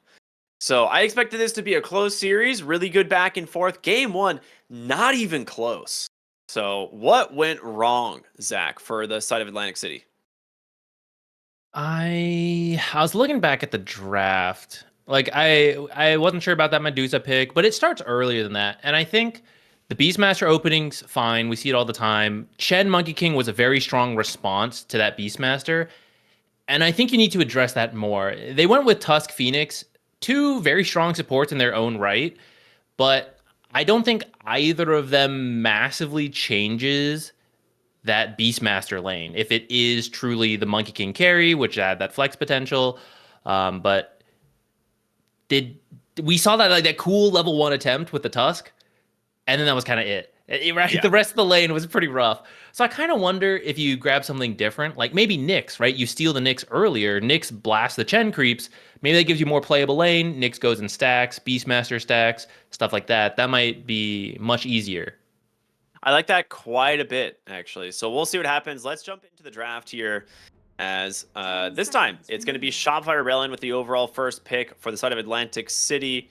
They've removed the Enchantress, the Alchemist, the Naga Siren, and if they do exactly what Shopify did last time, it would be the Terrorblade, but instead they will ban the Dragon Knight, something that Shopify love to open with if given the chance.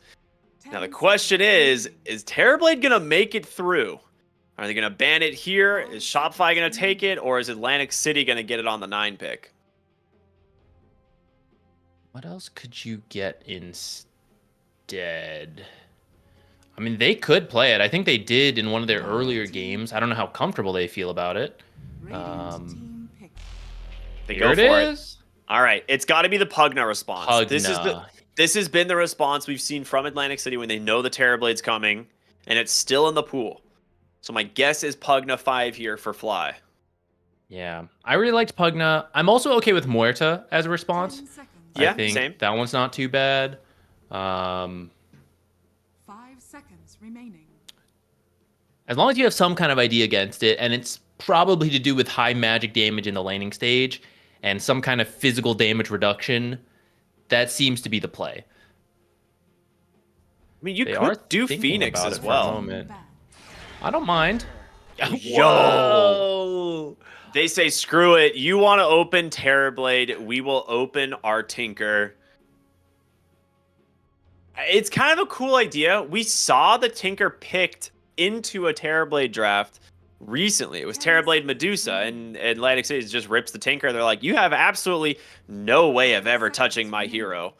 So that's kind of cool. Now the question is, do you just move Terrorblade to the carry role, pick an offlane that can actually hunt the Tinker? There's also a lot of mid lane heroes left in the pool that you could bring into the mix as well.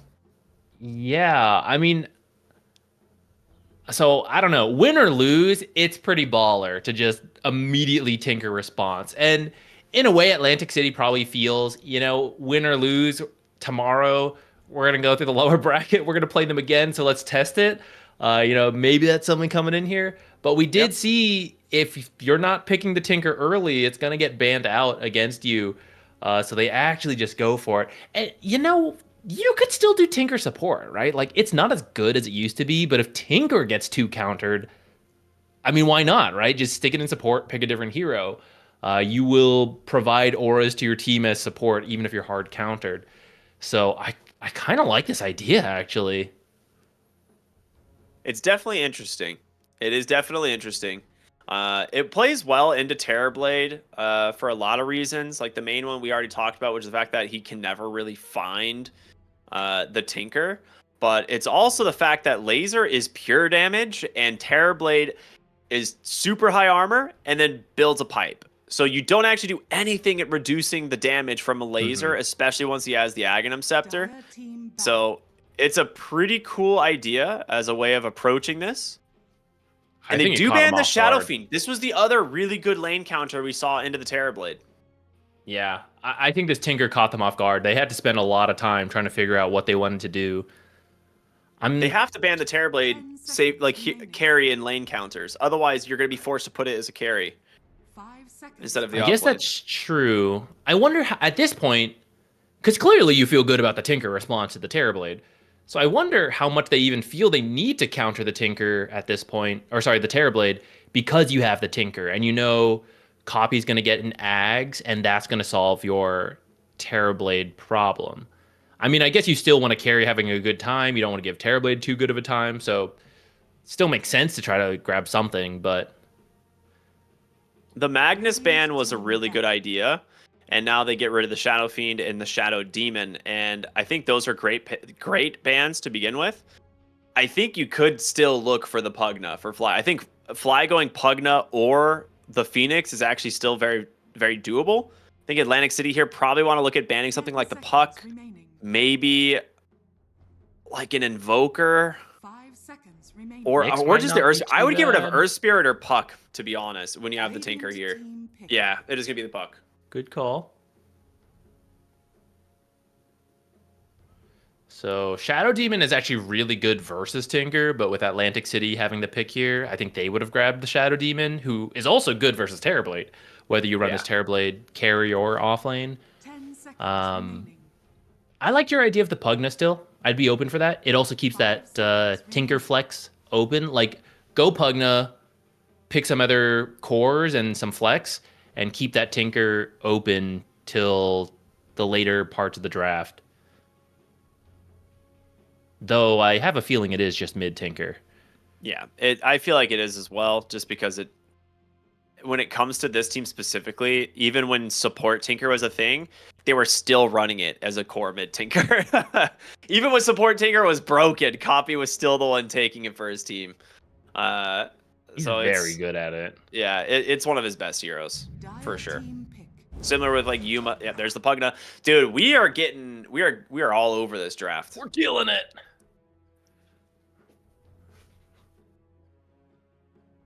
Okay, but I didn't think beyond this. What a Shopify pick now. They need I think some kind of Dispel could be good. Okay, Clockwork's also strong. Actually, against both these heroes. Flare to find them, Hookshot to get to them, Battery Assault to cancel the various channels from Pugna, and the Tinker trying to rearm his abilities. That's very nice. Although Translocation will potentially get him out of the power cogs and away from the Clockwork. Well, we're speeding up. It was really slow to start, and now we're zooming along. The Batrider pick is also really interesting because we talked about this in game one, where this is a flex pick to their offlane if they really want to. So you could move Terrorblade back into the carry role, and then you've got like a Batrider, potential Clockwork as your offlane. It could just be a 4-position Batrider on a 5 Clockwork. Like, they've got a lot of different things they can do here. They will go back for the Invoker in the mid lane, which I think Invoker is better now that you see the supports as opposed to the Earth Spirit. Like, having EMP this lane in this game is actually pretty sick. 10 seconds remaining. Yeah, Tornado as a Dispel is also nice. Yeah. 5 seconds remaining. Sunstrikes for the Clockwork and the Batrider finding people could be pretty good.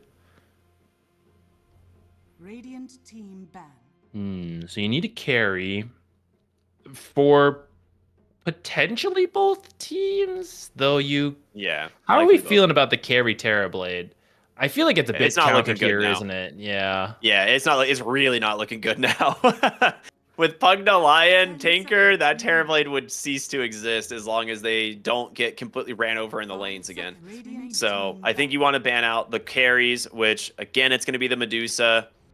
Okay, it's so weird to me because on paper, to me, Medusa Terrorblade sounds like such a terrible combo, but this is what people keep running with offlane Terrorblade, is the Medusa. And I'm like, but you can't even sunder this hero. I don't even understand the idea behind it. She doesn't really benefit from pipe at all. So I don't get it. It's so weird. In a way, so this is just me throwing out ideas. Terrorblade as an offlaner is not going to initiate, right? You're just going to stand your ground, and you want to force objectives, and they have to come to you to hit you. Yeah. And that's kind of what Medusa wants as well. So maybe you're just lining both of those up. And it's like, you have to come to our Medusa, and when you come to our Medusa, you're going to come to our Terrorblade. And if you don't want to do that, then we're just going to hit your tower from afar. Like, maybe you overlap those ideas, and it's strong, and then you have the supports be your initiators as needed. I'm not fully sure either, because like you said, on paper, it doesn't sound great. We also saw that get wrecked by the Tinker, so I'm not sure if you would want to run it, though the other heroes are different, so I mean, it's a different game.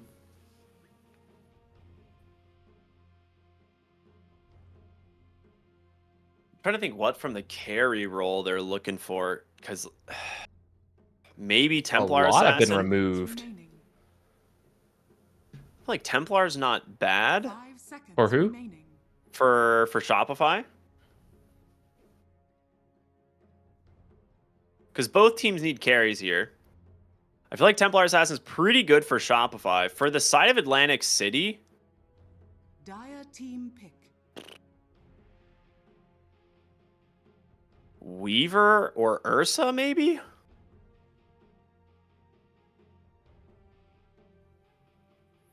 Oh, wow, they actually banned the Ursa. Dang, I thought that was a deep cut on that hero call, and they actually just banned it. No way. 10 seconds remaining.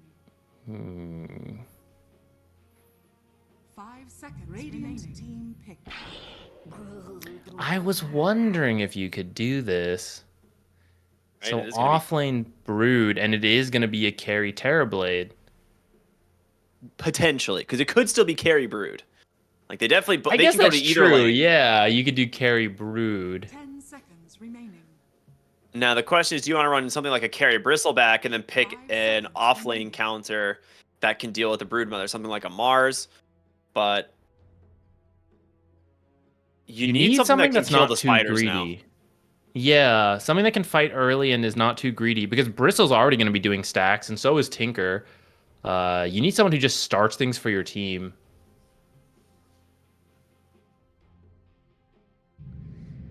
You may now select. Okay, your I said the Dude, Meepo earlier, we're and I forgot teasing about the it. hell out of this game.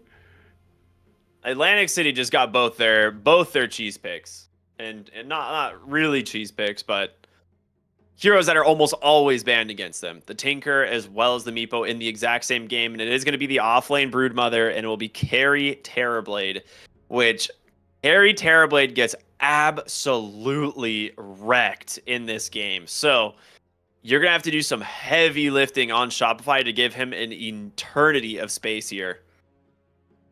Because Meepo just destroys Terrorblade as well. Terrorblade's going to lane all right versus the Bristleback at least. Yeah. 10 seconds. I'm Well, worried maybe about... because Lion is kind of rough. 5 seconds remaining. But you have Schem. Schem's going to do things in the lane. He's going to, like, distract the line a bit, I think. I just don't know if you have enough farm on Atlantic City. Copy will always... I mean, that's the thing. It's like, this would be punished in the before the... what was it? The Horizon update? I don't know what the thing was called. New Frontiers? New Frontiers update. Something like that. But now that you have just literally 50% more farm on the map, like, Copy can just take advantage of that. Even then, though, Meepo Tinker and a Bristleback, that's a lot. That's a lot of farm that you want each of these cores to have. Yeah. Dude, he's got the new And- Bat Rider mount. They did such a pretty good job. sick. I haven't seen it in game yet. Wow, they did such a good job on the model. It looks incredible. If you win this game, he can get a tissue. No, never. You have sneezy boys on both sides of the game here. One Bristleback to sneeze, and a Bat Rider to sneeze right back. Does it have effects? Does Napalm become like him sneezing? Yeah, Napalm's green now, and it like applies like a green gooey like aura on them as opposed to like Napalm. I asked. I literally can't even tell if you're like trolling me or not. I didn't actually look at the set. Well, time for you to find out. I'm not gonna tell you if I was lying or not. That's good. The icon's different. It's real. Prepare for battle.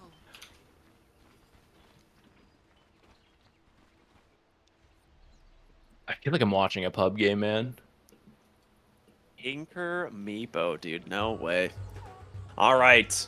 Well, we're going to see if Shopify are going to take this series 2-0 or if Atlantic City are going to tie things up, give us our first game 3 that you and I at least got to cast. For those of you that are just tuning in, Shopify absolutely wrecked game number 1. Net out there from Yuma. Copy here as well. Okay, they do not have the ability to chase on that one. And that is Net's level 1 from the Meepo. That's kind of awkward. He should not walk here either. This is He's so super scary. fast. I guess so, but if you wanted to start Clockwork Cogs, Yeah, you're it's not getting true. anywhere. Knockback by Flame Break too. This is so scary. All right, so although Atlantic City has some of their signatures in the Meepo and the Tinker, I do, want to throw out Amaterasu, as you can see, also a Grandmaster Brood. He's It's his really best, good at most this played hero. hero. Yeah. And I kind of favor the Brood in this game because I think she'll come online while you have 3 cores still farming. We'll see how the lanes go. All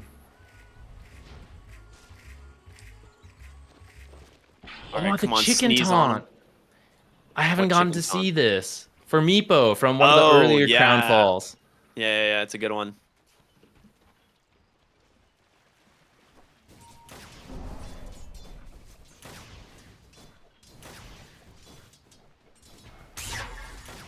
All right, you got to do well in the lanes. If you struggle in the lanes as Atlantic City and you all have to fall back to farm, you're just not going to have a good time. They should do well. Copy should win mid lane on the Tinker. It's usually, I would say, a Tinker favored matchup because of just how good Laser is, being able to secure early denies, and there's just nothing he can do about it. But as he gets more and more levels, Yopaj could definitely just annoy him with the Tornado EMPs and try and prevent the Tinker from kind of taking over. All right. I want you to see the Batrider sticky napalm. Emphasis on sticky once he gets it now. Gross. He's not even near level 2. You're baiting me. Continuing to be trolled here. It's so cool.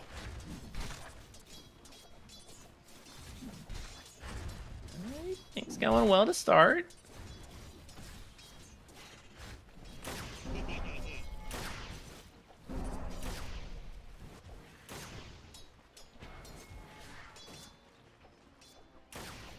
Copy wants his level 3 before he keeps lasering. Okay, no, he gets it now.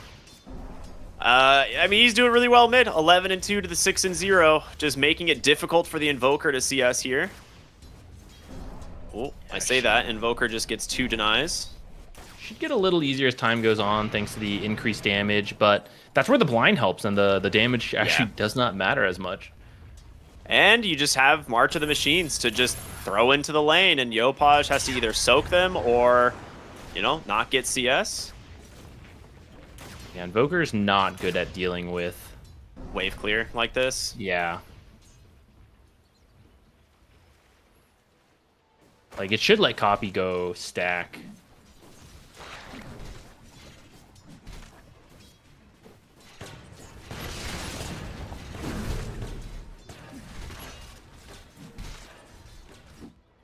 Overall, lane's off to a decent start for the side of Atlantic City. Bottom. Oh, there it is. Do you see it, bottom lane? He's green. Yeah. Look at everything. These little goo trails behind him. I'm feeling sickly all of a sudden. It's all right. We're no longer in the pandemic. It's okay. Sneeze you on can me. Make these. You can, like all you the can have doorknobs you cosmetics want. like this again. Brood is struggling to start, actually. I didn't think it was supposed to be this bad. I guess maybe that's the Pugna effect, just getting poked constantly. It is, but also Meepo's got an incredible amount of sustain. I guess like, that's people true. underestimate how much sustain Meepo has. His base stats are actually very high. He has one of the highest armors in the game. And now once he has his second Meepo, Ransack just becomes a serious issue to deal with. Which, They do manage to turn it around. Nets are out, but Yuma does not want to play super aggressive thanks to that Hellscream Bat Rider at the ready. Mid lane is getting really rough here for Yopaj. Dire's middle tower is under attack.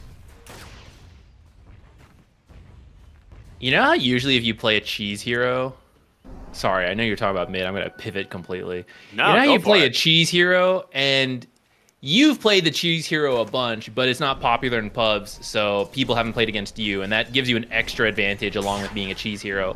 But now we have a Broodmother versus a Meepo. Do you think Yuma's played against more Broods as Meepo, or Amaterasu's played more Brood against Meepos? Also, Yuma's about to die here. In the bottom lane, that's a big sneeze to kill. death. Yep. So like I said, the Meepo, it's got great base stats, but it's very susceptible to the Bat Rider. So that's a really good kill. And Hellscream's going to be able to put that money to good use. And I'm curious if he's going to try and stack and play for his own game now. Because if he gets a decently timed blink, that could be their way of finding and shutting down heroes like Meepo and this Tinker as this game goes on. Oh, really good scan in the bottom Oh my side here. goodness. What? Roshan just took away half of Yamato's health as he comes through this twin gate rotation. Oh, I mean, they scanned That it. They know this is backfires. here. They're looking for the jive, though. Can they actually find the kill onto Yuma? Lelis coming in as well. A nice poof under the tower. Amaterasu just dead. Lelis was at the ready now, looking for Hellscream potentially as Yuma gonna send one of the Meepos after him. Has it in snare in 1 second. Will connect. Should be able to pull the other Meepo over, and he's gonna get the kill. A nice response there from Atlantic City, and part of it, yeah, Roshan giving him a little bit of some help there, I think but Roche actually griefed him so hard there. Because it delayed it. Like, that was supposed to happen, like, 3 seconds sooner with a full health Terrorblade, who isn't so scared to tank the tower because he's healthy and high armor. But instead, he shows up at half health. There's burst in that lane. He, like, gets scared. They had time to rotate. I think that actually griefed that attempt.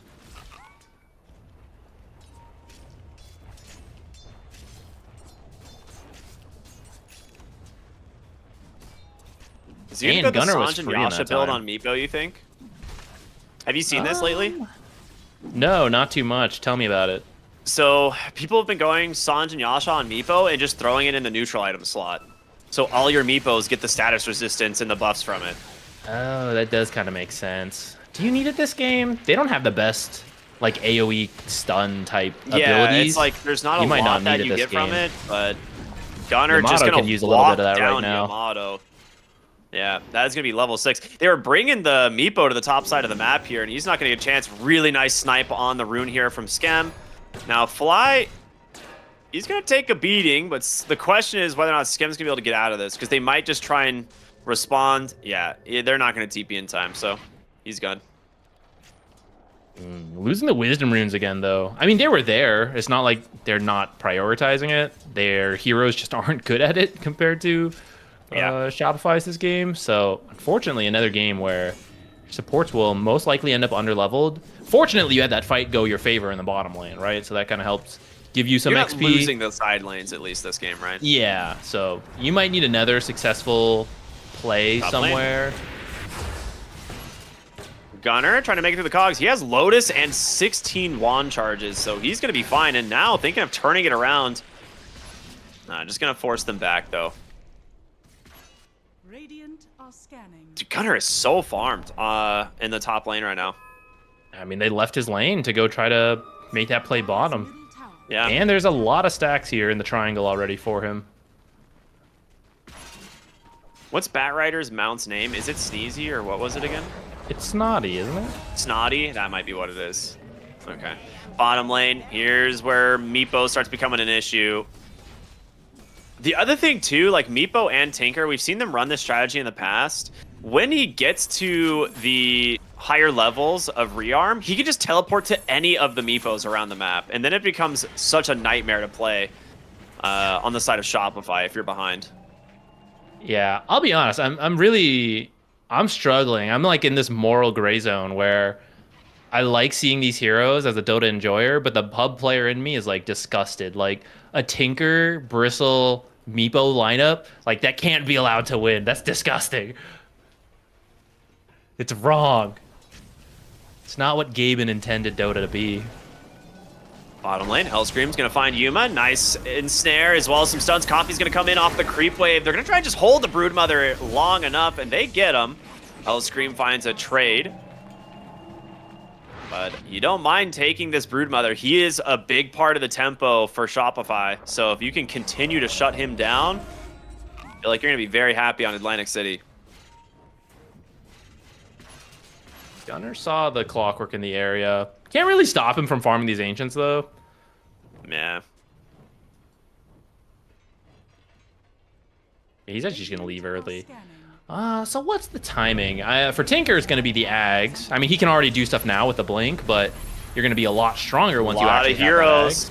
coming top lane. We're going to see them look for Yamato, but a wraparound onto the backside. It's going to be the rest of Shopify looking for an opening, but the nets are out. Yuma's going to hold two in place as Gunner comes in onto the Bristleback. Starting to fall a little bit low as Hellscream does have that lasso available. Won't be able to connect onto it, and instead it's going to be Skem left alone, trying to run away. Not quite Lelis almost dies there to that Sunstrike, yeah. Does he get out of this? He does have a TP, but I think he knows there's no way. Yeah, holds the TP. Well played from Skem there. Amaterasu getting some time in the bottom lane here to try and go for... Copy has to throw the laser. Is he just dead to the... he may have messed up. Yeah. Oops.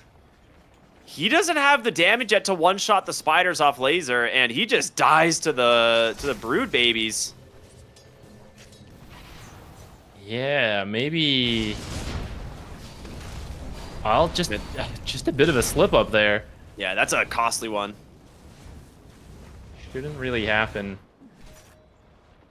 The level 6 difference, not having it on the supports here, whereas Batrider does, that would have been an easy finger of death kill in the mid lane for the Lion otherwise. Coffee just bottling his support, knowing he's like, I'll go back to the base and get it refilled, don't worry. Top lane, Tornado comes out onto Yuma. The Sunder is there. He's going to try and poof away. He gets it. Really nice stun out from Lelis just to make sure he's safe.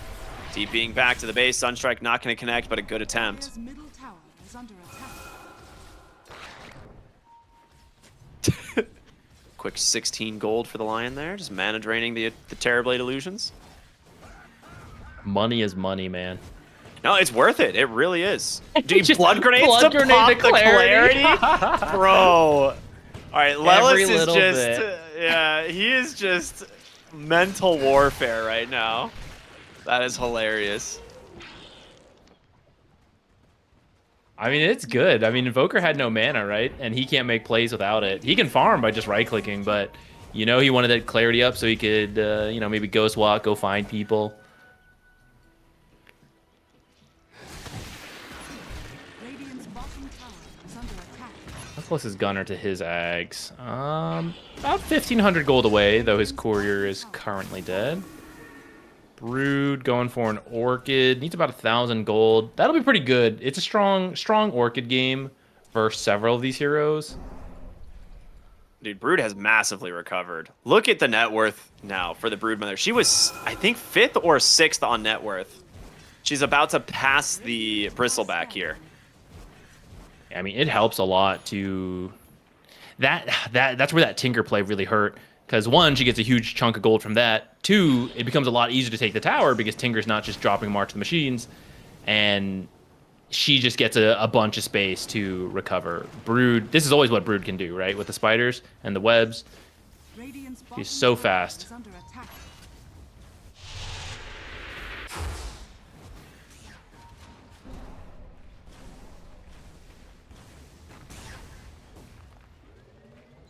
Dire's top tower. Yo, Posh, see, the Blood Grenade got to him, man. He's dropping items and having teammates mango him and stuff.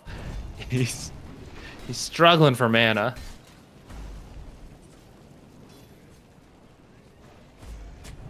Batrider's about 900 gold from a Blink Dagger, which will be nice.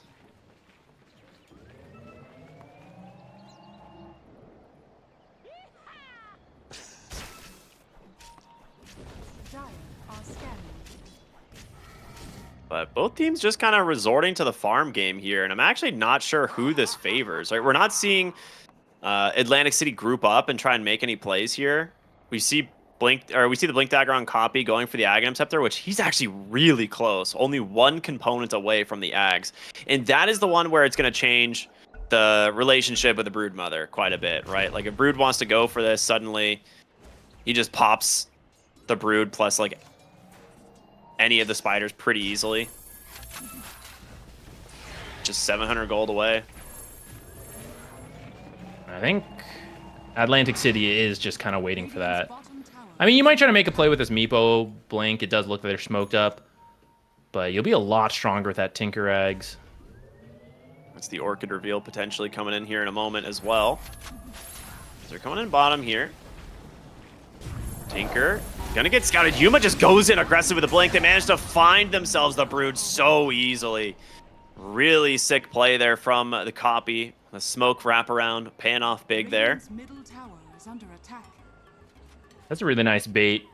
I don't know if they saw that Orchid coming exactly at that time, but by having Tinker there, you know the Brood wants to come in. They're just waiting behind with that smoke blink. Very nice.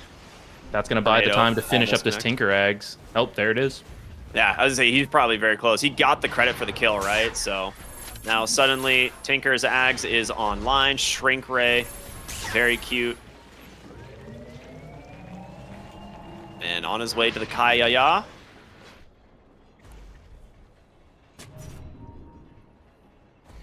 Bristle Ag going to be done with these stacks as well. Is this the timing, or are they going to go for an even later spot? I think you could probably force Roche if you want. You got the Meepo and the Bristle. I think you're strong enough to do it. Don't think you can really fight it on Shopify. Atlantic City. Meepo looking for another Blink. They're going to actually get found out here in the bottom side. Hellscream's going to scout them. He's going to immediately TP out on Lelis, and Meepo, he left as well. He poofed himself to safety. Pugna, not going to be as lucky. Consumed by the Brood. He becomes Spider's Milk.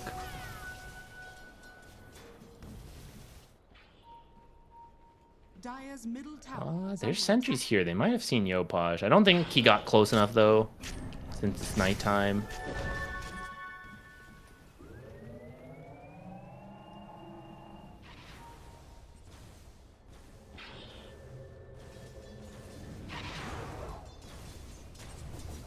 All right, so it looks like Meepo is not going to go the Sanjin Yasha. Top lane Gunner got sundered up, taking a lot of damage here. He's going to go down.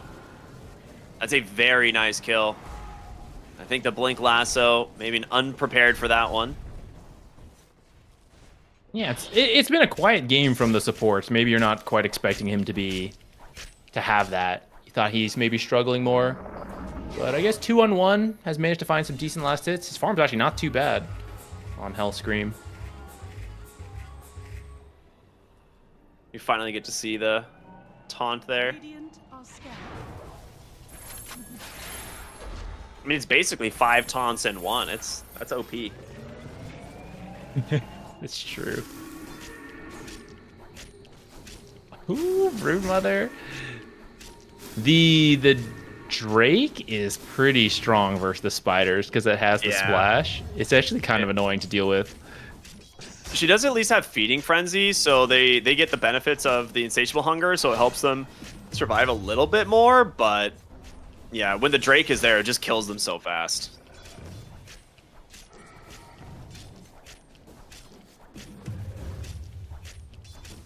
What's Shopify's timing? Dire's structures are fortified. Because I'm not really sure when they really come together, you know? Yeah, I actually don't know either. I think you need BKB on the Brood. Your Terrorblade. Dire's top tower has fallen. Gosh, I don't know. He's got the Manta Dragon Lance. Oh, well, he's dead. He's got the dead. Ooh, I'm surprised he held the Finger of Death on Lelis. Sometimes you just let that rip, start building the stacks, but wants to make sure Yuma's the one getting the credit for the kill, and now they're going to look mid instead. We're here in the jungle. They do know that Hellscream is nearby. The question is, will they be able to find him? His blink is at the ready, so you've got to catch the initiation somehow yourself. Which they see everything coming, and oh, he gets the grab. The lasso's there onto Lelis, and he just gets deleted. Yuma here, trying to look for some ensnares, find an opening for his own team, but it's not going to happen. It will get away.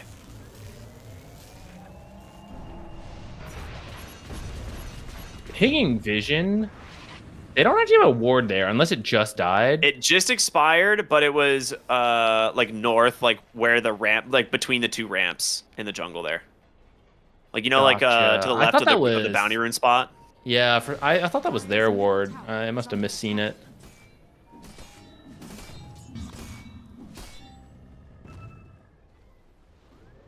I'm not sure who feels better going into the late game. I feel like Tinker is actually really good versus Brood and Terrorblade, and it's a matter of just keeping... baiting so hard. Yopaj with a nice tornado. Skem's coming in as well. The question is, can you keep him away? Nice deafening blast onto 3. Now you got to be careful. Here comes Yamato. A nice Earth Spike comes out. Fly falling low, but he survives, and the Finger of Death is going to take down 1. Gunner coming in on the backside will finish up Hellscream, and now he's looking for this Terrorblade. Does have the ult available, the Sunder, to reset if he needs. But Yuma, as well as Fly, just barely getting out is huge. They do manage to bait the Sunder, and now they're just going to find the Terrorblade collapse on top of his copy. Be the one to find the kill. A really nice barrier there to save Yuma, as now they're going to look for Yopaj as well. He is out of mana, nowhere to go. The Hairball is going to connect. And one by one, they fall on Shopify. A massive series of kills for the side of Atlantic City. It was really close. Yuma got so low in that fight, but just not quite enough lockdown to actually keep him still. And he just barely slipped away thanks to the help from Fly, healing him up as well.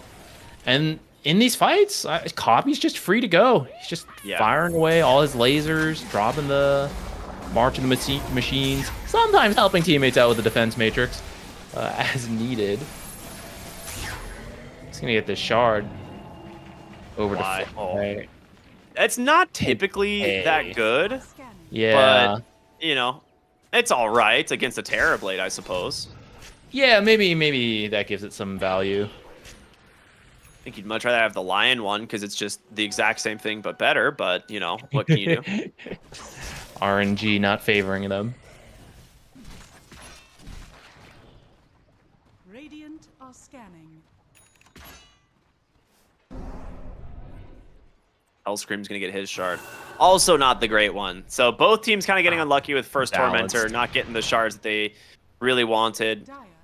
Backpack would have been, or not backpack, Jetpack would have been really good at helping to find Tinker in the tree lines, getting him killed off. Might even consider buying it himself. We'll see. Yeah, he could. He could look for like drums as well for his team. I think a lot of it is finding the Tinker. I'd be open to him going for an Aghanims actually, just to have that overclocked Rocket Flare. Yeah, I agree actually. That'd be a good one. So is Terrorblade going through the portal, and do they see this is the question? He ended up TPing no, instead. he TP'd. Okay. Good call, because he would have definitely died if he came through the portal. Roshan is up. On Radiant side, Atlantic City can start building up the stacks. They actually... Well, Meepo is stuck. He has Ags, though. He has Ags. It's a bait. Yuma can Mega Meepo this one out of here at any time. And will he do it? Anytime! He didn't do it! I just don't understand.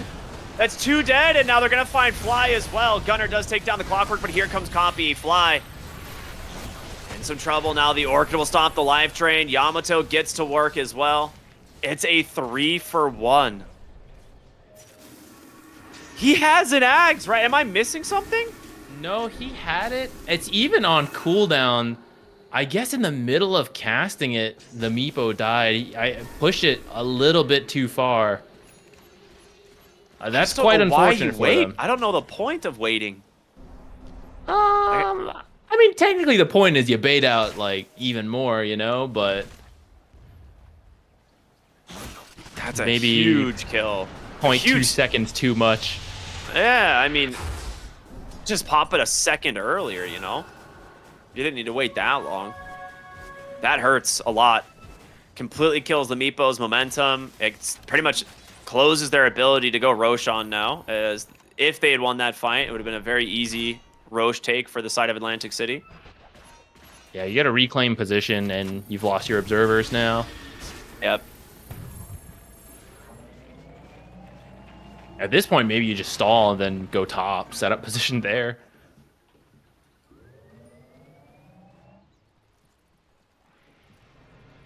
Dire's middle tower is under attack.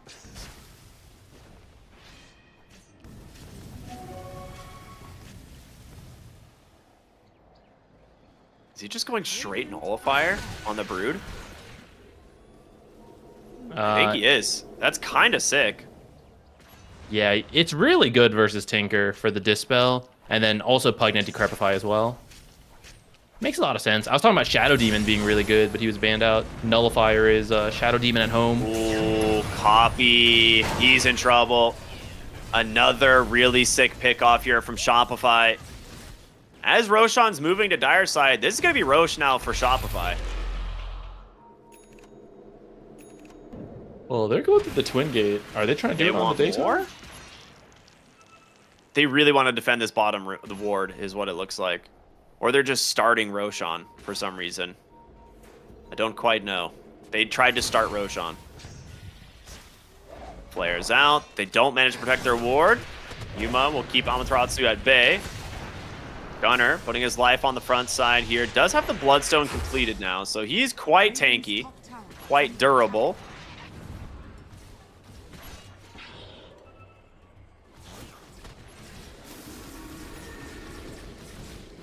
Gonna go back through the Twin Gates. Did I see a gem get dropped? Fly's pinging it. Where is that?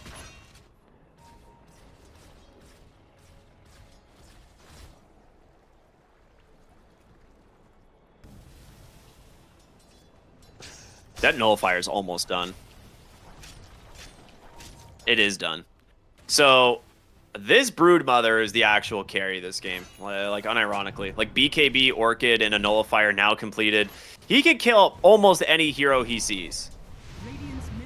Yeah, if nothing else, you're just going to have to pay attention when he goes in, which is going to free up Terrorblade. He's no longer going to be the focus of Strike is out. Atlantic City. They scan. I mean, they know exactly what's going on here. And Yuma's walking into the Death Squad. Needs to be careful. Hellscream doesn't want to go for him quite yet. In comes Compy as well. EMP's going to burn out some serious mana on the backside. Gunner's going in. They've lost the Lion already. Now they jump it onto Amaterasu. There's going to be the BKB, the Shrink Ray trying to do some work, but he's turning his attention over to Fly, and the Broodmother just chewing right through him. Gets the decrep off at the last second, and he's going to survive for now. The BKB on cooldown. Gonna have a hard time getting back in this fight. It's now up to Atlantic City to turn the tables.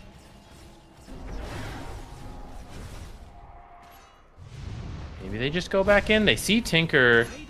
Gotta go home and then back out. How low is Roche? Oh, not that low. It's really hard to fight without BKB. I think Shopify may have to just let this go. It seems like they're backing off the position. Noun's actually not fully sure quite yet. I mean, Yuma's here now. It's dead. You know, like that's all. You needed the Meepo for the Roshan. So Shopify will concede the Roche.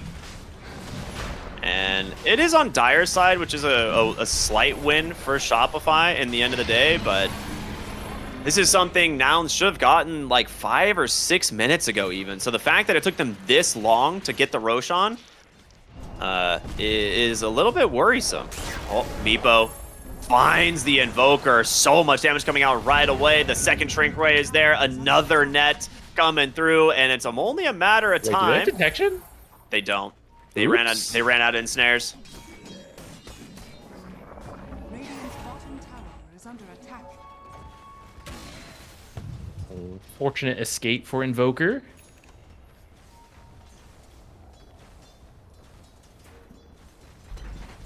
Oh, they actually give the H to Bristle. I just realized. It's not that abnormal, I feel like. when you have Meepo on the team? Structures are fortified. I mean, I guess he's just confident that they won't kill him because he has Ags and Shard. Radiant's bottom tower is under attack. But that is confidence, you know? It's kind of scary. Dire's middle tower Does mean like Bristle can just run up and you have to kill Bristle twice. And Bristle actually is having a really good game. He's actually even richer than the Meepo. Maybe this is carry Bristle. Dire's structures are fortified. I mean, for having an Aegis, they're not really getting a lot on the map at the moment. They will get the mid tier 2 in exchange for the bottom tier 2. But net worth wise, Shopify is still looking really healthy. Sanj and Yasha being worked on by Gunnar here. He's only about 500 gold away. That's not going to take too long. They need to get the top tier 2 because you essentially have to open up 2 lanes, right? That's the kind of the key. If you can actually continue to like hold 2 lanes on the map like that are next to each other, it makes it a lot easier to eventually pressure high ground or find pickoffs. And the more tier 2s that are down, the better for Meepo and Tinker as well, because they're such global heroes who can play all over the map. The less rotations that the enemy has, the better for you. Dire's top tower is under attack. Radiant's bottom tower is under attack. Dire's top I think tower has you just back off after that. You're happy to eventually go push bottom and try to take those towers. Just get this map open.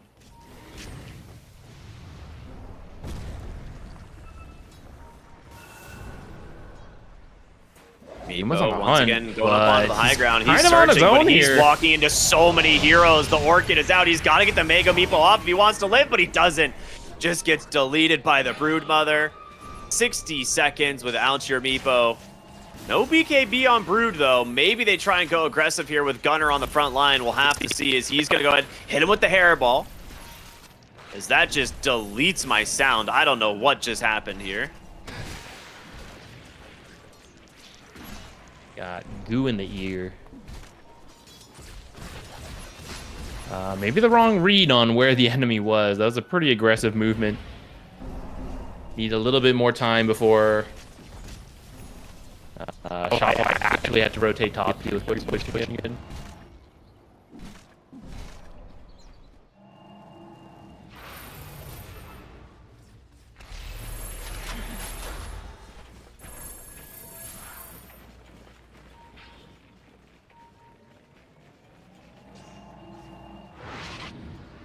Bloodthorn Nullifier Brood. So her damage potential is very scary. This is such a weird game, actually. There's so many carry type heroes. Both carry and offline for each team, but also Tinker's kind of carry this game as well. Like he functions and how good he is versus Tinker and Brood when they're not KP'd. I'm not really sure who you focus down because of that. Dire's bottom tower is under attack. Radiant's top tower is under attack. Well, both teams will grab their Tormentor. Copy and Stem will get them. The thing about Warp Flare is it is actually kind of good. Yamato being ran down here on the bottom lane. They're trying to burst him to get him. All right, nice play there between the two. And that is 60 seconds without the Terrorblade now. So Gunnar, we kind of joked like he's the real carry, not the Meepo at this point. It's starting to feel that way for real. I mean, I think it's real. He's 4,000 gold over the Meepo, full extra item, and he does so much damage. It's like a bait, right? You know you have to watch Meepo. You know Meepo can burst people, but as you look at the Meepo, the bristle's just running in, building up stacks, and if you ignore him too long, suddenly you're dead. Did you see the item he just bought? No, I do see the smoke. Gonna find Clockwork. I think you were loping for more, but you'll take it. They get the kill. Compy on the backside. Nullfire's out. That's caught him. He's in a lot of trouble. Amaterasu goes right through the Tinker. A buyback from the Clockwork is Gunnar's trying to do what damage he can as Yuma is just going to look for this Batrider. Great Deafening Blast. There's the Mega Meepo to come out, and Gunnar is just going to continue to try and do what damage he can, but maybe they decide to run away. Well, the Nasal Goose stacking up, causing some problems here. Can Gunner do it by himself is the question. He's got that Bloodstone active. Yamato's trying to get on top of him. He's tried so far, but he's just able to squeak away. Yuma just goes in 1v5 and dies. On different pages here. Is Atlantic City as Gunner will take down the Batrider, but now needs to run for his life as Skem trying to close the gap here with the jetpack. Amaterasu as well, trying to get close, but doesn't look like it's gonna happen. This Bristle is literally sick. Look at those green dots on him. He's infectious. Stay away. That was a... Yeah, you need the BKB on the Tinker. He went for E-Blade first, but E-Blade and the shield are both countered by Nullifier, so Brood ate him instantly.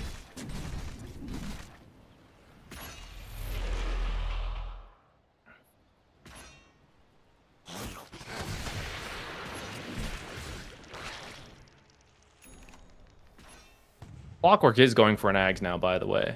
That'll help a lot. Okay. Yeah. Although, so far, haven't had a huge problem finding the Tinker in some of these fights. He's maybe going in a little too aggressively. Yeah, I think part of it is he's blanking in really far, but also the Broodmother is such a good... Like, his itemization is so good at actually finding Tinker and killing him that it's causing some massive problems.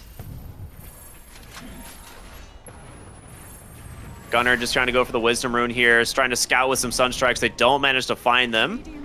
As they will scout. Yuma on the backside. He sees him fly. Actually gets the blink away. Hellscream's BKB's not going to connect, but he now finds Lelis on the Lion, and he's dead. Now looking for Fly as well. He gets the Force Staff to the low ground. Gunner in trouble, but a nice hook shot comes in. They've taken both supports. It's now up to Copy, Gunner, and Yuma. Can they clean up this fight? Cyclone coming through. There's the Sunder. BKB out from Gunner. He's still trying to chase after this Terrorblade. Will he get him? He just needs one more Quill, potentially. He's got the gem for the vision. He gets him. In comes Fly and Copy. They can't save him. The break was too much, and now Fly, potential dieback here, is going to be enough to find the kill. Copy continuing to try and blink back and forth through these fights, but Shopify looking very good, coming out 4 for 1 in this engagement. And they got the gem. They're kind of into this issue where they don't actually have crowd control on Atlantic City. It's just the Lion who got taken out of the fight right away, which means as you want to get kills, they're just running away from you and dragging the fight apart. And it's much easier for Shopify to move around, pick and choose their targets than it is for Atlantic City. Uh-oh. Radiant are scanning. We're back. We're good. Next Roshan, close to spawning, about 20 seconds.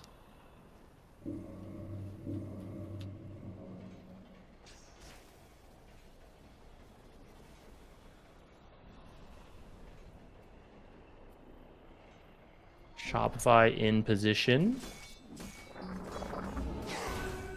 We've got a spider in there too.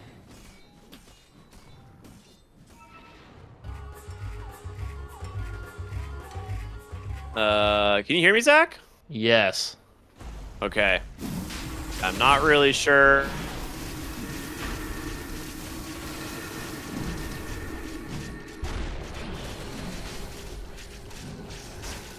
I think we're having some Discord issues, guys. Sorry, but we're what's going on. Gonna get through this. Starting with an Aegis, now in the Brood, because Brood, I think Brood's actually the carry here for her team. She is so farmed and so scary, and she's getting close to 25. That 0.3 bat time on Insatiable Hunger is insane. Tinker trying to delete the Terrorblade instantly. Terrorblade, there's the lockdown issue. He's just running away. I think Gunner will still finish the kill thanks to the Quill Sprays going out. He's actually still alive with the Bloodstone. Maybe turn around, looking for the Clockwork. Looking for the Brood. No way to actually stop the BKB TP out. All right, this time the fight going much better for Atlantic City, starting with Terrorblade having to just run that entire fight after getting nuked by the Tinker. Oh, bottom lane, they almost find the Invoker as well.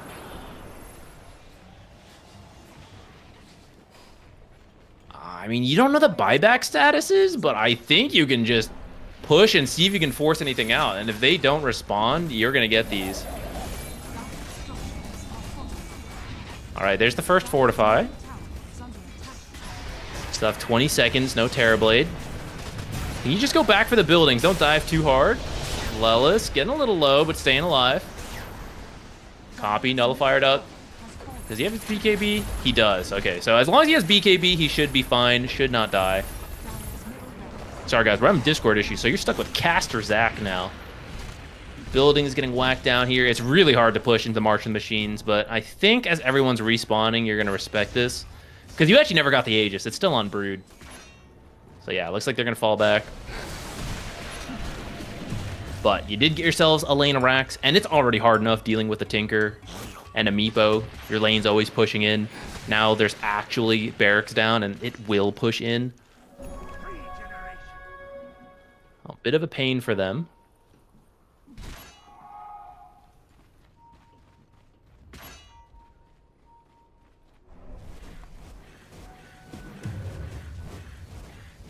We're going to smoke up. We actually still have 2.5 minutes on Aegis. They actually took that losing fight immediately after getting Roshan. So they still have a window here. Though maybe Amaterasu's being found to start off. Hexed up. Can he be burst? Gets the BKB off, but he is so low and he can't actually hit anything. He's going to respawn without that BKB.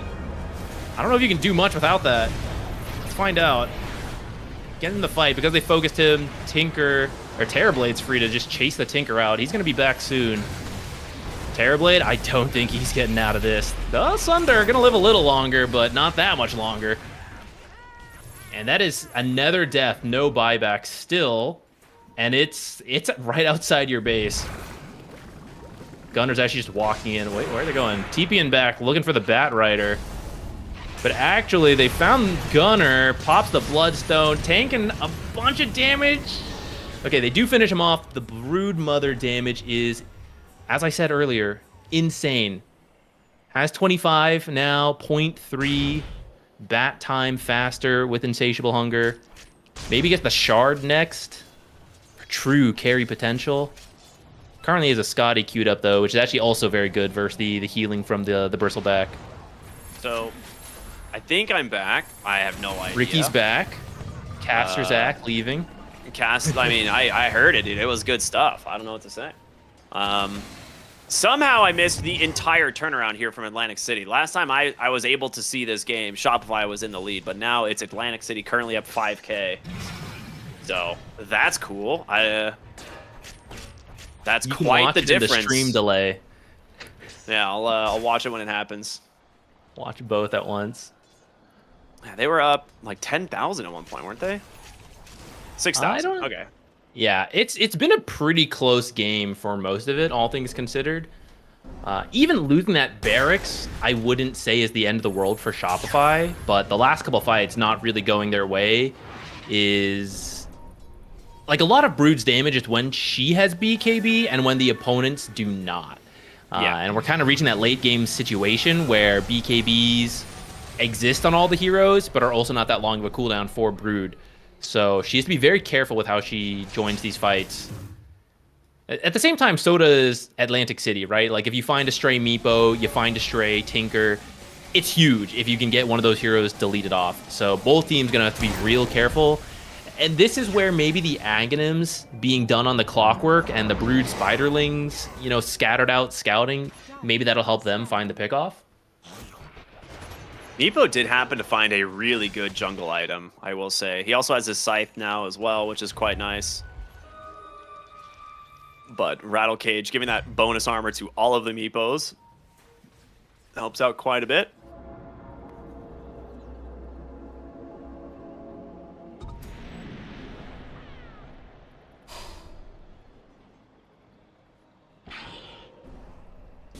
Find Amaterasu. Oh, that's a really good blink side. Into the finger of death. They got him right away. No shot. And now the Clockwork in trouble as the Mega Meepo's going to beat him down. It's a double kill for Copy. And without buybacks on Shopify, that is incredibly costly. That might be it. I think you just go poke for the end. There's one Fortify. But if there's not a Tier 4, buyback, that's which it. you're kind of testing right now, it's just it. I mean, you got a Meepo and a Bristleback. You're gonna have a Tinker putting with Tinker shield on behind him. everybody. Yeah. Oh, maybe just the Bristle. His favorite teammate. It's you, Gunner. Yuma goes in, gets the Scythe onto the Terrorblade. He's going to be able to pop the Manta and get some space, but again, they just want to be able to whittle down these tier 4s. They're going to be able to, the damage from Coffee. He's just trying to delete the Terrorblade before he can make it back to the fountain. The BKB out from Yopaj. The AoE Deafening Blast is doing some work, but it's going to be Batrider trying to just cut this wave to just prevent them from ending the game, but a Finger of Death on top of him. He's fallen so low. Copy actually out of mana will finish the job. Yamato is going to force his BKB. Look for a way to turn this, but Gunner just trying to delete him, and the throne, it's exposed. Cataclysm comes out, but nobody cares. Shopify gonna end up dropping here in game number 2 as Yuma focusing up on the throne. Hook shot in from the Clockwork. They're doing their best to stall this one out, but it's not good enough. And we're going to a game 3. I'm torn. I'm happy to see a game 3. That was a fun one. But Tinker Meepo Bristle won. There's evil in the world. That shouldn't work. It's too much cheese in one team. To be fair, Atlantic City were in the lead for the majority of this game, and it was only a couple of like overextensions and kind of mistakes on their end, I think, that made this difficult. Because they were doing really well from the lane stage onward, and then I think got really caught off by Broodmother's Nullifier. And a few deaths like back-to-back to that Nullifier like really slowed down their game. But they managed to hold it together, to get themselves a very important win. And we get a game 3, man. That's exciting. Yeah, I do think... we see why Tinker was banned against them and why they were willing to first phase it, right? Although he did have some struggles, they managed to find him a couple times. You see the impact, just the laser spam, really strong versus Terrorblade. It didn't really feel like we saw much impact from Terrorblade. That's not a slight to the player. That's the counter of the Tinker. It's just really good. And it's also good versus the Brood. Yeah, it's like your Terrorblade was never going to have the impact this game. It was just going to be up to the Broodmother to try and carry, and he almost did. I mean, give credit where it's due. Amaterasu nearly did it. He almost carried this game. And, when you open with a Terrorblade as your overall first pick, and Atlantic City addressed it really well with just the first 3 openings, right? The Tinker, Lion, and Pugna were like, wow, all 3 of those are fantastic. They then get the Bristleback, who's also very good against the Terrorblade, and then you round it out with the Meepo, which, yeah, I mean, outside of the one kind of oops mistake he made in the bottom lane, he wasn't really carrying too hard as much as like Bristle and Tinker was, but the constant ensnares, you can just Mega Meepo, whichever one gets sundered. Like, it just is really difficult to play the matchups. Yeah, it's not easy. I think the supports on Shopify did a great job being the initiation they needed, and helped find some of those key kills that almost kind of got them back into it, but just fell a little short at the end. Yeah, absolutely. Well, we're going to have a game 3, so for that, we're going to go to a short break, everyone, and we'll be back with Atlantic City versus Shopify. The winner will move on to the grand finals. We'll see you in just a bit.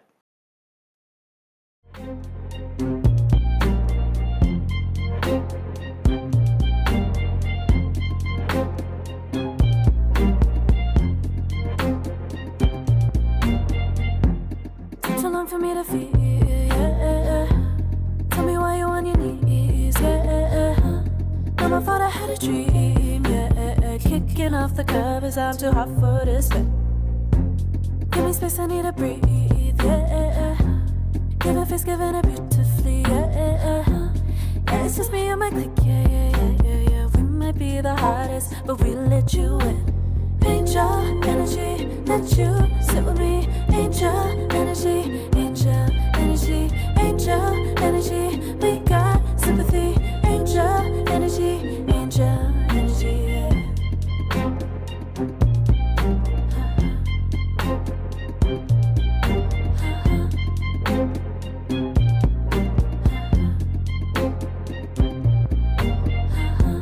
Take the time to breathe and rest. Let yourself feel the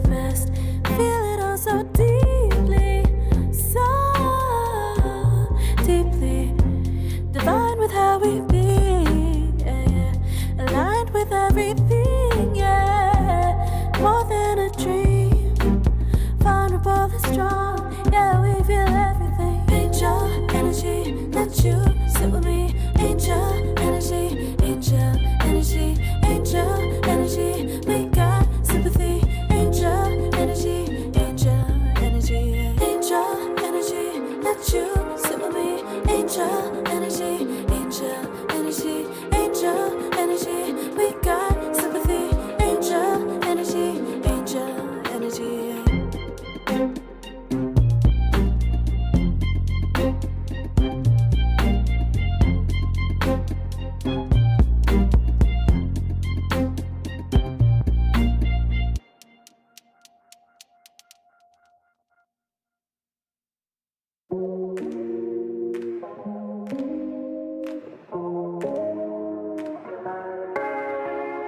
No way I'll regret the first time with you. And baby, you make a moment every time I lay eyes on you. But do we care? Do we dare? Keeping this going. Let's live in the moment, yeah. I want to know. Keep this on the low. Between the two of us. Every time I try to find, Try to avoid it, but I was stuck. You turn up the heat when you back it up. try to stop the flame. But discipline melts away. It isn't enough to wish for change. You either give in or pull away.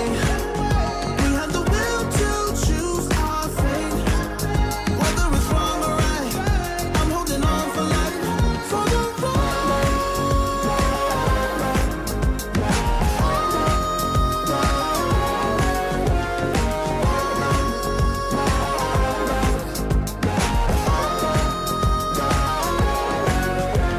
The day we woke up, lying in a pool of shame.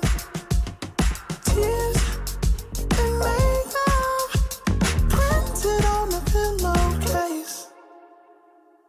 It's hard to apply restraint. I'm trying to stay away. It's so magnetic. Ooh, I gotta have it now. Let's keep it a private thing. I'll give you a secret name. Let's build a life on a lie. Every time I try to find, Try to avoid it, but I was stuck. You turn up the heat when you back it up. try to stop the flame. But discipline melts away. It isn't enough to wish for change. You either give in or pull away. We have the will to choose our fate. Whether it's wrong or right, I'm holding on for life. For the ride.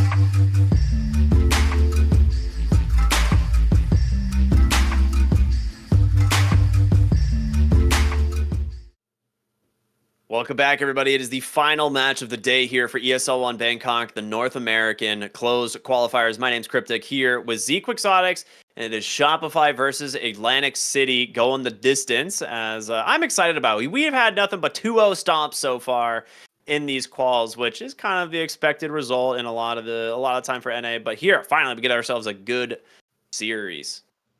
Yeah, the rest of the games and series to be played should all be pretty close. We're at the top 3 teams, right? There's a good chance whoever wins here is just going to see their opponent again tomorrow. But it feels better to go into that with the final win of today, right?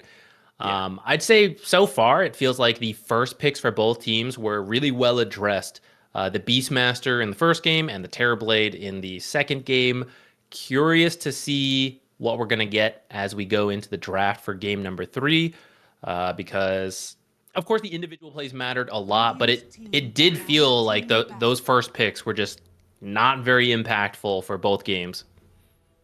And it's funny that you say that because Shopify is going to end up with first pick here once again. So we're going to see how things adjust. They first phase banned the Tinker.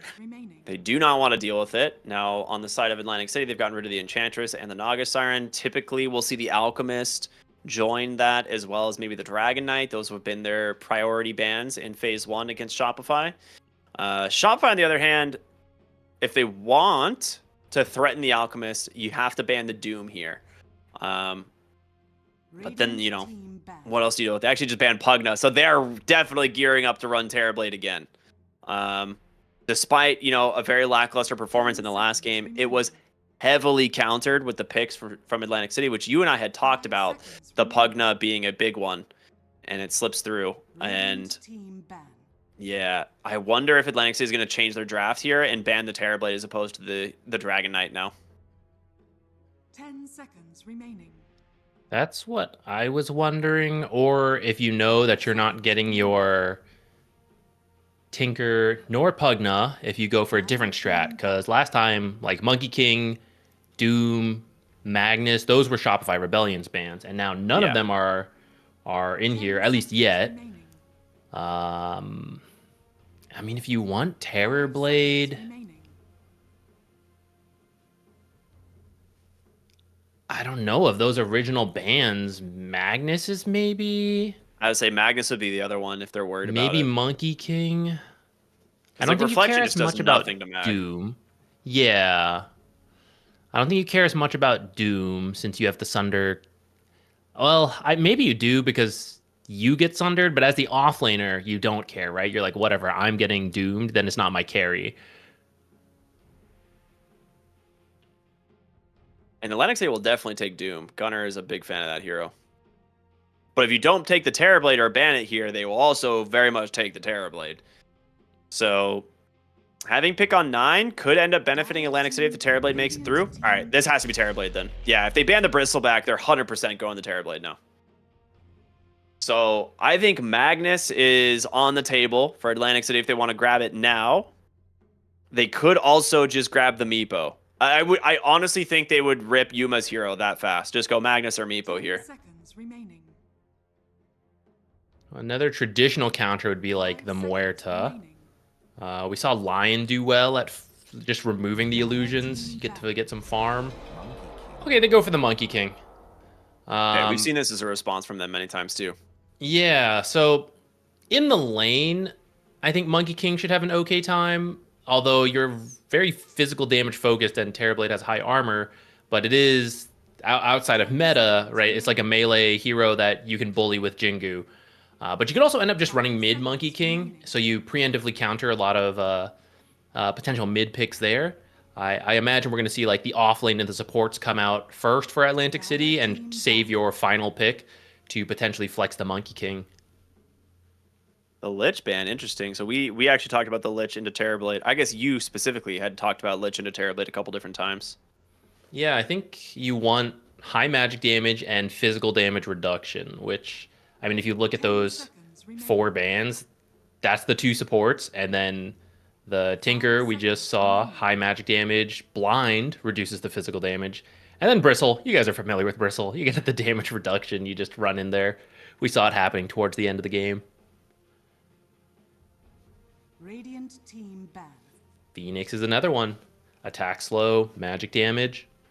They are really trying to limiting set the up supports. Terrorblade. Yeah, they're really trying to set up Terrorblade to find success. This means they definitely want to run it in the off lane. Like, based on these bans specifically, like, this is something that they are really trying to force into the off lane, and as a last resort, they will move it to the carry role if they need to. But the fact that you have banned out 3-5 positions that are really strong lane counters to the Terrorblade means to me that they want this in the off lane. Mm-hmm. I'd be open to something like a Crystal Maiden, because I think they might want to run the Bat Rider again, and I think Crystal Maiden does pretty well into that. Okay, they actually banned the Bat Rider, so maybe they're thinking of something else. They could steal Chen. I think we would see Nyx come out. Nyx Terrorblade sounds awkward, but 10 seconds remaining. Can't be much worse than the Clockwork Terrorblade that we saw. that's true. Seconds remaining. Muerta is another response to Terrorblade that you can run. A mag, baby, it's here. Okay. So that means with this, they're almost guaranteed. I mean, these are two cores for sure. If they have the lanes if the lanes are good enough for them, they want to run Monkey King mid and Magnus in the safe lane. Now, they can move things around. You can take Gunner and Magnus off lane. You can still move the Monkey between carry and safe lane, but based on the player's preferences, they want this to be mid Monkey and safe lane Mag if they can get away with it for sure. Who's good here? You have to punish this to reveal both cores. I'm trying to think of like what hero does that. So Lion, that's a good start, right? Just kind of just stable support. Instant Hex can be very good versus Magnus if you can have vision of him, pre-cast the Hex. So when he blinks into RP, you immediately Hex. That can be very good. Just a very stable pick as well. 10 seconds remaining. I wonder if you can sneak a Timber Saw in here. I was thinking that too. Radiant team pick. But you'd have to run in the mid lane. They're going to go for the Chen themselves. So they're going to try and play for just an overwhelming team fight presence between these. I kind of like Nyx for Atlantic City. Yeah, I agree. I think you can take the Nyx Assassin here. Could surprise the Terrorblade in the early game. Get him nuked off. Kill off the Chen creeps. 5 seconds remaining. I don't think what else you could do. The other like heroes else have been playing a lot has been the Hoodwink along the side of the Lion.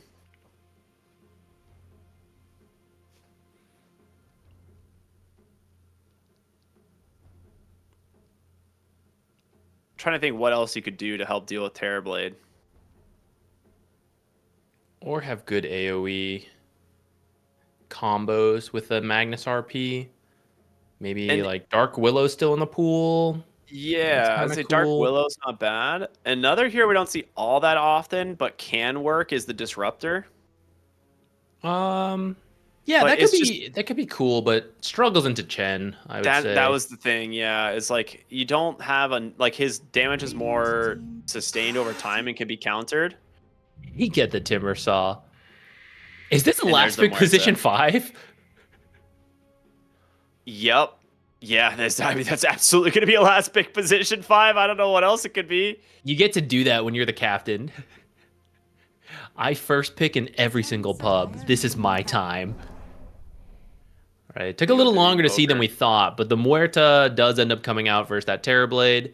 And I do think it's generally good. The calling, it's actually quite annoying for the creeps, right? The creeps are kind of this bulky army, and suddenly they're all slowed, body blocking each other. Radiant team ban. It's kind of They do cool. ban the Crystal Maiden.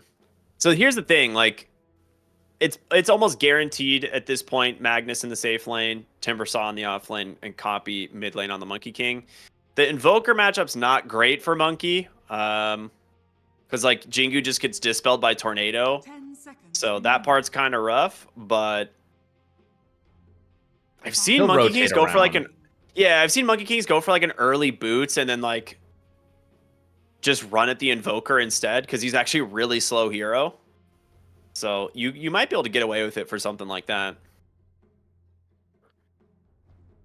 Who do you get Atlantic for City position now. 5? What are you worried about carry-wise coming out from Shopify? Because I don't think they could. Maybe you could run the Terrorblade, but I think it's likely that they're going to move they're going to keep it in the off lane. So they're going to get rid of the Gyrocopter. Maybe the Medusa would be your next ban. It's a bunch of melee, bulky heroes. Medusa could be okay. 10 seconds remaining. 5 seconds remaining.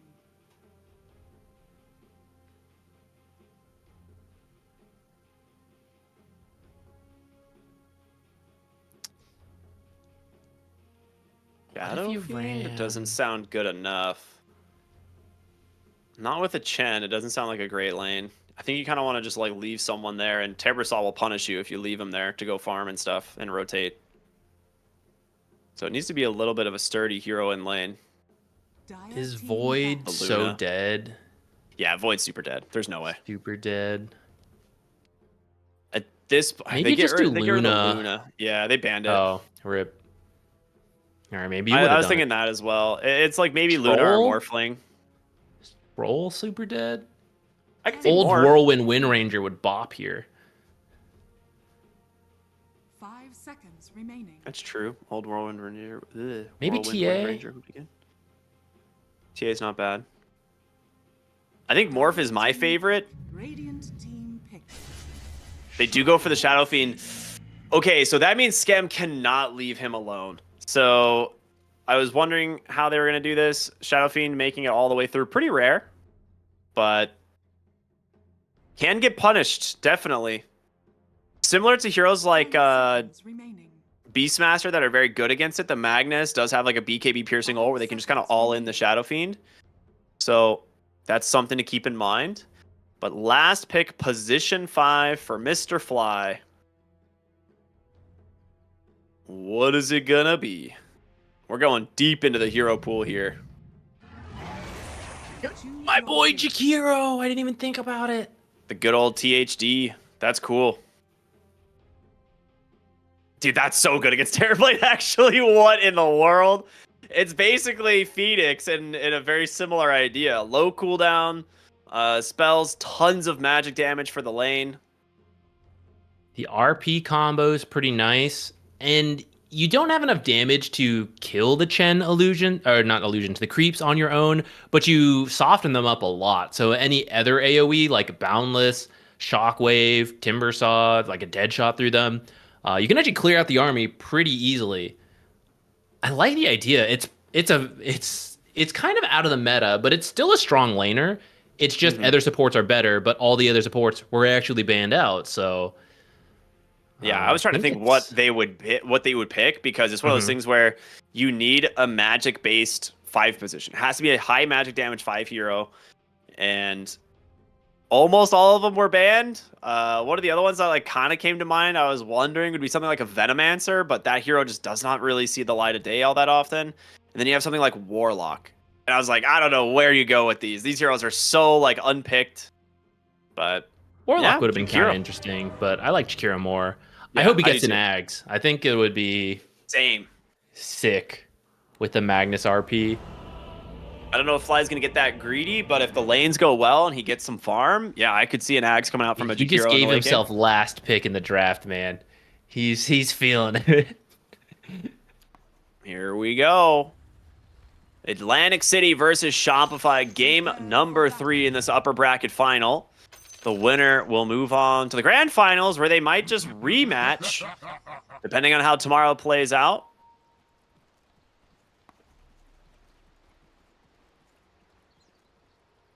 I do think the top lane, I'm curious how that'll go, because SF raises, that's good versus the Timber. That's the idea. But if you slip up, you fall behind, Timber will just have so much nuke damage that he'll run you out of the lane, and it's not easy to land the raises while he's Timber chaining around. So how the lane starts and how the like early game goes is very important. They're already planning to meet tomorrow.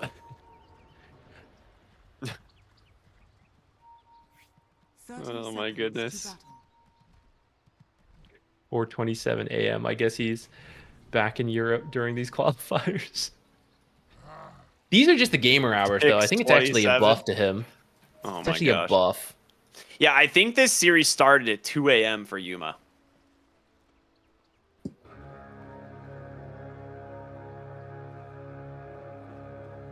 Yopa is going to walk under a ward here. They're smoked up on Atlantic City. Begins. Wondering if they can go. He's not going to risk going for the rune. The restraint. My pub invoker's dead there. But this is good play. They didn't see anything. You know this is a high-level game. You know they're doing something. So you're perfectly fine. Just taking the 2 for 2 bounty runes. Go body block.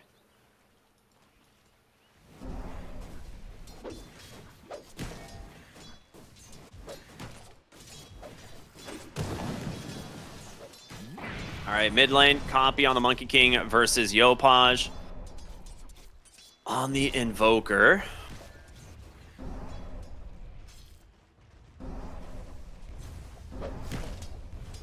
So far, doing all right. The first couple waves should be okay for the Monkey King. I think things get a little bit more difficult as time goes on. But for now, he's doing okay. The safe lane Yuma on this Magnus, we saw them pick this before into the Terrorblade, and I think for the most part, they're going to be fairly happy about it. Like, he should CS super easily. Now, Reflection doesn't get the bonuses of things like Empower. Magnus has tons of damage from the Shockwave spam.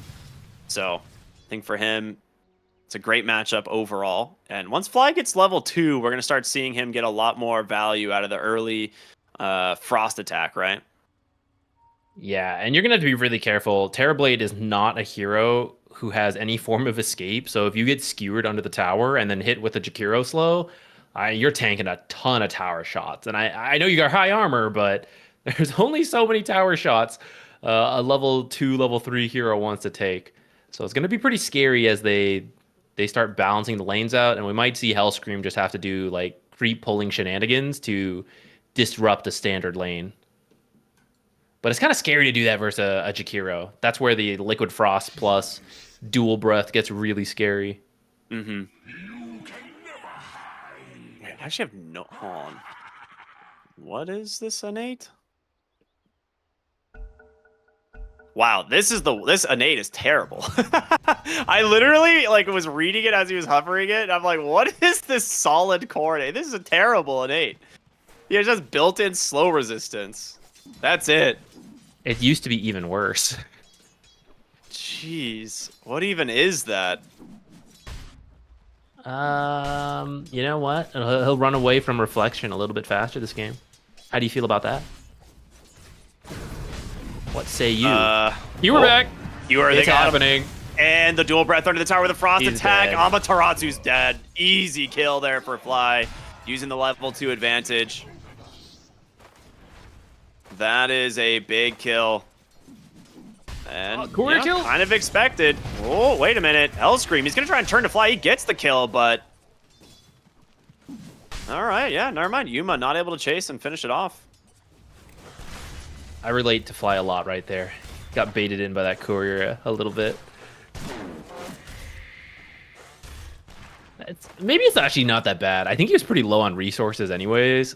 And without dual breath, you don't do a bunch. So maybe it's not too bad to die there anyhow. Yeah. That's kind of what I was wondering. I was like, yeah, he'll come back full HP, full mana. So we'll just keep harassing the Terrorblade. All right, Invoker is starting to get some... He got 3 denies on that lane. That's quite nice. All right, they're going to pop the meta here. Or Spike out. Going to get some damage out onto Yuma. Does have 9 wand charges. Will be forced to use them, but Fly pump faking that dual breath. He's like, all right, yeah, I dare you. Keep chasing. He's just going to be such a nuisance to the Terrorblade. Each spell volley is going to take about a quarter of his HP, maybe more. Yuma, I haven't really talked about top lane, but Yamato is crushing this 19-0 thanks to Skem's constant mana burns here onto Gunner. Maybe not too surprising that the Chen lane is going well. Couple spells being whiffed. Everyone close your eyes. No one saw that.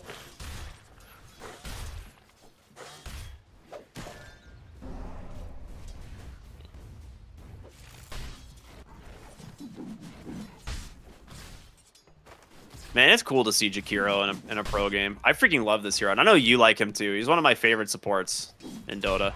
Also one of my favorite mid laners in Dota. I do want core Jakiro to be more of a thing. It's pretty fun.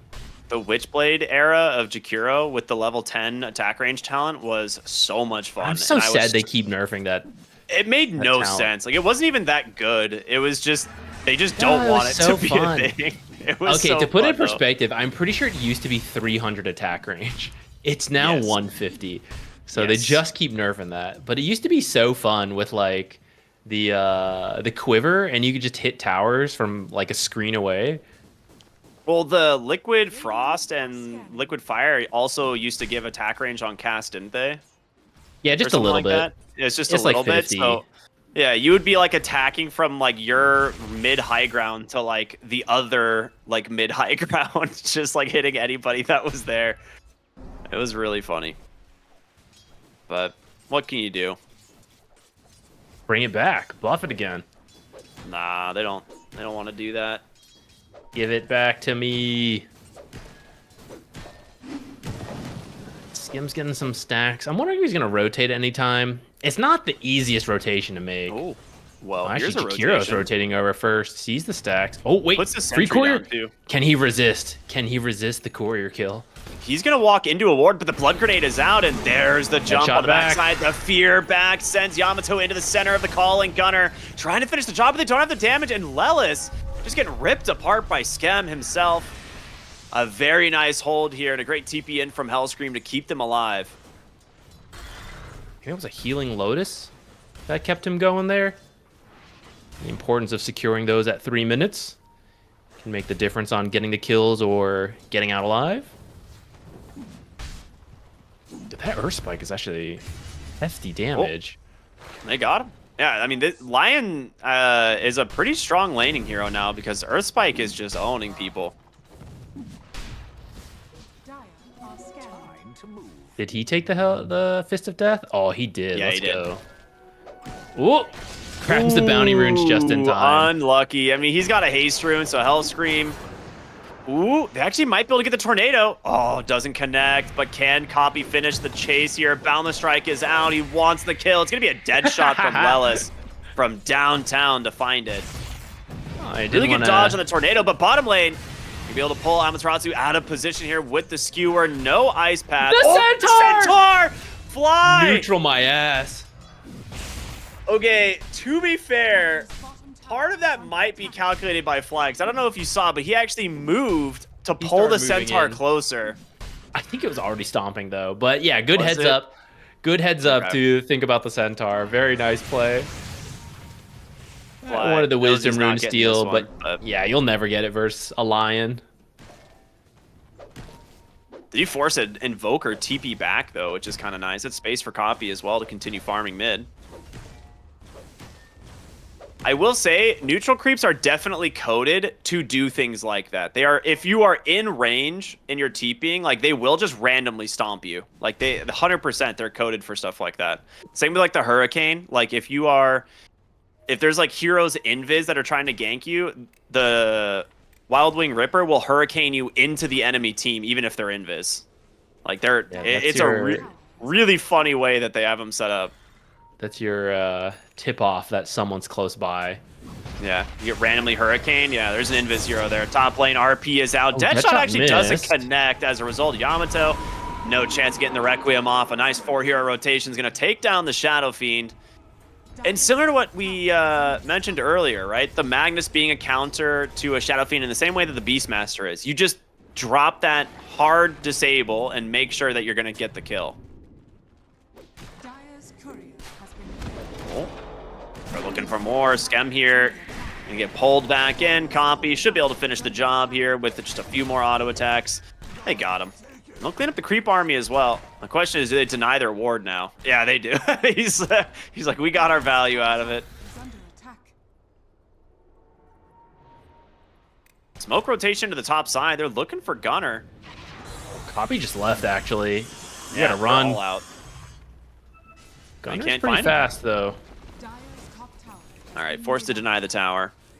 Series of good movements here from the side of Atlantic City, but we're going to see a rotation bottom now through the Twin Gate. And it's scanned out exactly on time here. So Yuma hiding in the trees. We saw this happen last game. As Yopaj needs to be careful. A great calling out. It's going to be able to pull them in for the moment, but Lelis is dead. Not getting any backup at the moment, bottom lane. And now with Skem here, they might get another kill. Well, I say that. Magnus, very fast. Thanks to the nighttime bonus move speed. We'll just TP on to safety. They get mid-tower for this? They could defend if they still want to TP, but I think several might be on cooldown from earlier. Well, it looks like Lion's coming in first. Invoker's not too far. They're going to get the bottom tower, and they will back off of mid. They're going to give it up. Okay. You didn't quite finish it, but that was about half the health, I'd say, of the tower that they got. So down to the last third.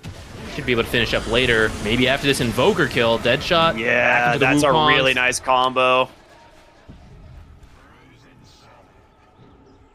Really good smoke there.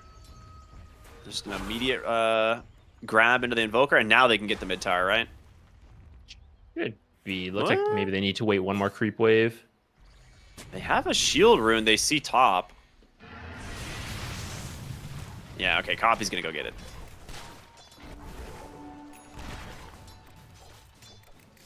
Invoker can TP back mid. You have the catapult coming in. Tornado doesn't connect, so he's still got that shield rune running. And with the catapult, it should slowly... I mean, it's actually just hitting the Cardi. All right, now it's going to come in range. Surely it will finish the tower. Bottom lane, Yuma has to just skewer away here from the Terrorblade, but he's going to be just fine. Dude, when did Coffee get up here?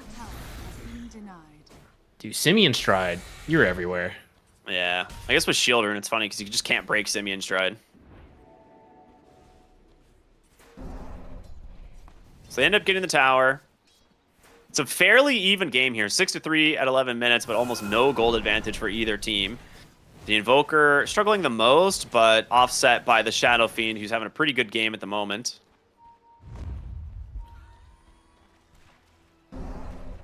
It's 3 games in a row we've seen the Invoker struggle a bit to start.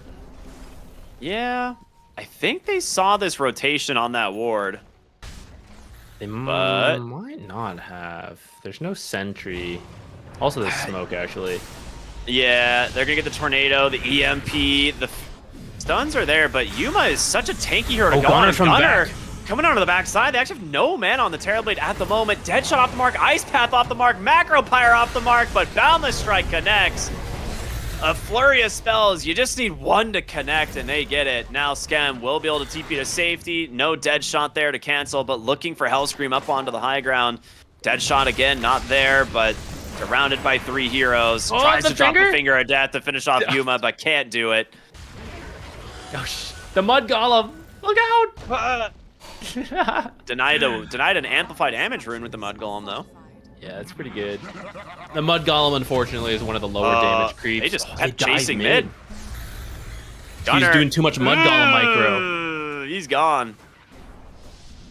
A stack. Underestimated the damage from the Shadow Fiend there. Yeah, Shadow Fiend pretty farmed. Despite it being 9-4, he's actually top net worth by over 1,000 gold. So he is pretty strong. They're gonna have to play around him to maybe help the other teammates catch back up, especially the Invoker. All right, Compy seemingly doesn't care. He's just walking away from the Invoker there.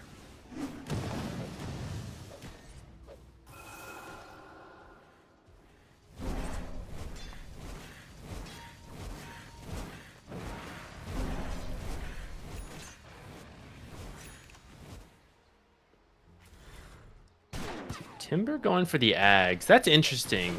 I thought first Tornado, maybe you wouldn't, but I guess...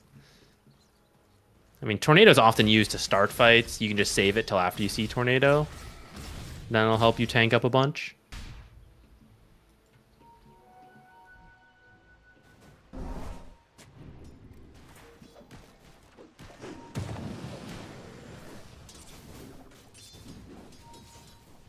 Invoker on his way top. He's got to be careful. There's actually a sentry around here. Let's see if he steps up a little too far up. Lelis, the one stepping a little bit too far up here. He's gone. Very easy kill there for the Shadow Fiend.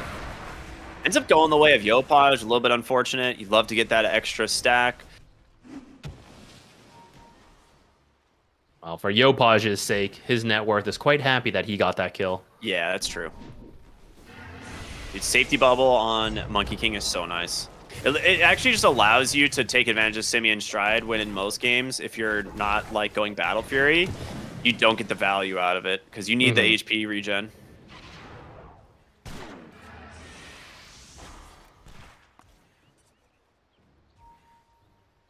Where's the pipe on the Terrorblade? About 1,000 gold.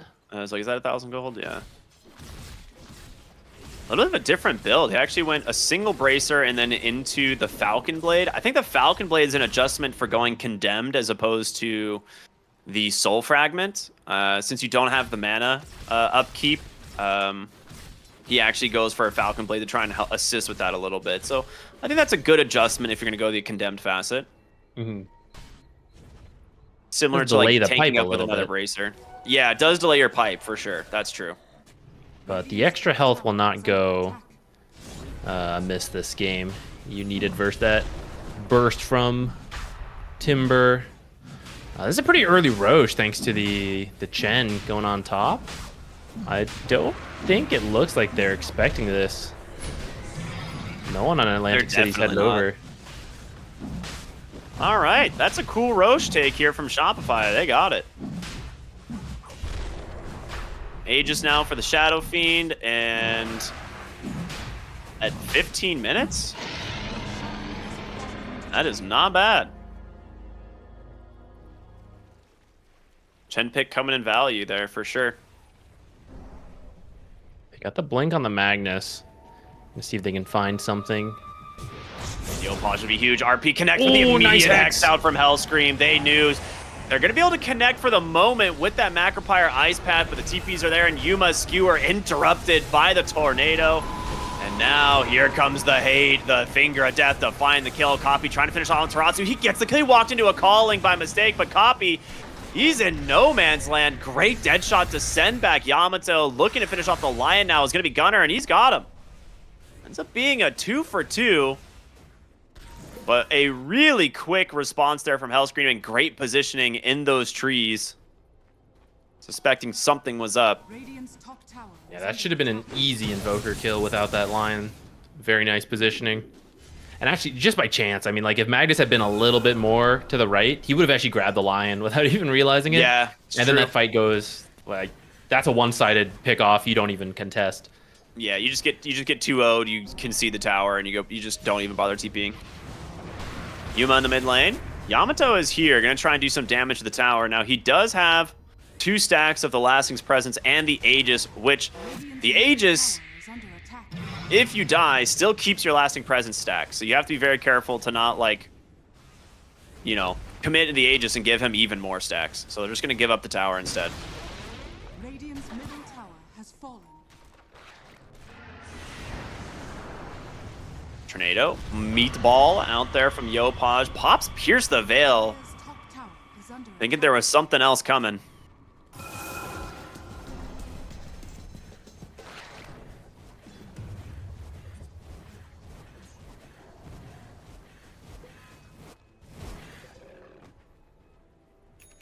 As this game goes on, I think the scaling is with Atlantic City.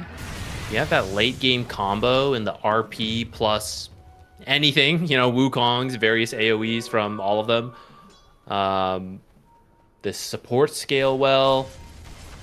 The fact that it's like a 1k lead for Atlantic City against a Chen, I think is pretty good. Even as Shopify Rebellion currently has control of the map with that Aegis. But I think they need to find a little bit more. I guess this was such an early Roche, actually. If you don't get that much from it, it's fine. You just got it to get it. Shakiro top lane in some trouble. An Invis rune there from Hellscream. Sets up a kill with rotation from Yopaj. Just trying to do what damage he can back the other way, but nice use of that.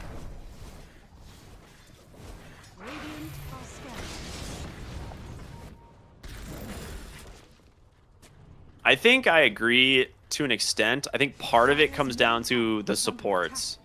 Like, if Chen somehow just gets enormous, we've seen what happens in games like around the 30 to 40 minute mark where like no one can die because you just have this Chen with a ton of auras and items and like Hand of God, and maybe as shards you have a Granite Golem as well. Like, there's just too much survivability, but you have pretty immense damage on the side of Atlantic City if you manage to line up your spells, right? RP into Wukong's command is pretty enormous damage.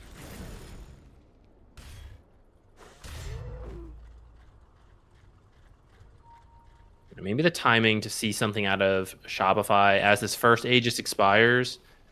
You still look to finish a couple more auras on Shen.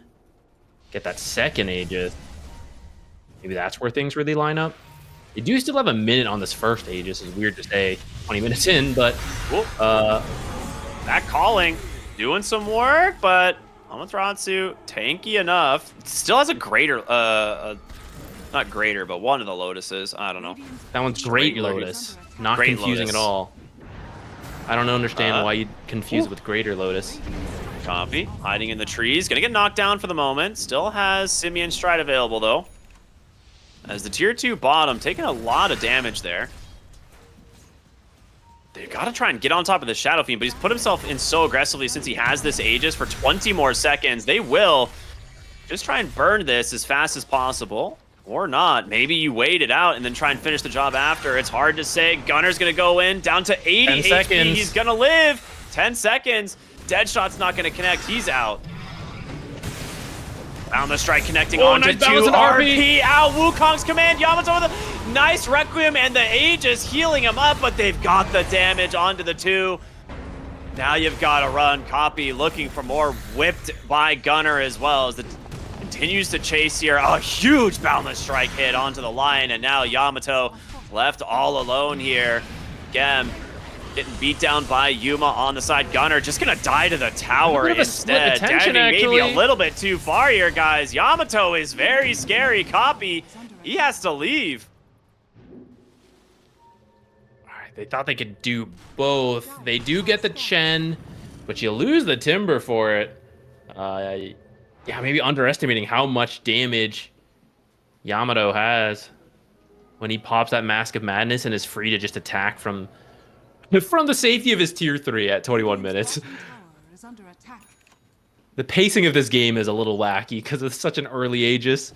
Maybe they kind of forgot. Yeah. Man, they were so close to getting it on the exact expiration as well. That's true. That could have gone so much better. If you pop the Aegis, sure he responds, but it's gonna force an awkward fight, and you can prep the Wukongs, and as the team gets ready to help, that's where the RP pulls everyone into the rest of the Wukongs. Tornado out. Monkey King in some trouble here. There's a very fast Skem coming in to offer some assistance. I'm sure Finger of Death. Why is he so fast? I actually have no idea. He popped drums. He popped drums to get there. Okay. I was like, he didn't have a haste rune. I'm surprised really he didn't drop the motivated. Finger earlier and go for the Fist of Death stack as well. You know, and get the double dip. And you get 2 stacks on one target? Yeah, you can. Oh, I didn't realize that. I thought it had to be like a separate target. No, because they each apply a debuff, I'm pretty sure. Maybe I'm wrong, though. I feel like it was a thing when it first came out. Maybe they patched it, but pretty sure you used to be able to. Shadow patches are the saddest thing. You like notice an interaction, you think it's intended, then it's just gone. Lela's gonna die for Tormentor, but gets rewarded with the shard. Now top lane Gunner in some trouble here. Can't really pop the reactive armor as Tornado would just instantly dispel it. Instead, he's just gonna try and tank through the damage. Timber chains away. He's a big boy. There's your Tornado, but now Gunner free reign here to pop the reactive armor if he needs it.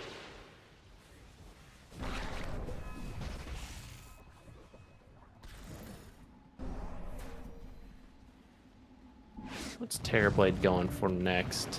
Back to the carry build. I always check, but it does seem to be what you do as this offlane Terrorblade is you build pipe, you declare that you're an offlaner now, and then you go back for right-clicking items. Yeah, So, you get Manta and then like Scotty and stuff. Yeah, it's a lot of scaling, right? So when you when the SF does get focused, you're just whacking people away with meta. He went heavy damage on SF. Sanj and Yasha straight into Daedalus. So this guy hits hard with a lot of heroes behind him as well. It's a fairly quick Roshan. I think it was like 20 seconds on the respawn. What a fast reaction time. And Yuma has to just skewer away to try and not die to this one. Now the Calling doing some serious work here on the side. Four Staffs getting them out of danger. Did like what? How did he get that stomp reaction time? That was so good, actually. Like RP, BKB, they pull up on the high ground. There's the Wukong's command. The Ice Path connects, and the Shadow Fiend goes down. That's what they were looking for first time with that Aegis. But now Shopify, they still feel confident enough to fight. Ice Path onto the high ground. Force Staff gets the Monkey King away, and Gunner, he's going to go in. Looking to try and bring down Skem, and Copy up onto the high ground, trying to fight into Amaterasu, cannot do it. As a Mischief in 1 second, he's actually might make it out of this. He dodges the stun. No, Mischief not in time. Hellscream gets the kill. It's a 2-for-1 at the moment. Can you get anything else? They're chasing Gunner. He knows he's scary. That shot's gonna connect. Timber Chain gonna get interrupted by Hellscream. Great Earth Spike, and that should stop the aggression. That's actually pretty good for Shopify, considering that Shadow Fiend died and that following fight was a 4-on-5. Getting the monkey kill for your Chen's pretty worth it. Oh, yeah. Really nice 4 staffs from... Actually, just reaction times in general this game. 4 staff saves from like the various Sunstrike combos, things like that. That Centaur stomp, man, I can't get over that. That was so fast.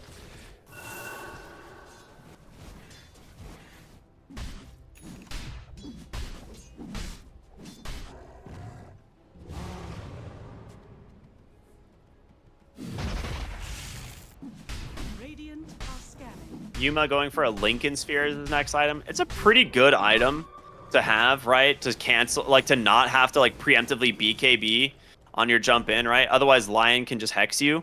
So now this will allow him to hold his BKB until he needs it and still go for like the pickoffs with like the Blink RP skewers, or like if he gets an Aghanim Scepter, which is, you know, kind of typical for a Magnus anyway, Horn Tossed, pull him back. And you still get a lot of damage out of him since he is universal.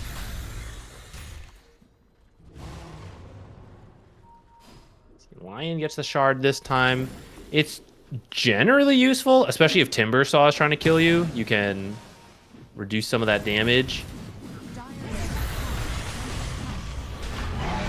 Roshan number 2 now going to go the way of Atlantic City, as Shopify took it really early, about 15.5 minutes into the game.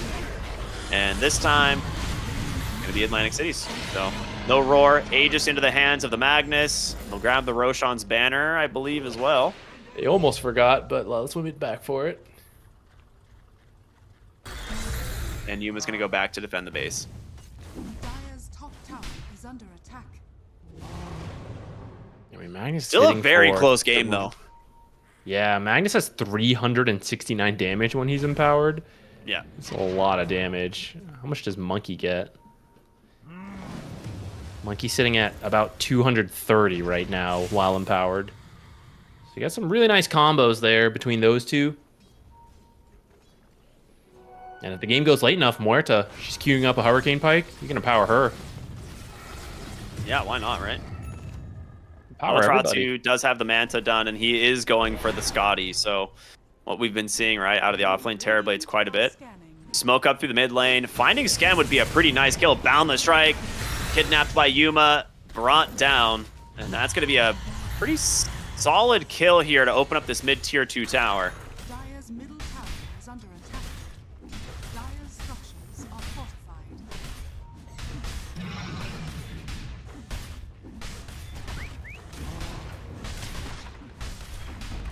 Shopify is respecting this. I don't think they realized Monkey left, though. He actually went for the Wisdom Rune, and he's being careful not to show right away so that Shopify does not just immediately fight. Yeah, they're not like, He oh, they still don't hasn't have their... shown until just that moment, and his team's already disengaged, so that's good restraint. Ooh, interesting. He's gonna go the Halberd on the Magnus instead, which we've seen the Halberd is pretty common, like eventually, just because of you know, it gives you an alternative to Blink. It gives you great ways of gap closing, just more stats for a universal You mean hero. Harpoon? Yes, I'm sorry, Harpoon. I was like, this is not standard, Ricky. What are you? Yes, my apologies, Harpoon. It's like you always upgrade it eventually. I just wasn't sure if you'd do it this early. You know, if you wanted like the Ags or something, but yeah, gonna go the Harpoon. So I'm gonna look for the top tier 2. Has a really good wraparound if they happen to find this. Which it looks like Fly. Oh, they see Copy though. He's making his way through the trees. He gets the mischief, but no, they found him. The Hex is out there from Hellscream, just deleted immediately, and now Fly needs to try and TP to safety. Oh he my does goodness. not have a chance. The crit from Yamato did about half his health in one go. They did get the... there was a tower that they killed in that process, right? Am I missing something? Like the tower was there? Yeah, they did get the tier 2. They were kind of baiting Okay. the Magnus. He was positioned pretty aggressively, but yeah, that wraparound just catching him off guard. So you do get the tier 2, but lose your Monkey King and Jakiro. The Aegis has what? About 2 minutes left, so you can still... You have time. You can keep going once everyone respawns. See if he catches sight of this amplified damage rune, actually. That'd be huge if he could grab that. Ooh, he gets the blink over. He's got it. He is absolutely just destroying himself. Does Reflection actually get bonus damage? I feel like based on that damage, it might. I don't know. That's hard to say. Think so.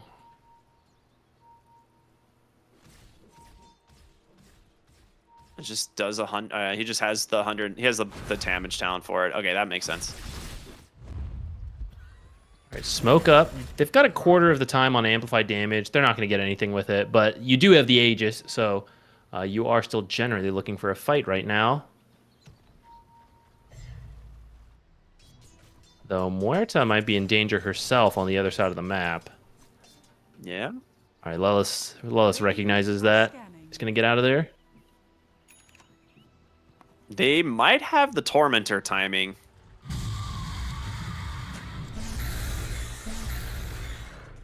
They definitely need to try and hit this bottom wave push down top lane. Yuma in some trouble here. He needs some help. Yeah, all right. You're starting to run into some Terrorblade issues here. Those Gunner. illusions are actually quite annoying. Yeah. Gonna rejoin with this team here in the mid lane. Has his Kaya Sange completed. Also gets a Craggy coat, which is incredibly valuable this game. You need some armor on these heroes. Looks like they will finally commit for this bottom tier 1. I was wondering when they were gonna do this.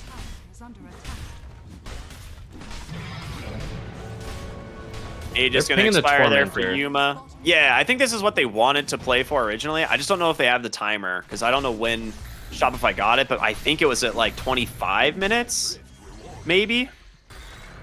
So if you can stay here, get the tower, threaten both Tormentor and the next Wisdom Rune, that's not a bad play, but it's a long time you'd have to be on this side of the map.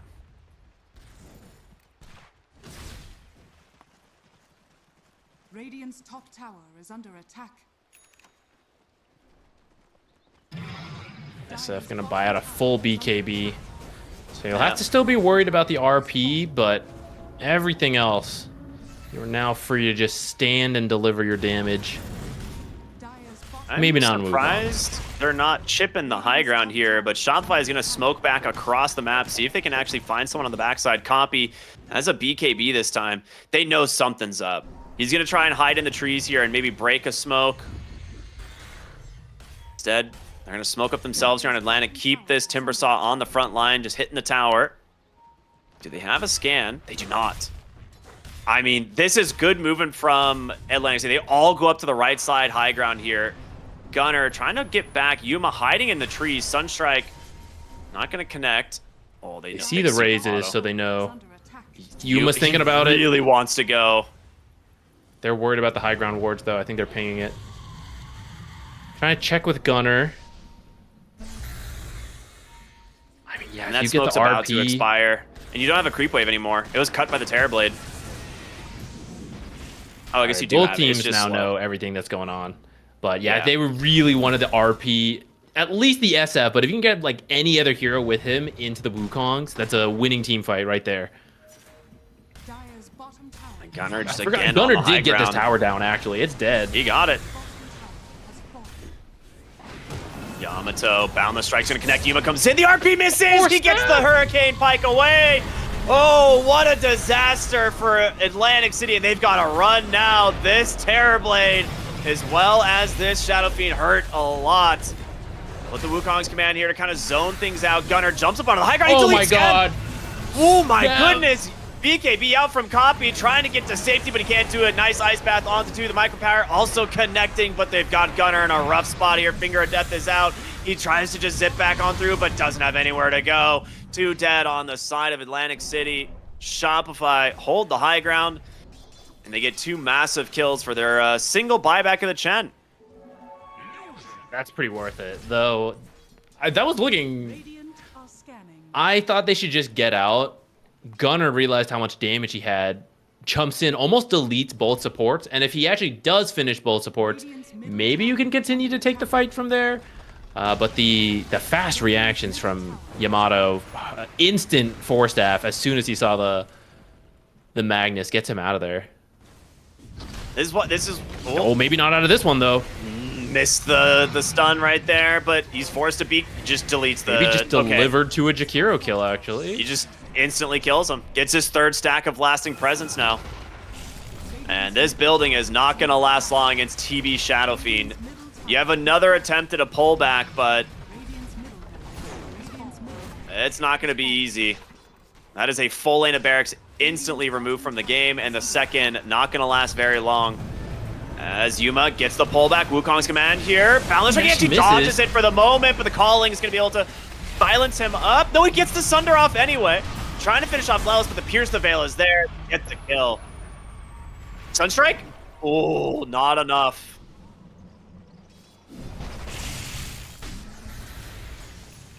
Yuma's got to be careful. They're actually still looking. They have a ward down in the lane. He has BKB and a Lincoln's. He's going to pull him in. RP's going to connect, but can you finish him off? In comes Gunnar. They're going to try and grab the kill. He pops the Satanic Healing. There's so much of it. Copy here as well. They don't have it. The Shadow Fiend is too strong. Gunnar goes in. A lot of damage. Requiem doesn't really connect thanks to the tornado. Now you've got to run. They're going to turn their attention to Yopaj maybe as, yeah, that's the one they want. They didn't get the Shadow Fiend, but they get the Invoker. Now Skem on the run as well. Going to try and TP on out. He makes I it. can't believe he gets out of there. Oh my goodness. Need a neutral Centaur stomp there. Man, Shadow Fiend, usually not the tankiest hero, but with all the various auras and buffs, they thought they could get him because his BKB was on cooldown, but despite being dragged back, they did not have the damage to do anything to him, and he just repositions and then starts fighting again. Yeah, if you had Wukongs, maybe it's different, but because it's not up and Shadow Fiend can just pop Satanic and stand there, it's a rough one. He also has Aviana's Feather, which is 25% evasion, and no one has True. No real True True Strike. I mean, you got Gleipnir's, which is like kinda, but clearly not enough. Yeah, I mean, I think that means he still has like 20% evasion or something, which is enough.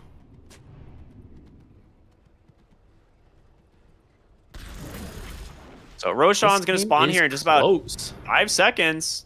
That's a big one. 3rd Rosh, Aegis, plus an Aghanim Scepter.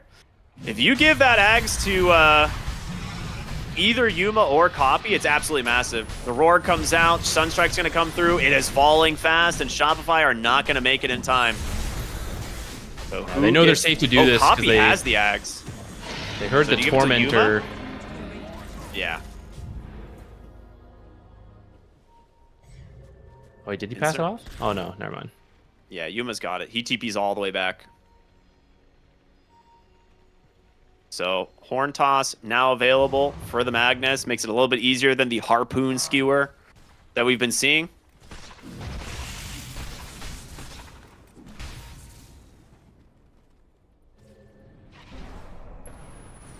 Monkey King queues up the MKB. Sunstriking, trying to find anything up here. But no such luck. This is where the game gets a little annoying. Monkey Ooh, they King might being find able Scam. to easily one-shot waves, hop around with Simeon Stride, find your Chen. Maybe? Oh, Skev. This is the gem if they find him. And yeah, Copy's got him. Wukong's command with the Gleipnir out right away. Gonna get the Dispel off for the moment, but there's surely too much damage. He does not escape this time. And the gem will now go to the side of Atlantic City. That's a really big pick. Oh, they already had a gem, so they just have an extra for fun. Yeah, you should just have the vision advantage. I think Copy will hang on to one, because this gives him a lot more safety. Like, the scary part about running around the map, trying to split push is like, oh, what if they actually have a high ground ward and they just jump and get me? But now he can check himself with Simeon Stride. And very quickly, too. Yeah, he's like, all the cliffs are immediately checked. Like, no, it'd be a shame if you had a ward on the other side of the map. I'll be there in 10 seconds.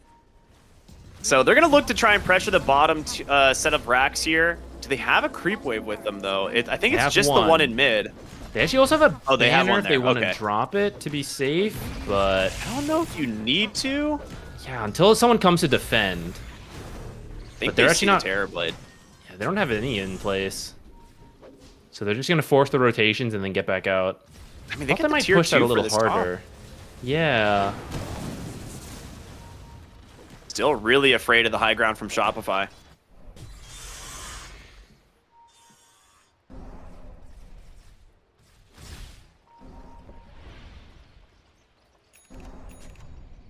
Smoke up. Monkey King is the one who went home, so that means he's immediately back with his team thanks to Simeon Stride.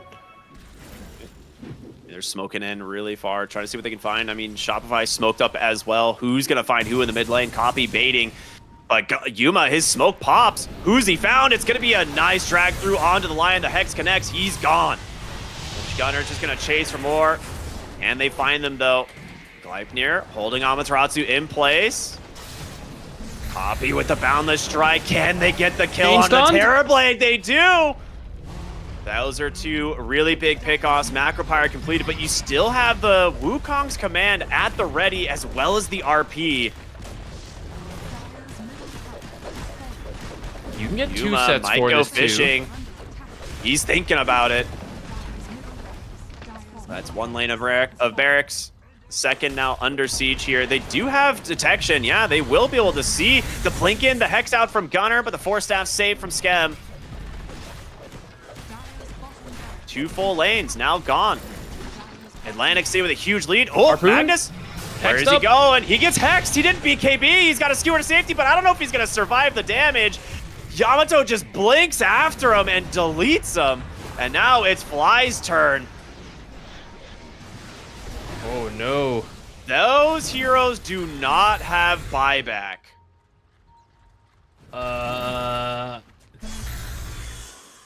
This You might have just lost. This did cost you your Terrorblade buyback. So we'll see how scared they are of pushing, because you don't know they don't have buybacks. I guess. So I mean, you they're might gonna be know a the little moment they hesitant. get to the bottom racks. That might be true. You might be willing to trade one barracks, though, right? You don't really want to buy back here.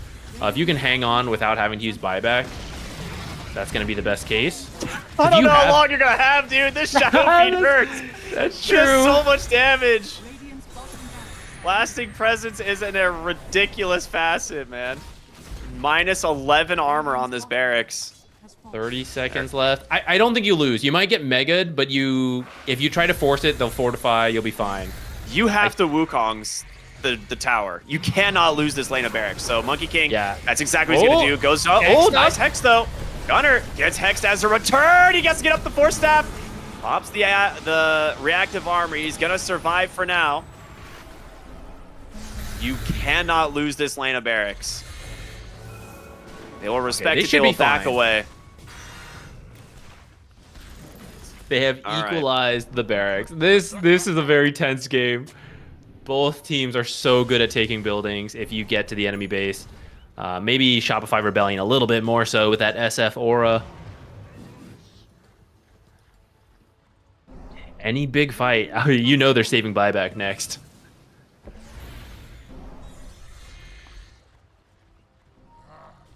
Still an 11,000 gold lead, but yeah, I agree. I think this Magnus is his buyback got a lot more expensive after he got the Ags. That's one thing that's kind of like a little bit of a downside when you just suddenly gain like 6,000 net worth. Is you're like, oh, my buyback is like 800 more gold.